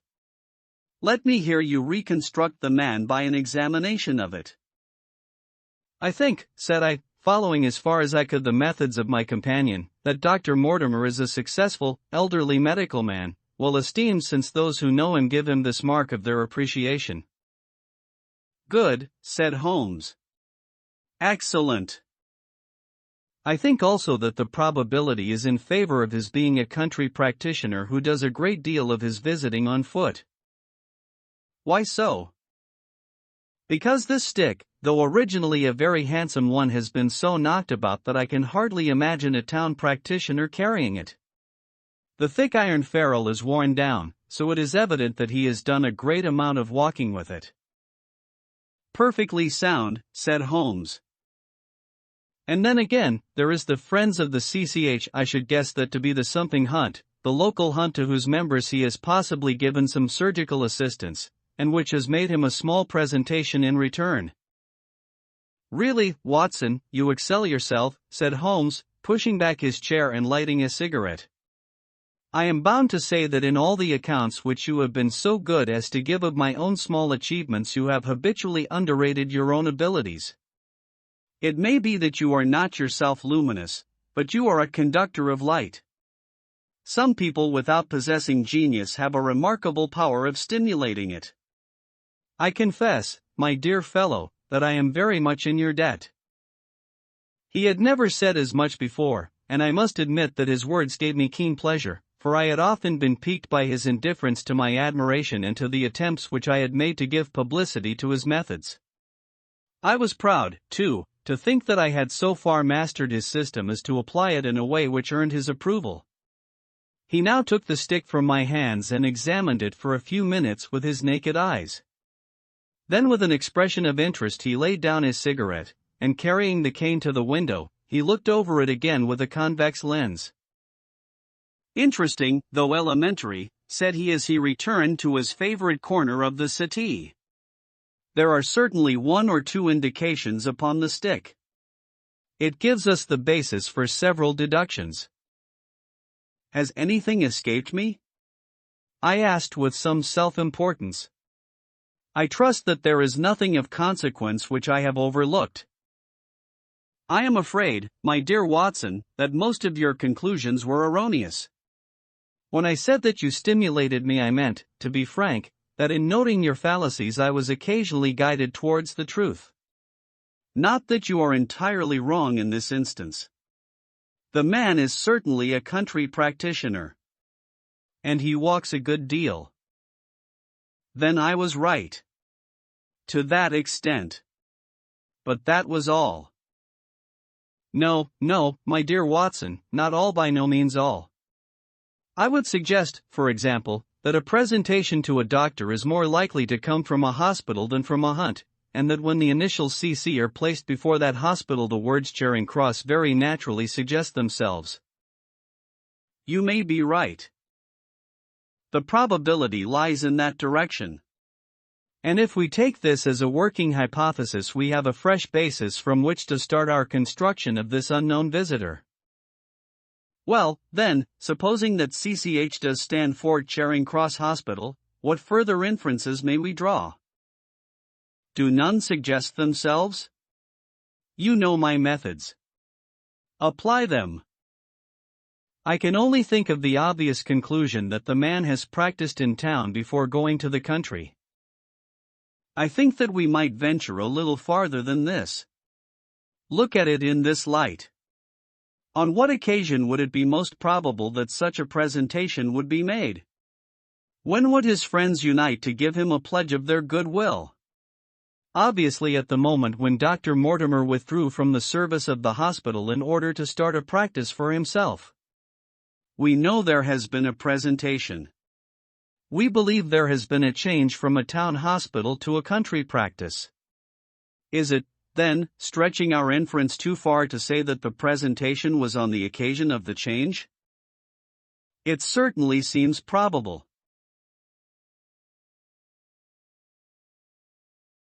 Now, you will observe that he could not have been on the staff of the hospital, since only a man well established in a London practice could hold such a position, and such a one would not drift into the country. What was he, then? If he was in the hospital and yet not on the staff, he could only have been a house surgeon or a house physician, little more than a senior student. And he left 5 years ago. The date is on the stick. So your grave, middle-aged family practitioner vanishes into thin air, my dear Watson, and there emerges a young fellow under 30, amiable, unambitious, absent-minded, and the possessor of a favorite dog, which I should describe roughly as being larger than a terrier and smaller than a mastiff. I laughed incredulously as Sherlock Holmes leaned back in his settee and blew little wavering rings of smoke up to the ceiling. As to the latter part, I have no means of checking you, said I, but at least it is not difficult to find out a few particulars about the man's age and professional career. From my small medical shelf I took down the medical directory and turned up the name. There were several Mortimers, but only one who could be our visitor. I read his record aloud. Mortimer, James, MRCS, 1882, Grimpen, Dartmoor, Devon. House surgeon, from 1882 to 1884, at Charing Cross Hospital. Winner of the Jackson Prize for Comparative Pathology, with essay entitled Is Disease a Reversion? Corresponding member of the Swedish Pathological Society. Author of Some Freaks of Atavism, Lancet 1882. Do we progress? Journal of Psychology, March, 1883. Medical officer for the parishes of Grimpen, Thorsley, and High Barrow. No mention of that local hunt, Watson, said Holmes with a mischievous smile, but a country doctor, as you very astutely observed. I think that I am fairly justified in my inferences. As to the adjectives, I said, if I remember right, amiable, unambitious, and absent-minded. It is my experience that it is only an amiable man in this world who receives testimonials, only an unambitious one who abandons a London career for the country, and only an absent-minded one who leaves his stick and not his visiting card after waiting an hour in your room. And the dog? Has been in the habit of carrying this stick behind his master. Being a heavy stick, the dog has held it tightly by the middle, and the marks of his teeth are very plainly visible. The dog's jaw, as shown in the space between these marks, is too broad in my opinion for a terrier and not broad enough for a mastiff. It may have been, yes, by Jove, it is a curly-haired spaniel. He had risen and paced the room as he spoke. Now he halted in the recess of the window. There was such a ring of conviction in his voice that I glanced up in surprise. "My dear fellow, how can you possibly be so sure of that?" "For the very simple reason that I see the dog himself on our very doorstep, and there is the ring of its owner." "Don't move, I beg you, Watson. He is a professional brother of yours, and your presence may be of assistance to me. Now is the dramatic moment of fate, Watson, when you hear a step upon the stair which is walking into your life, and you know not whether for good or ill. What does Dr. James Mortimer, the man of science, ask of Sherlock Holmes, the specialist in crime? Come in." The appearance of our visitor was a surprise to me, since I had expected a typical country practitioner. He was a very tall, thin man, with a long nose like a beak, which jutted out between two keen, gray eyes, set closely together and sparkling brightly from behind a pair of gold-rimmed glasses. He was clad in a professional but rather slovenly fashion, for his frock coat was dingy and his trousers frayed. Though young, his long back was already bowed, and he walked with a forward thrust of his head and a general air of peering benevolence. As he entered, his eyes fell upon the stick in Holmes's hand, and he ran towards it with an exclamation of joy. "I am so very glad," said he. "I was not sure whether I had left it here or in the shipping office. I would not lose that stick for the world." "A presentation, I see," said Holmes. "Yes, sir." "From Charing Cross Hospital?" "From one or two friends there on the occasion of my marriage." "Dear, that's bad," said Holmes, shaking his head. Dr. Mortimer blinked through his glasses in mild astonishment. "Why was it bad?" "Only that you have disarranged our little deductions." "Your marriage, you say?" "Yes, sir. I married, and so left the hospital, and with it all hopes of a consulting practice. It was necessary to make a home of my own." Come, we are not so far wrong, after all," said Holmes. "And now, Dr. James Mortimer." Mr. A humble MRCS. And a man of precise mind, evidently. A dabbler in science, Mr. Holmes, a picker-up of shells on the shores of the great unknown ocean. I presume that it is Mr. Sherlock Holmes whom I am addressing and not. No, this is my friend Dr. Watson. Glad to meet you, sir. I have heard your name mentioned in connection with that of your friend. You interest me very much, Mr. Holmes. I had hardly expected so dolichocephalic a skull or such well-marked supraorbital development.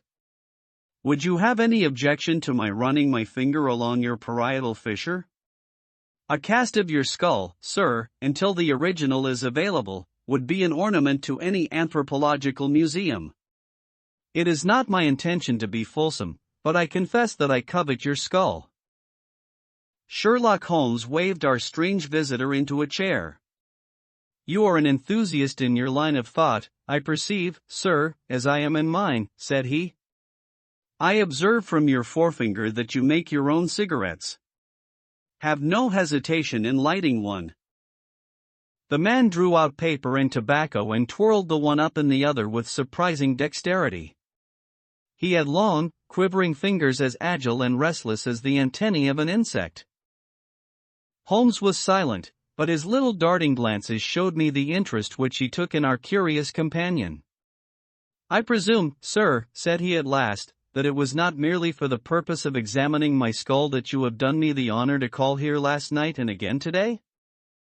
No, sir, no, though I am happy to have had the opportunity of doing that as well. I came to you, Mr. Holmes, because I recognize that I am myself an unpractical man and because I am suddenly confronted with a most serious and extraordinary problem. Recognizing, as I do, that you are the second highest expert in Europe. Indeed, sir. May I inquire who has the honor to be the first? Asked Holmes with some asperity. To the man of precisely scientific mind the work of Monsieur Bertillon must always appeal strongly. Then had you not better consult him? I said, sir, to the precisely scientific mind. But as a practical man of affairs it is acknowledged that you stand alone. I trust, sir, that I have not inadvertently. Just a little, said Holmes. I think, Dr. Mortimer, you would do wisely if without more ado you would kindly tell me plainly what the exact nature of the problem is in which you demand my assistance. Chapter 2: The Curse of the Baskervilles. I have in my pocket a manuscript, said Dr. James Mortimer.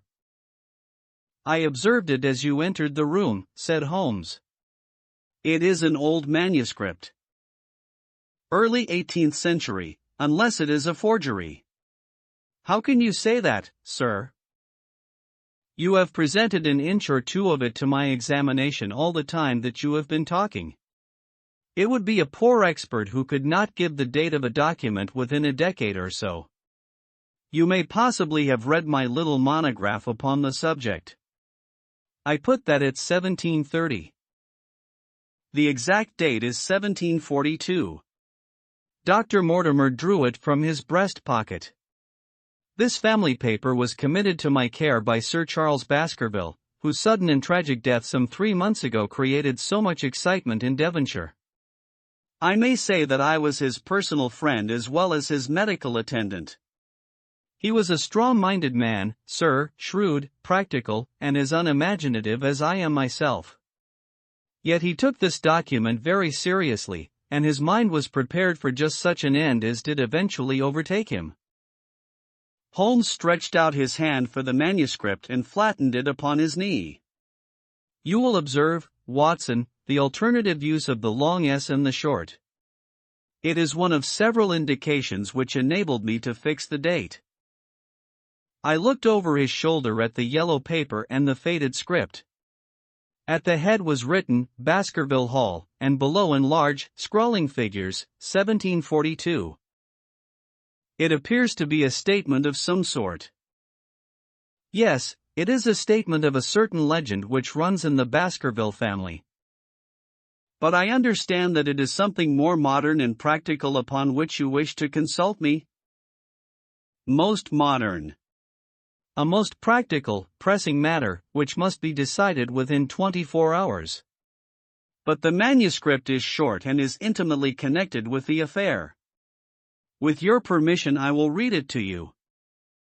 Holmes leaned back in his chair, placed his fingertips together, and closed his eyes, with an air of resignation. Dr. Mortimer turned the manuscript to the light and read in a high, cracking voice the following curious, old-world narrative. Of the origin of the Hound of the Baskervilles there have been many statements, yet as I come in a direct line from Hugo Baskerville, and as I had the story from my father, who also had it from his, I have set it down with all belief that it occurred even as is here set forth.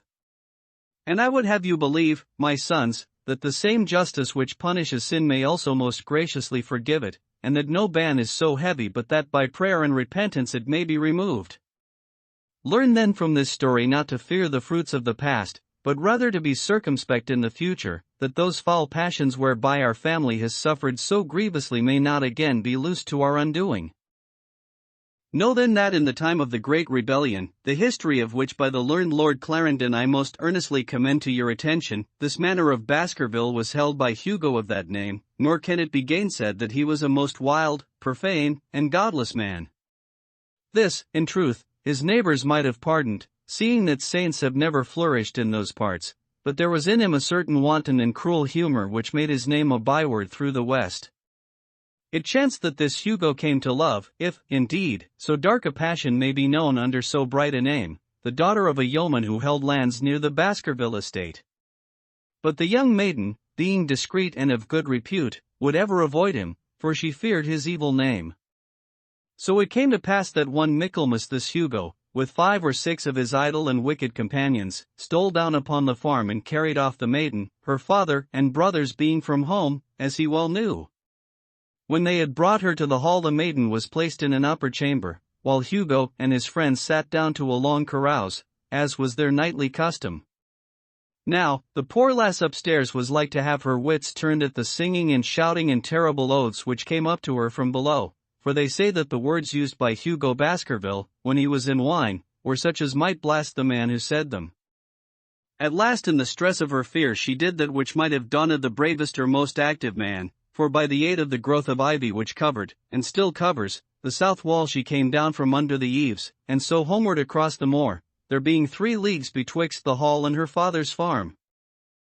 It chanced that some little time later Hugo left his guests to carry food and drink with other worse things, perchance to his captive, and so found the cage empty and the bird escaped. Then, as it would seem, he became as one that hath a devil, for, rushing down the stairs into the dining hall, he sprang upon the great table, flagons and trenchers flying before him, and he cried aloud before all the company that he would that very night render his body and soul to the powers of evil if he might but overtake the wench. And while the revellers stood aghast at the fury of the man, one more wicked, or, it may be, more drunken than the rest, cried out that they should put the hounds upon her.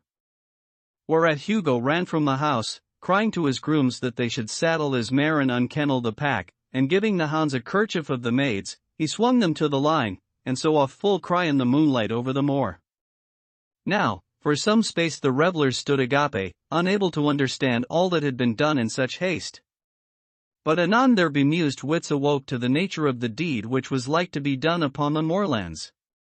Everything was now in an uproar, some calling for their pistols, some for their horses, and some for another flask of wine. But at length some sense came back to their crazed minds, and the whole of them, 13 in number, took horse and started in pursuit. The moon shone clear above them, and they rode swiftly abreast, taking that course which the maid must needs have taken if she were to reach her own home. They had gone a mile or 2 when they passed one of the night shepherds upon the moorlands, and they cried to him to know if he had seen the hunt. And the man, as the story goes, was so crazed with fear that he could scarce speak, but at last he said that he had indeed seen the unhappy maiden, with the hounds upon her track. But I have seen more than that, said he, for Hugo Baskerville passed me upon his black mare, and there ran mute behind him such a hound of hell as God forbid should ever be at my heels. So the drunken squires cursed the shepherd and rode onward. But soon their skins turned cold, for there came a galloping across the moor, and the black mare, dabbled with white froth, went past with trailing bridle and empty saddle. Then the revellers rode close together, for a great fear was on them, but they still followed over the moor, though each, had he been alone, would have been right glad to have turned his horse's head. Riding slowly in this fashion they came at last upon the hounds.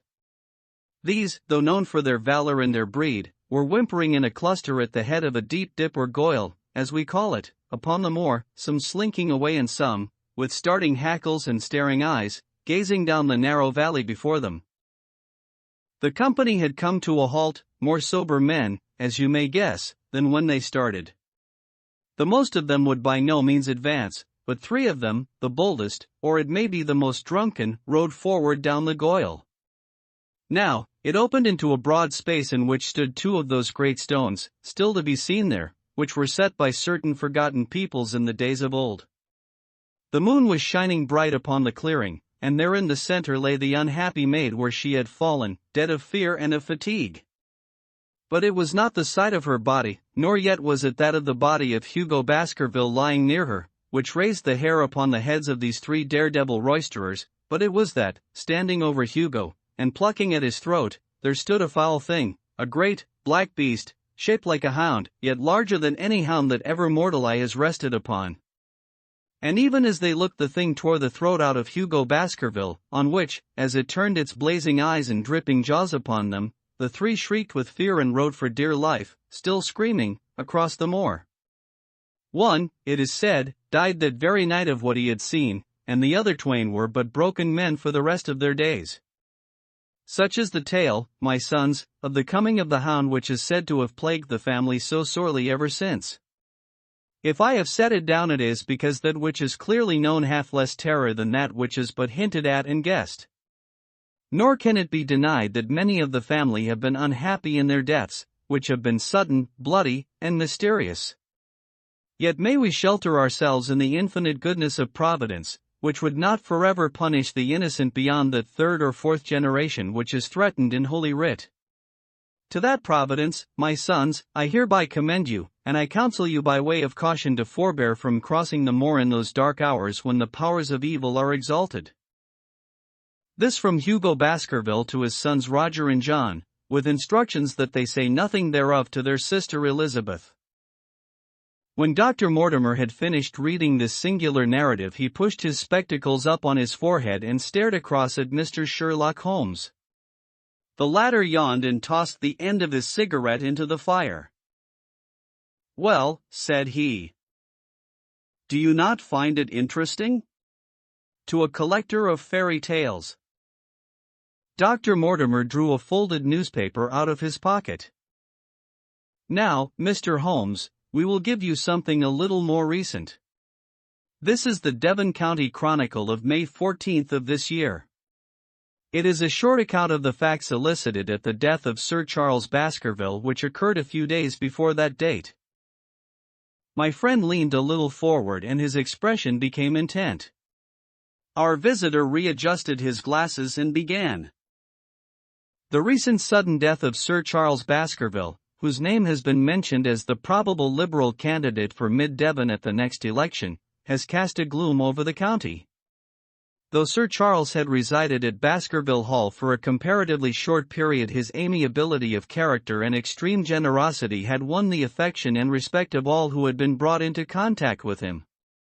In these days of nouveau riches, it is refreshing to find a case where the scion of an old county family which has fallen upon evil days is able to make his own fortune and to bring it back with him to restore the fallen grandeur of his line. Sir Charles, as is well known, made large sums of money in South African speculation. More wise than those who go on until the wheel turns against them, he realized his gains and returned to England with them. It is only 2 years since he took up his residence at Baskerville Hall, and it is common talk how large were those schemes of reconstruction and improvement which have been interrupted by his death.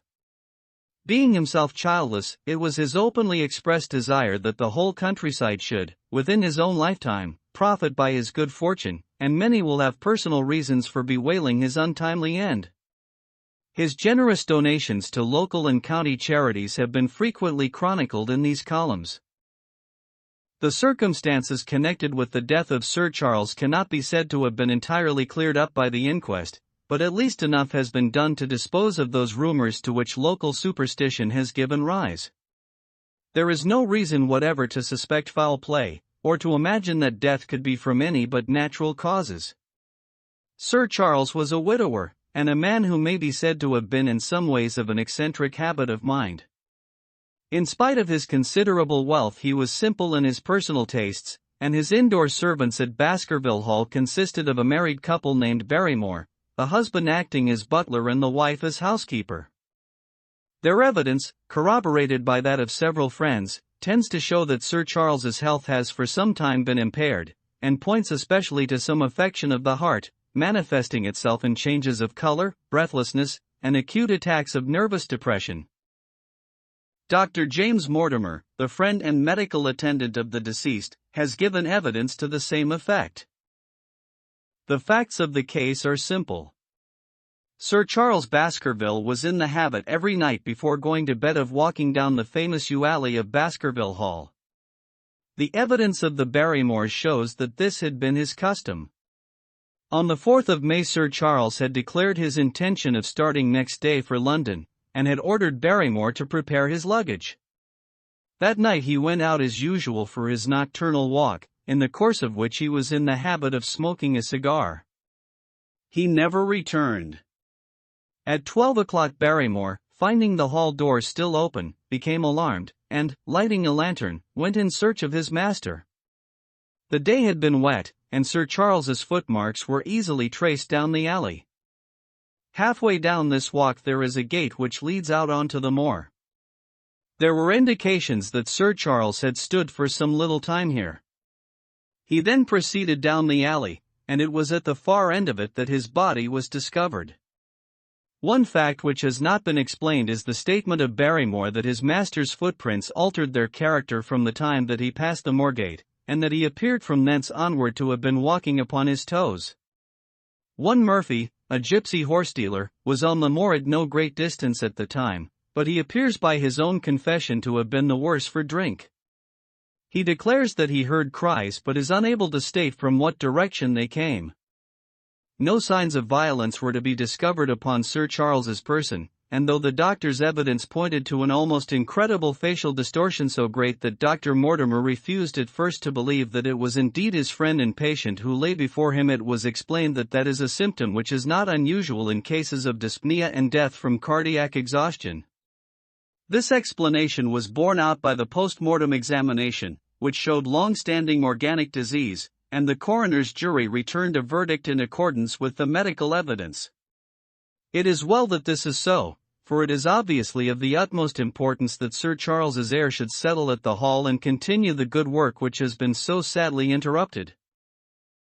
Had the prosaic finding of the coroner not finally put an end to the romantic stories which have been whispered in connection with the affair, it might have been difficult to find a tenant for Baskerville Hall. It is understood that the next of kin is Mr. Henry Baskerville, if he be still alive, the son of Sir Charles Baskerville's younger brother. The young man when last heard of was in America, and inquiries are being instituted with a view to informing him of his good fortune. Dr. Mortimer refolded his paper and replaced it in his pocket. Those are the public facts, Mr. Holmes, in connection with the death of Sir Charles Baskerville. I must thank you, said Sherlock Holmes, for calling my attention to a case which certainly presents some features of interest. I had observed some newspaper comment at the time, but I was exceedingly preoccupied by that little affair of the Vatican cameos, and in my anxiety to oblige the Pope I lost touch with several interesting English cases. This article, you say, contains all the public facts? It does. Then let me have the private ones. He leaned back, put his fingertips together, and assumed his most impassive and judicial expression. In doing so, said Dr. Mortimer, who had begun to show signs of some strong emotion, I am telling that which I have not confided to anyone.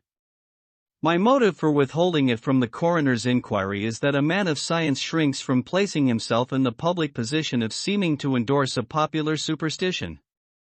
I had the further motive that Baskerville Hall, as the paper says, would certainly remain untenanted if anything were done to increase its already rather grim reputation. For both these reasons I thought that I was justified in telling rather less than I knew, since no practical good could result from it, but with you there is no reason why I should not be perfectly frank. The moor is very sparsely inhabited, and those who live near each other are thrown very much together. For this reason I saw a good deal of Sir Charles Baskerville. With the exception of Mr. Frankland, of Laughter Hall, and Mr. Stapleton, the naturalist, there are no other men of education within many miles. Sir Charles was a retiring man, but the chance of his illness brought us together, and a community of interests in science kept us so. He had brought back much scientific information from South Africa, and many a charming evening we have spent together discussing the comparative anatomy of the Bushman and the Hottentot. Within the last few months it became increasingly plain to me that Sir Charles's nervous system was strained to the breaking point. He had taken this legend which I have read you exceedingly to heart, so much so that, although he would walk in his own grounds, nothing would induce him to go out upon the moor at night. Incredible as it may appear to you, Mr. Holmes, he was honestly convinced that a dreadful fate overhung his family, and certainly the records which he was able to give of his ancestors were not encouraging. The idea of some ghastly presence constantly haunted him, and on more than one occasion he has asked me whether I had on my medical journeys at night ever seen any strange creature or heard the baying of a hound. The latter question he put to me several times, and always with a voice which vibrated with excitement. I can well remember driving up to his house in the evening some 3 weeks before the fatal event. He chanced to be at his hall door. I had descended from my gig and was standing in front of him, when I saw his eyes fix themselves over my shoulder and stare past me with an expression of the most dreadful horror. I whisked round and had just time to catch a glimpse of something which I took to be a large black calf passing at the head of the drive. So excited and alarmed was he that I was compelled to go down to the spot where the animal had been and look around for it. It was gone, however, and the incident appeared to make the worst impression upon his mind. I stayed with him all the evening, and it was on that occasion, to explain the emotion which he had shown, that he confided to my keeping that narrative which I read to you when first I came. I mention this small episode because it assumes some importance in view of the tragedy which followed, but I was convinced at the time that the matter was entirely trivial and that his excitement had no justification. It was at my advice that Sir Charles was about to go to London. His heart was, I knew, affected, and the constant anxiety in which he lived, however chimerical the cause of it might be, was evidently having a serious effect upon his health. I thought that a few months among the distractions of town would send him back a new man. Mr. Stapleton, a mutual friend who was much concerned at his state of health, was of the same opinion. At the last instant came this terrible catastrophe. On the night of Sir Charles's death, Barrymore the butler, who made the discovery, sent Perkins the groom on horseback to me, and as I was sitting up late I was able to reach Baskerville Hall within an hour of the event. I checked and corroborated all the facts which were mentioned at the inquest. I followed the footsteps down the yew alley. I saw the spot at the Moorgate where he seemed to have waited. I remarked the change in the shape of the prints after that point. I noted that there were no other footsteps save those of Barrymore on the soft gravel, and finally I carefully examined the body, which had not been touched until my arrival. Sir Charles lay on his face, his arms out, his fingers dug into the ground, and his features convulsed with some strong emotion to such an extent that I could hardly have sworn to his identity. There was certainly no physical injury of any kind. But one false statement was made by Barrymore at the inquest. He said that there were no traces upon the ground round the body. He did not observe any. But I did some little distance off, but fresh and clear. Footprints? Footprints. A man's or a woman's? Dr. Mortimer looked strangely at us for an instant, and his voice sank almost to a whisper as he answered. Mr. Holmes, they were the footprints of a gigantic hound. Chapter 3: The Problem. I confess at these words a shudder passed through me.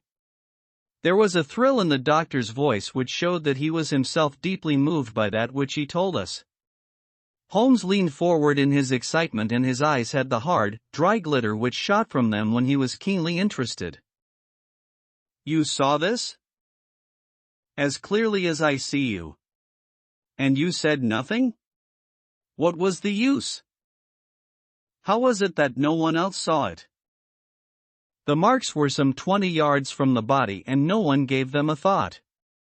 I don't suppose I should have done so had I not known this legend. There are many sheepdogs on the moor? No doubt, but this was no sheepdog. You say it was large? Enormous. But it had not approached the body? No. What sort of night was it? Damp and raw. But not actually raining? No. What is the alley like? There are 2 lines of old yew hedge, 12 feet high and impenetrable. The walk in the center is about 8 feet across. Is there anything between the hedges and the walk?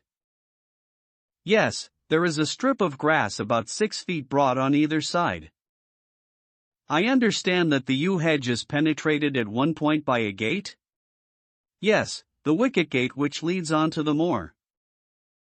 Is there any other opening? None. So that to reach the yew alley one either has to come down it from the house or else to enter it by the moor gate? There is an exit through a summer house at the far end. Had Sir Charles reached this? No, he lay about 50 yards from it. Now, tell me, Dr. Mortimer, and this is important, the marks which you saw were on the path and not on the grass. No marks could show on the grass.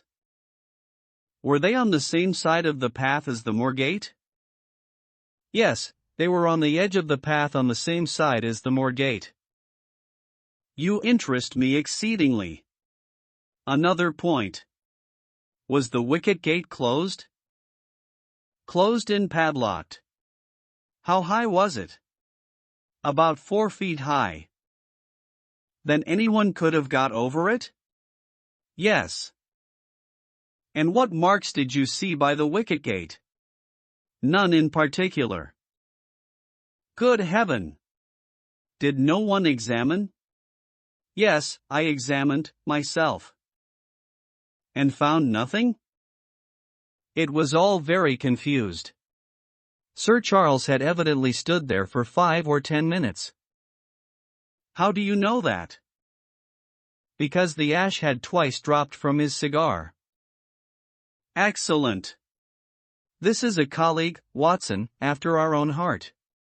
But the marks? He had left his own marks all over that small patch of gravel. I could discern no others. Sherlock Holmes struck his hand against his knee with an impatient gesture. If I had only been there, he cried. It is evidently a case of extraordinary interest, and one which presented immense opportunities to the scientific expert. That gravel page upon which I might have read so much has been long ere this smudged by the rain and defaced by the clogs of curious peasants. Oh, Dr. Mortimer, to think that you should not have called me in. You have indeed much to answer for. I could not call you in, Mr. Holmes, without disclosing these facts to the world, and I have already given my reasons for not wishing to do so. Besides. Why do you hesitate? There is a realm in which the most acute and most experienced of detectives is helpless. You mean that the thing is supernatural? I did not positively say so. No, but you evidently think it. Since the tragedy, Mr. Holmes, there have come to my ears several incidents which are hard to reconcile with the settled order of nature.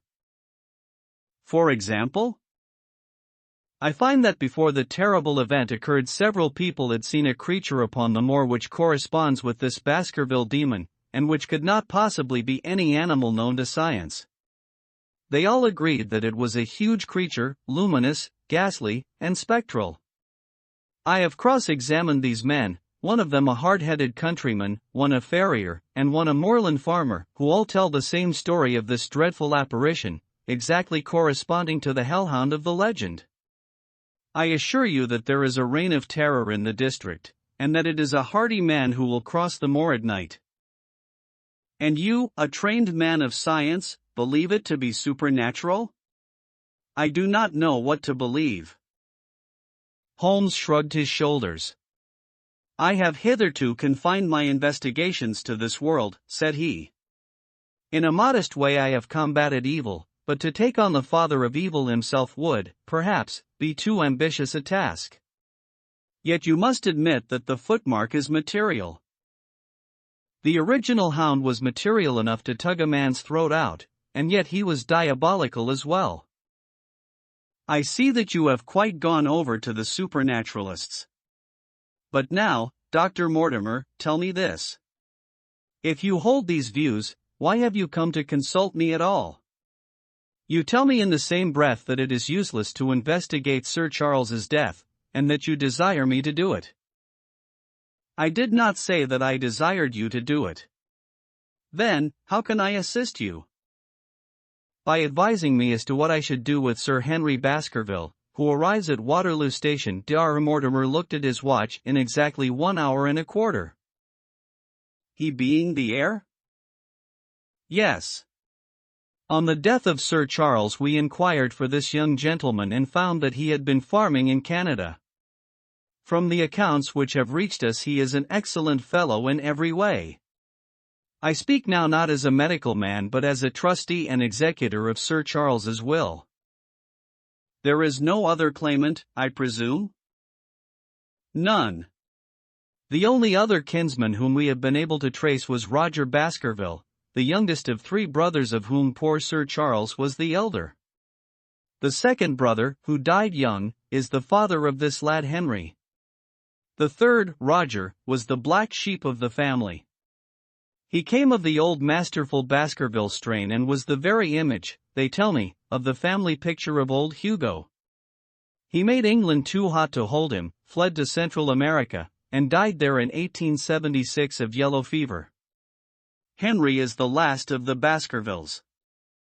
In 1 hour and 5 minutes I meet him at Waterloo Station. I have had a wire that he arrived at Southampton this morning. Now, Mr. Holmes, what would you advise me to do with him? Why should he not go to the home of his fathers? It seems natural, does it not? And yet, consider that every Baskerville who goes there meets with an evil fate.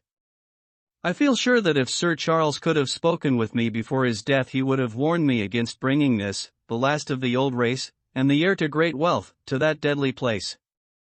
And yet it cannot be denied that the prosperity of the whole poor, bleak countryside depends upon his presence. All the good work which has been done by Sir Charles will crash to the ground if there is no tenant of the hall.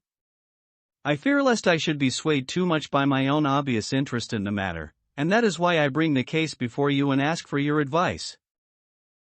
Holmes considered for a little time.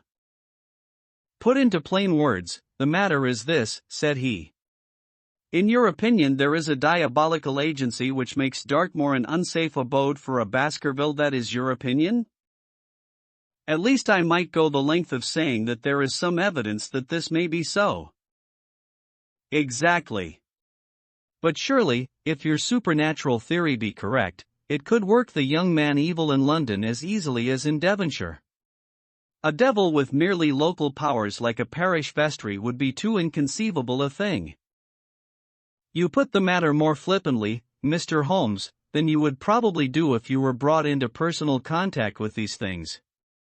Your advice, then, as I understand it, is that the young man will be as safe in Devonshire as in London. He comes in 50 minutes.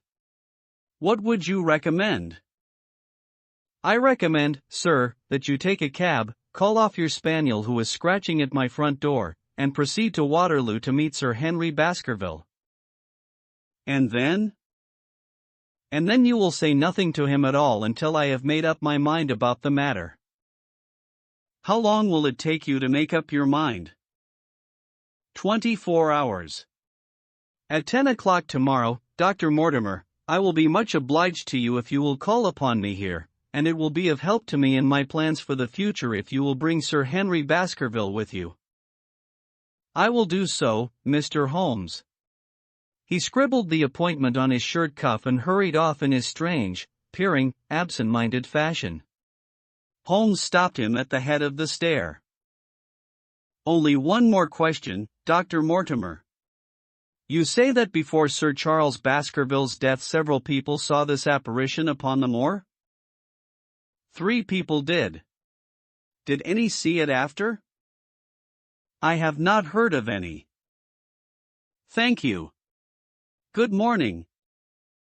Holmes returned to his seat with that quiet look of inward satisfaction which meant that he had a congenial task before him. Going out, Watson? Unless I can help you. No, my dear fellow, it is at the hour of action that I turn to you for aid. But this is splendid, really unique from some points of view. When you pass Bradley's, would you ask him to send up a pound of the strongest shag tobacco? Thank you. It would be as well if you could make it convenient not to return before evening. Then I should be very glad to compare impressions as to this most interesting problem which has been submitted to us this morning. I knew that seclusion and solitude were very necessary for my friend in those hours of intense mental concentration during which he weighed every particle of evidence, constructed alternative theories, balanced one against the other, and made up his mind as to which points were essential and which immaterial. I therefore spent the day at my club and did not return to Baker Street until evening. It was nearly 9 o'clock when I found myself in the sitting room once more. My first impression as I opened the door was that a fire had broken out, for the room was so filled with smoke that the light of the lamp upon the table was blurred by it. As I entered, however, my fears were set at rest, for it was the acrid fumes of strong coarse tobacco which took me by the throat and set me coughing. Through the haze I had a vague vision of Holmes in his dressing gown coiled up in an armchair with his black clay pipe between his lips. Several rolls of paper lay around him. Caught cold, Watson, said he. No, it's this poisonous atmosphere. I suppose it is pretty thick, now that you mention it. Thick. It is intolerable. Open the window, then. You have been at your club all day, I perceive. My dear Holmes. Am I right? Certainly, but how? He laughed at my bewildered expression. There is a delightful freshness about you, Watson, which makes it a pleasure to exercise any small powers which I possess at your expense. A gentleman goes forth on a showery and miry day. He returns immaculate in the evening with the gloss still on his hat and his boots. He has been a fixture therefore all day. He is not a man with intimate friends. Where, then, could he have been? Is it not obvious? Well, it is rather obvious. The world is full of obvious things which nobody by any chance ever observes. Where do you think that I have been? A fixture also. On the contrary, I have been to Devonshire. In spirit? Exactly. My body has remained in this armchair and has, I regret to observe, consumed in my absence 2 large pots of coffee and an incredible amount of tobacco. After you left, I sent down to Stamford's for the ordnance map of this portion of the moor, and my spirit has hovered over it all day. I flatter myself that I could find my way about. A large-scale map, I presume? Very large. He unrolled one section and held it over his knee. Here you have the particular district which concerns us. That is Baskerville Hall in the middle. With a wood round it? Exactly. I fancy the yew alley, though not marked under that name, must stretch along this line, with the moor, as you perceive, upon the right of it. This small clump of buildings here is the hamlet of Grimpen, where our friend Dr. Mortimer has his headquarters. Within a radius of 5 miles there are, as you see, only a very few scattered dwellings. Here is Laughter Hall, which was mentioned in the narrative. There is a house indicated here which may be the residence of the naturalist Stapleton, if I remember right, was his name. Here are 2 moorland farmhouses, High Tor and Fulmire. Then 14 miles away the great convict prison of Princetown. Between and around these scattered points extends the desolate, lifeless moor. This, then, is the stage upon which tragedy has been played, and upon which we may help to play it again. It must be a wild place. Yes, the setting is a worthy one.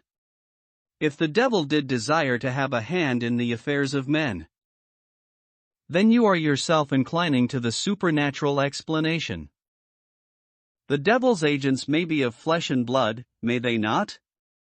There are 2 questions waiting for us at the outset. The one is whether any crime has been committed at all, the second is, what is the crime and how was it committed?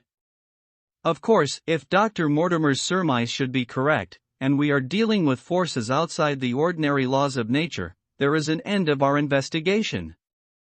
But we are bound to exhaust all other hypotheses before falling back upon this one. I think we'll shut that window again, if you don't mind. It is a singular thing, but I find that a concentrated atmosphere helps a concentration of thought. I have not pushed it to the length of getting into a box to think, but that is the logical outcome of my convictions. Have you turned the case over in your mind? Yes, I have thought a good deal of it in the course of the day.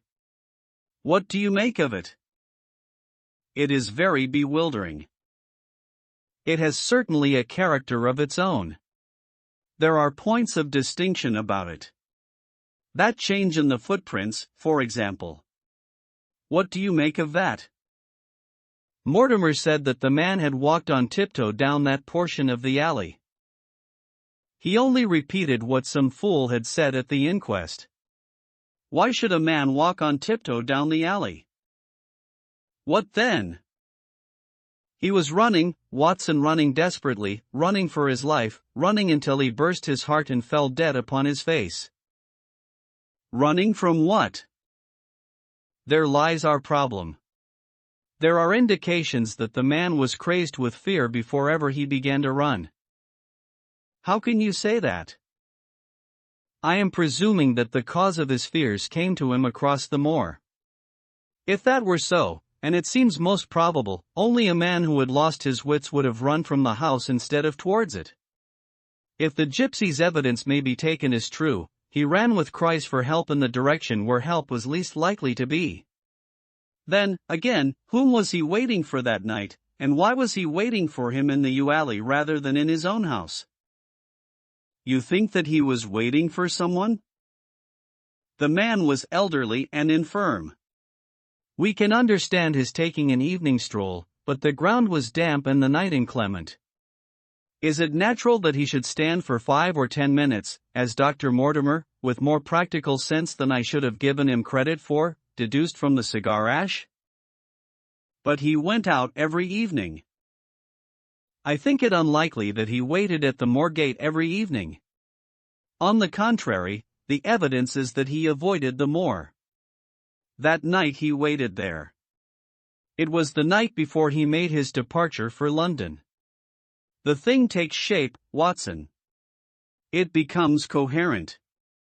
Might I ask you to hand me my violin, and we will postpone all further thought upon this business until we have had the advantage of meeting Dr. Mortimer and Sir Henry Baskerville in the morning. Chapter 4 Sir Henry Baskerville. Our breakfast table was cleared early, and Holmes waited in his dressing gown for the promised interview. Our clients were punctual to their appointment, for the clock had just struck 10 when Dr. Mortimer was shown up, followed by the young baronet. The latter was a small, alert, dark-eyed man about 30 years of age, very sturdily built, with thick black eyebrows and a strong, pugnacious face. He wore a ruddy-tinted tweed suit and had the weather-beaten appearance of one who has spent most of his time in the open air, and yet there was something in his steady eye and the quiet assurance of his bearing which indicated the gentleman. "This is Sir Henry Baskerville," said Dr. Mortimer. "Why, yes," said he, "and the strange thing is, Mr. Sherlock Holmes, that if my friend here had not proposed coming round to you this morning I should have come on my own account. I understand that you think out little puzzles, and I've had one this morning which wants more thinking out than I am able to give it. Pray take a seat, Sir Henry. Do I understand you to say that you have yourself had some remarkable experience since you arrived in London?" "Nothing of much importance, Mr. Holmes. Only a joke, as like as not. It was this letter, if you can call it a letter, which reached me this morning." He laid an envelope upon the table, and we all bent over it. It was of common quality, grayish in color. The address, Sir Henry Baskerville, Northumberland Hotel, was printed in rough characters, the postmark Charing Cross, and the date of posting the preceding evening. "Who knew that you were going to the Northumberland Hotel?" asked Holmes, glancing keenly across at our visitor. "No one could have known. We only decided after I met Dr. Mortimer." "But Dr. Mortimer was no doubt already stopping there?" "No, I had been staying with a friend," said the doctor. "There was no possible indication that we intended to go to this hotel." Someone seems to be very deeply interested in your movements." Out of the envelope he took a half-sheet of foolscap paper folded into 4. This he opened and spread flat upon the table.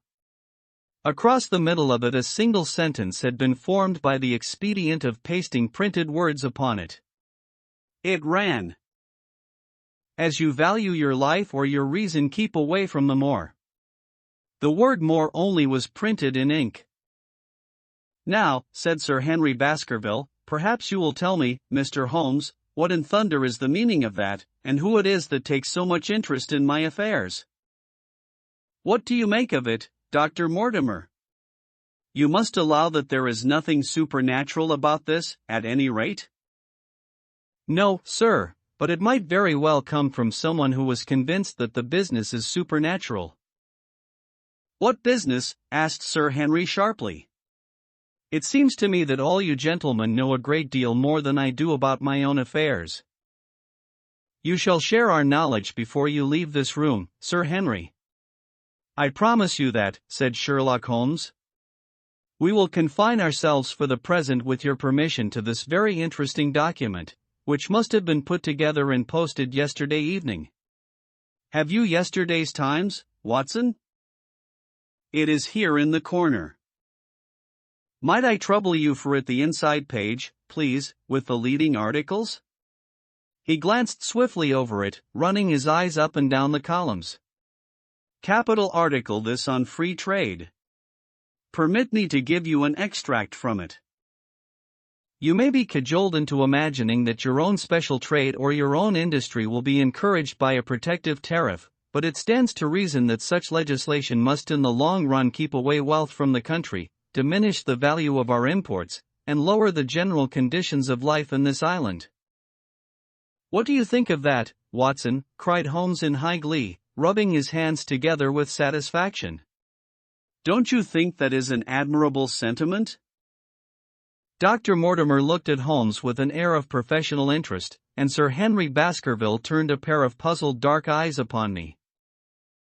I don't know much about the tariff and things of that kind, said he, but it seems to me we've got a bit off the trail so far as that note is concerned. On the contrary, I think we are particularly hot upon the trail, Sir Henry. Watson here knows more about my methods than you do, but I fear that even he has not quite grasped the significance of this sentence. No, I confess that I see no connection. And yet, my dear Watson, there is so very close a connection that the one is extracted out of the other. You, your life, reason, value, keep away from the... Don't you see now whence these words have been taken? By thunder, you're right. Well, if that isn't smart, cried Sir Henry. If any possible doubt remained, it is settled by the fact that keep away and from the are cut out in one piece. Well, now so it is.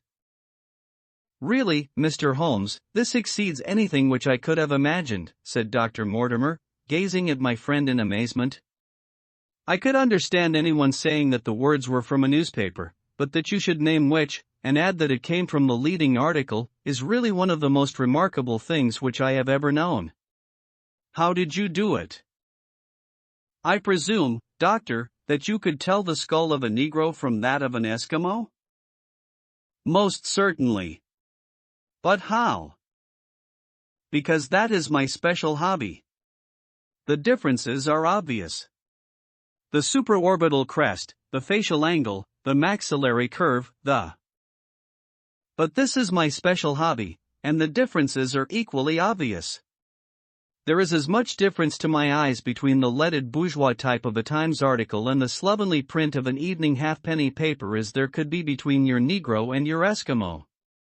The detection of types is one of the most elementary branches of knowledge to the special expert in crime, though I confess that once when I was very young I confused the Leeds Mercury with the Western Morning News.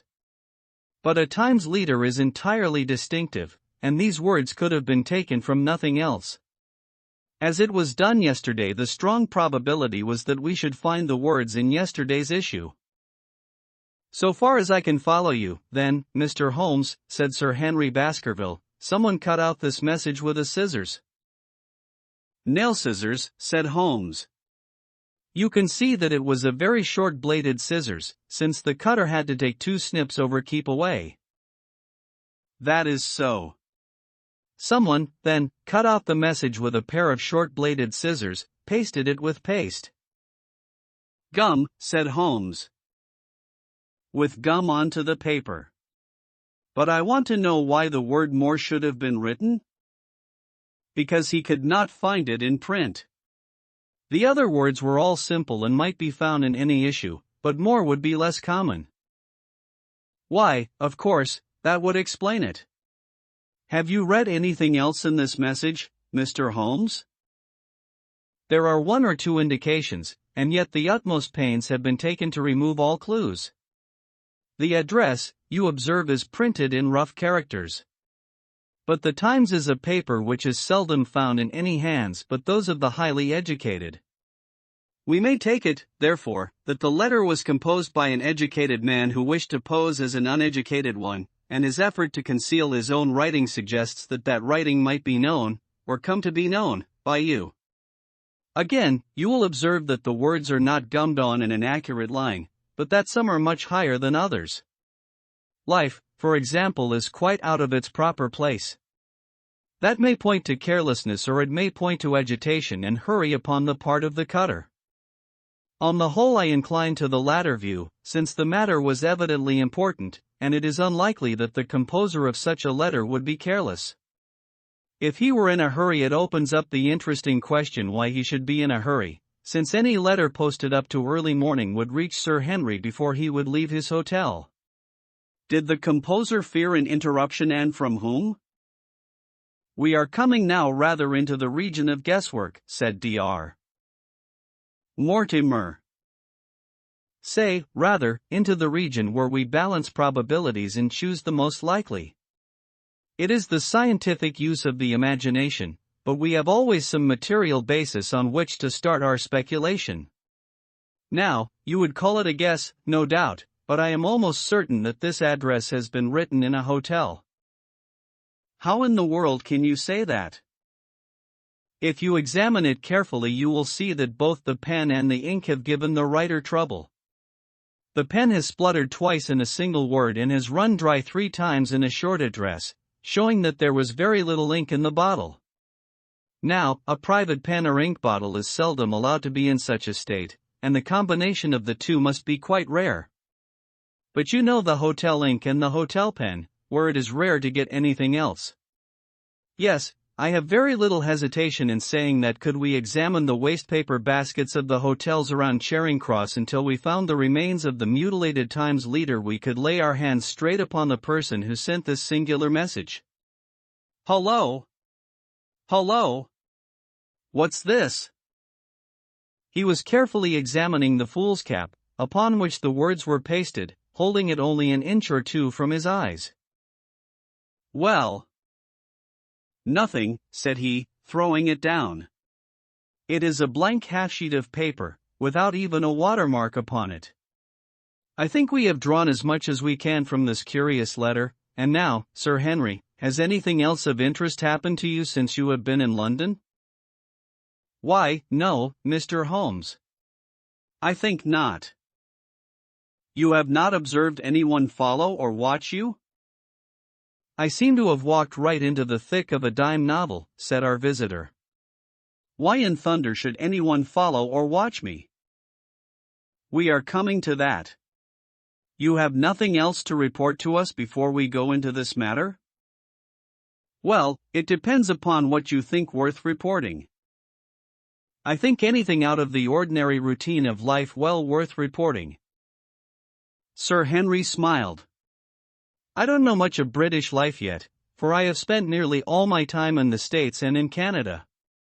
But I hope that to lose one of your boots is not part of the ordinary routine of life over here. You have lost one of your boots? My dear sir, cried Dr. Mortimer, it is only mislaid. You will find it when you return to the hotel.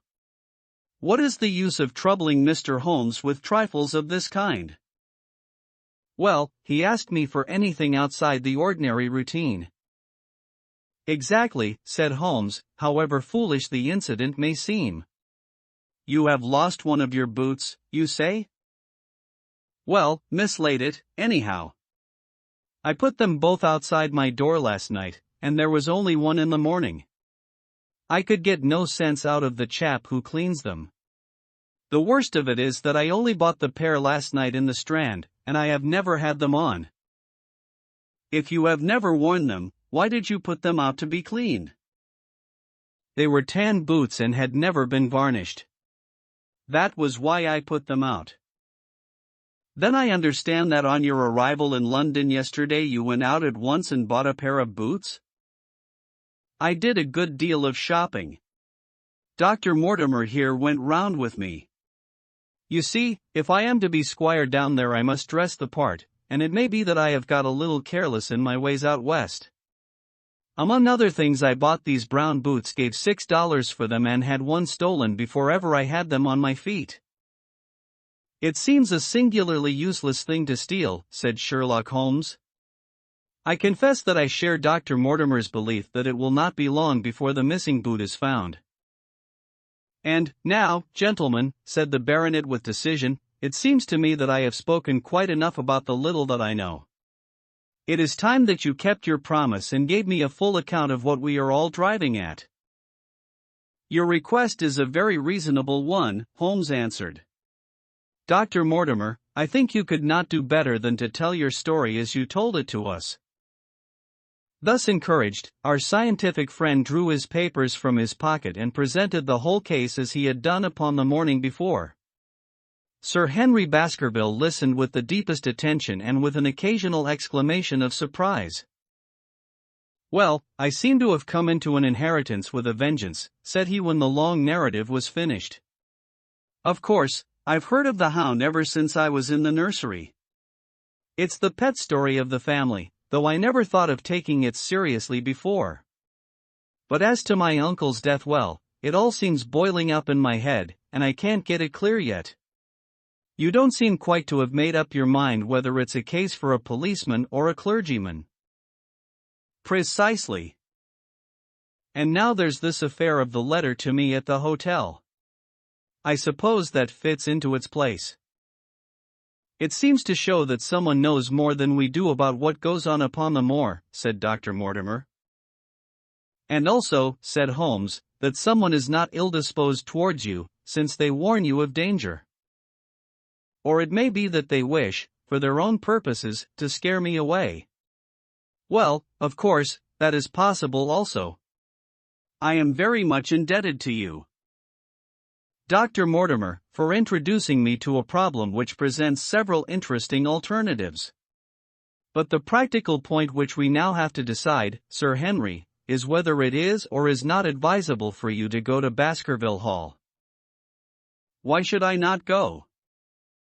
"There seems to be danger." "Do you mean danger from this family fiend, or do you mean danger from human beings?" "Well, that is what we have to find out. Whichever it is, my answer is fixed. There is no devil in hell, Mr. Holmes, and there is no man upon earth who can prevent me from going to the home of my own people, and you may take that to be my final answer." His dark brows knitted and his face flushed to a dusky red as he spoke. It was evident that the fiery temper of the Baskervilles was not extinct in this their last representative. "Meanwhile," said he, "I have hardly had time to think over all that you have told me. It's a big thing for a man to have to understand and to decide at one sitting. I should like to have a quiet hour by myself to make up my mind. Now, look here, Mr. Holmes, it's 11:30 now and I am going back right away to my hotel. Suppose you and your friend, Dr. Watson, come round and lunch with us at 2. I'll be able to tell you more clearly then how this thing strikes me." "Is that convenient to you, Watson?" "Perfectly." "Then you may expect us. Shall I have a cab called?" "I'd prefer to walk, for this affair has flurried me rather." "I'll join you in a walk, with pleasure," said his companion. "Then we meet again at 2 o'clock. Au revoir, and good morning." We heard the steps of our visitors descend the stair and the bang of the front door. In an instant Holmes had changed from the languid dreamer to the man of action. "Your hat and boots, Watson, quick! Not a moment to lose." He rushed into his room in his dressing gown and was back again in a few seconds in a frock coat. We hurried together down the stairs and into the street. Dr. Mortimer and Baskerville were still visible about 200 yards ahead of us in the direction of Oxford Street. "Shall I run on and stop them?" "Not for the world, my dear Watson. I am perfectly satisfied with your company if you will tolerate mine. Our friends are wise, for it is certainly a very fine morning for a walk." He quickened his pace until we had decreased the distance which divided us by about half. Then, still keeping 100 yards behind, we followed into Oxford Street and so down Regent Street. Once our friends stopped and stared into a shop window, upon which Holmes did the same. An instant afterwards he gave a little cry of satisfaction, and, following the direction of his eager eyes, I saw that a hansom cab with a man inside which had halted on the other side of the street was now proceeding slowly onward again. "There's our man, Watson. Come along. We'll have a good look at him, if we can do no more." At that instant I was aware of a bushy black beard and a pair of piercing eyes turned upon us through the side window of the cab. Instantly the trapdoor at the top flew up, something was screamed to the driver, and the cab flew madly off down Regent Street. Holmes looked eagerly round for another, but no empty one was in sight. Then he dashed in wild pursuit amid the stream of the traffic, but the start was too great, and already the cab was out of sight. "There now," said Holmes bitterly as he emerged panting and white with vexation from the tide of vehicles. "Was ever such bad luck and such bad management, too? Watson, Watson, if you are an honest man you will record this also and set it against my successes." "Who was the man?" "I have not an idea." "A spy?" "Well, it was evident from what we have heard that Baskerville has been very closely shadowed by someone since he has been in town. How else could it be known so quickly that it was the Northumberland Hotel which he had chosen? If they had followed him the first day I argued that they would follow him also the second. You may have observed that I twice strolled over to the window while Dr. Mortimer was reading his legend." "Yes, I remember. I was looking out for loiterers in the street, but I saw none. We are dealing with a clever man, Watson. This matter cuts very deep, and though I have not finally made up my mind whether it is a benevolent or a malevolent agency which is in touch with us, I am conscious always of power and design. When our friends left I at once followed them in the hopes of marking down their invisible attendant. So wily was he that he had not trusted himself upon foot, but he had availed himself of a cab so that he could loiter behind or dash past them and so escape their notice. His method had the additional advantage that if they were to take a cab he was all ready to follow them. It has, however, one obvious disadvantage. It puts him in the power of the cabman." "Exactly. What a pity we did not get the number." "My dear Watson, clumsy as I have been, you surely do not seriously imagine that I neglected to get the number? Number 2704 is our man. But that is no use to us for the moment. I fail to see how you could have done more. On observing the cab I should have instantly turned and walked in the other direction. I should then at my leisure have hired a second cab and followed the first at a respectful distance, or, better still, have driven to the Northumberland Hotel and waited there. When our unknown had followed Baskerville home we should have had the opportunity of playing his own game upon himself and seeing where he made for. As it is, by an indiscreet eagerness, which was taken advantage of with extraordinary quickness and energy by our opponent, we have betrayed ourselves and lost our man." We had been sauntering slowly down Regent Street during this conversation, and Dr. Mortimer, with his companion, had long vanished in front of us. "There is no object in our following them," said Holmes. "The shadow has departed and will not return. We must see what further cards we have in our hands and play them with decision." "Could you swear to that man's face within the cab?" "I could swear only to the beard." "And so could I, from which I gather that in all probability it was a false one. A clever man upon so delicate an errand has no use for a beard save to conceal his features. Come in here, Watson." He turned into one of the district messenger offices, where he was warmly greeted by the manager. "Ah, Wilson, I see you have not forgotten the little case in which I had the good fortune to help you?" "No, sir, indeed I have not. You saved my good name, and perhaps my life." "My dear fellow, you exaggerate. I have some recollection, Wilson, that you had among your boys a lad named Cartwright, who showed some ability during the investigation. Yes, sir, he is still with us. Could you ring him up? Thank you. And I should be glad to have change of this £5 note. A lad of 14, with a bright, keen face, had obeyed the summons of the manager. He stood now gazing with great reverence at the famous detective. Let me have the hotel directory, said Holmes. Thank you. Now, Cartwright, there are the names of 23 hotels here, all in the immediate neighborhood of Charing Cross. Do you see? Yes, sir. You will visit each of these in turn. Yes, sir. You will begin in each case by giving the outside porter 1 shilling. Here are 23 shillings. Yes, sir. You will tell him that you want to see the waste paper of yesterday. You will say that an important telegram has miscarried and that you are looking for it. You understand? Yes, sir. But what you are really looking for is the center page of the Times with some holes cut in it with scissors. Here is a copy of the Times. It is this page. You could easily recognize it, could you not? Yes, sir. In each case the outside porter will send for the hall porter, to whom also you will give 1 shilling. Here are 23 shillings. You will then learn in possibly 20 cases out of the 23 that the waste of the day before has been burned or removed. In the 3 other cases you will be shown a heap of paper and you will look for this page of the Times among it. The odds are enormously against your finding it. There are 10 shillings over in case of emergencies.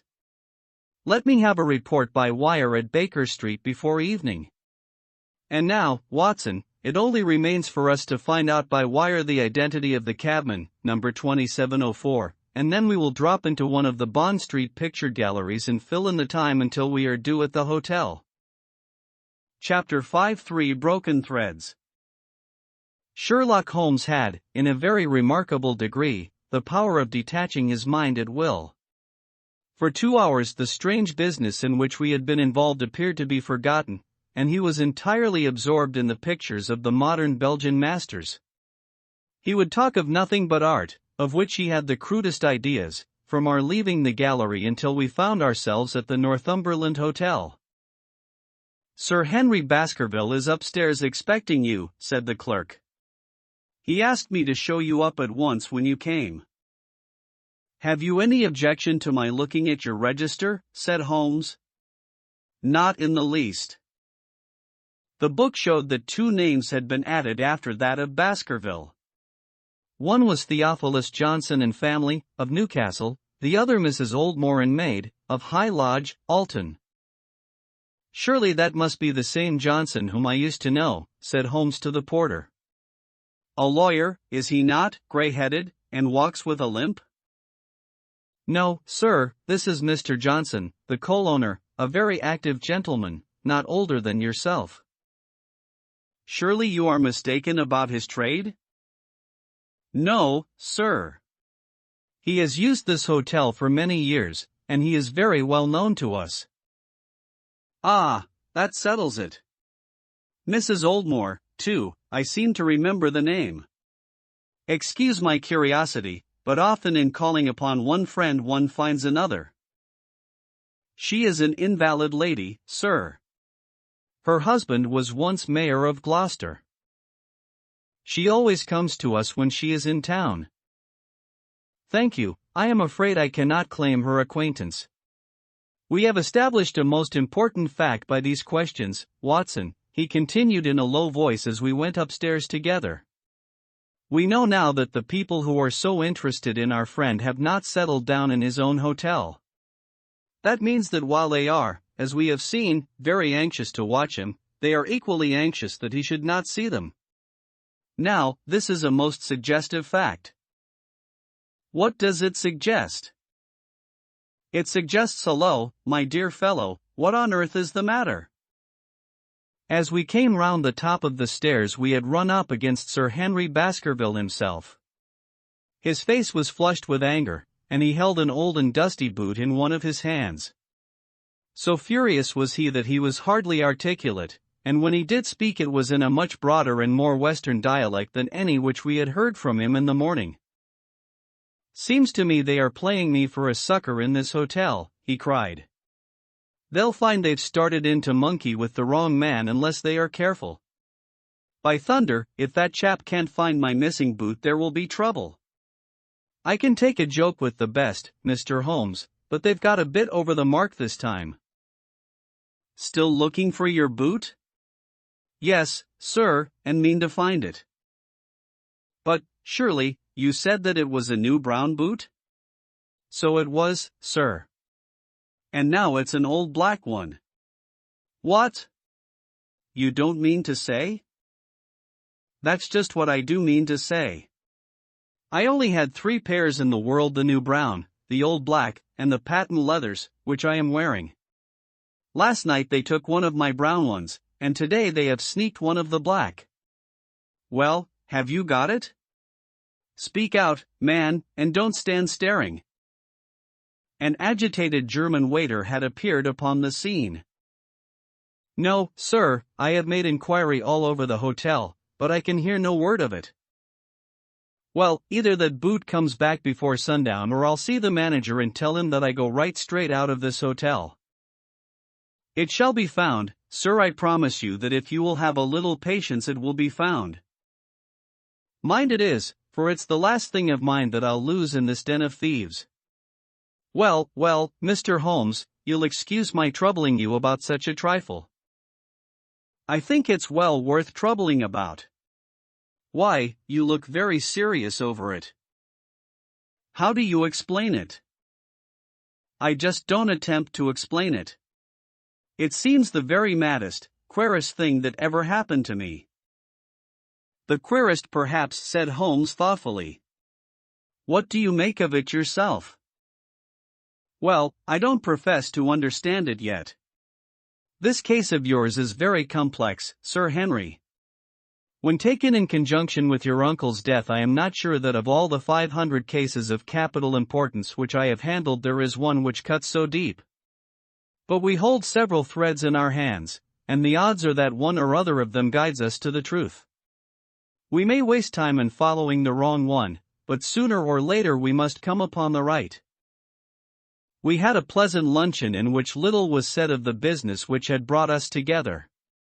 It was in the private sitting room to which we afterwards repaired that Holmes asked Baskerville what were his intentions. "To go to Baskerville Hall." "And when?" "At the end of the week." "On the whole," said Holmes, "I think that your decision is a wise one. I have ample evidence that you are being dogged in London, and amid the millions of this great city it is difficult to discover who these people are or what their object can be. If their intentions are evil they might do you a mischief, and we should be powerless to prevent it." "You did not know, Dr. Mortimer, that you were followed this morning from my house?" Dr. Mortimer started violently. "Followed? By whom?" "That, unfortunately, is what I cannot tell you." "Have you among your neighbors or acquaintances on Dartmoor any man with a black, full beard?" "Nor, let me see why, yes. Barrymore, Sir Charles's butler, is a man with a full, black beard." "Ha! Where is Barrymore?" "He is in charge of the hall." "We had best ascertain if he is really there, or if by any possibility he might be in London." "How can you do that?" "Give me a telegraph form." "Is all ready for Sir Henry?" "That will do. Address to Mr. Barrymore, Baskerville Hall." "What is the nearest telegraph office?" "Grimpen." "Very good, we will send a second wire to the postmaster, Grimpen, telegram to Mr. Barrymore to be delivered into his own hand. If absent, please return wire to Sir Henry Baskerville, Northumberland Hotel. That should let us know before evening whether Barrymore is at his post in Devonshire or not." "That's so," said Baskerville. "By the way, Dr. Mortimer, who is this Barrymore, anyhow? He is the son of the old caretaker, who is dead. They have looked after the hall for 4 generations now. So far as I know, he and his wife are as respectable a couple as any in the county. At the same time, said Baskerville, it's clear enough that so long as there are none of the family at the hall, these people have a mighty fine home and nothing to do. That is true. Did Barrymore profit at all by Sir Charles's will? Asked Holmes. He and his wife had £500 each. Ha! Did they know that they would receive this? Yes, Sir Charles was very fond of talking about the provisions of his will. That is very interesting. I hope, said Dr. Mortimer, that you do not look with suspicious eyes upon everyone who received a legacy from Sir Charles, for I also had £1,000 left to me. Indeed. And anyone else? There were many insignificant sums to individuals, and a large number of public charities. The residue all went to Sir Henry. And how much was the residue? £740,000. Holmes raised his eyebrows in surprise. I had no idea that so gigantic a sum was involved, said he. Sir Charles had the reputation of being rich, but we did not know how very rich he was until we came to examine his securities. The total value of the estate was close on to £1 million. Dear me! It is a stake for which a man might well play a desperate game. And one more question, Dr. Mortimer. Supposing that anything happened to our young friend here, you will forgive the unpleasant hypothesis, who would inherit the estate? Since Roger Baskerville, Sir Charles's younger brother, died unmarried, the estate would descend to the Desmonds, who are distant cousins. James Desmond is an elderly clergyman in Westmoreland. Thank you. These details are all of great interest. Have you met Mr. James Desmond? Yes, he once came down to visit Sir Charles. He is a man of venerable appearance and of saintly life. I remember that he refused to accept any settlement from Sir Charles, though he pressed it upon him. And this man of simple tastes would be the heir to Sir Charles's thousands. He would be the heir to the estate because that is entailed. He would also be the heir to the money unless it were willed otherwise by the present owner, who can, of course, do what he likes with it. And have you made your will, Sir Henry? No, Mr. Holmes, I have not. I've had no time, for it was only yesterday that I learned how matters stood. But in any case I feel that the money should go with the title and estate. That was my poor uncle's idea. How is the owner going to restore the glories of the Baskervilles if he has not money enough to keep up the property? House, land, and dollars must go together. Quite so. Well, Sir Henry, I am of one mind with you as to the advisability of your going down to Devonshire without delay. There is only one provision which I must make. You certainly must not go alone. Dr. Mortimer returns with me. But Dr. Mortimer has his practice to attend to, and his house is miles away from yours. With all the goodwill in the world, he may be unable to help you. No, Sir Henry, you must take with you someone, a trusty man, who will be always by your side. Is it possible that you could come yourself, Mr. Holmes? If matters came to a crisis, I should endeavor to be present in person, but you can understand that, with my extensive consulting practice and with the constant appeals which reach me from many quarters, it is impossible for me to be absent from London for an indefinite time. At the present instant, one of the most revered names in England is being besmirched by a blackmailer, and only I can stop a disastrous scandal. You will see how impossible it is for me to go to Dartmoor. Whom would you recommend, then? Holmes laid his hand upon my arm. If my friend would undertake it, there is no man who is better worth having at your side when you are in a tight place. No one can say so more confidently than I.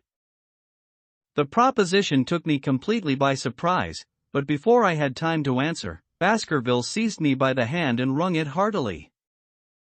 "Well, now, that is real kind of you, Dr. Watson," said he.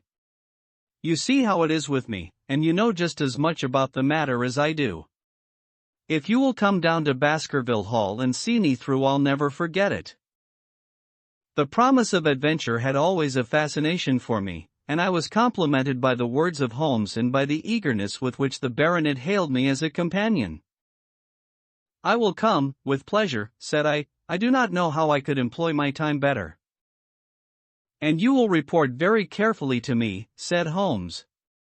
"When a crisis comes, as it will do, I will direct how you shall act. I suppose that by Saturday all might be ready?" "Would that suit Dr. Watson?" "Perfectly. Then on Saturday, unless you hear to the contrary, we shall meet at the 10:30 train from Paddington." We had risen to depart when Baskerville gave a cry of triumph, and diving into one of the corners of the room he drew a brown boot from under a cabinet. "My missing boot," he cried. "May all our difficulties vanish as easily," said Sherlock Holmes. "But it is a very singular thing," Dr. Mortimer remarked. "I searched this room carefully before lunch." "And so did I," said Baskerville. "Every inch of it. There was certainly no boot in it then." "In that case the waiter must have placed it there while we were lunching." The German was sent for but professed to know nothing of the matter, nor could any inquiry clear it up. Another item had been added to that constant and apparently purposeless series of small mysteries which had succeeded each other so rapidly. Setting aside the whole grim story of Sir Charles's death, we had a line of inexplicable incidents all within the limits of 2 days, which included the receipt of the printed letter, the black-bearded spy in the hansom, the loss of the new brown boot, the loss of the old black boot, and now the return of the new brown boot. Holmes sat in silence in the cab as we drove back to Baker Street, and I knew from his drawn brows and keen face that his mind, like my own, was busy in endeavoring to frame some scheme into which all these strange and apparently disconnected episodes could be fitted. All afternoon and late into the evening he sat lost in tobacco and thought. Just before dinner 2 telegrams were handed in.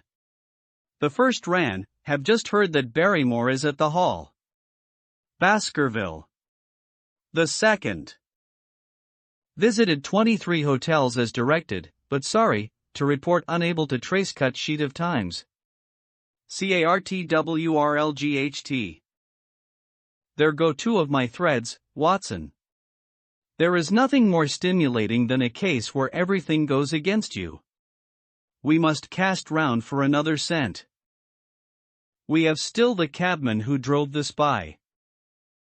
Exactly. I have wired to get his name and address from the official registry. I should not be surprised if this were an answer to my question. The ring at the bell proved to be something even more satisfactory than an answer, however, for the door opened and a rough-looking fellow entered who was evidently the man himself. "I got a message from the head office that a gent at this address had been inquiring for number 2704, said he. "I've driven my cab this 7 years and never a word of complaint. I came here straight from the yard to ask you to your face what you had against me." "I have nothing in the world against you, my good man," said Holmes. "On the contrary, I have half a sovereign for you if you will give me a clear answer to my questions." "Well, I've had a good day and no mistake," said the cabman with a grin. "What was it you wanted to ask, sir?" "First of all your name and address, in case I want you again." "John Clayton, 3, Turpey Street, the Borough. My cab is out of Shipley's Yard, near Waterloo Station." Sherlock Holmes made a note of it. "Now, Clayton, tell me all about the fare who came and watched this house at 10 o'clock this morning and afterwards followed the 2 gentlemen down Regent Street." The man looked surprised and a little embarrassed. "Why, there's no good my telling you things, for you seem to know as much as I do already," said he. The truth is that the gentleman told me that he was a detective and that I was to say nothing about him to anyone. My good fellow, this is a very serious business, and you may find yourself in a pretty bad position if you try to hide anything from me. You say that your fare told you that he was a detective? Yes, he did. When did he say this?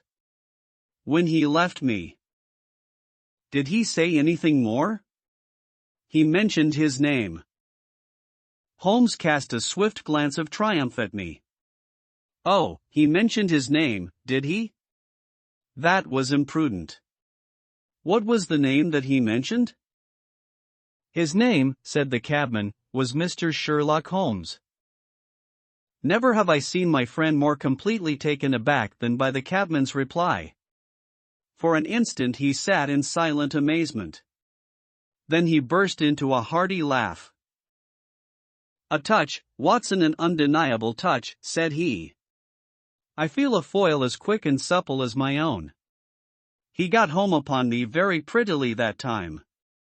So his name was Sherlock Holmes, was it? Yes, sir, that was the gentleman's name. Excellent.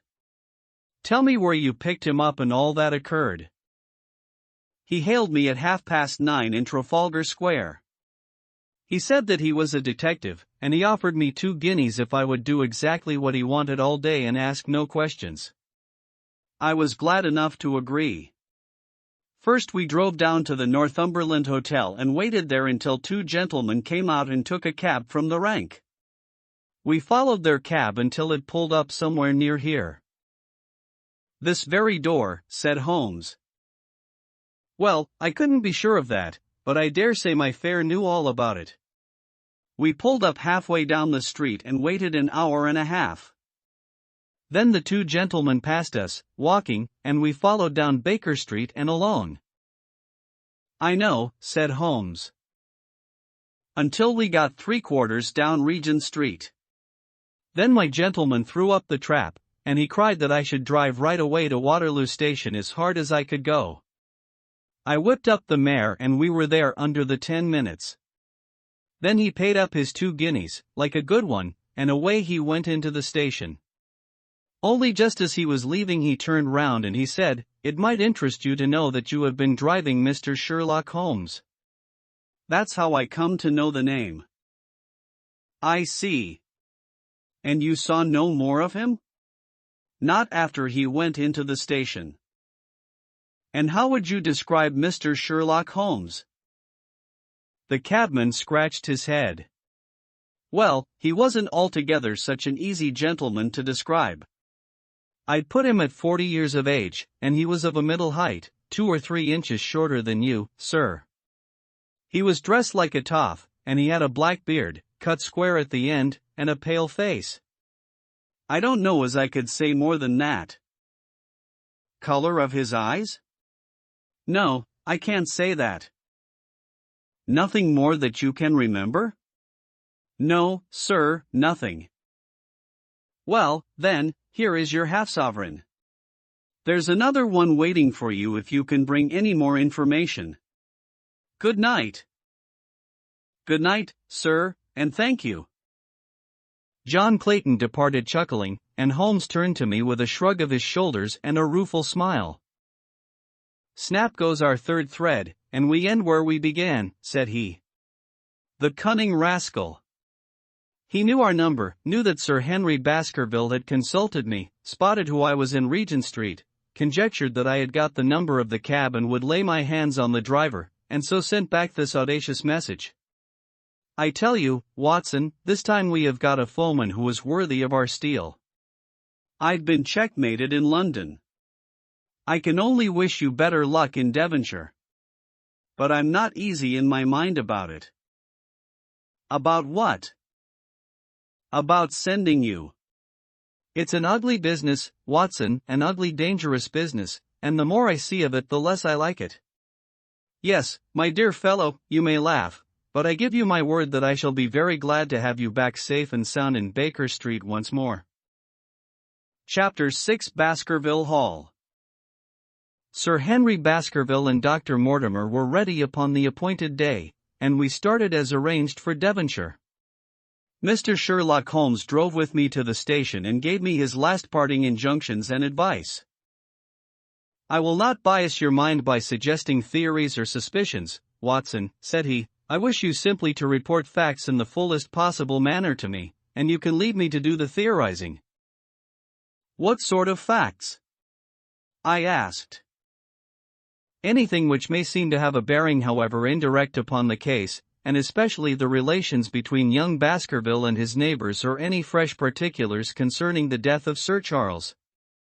I have made some inquiries myself in the last few days, but the results have, I fear, been negative. One thing only appears to be certain, and that is that Mr. James Desmond, who is the next heir, is an elderly gentleman of a very amiable disposition, so that this persecution does not arise from him. I really think that we may eliminate him entirely from our calculations. There remain the people who will actually surround Sir Henry Baskerville upon the moor." "Would it not be well in the first place to get rid of this Barrymore couple?"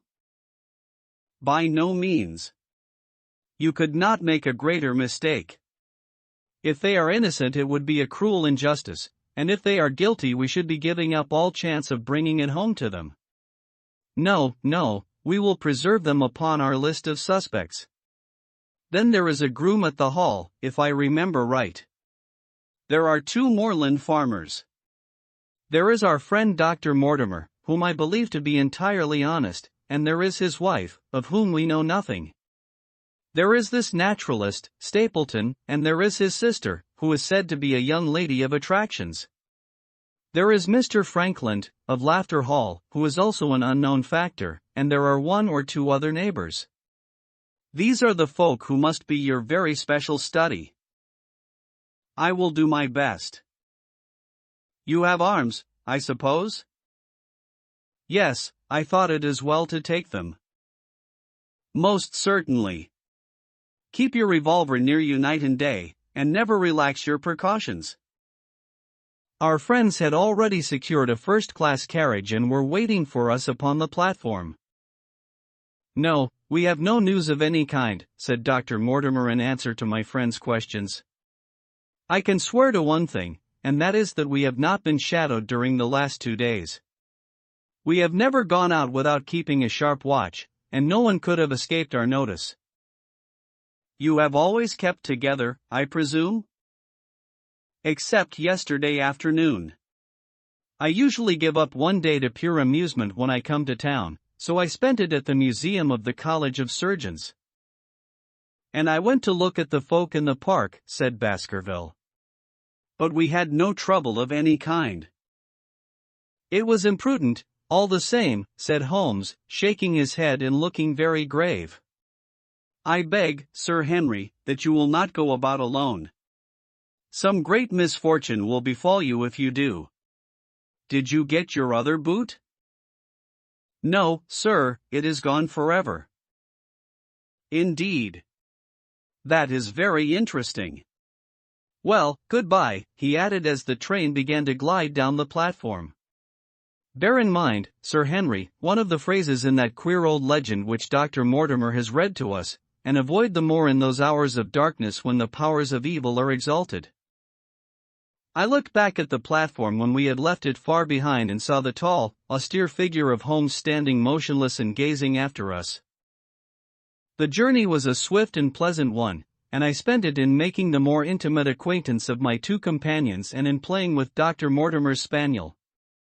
In a very few hours the brown earth had become ruddy, the brick had changed to granite, and red cows grazed in well-hedged fields where the lush grasses and more luxuriant vegetation spoke of a richer, if a damper, climate. Young Baskerville stared eagerly out of the window and cried aloud with delight as he recognized the familiar features of the Devon scenery. "I've been over a good part of the world since I left it, Dr. Watson," said he, "but I have never seen a place to compare with it." "I never saw a Devonshire man who did not swear by his county," I remarked. "It depends upon the breed of men quite as much as on the county," said Dr. Mortimer. "A glance at our friend here reveals the rounded head of the Celt, which carries inside it the Celtic enthusiasm and power of attachment. Poor Sir Charles's head was of a very rare type, half Gaelic, half Ivernian in its characteristics. But you were very young when you last saw Baskerville Hall, were you not? I was a boy in my teens at the time of my father's death and had never seen the hall, for he lived in a little cottage on the south coast. Thence I went straight to a friend in America. I tell you, it is all as new to me as it is to Dr. Watson, and I'm as keen as possible to see the moor. Are you? Then your wish is easily granted, for there is your first sight of the moor, said Dr. Mortimer, pointing out of the carriage window.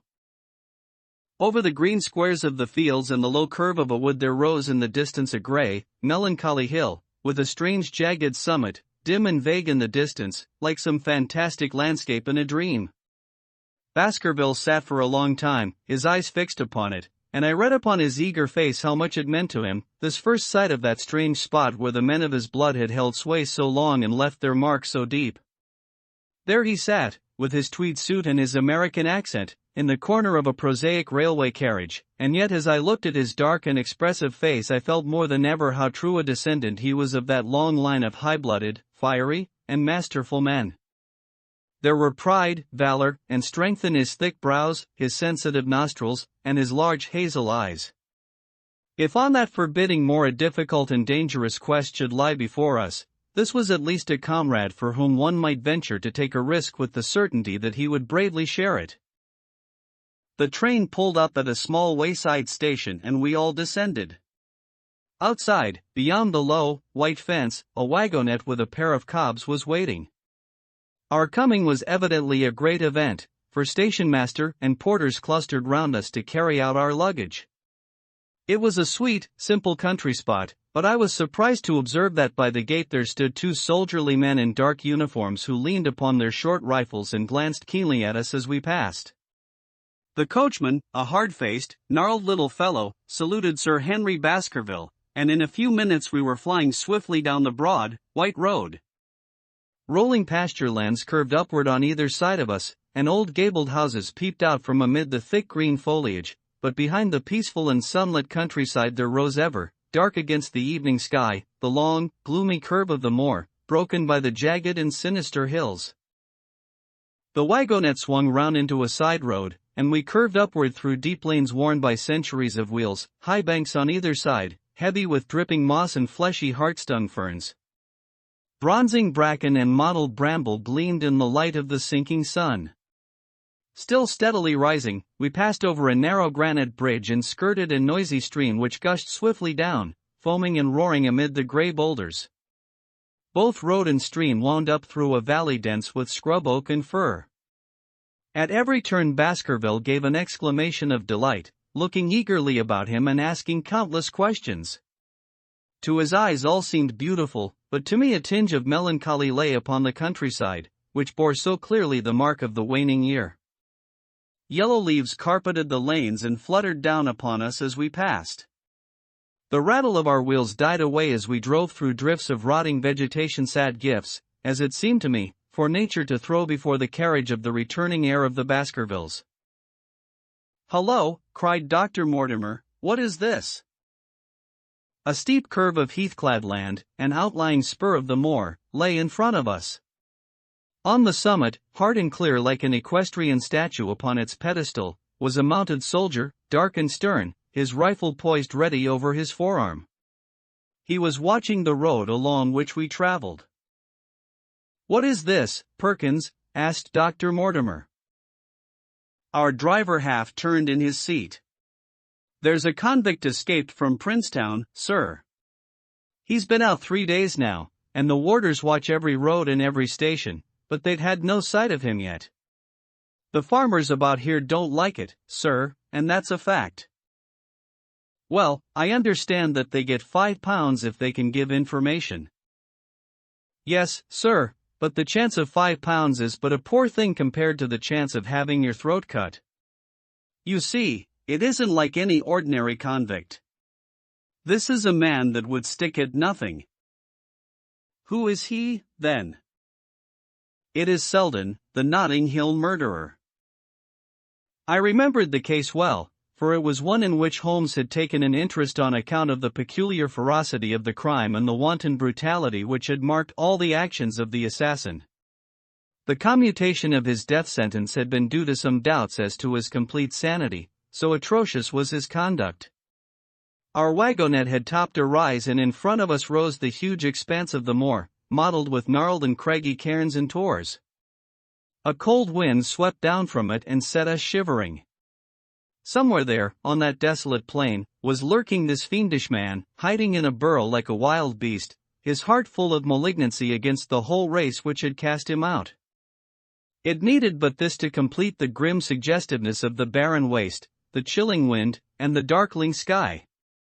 Even Baskerville fell silent and pulled his overcoat more closely around him. We had left the fertile country behind and beneath us. We look back on it now, the slanting rays of a low sun turning the streams to threads of gold and glowing on the red earth new turned by the plow and the broad tangle of the woodlands.